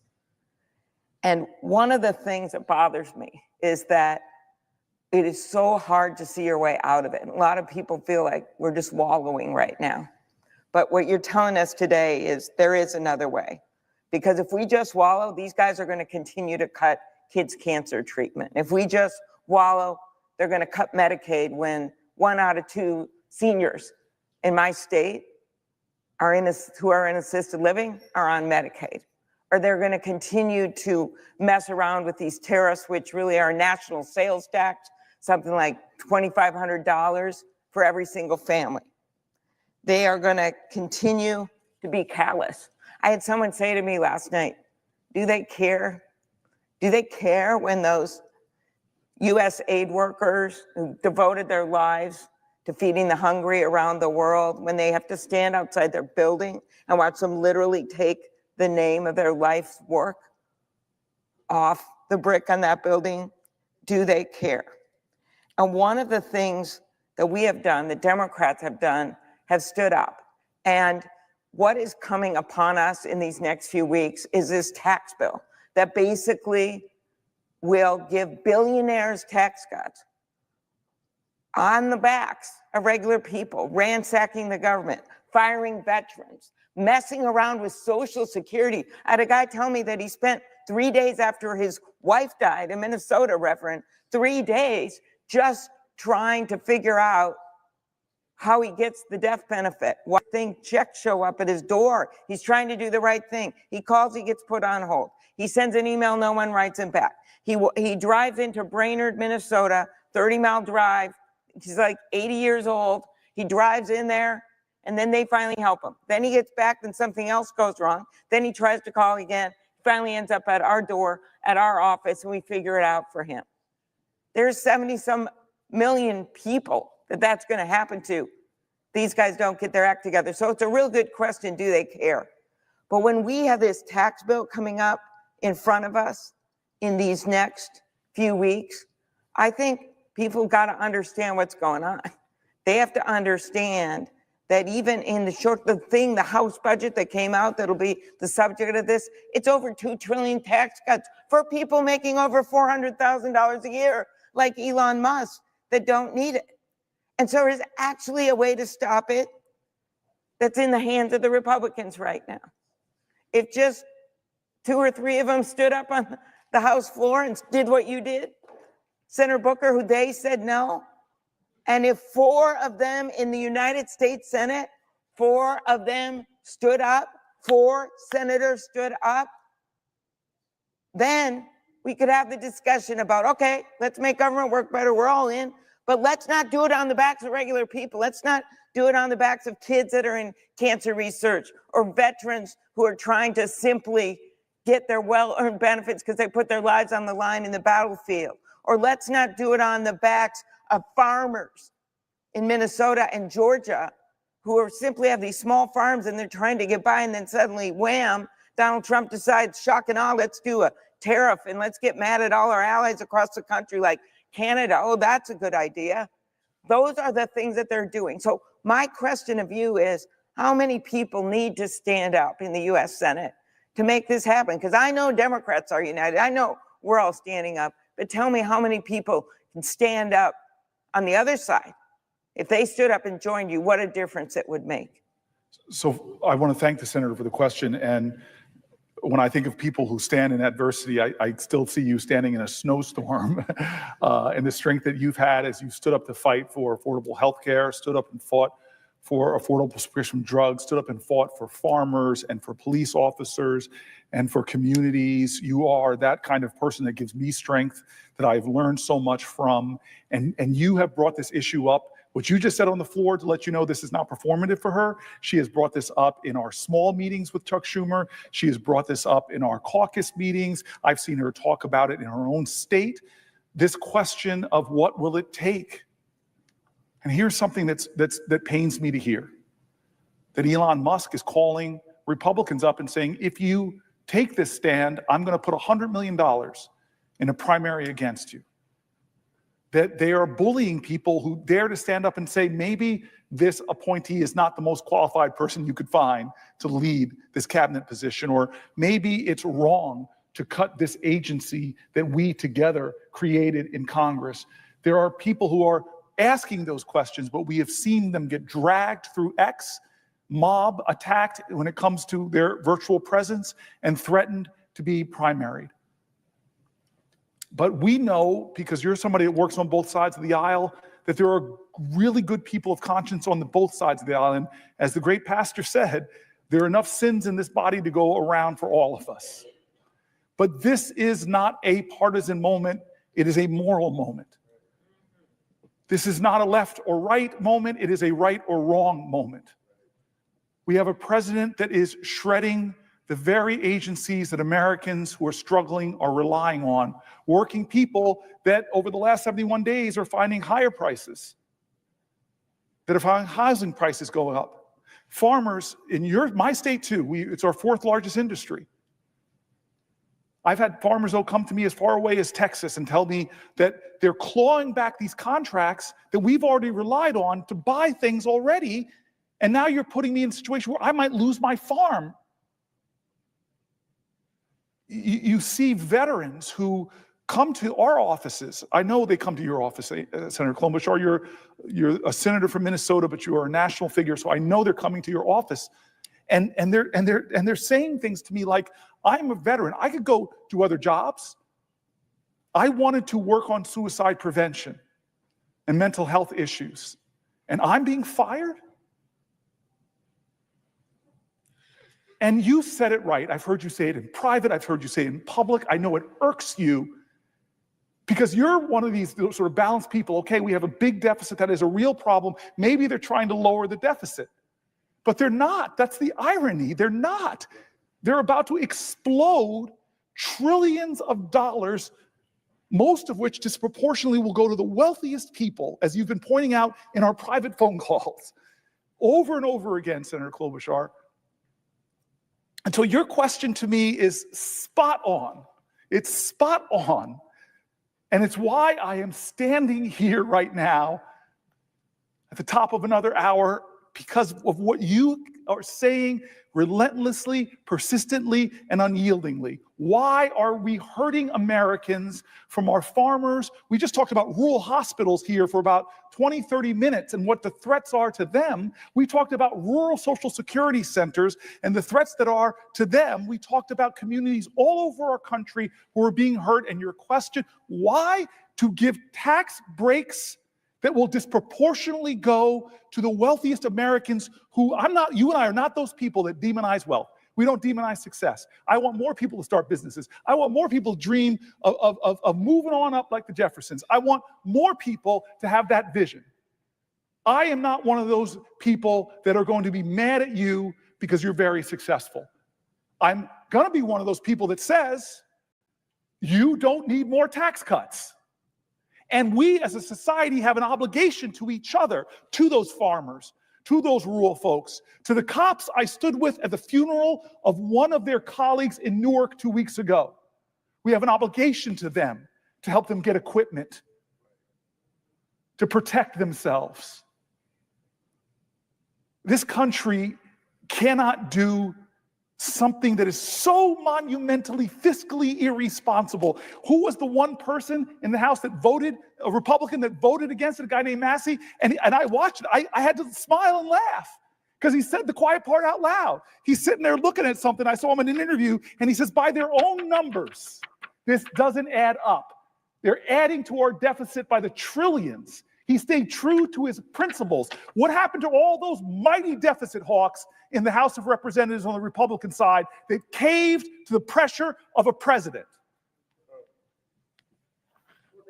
I'm so happy you asked it in the right fashion, as I yield for a question while retaining the floor.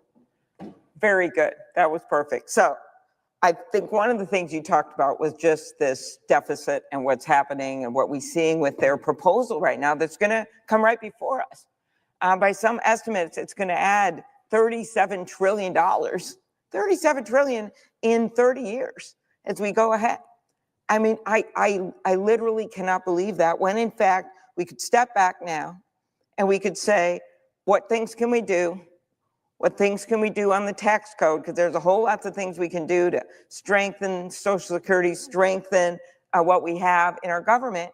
And what really, when you step back and look at the economy, and I heard this the other day on a business channel, just about a month or two ago, man, we were coming out strong.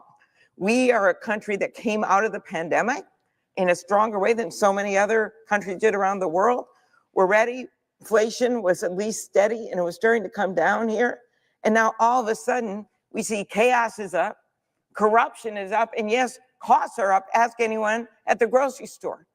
And one of the problems when you look at what we could be doing to address the debt is that the proposals out there are just going to make it worse. That means more interest payments.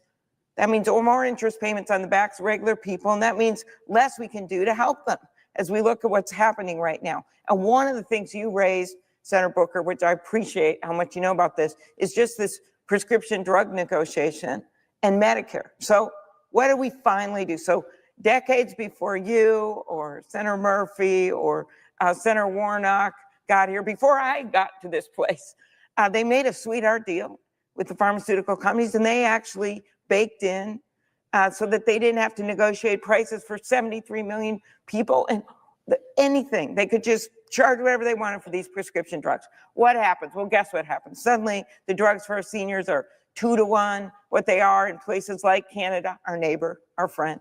2 to 1 what they are over there. You got people driving up to Canada from Minnesota because we can see Canada from our porch. And they are like going up there trying to get less expensive drugs. And then they figured, what's going on? So a whole bunch of people started to say, let's look at this. It took years to get this done. Finally, we passed a bill it said they've got to negotiate. And we took the first 10 drugs. And the last administration got to pick those drugs, and they picked blockbuster drugs.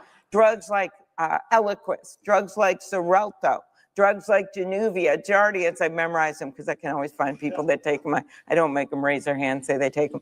But these are blockbuster drugs. And they reduced the price by like 70% for our seniors. That's going to kick in soon, but not if this administration messes it up. And for we have seen from everything from, giving signal lines about secret battle plans to reporters to deciding they're going to shut down the people that worked on protecting our nuclear facilities and oops, we made a mistake. Or how about when they said, okay, we want to do something about avian flu, but we're going to fire all the people that work at, oh, no, we're going to fire them back. We're going to hire them back. That's what's been going on right now. So when I look at this really complicated prescription drug negotiation where you're taking on some of the biggest companies in the world, I say to myself, okay, so our Secretary of Health, Kennedy, he won't even agree. And when he's asked under oath if he's going to keep this up, they fired a bunch of people that would work on it. They haven't shown they're going to keep this negotiation going. Meanwhile, we've got put in place a $2,000 cap for our seniors out of pocket on drug costs under Medicare. That's really good. We put in place that insulin limit on $35 a month, and we thank Reverend Warnock, and we thank you, Senator Booker, Senator Murphy, everyone that worked on that. We got that in place. So now we got the big thing, which is the negotiation of all these drugs, because 15 more drugs are coming their way for negotiation. Again, blockbuster drugs, Ozempic, blockbuster drugs. Those drugs are coming their way for negotiation, but they have not committed to do that. They have not committed to do that.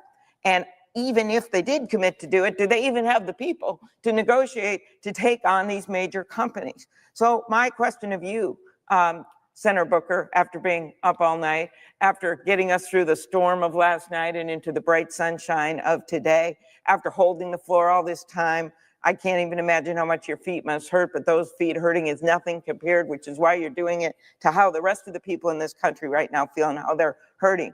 My question is, how can they move forward without trying to save money for the people of this country? Because what I see happening, and there's so many signs, you see it every single day, when they are getting rid of some of these people that work on it, then you're not going to be able to get the Social Security for my friend that I met from Cross Lake, Minnesota. Then you're not going to be able to get that stuff done.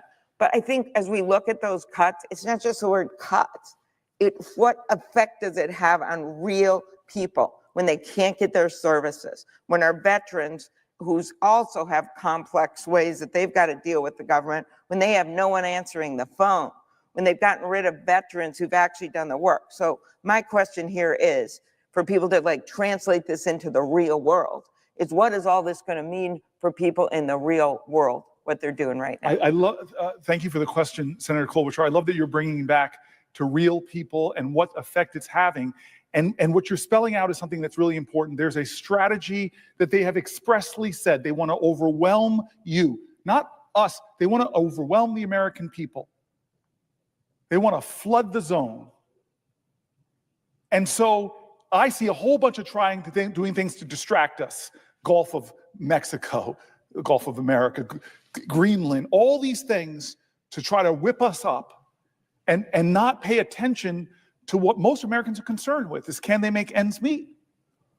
Even the big reconciliation bill that they're going to try to do, that we have to find a way to appeal to a small group of Republican Congress people to stop, of cutting $880 million out of Medicaid. We went through in great detail at length last night why that's bad, but you are pointing to something even more insidious. As that big thing is going on, they actually are cutting the support to get more people signed up with the ACA. Already happened. Make it harder to sign up for the ACA. They've already cut the tax credits that are helping people that are in the ACA get resources to help with their healthcare costs. They're going after these things. Here's one that you know really well. They're going after, as we talk about all of these parents struggling with children and family members with chronic diseases, we know one of the things that help people with chronic diseases is having access to fresh, healthy foods, but they're cutting access to that for our kids going to school. This administration has not only overseen in 71 days a rise in inflation, a rise in the cost of groceries, a lowering of people's 401ks with the stock market going down. It's not only bringing economic chaos, but they are already hurting people on their basic delivery of their services, from taking thousands of jobs out of Social Security, making it harder for people who have some problem to get it solved, to the VA, to the ACA.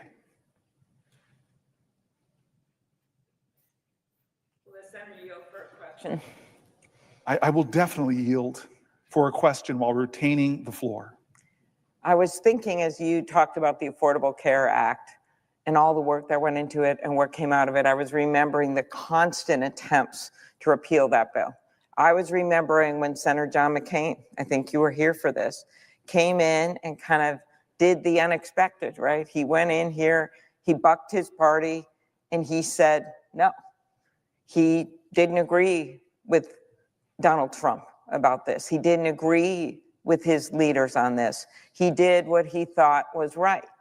And my issue is that we all have those moments where we have to make decisions about what we think is right. And I think about Donald Trump, and that's just this week, he said he wanted to violate the Constitution, which he says practically every single hour, but he said that he would try to serve another term, that he would do this, he would do that. He is literally treating this presidency like he's the king. And I guess Elon Musk is thus the court jester at his side, or the White House IT guy. But the point is that he's treating this like a king. And you serve on the Judiciary Committee. You know, you are a student of history. You're also a scholar in terms of understanding this government and how it works. And I think one of the things that's most unsettling for people that they just don't understand is how you could have a president in place that doesn't respect that democracy. I remember when we all gathered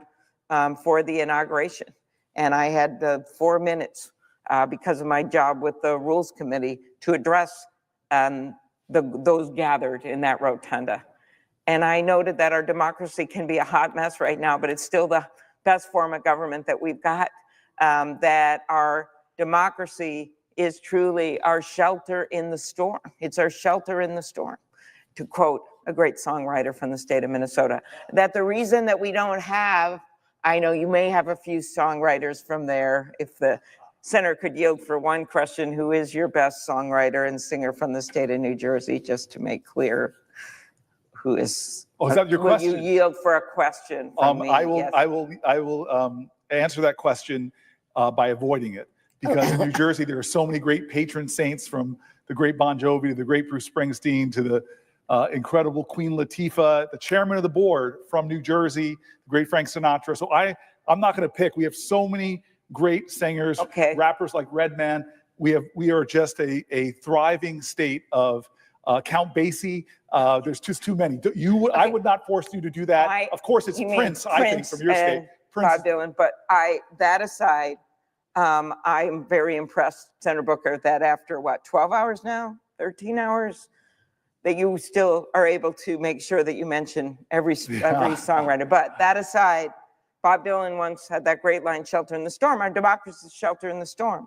And then I noted that day that in some countries, presidential inaugurations, they're held in gilded palaces, not in the United States of America. In the United States of America, it's held in the People's House. That's what you're doing right now, Senator Booker, because the People's House is where the action should be. That's Article 1. And the Constitution specifically says here, we have equal branches of government. And the final thing is that the power in that rotunda that day, and this is where we get into Donald Trump thinking he's king, the power of that rotunda didn't come from the people in there, it came from outside, came from the people. So that's why you see the people standing up right now, our constituents, going to these town halls, standing up, breaking the phone lines in the US Senate, sending in the emails with their stories that we are able, that you've heard the senators and you have read on the Senate floor about things that have happened to your constituents. So that's the power from the outside. So the question that I ask of you is just tell me what you think people can do when you've got a president in there that, he thinks he is king And he thinks that a democracy is just something that he can just shove aside and say whatever he wants and break whatever rule that people depend on, that they depend on to be able to vote, to be able to participate and have their case made. Tell me what you Thank think. you. What's the answer to that? Thank you, Senator. I'll answer that. And I see Ron Wyden has come to the floor, who's, for both Amy and I, one of the chair people or at this point, ranking members of one of the great committees. To Amy Klobuchar's question, I read a lot of angry letters. People who were demanding of me to do something to stop them, do something different. Stand up, speak up, Senator. I'm afraid. Stand up, speak up, Senator. I'm so angry. Stand up, speak up, Senator. The services for my disabled child are threatened. Stand up, speak up. So it's one of the reasons why I'm doing this, why my staff and I talked about this for so many days, to do something to let our constituents know, to elevate their voices on the floor, to read their letters, to read their statements, not just New Jerseyans, but like you, the hundreds and hundreds of people that are calling us from other states. But I am most moved by the letters who tell me about their pain or their challenges or their fears, but they end that question with your question. But I am here to help. Tell me how I can help. I am here to help. Tell me I can help. And you said it, Senator. I read the letter of John McCain last night. His letter explaining his vote. It was so beautiful. It was tough like he was. It was hard on the whole body. But he called to principles. Senator Schumer was here when I read it. It was eerie because he was describing what went wrong then, which is the same thing here, that we do need to make our country better. We do need to have a bolder vision for healthcare, a bolder vision for Social Security. We need to make them work for the people, but we're not doing it here in this body. And this man who's not acting like a president, but is trashing our constitutional traditions, is violating our laws as he's getting tied up in court, but ignoring court orders. And when he gets a decision he doesn't like, he trashes the judges so badly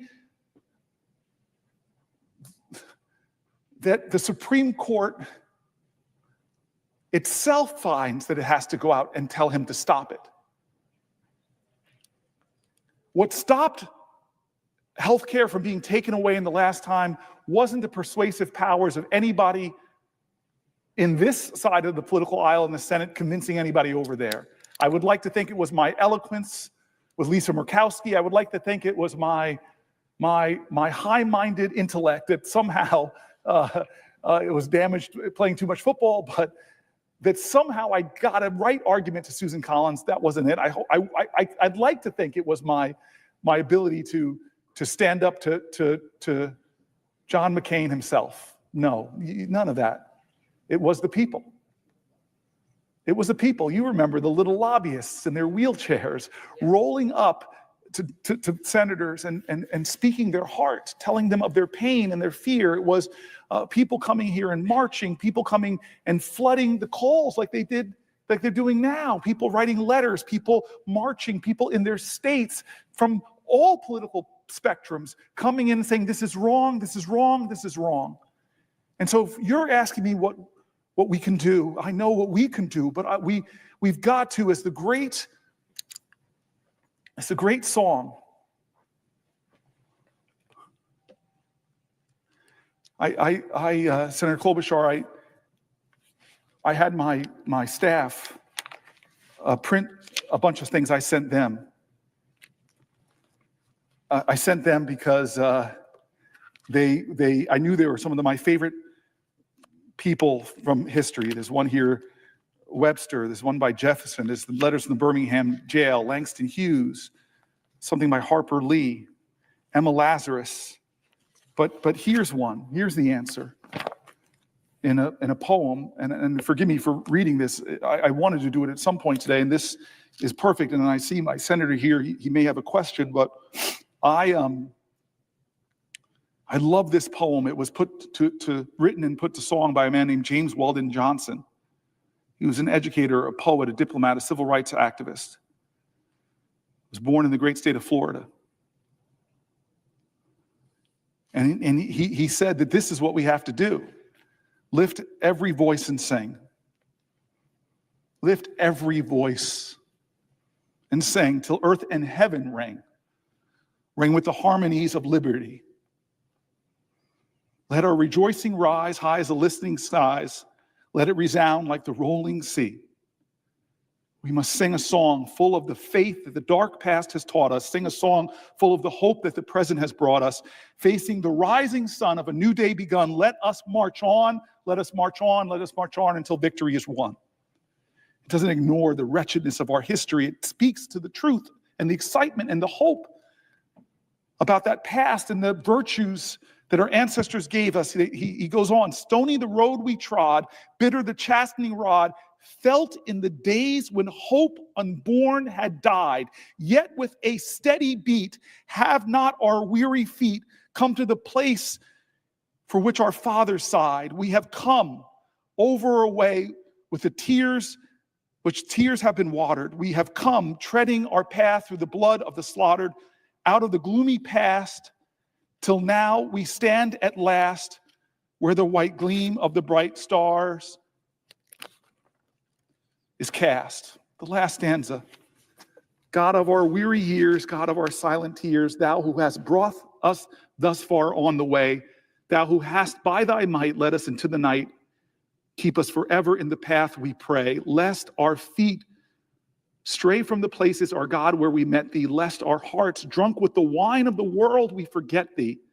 Shadow beneath thy hand, may we forever stand true to our God and true to this native land. What can we do? Is do like our ancestors did. What can we do? Do like the people who never gave up, who even when this country that they loved didn't love them back, they kept fighting and kept pushing. And we know that, Senator Klobuchar, because we've witnessed that. In my time in the Senate with you, we've seen the most amazing, shocking moments within the Bergefeld case at the Supreme Court, recognizing the humanity, the dignity, and the equal rights of LGBTQ Americans to have love and marry. We've seen fights in this time that we've been here, where we've seen victories on health care that made such a difference in people's lives. We've seen the fights while we've been here, some of the most painful moments where we've seen the arc of the moral universe bent, not by the people here, not by the people in this body. You think we got suffrage because a bunch of men on the Senate floor said, okay, guys, come on, put your hands in here. Ready, give women the right to vote on 3. Ready, break. That's not how it happened. It's not how it happened. It happened because the power of the people is greater than the people in power. You think we got civil rights because one day Strom Thurmond, after filibustering for 24 hours, you think we got civil rights because he came to the floor one day and said, I've seen the light. Let those Negro people have the right to vote. No, we got civil rights because people marched for it, sweat for it, and John Lewis bled for it. And so I'm scared too. But fear is a necessary precondition to courage. I am angry too. But my mom told me, never let your anger consume you. Channel it, fuel it, so it can help your love be greater and stronger. Amy Klobuchar, that's what this moment needs. And our job in this body is to be truth tellers. Our job, just as you said so brilliantly, is to elevate the voices of the people of the country, because you're right, Amy Klobuchar, this is the people's house. It's Article 1 of the Constitution, and it's under assault. Article 1 is under assault. Our spending powers, our budgetary powers, the power to establish agencies like the Department of Education and USAID, it's under assault by a president that doesn't respect this document. And how do we stop them? I'm sorry to say, we hold powerful positions, we are elected by great states, but we're in the minority right now, and you spelled it out at the beginning of your questions to me.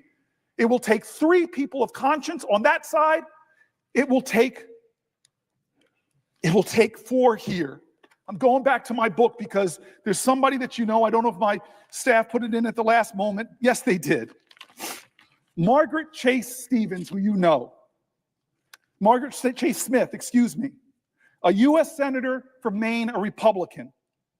When a demagogue had rose in the land exploiting people's fear, deporting Jews who were not citizens of this country because they were accusing them of being communists, at a time that this body was being twisted and contorted to the will of a demagogue, where nobody had the courage to stand up.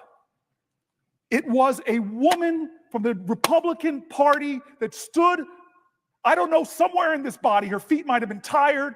Her heart might have been hurt. She might have been afraid of the consequences to stand up to people preaching the Red Scare. But this woman in this body, rare thing in those years, this woman in this body who are founders, those imperfect geniuses that wrote this Constitution, the woman in this body who wasn't imagined by our founders, thank God they called upon us to make a more perfect union. And generations of activists finally made it real that women could serve in this body. She had the courage, the audacity to call her own party to task. I read her words. She said, I don't believe that the Republican Party is any sense a party of fear, but I do believe that the Republican Party has made an alliance with the four horsemen of fear. The fear of communists, the fear of labor unions, the fear of the future, the fear of progress.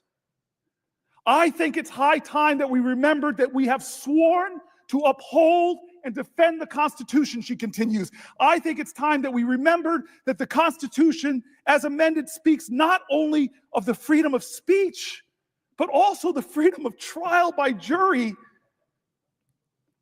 This great senator, this great Republican said, whether it is criminal prosecutions in a court or character prosecution in the Senate, there is little political distinction when the life of a person has been ruined. Those of us who shout the loudest about Americanism in making character assassinations all too frequently, those who, by our own words and acts, ignore some of the basic principles of what it means to be an American. The right to criticize without thinking the president is going to drag you from the Oval Office for criticizing him. The right to hold unpopular beliefs. That if you have beliefs that I find contemptible, it doesn't mean that I can disappear you from a city street. She goes on, the right to protest, that just for assembling and speaking up, that's not a right to cut hundreds of millions of dollars to that university's science funding. The right to independent thought. The exercise of these rights should not cost one single American citizen his reputation or his right to a livelihood, nor should he be in danger of losing his reputation or livelihood merely because he happens to know someone who holds unpopular beliefs, like a law firm that represents suing the president and now has their very firm, their very livelihoods, the legal secretaries and others come after them.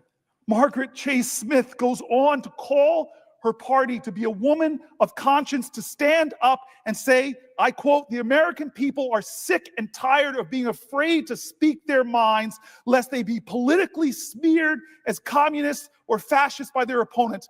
Freedom of speech, she says, is not what it used to be in America. It has been so abused by some that it is not exercised by others. So, dear God, if I stand up in this body and say it is wrong to put Pete Hegseth in the cabinet as Secretary of Defense because he's unqualified, look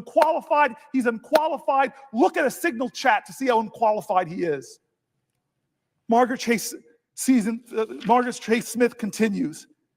As a Republican, I say to my colleagues on this side of the aisle that the Republican Party faces challenges today that is not unlike the challenges it faced by Lincoln back in the day. The Republican Party so successfully met that challenge that it emerged from the Civil War as the champion of a united nation.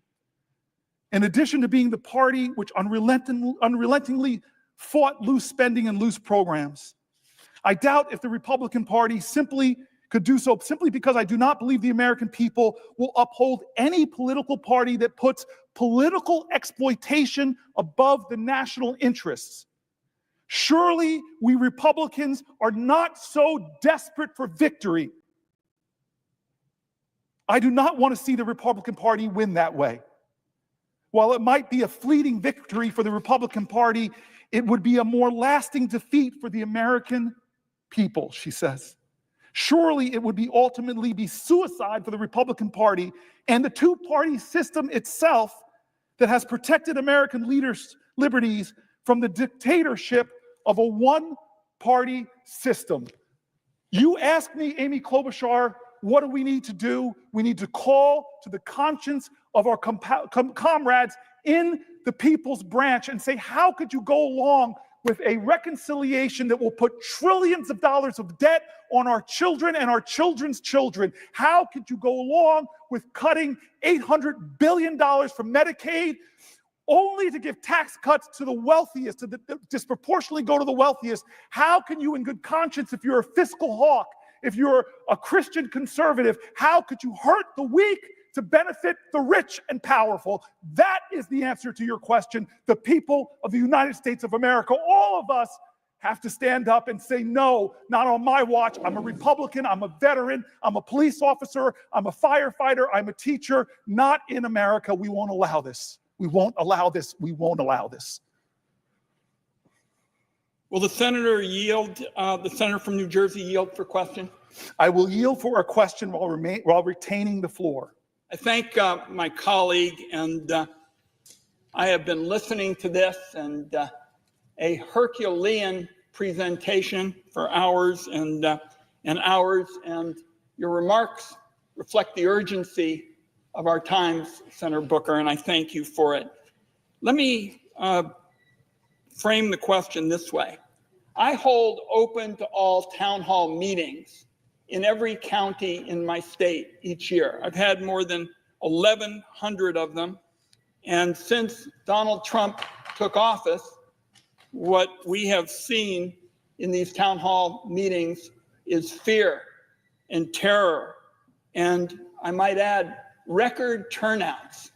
You know, I was in a small town in Central Oregon recently, Sisters. We had almost 1,400, people here. And what people asked about, and you've touched on this morning, is of course Medicaid and Social Security, because these are programs involving healthcare and retirement that are really the connective tissue between the government and our people. And these programs make it possible for people to pay for essentials. They're not going to fancy places. They're buying groceries, they're paying rent, they're buying medicine. We had one separate town hall meeting, I say to my colleague, just with federal employees whose goal is to get out in the woods and help prevent fire in Oregon. I organized this meeting. They too are terrified. They've dedicated their lives to trying to help. Now, we serve the American people. And I'm telling you, I've seen service in action over the last few hours with your reflecting the urgency of our times. Our salaries are paid for by taxpayers.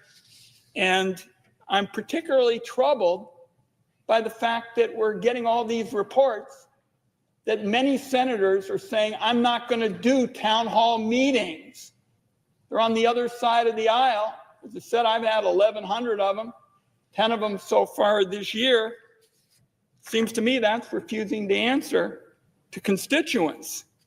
And you've been here all night, and you're setting a very clear example about what it means to push back against authoritarianism.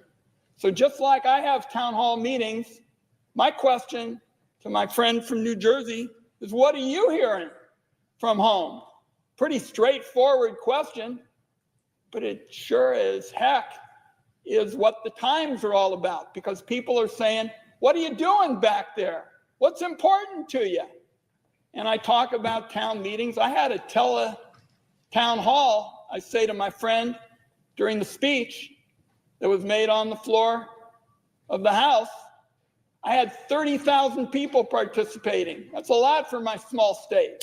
So I know what I'm doing, and I think the American people would like to hear a bit about what my colleague is hearing from his state and why it's so important that he's out here mopping his brow today, trying to stay on his feet, making the case for the urgency of our time. What are you hearing?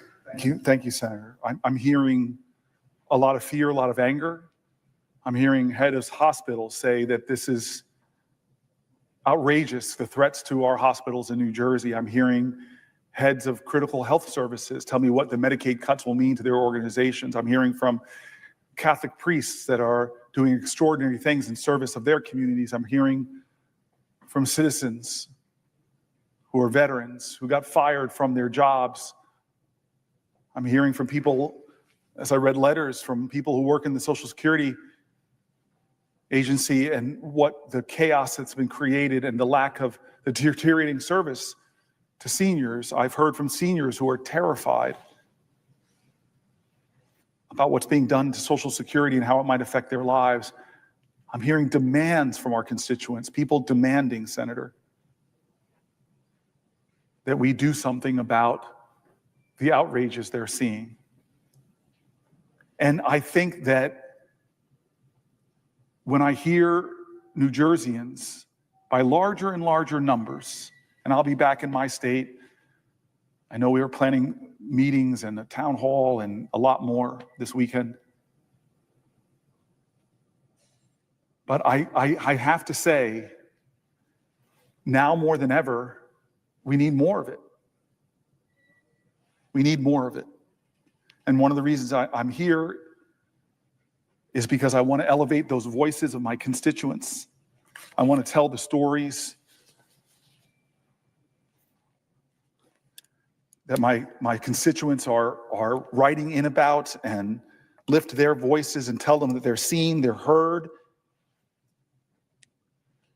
I've been going through section by section, as you pointed out, Social Security, section on healthcare, section on education and the Department of Education and that work that it does. I've been going point by point through. This is the agenda. I didn't know how much of I can get through. But we laid it out. We have binders for each one of these issues. Immigration, we went through.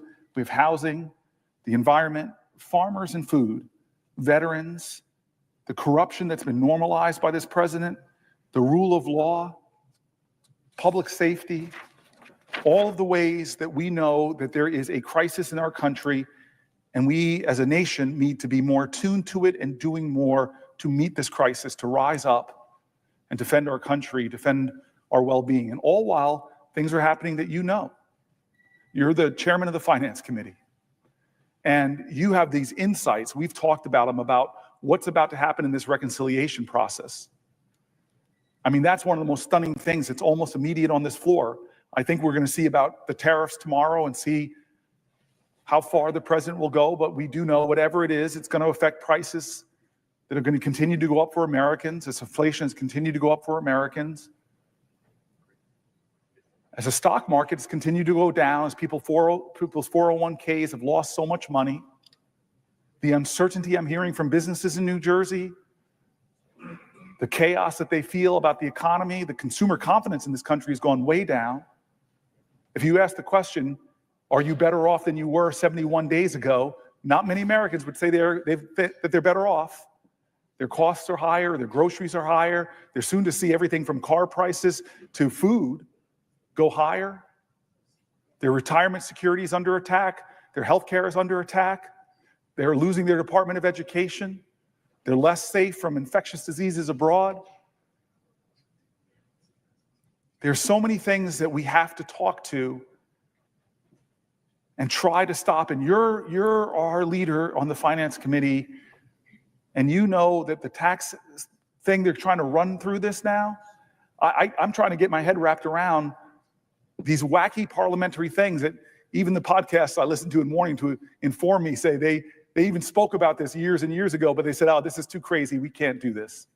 To try to tell the American people somehow that the trillions of dollars of tax cuts that we're going to give disproportionately to the wealthiest people of all, oh, there's nothing to see here that has a zero impact on the budget, so we can do it through reconciliation. That is the biggest hocus pocus, manufactured artifice that I've ever seen to obscure the truth in America.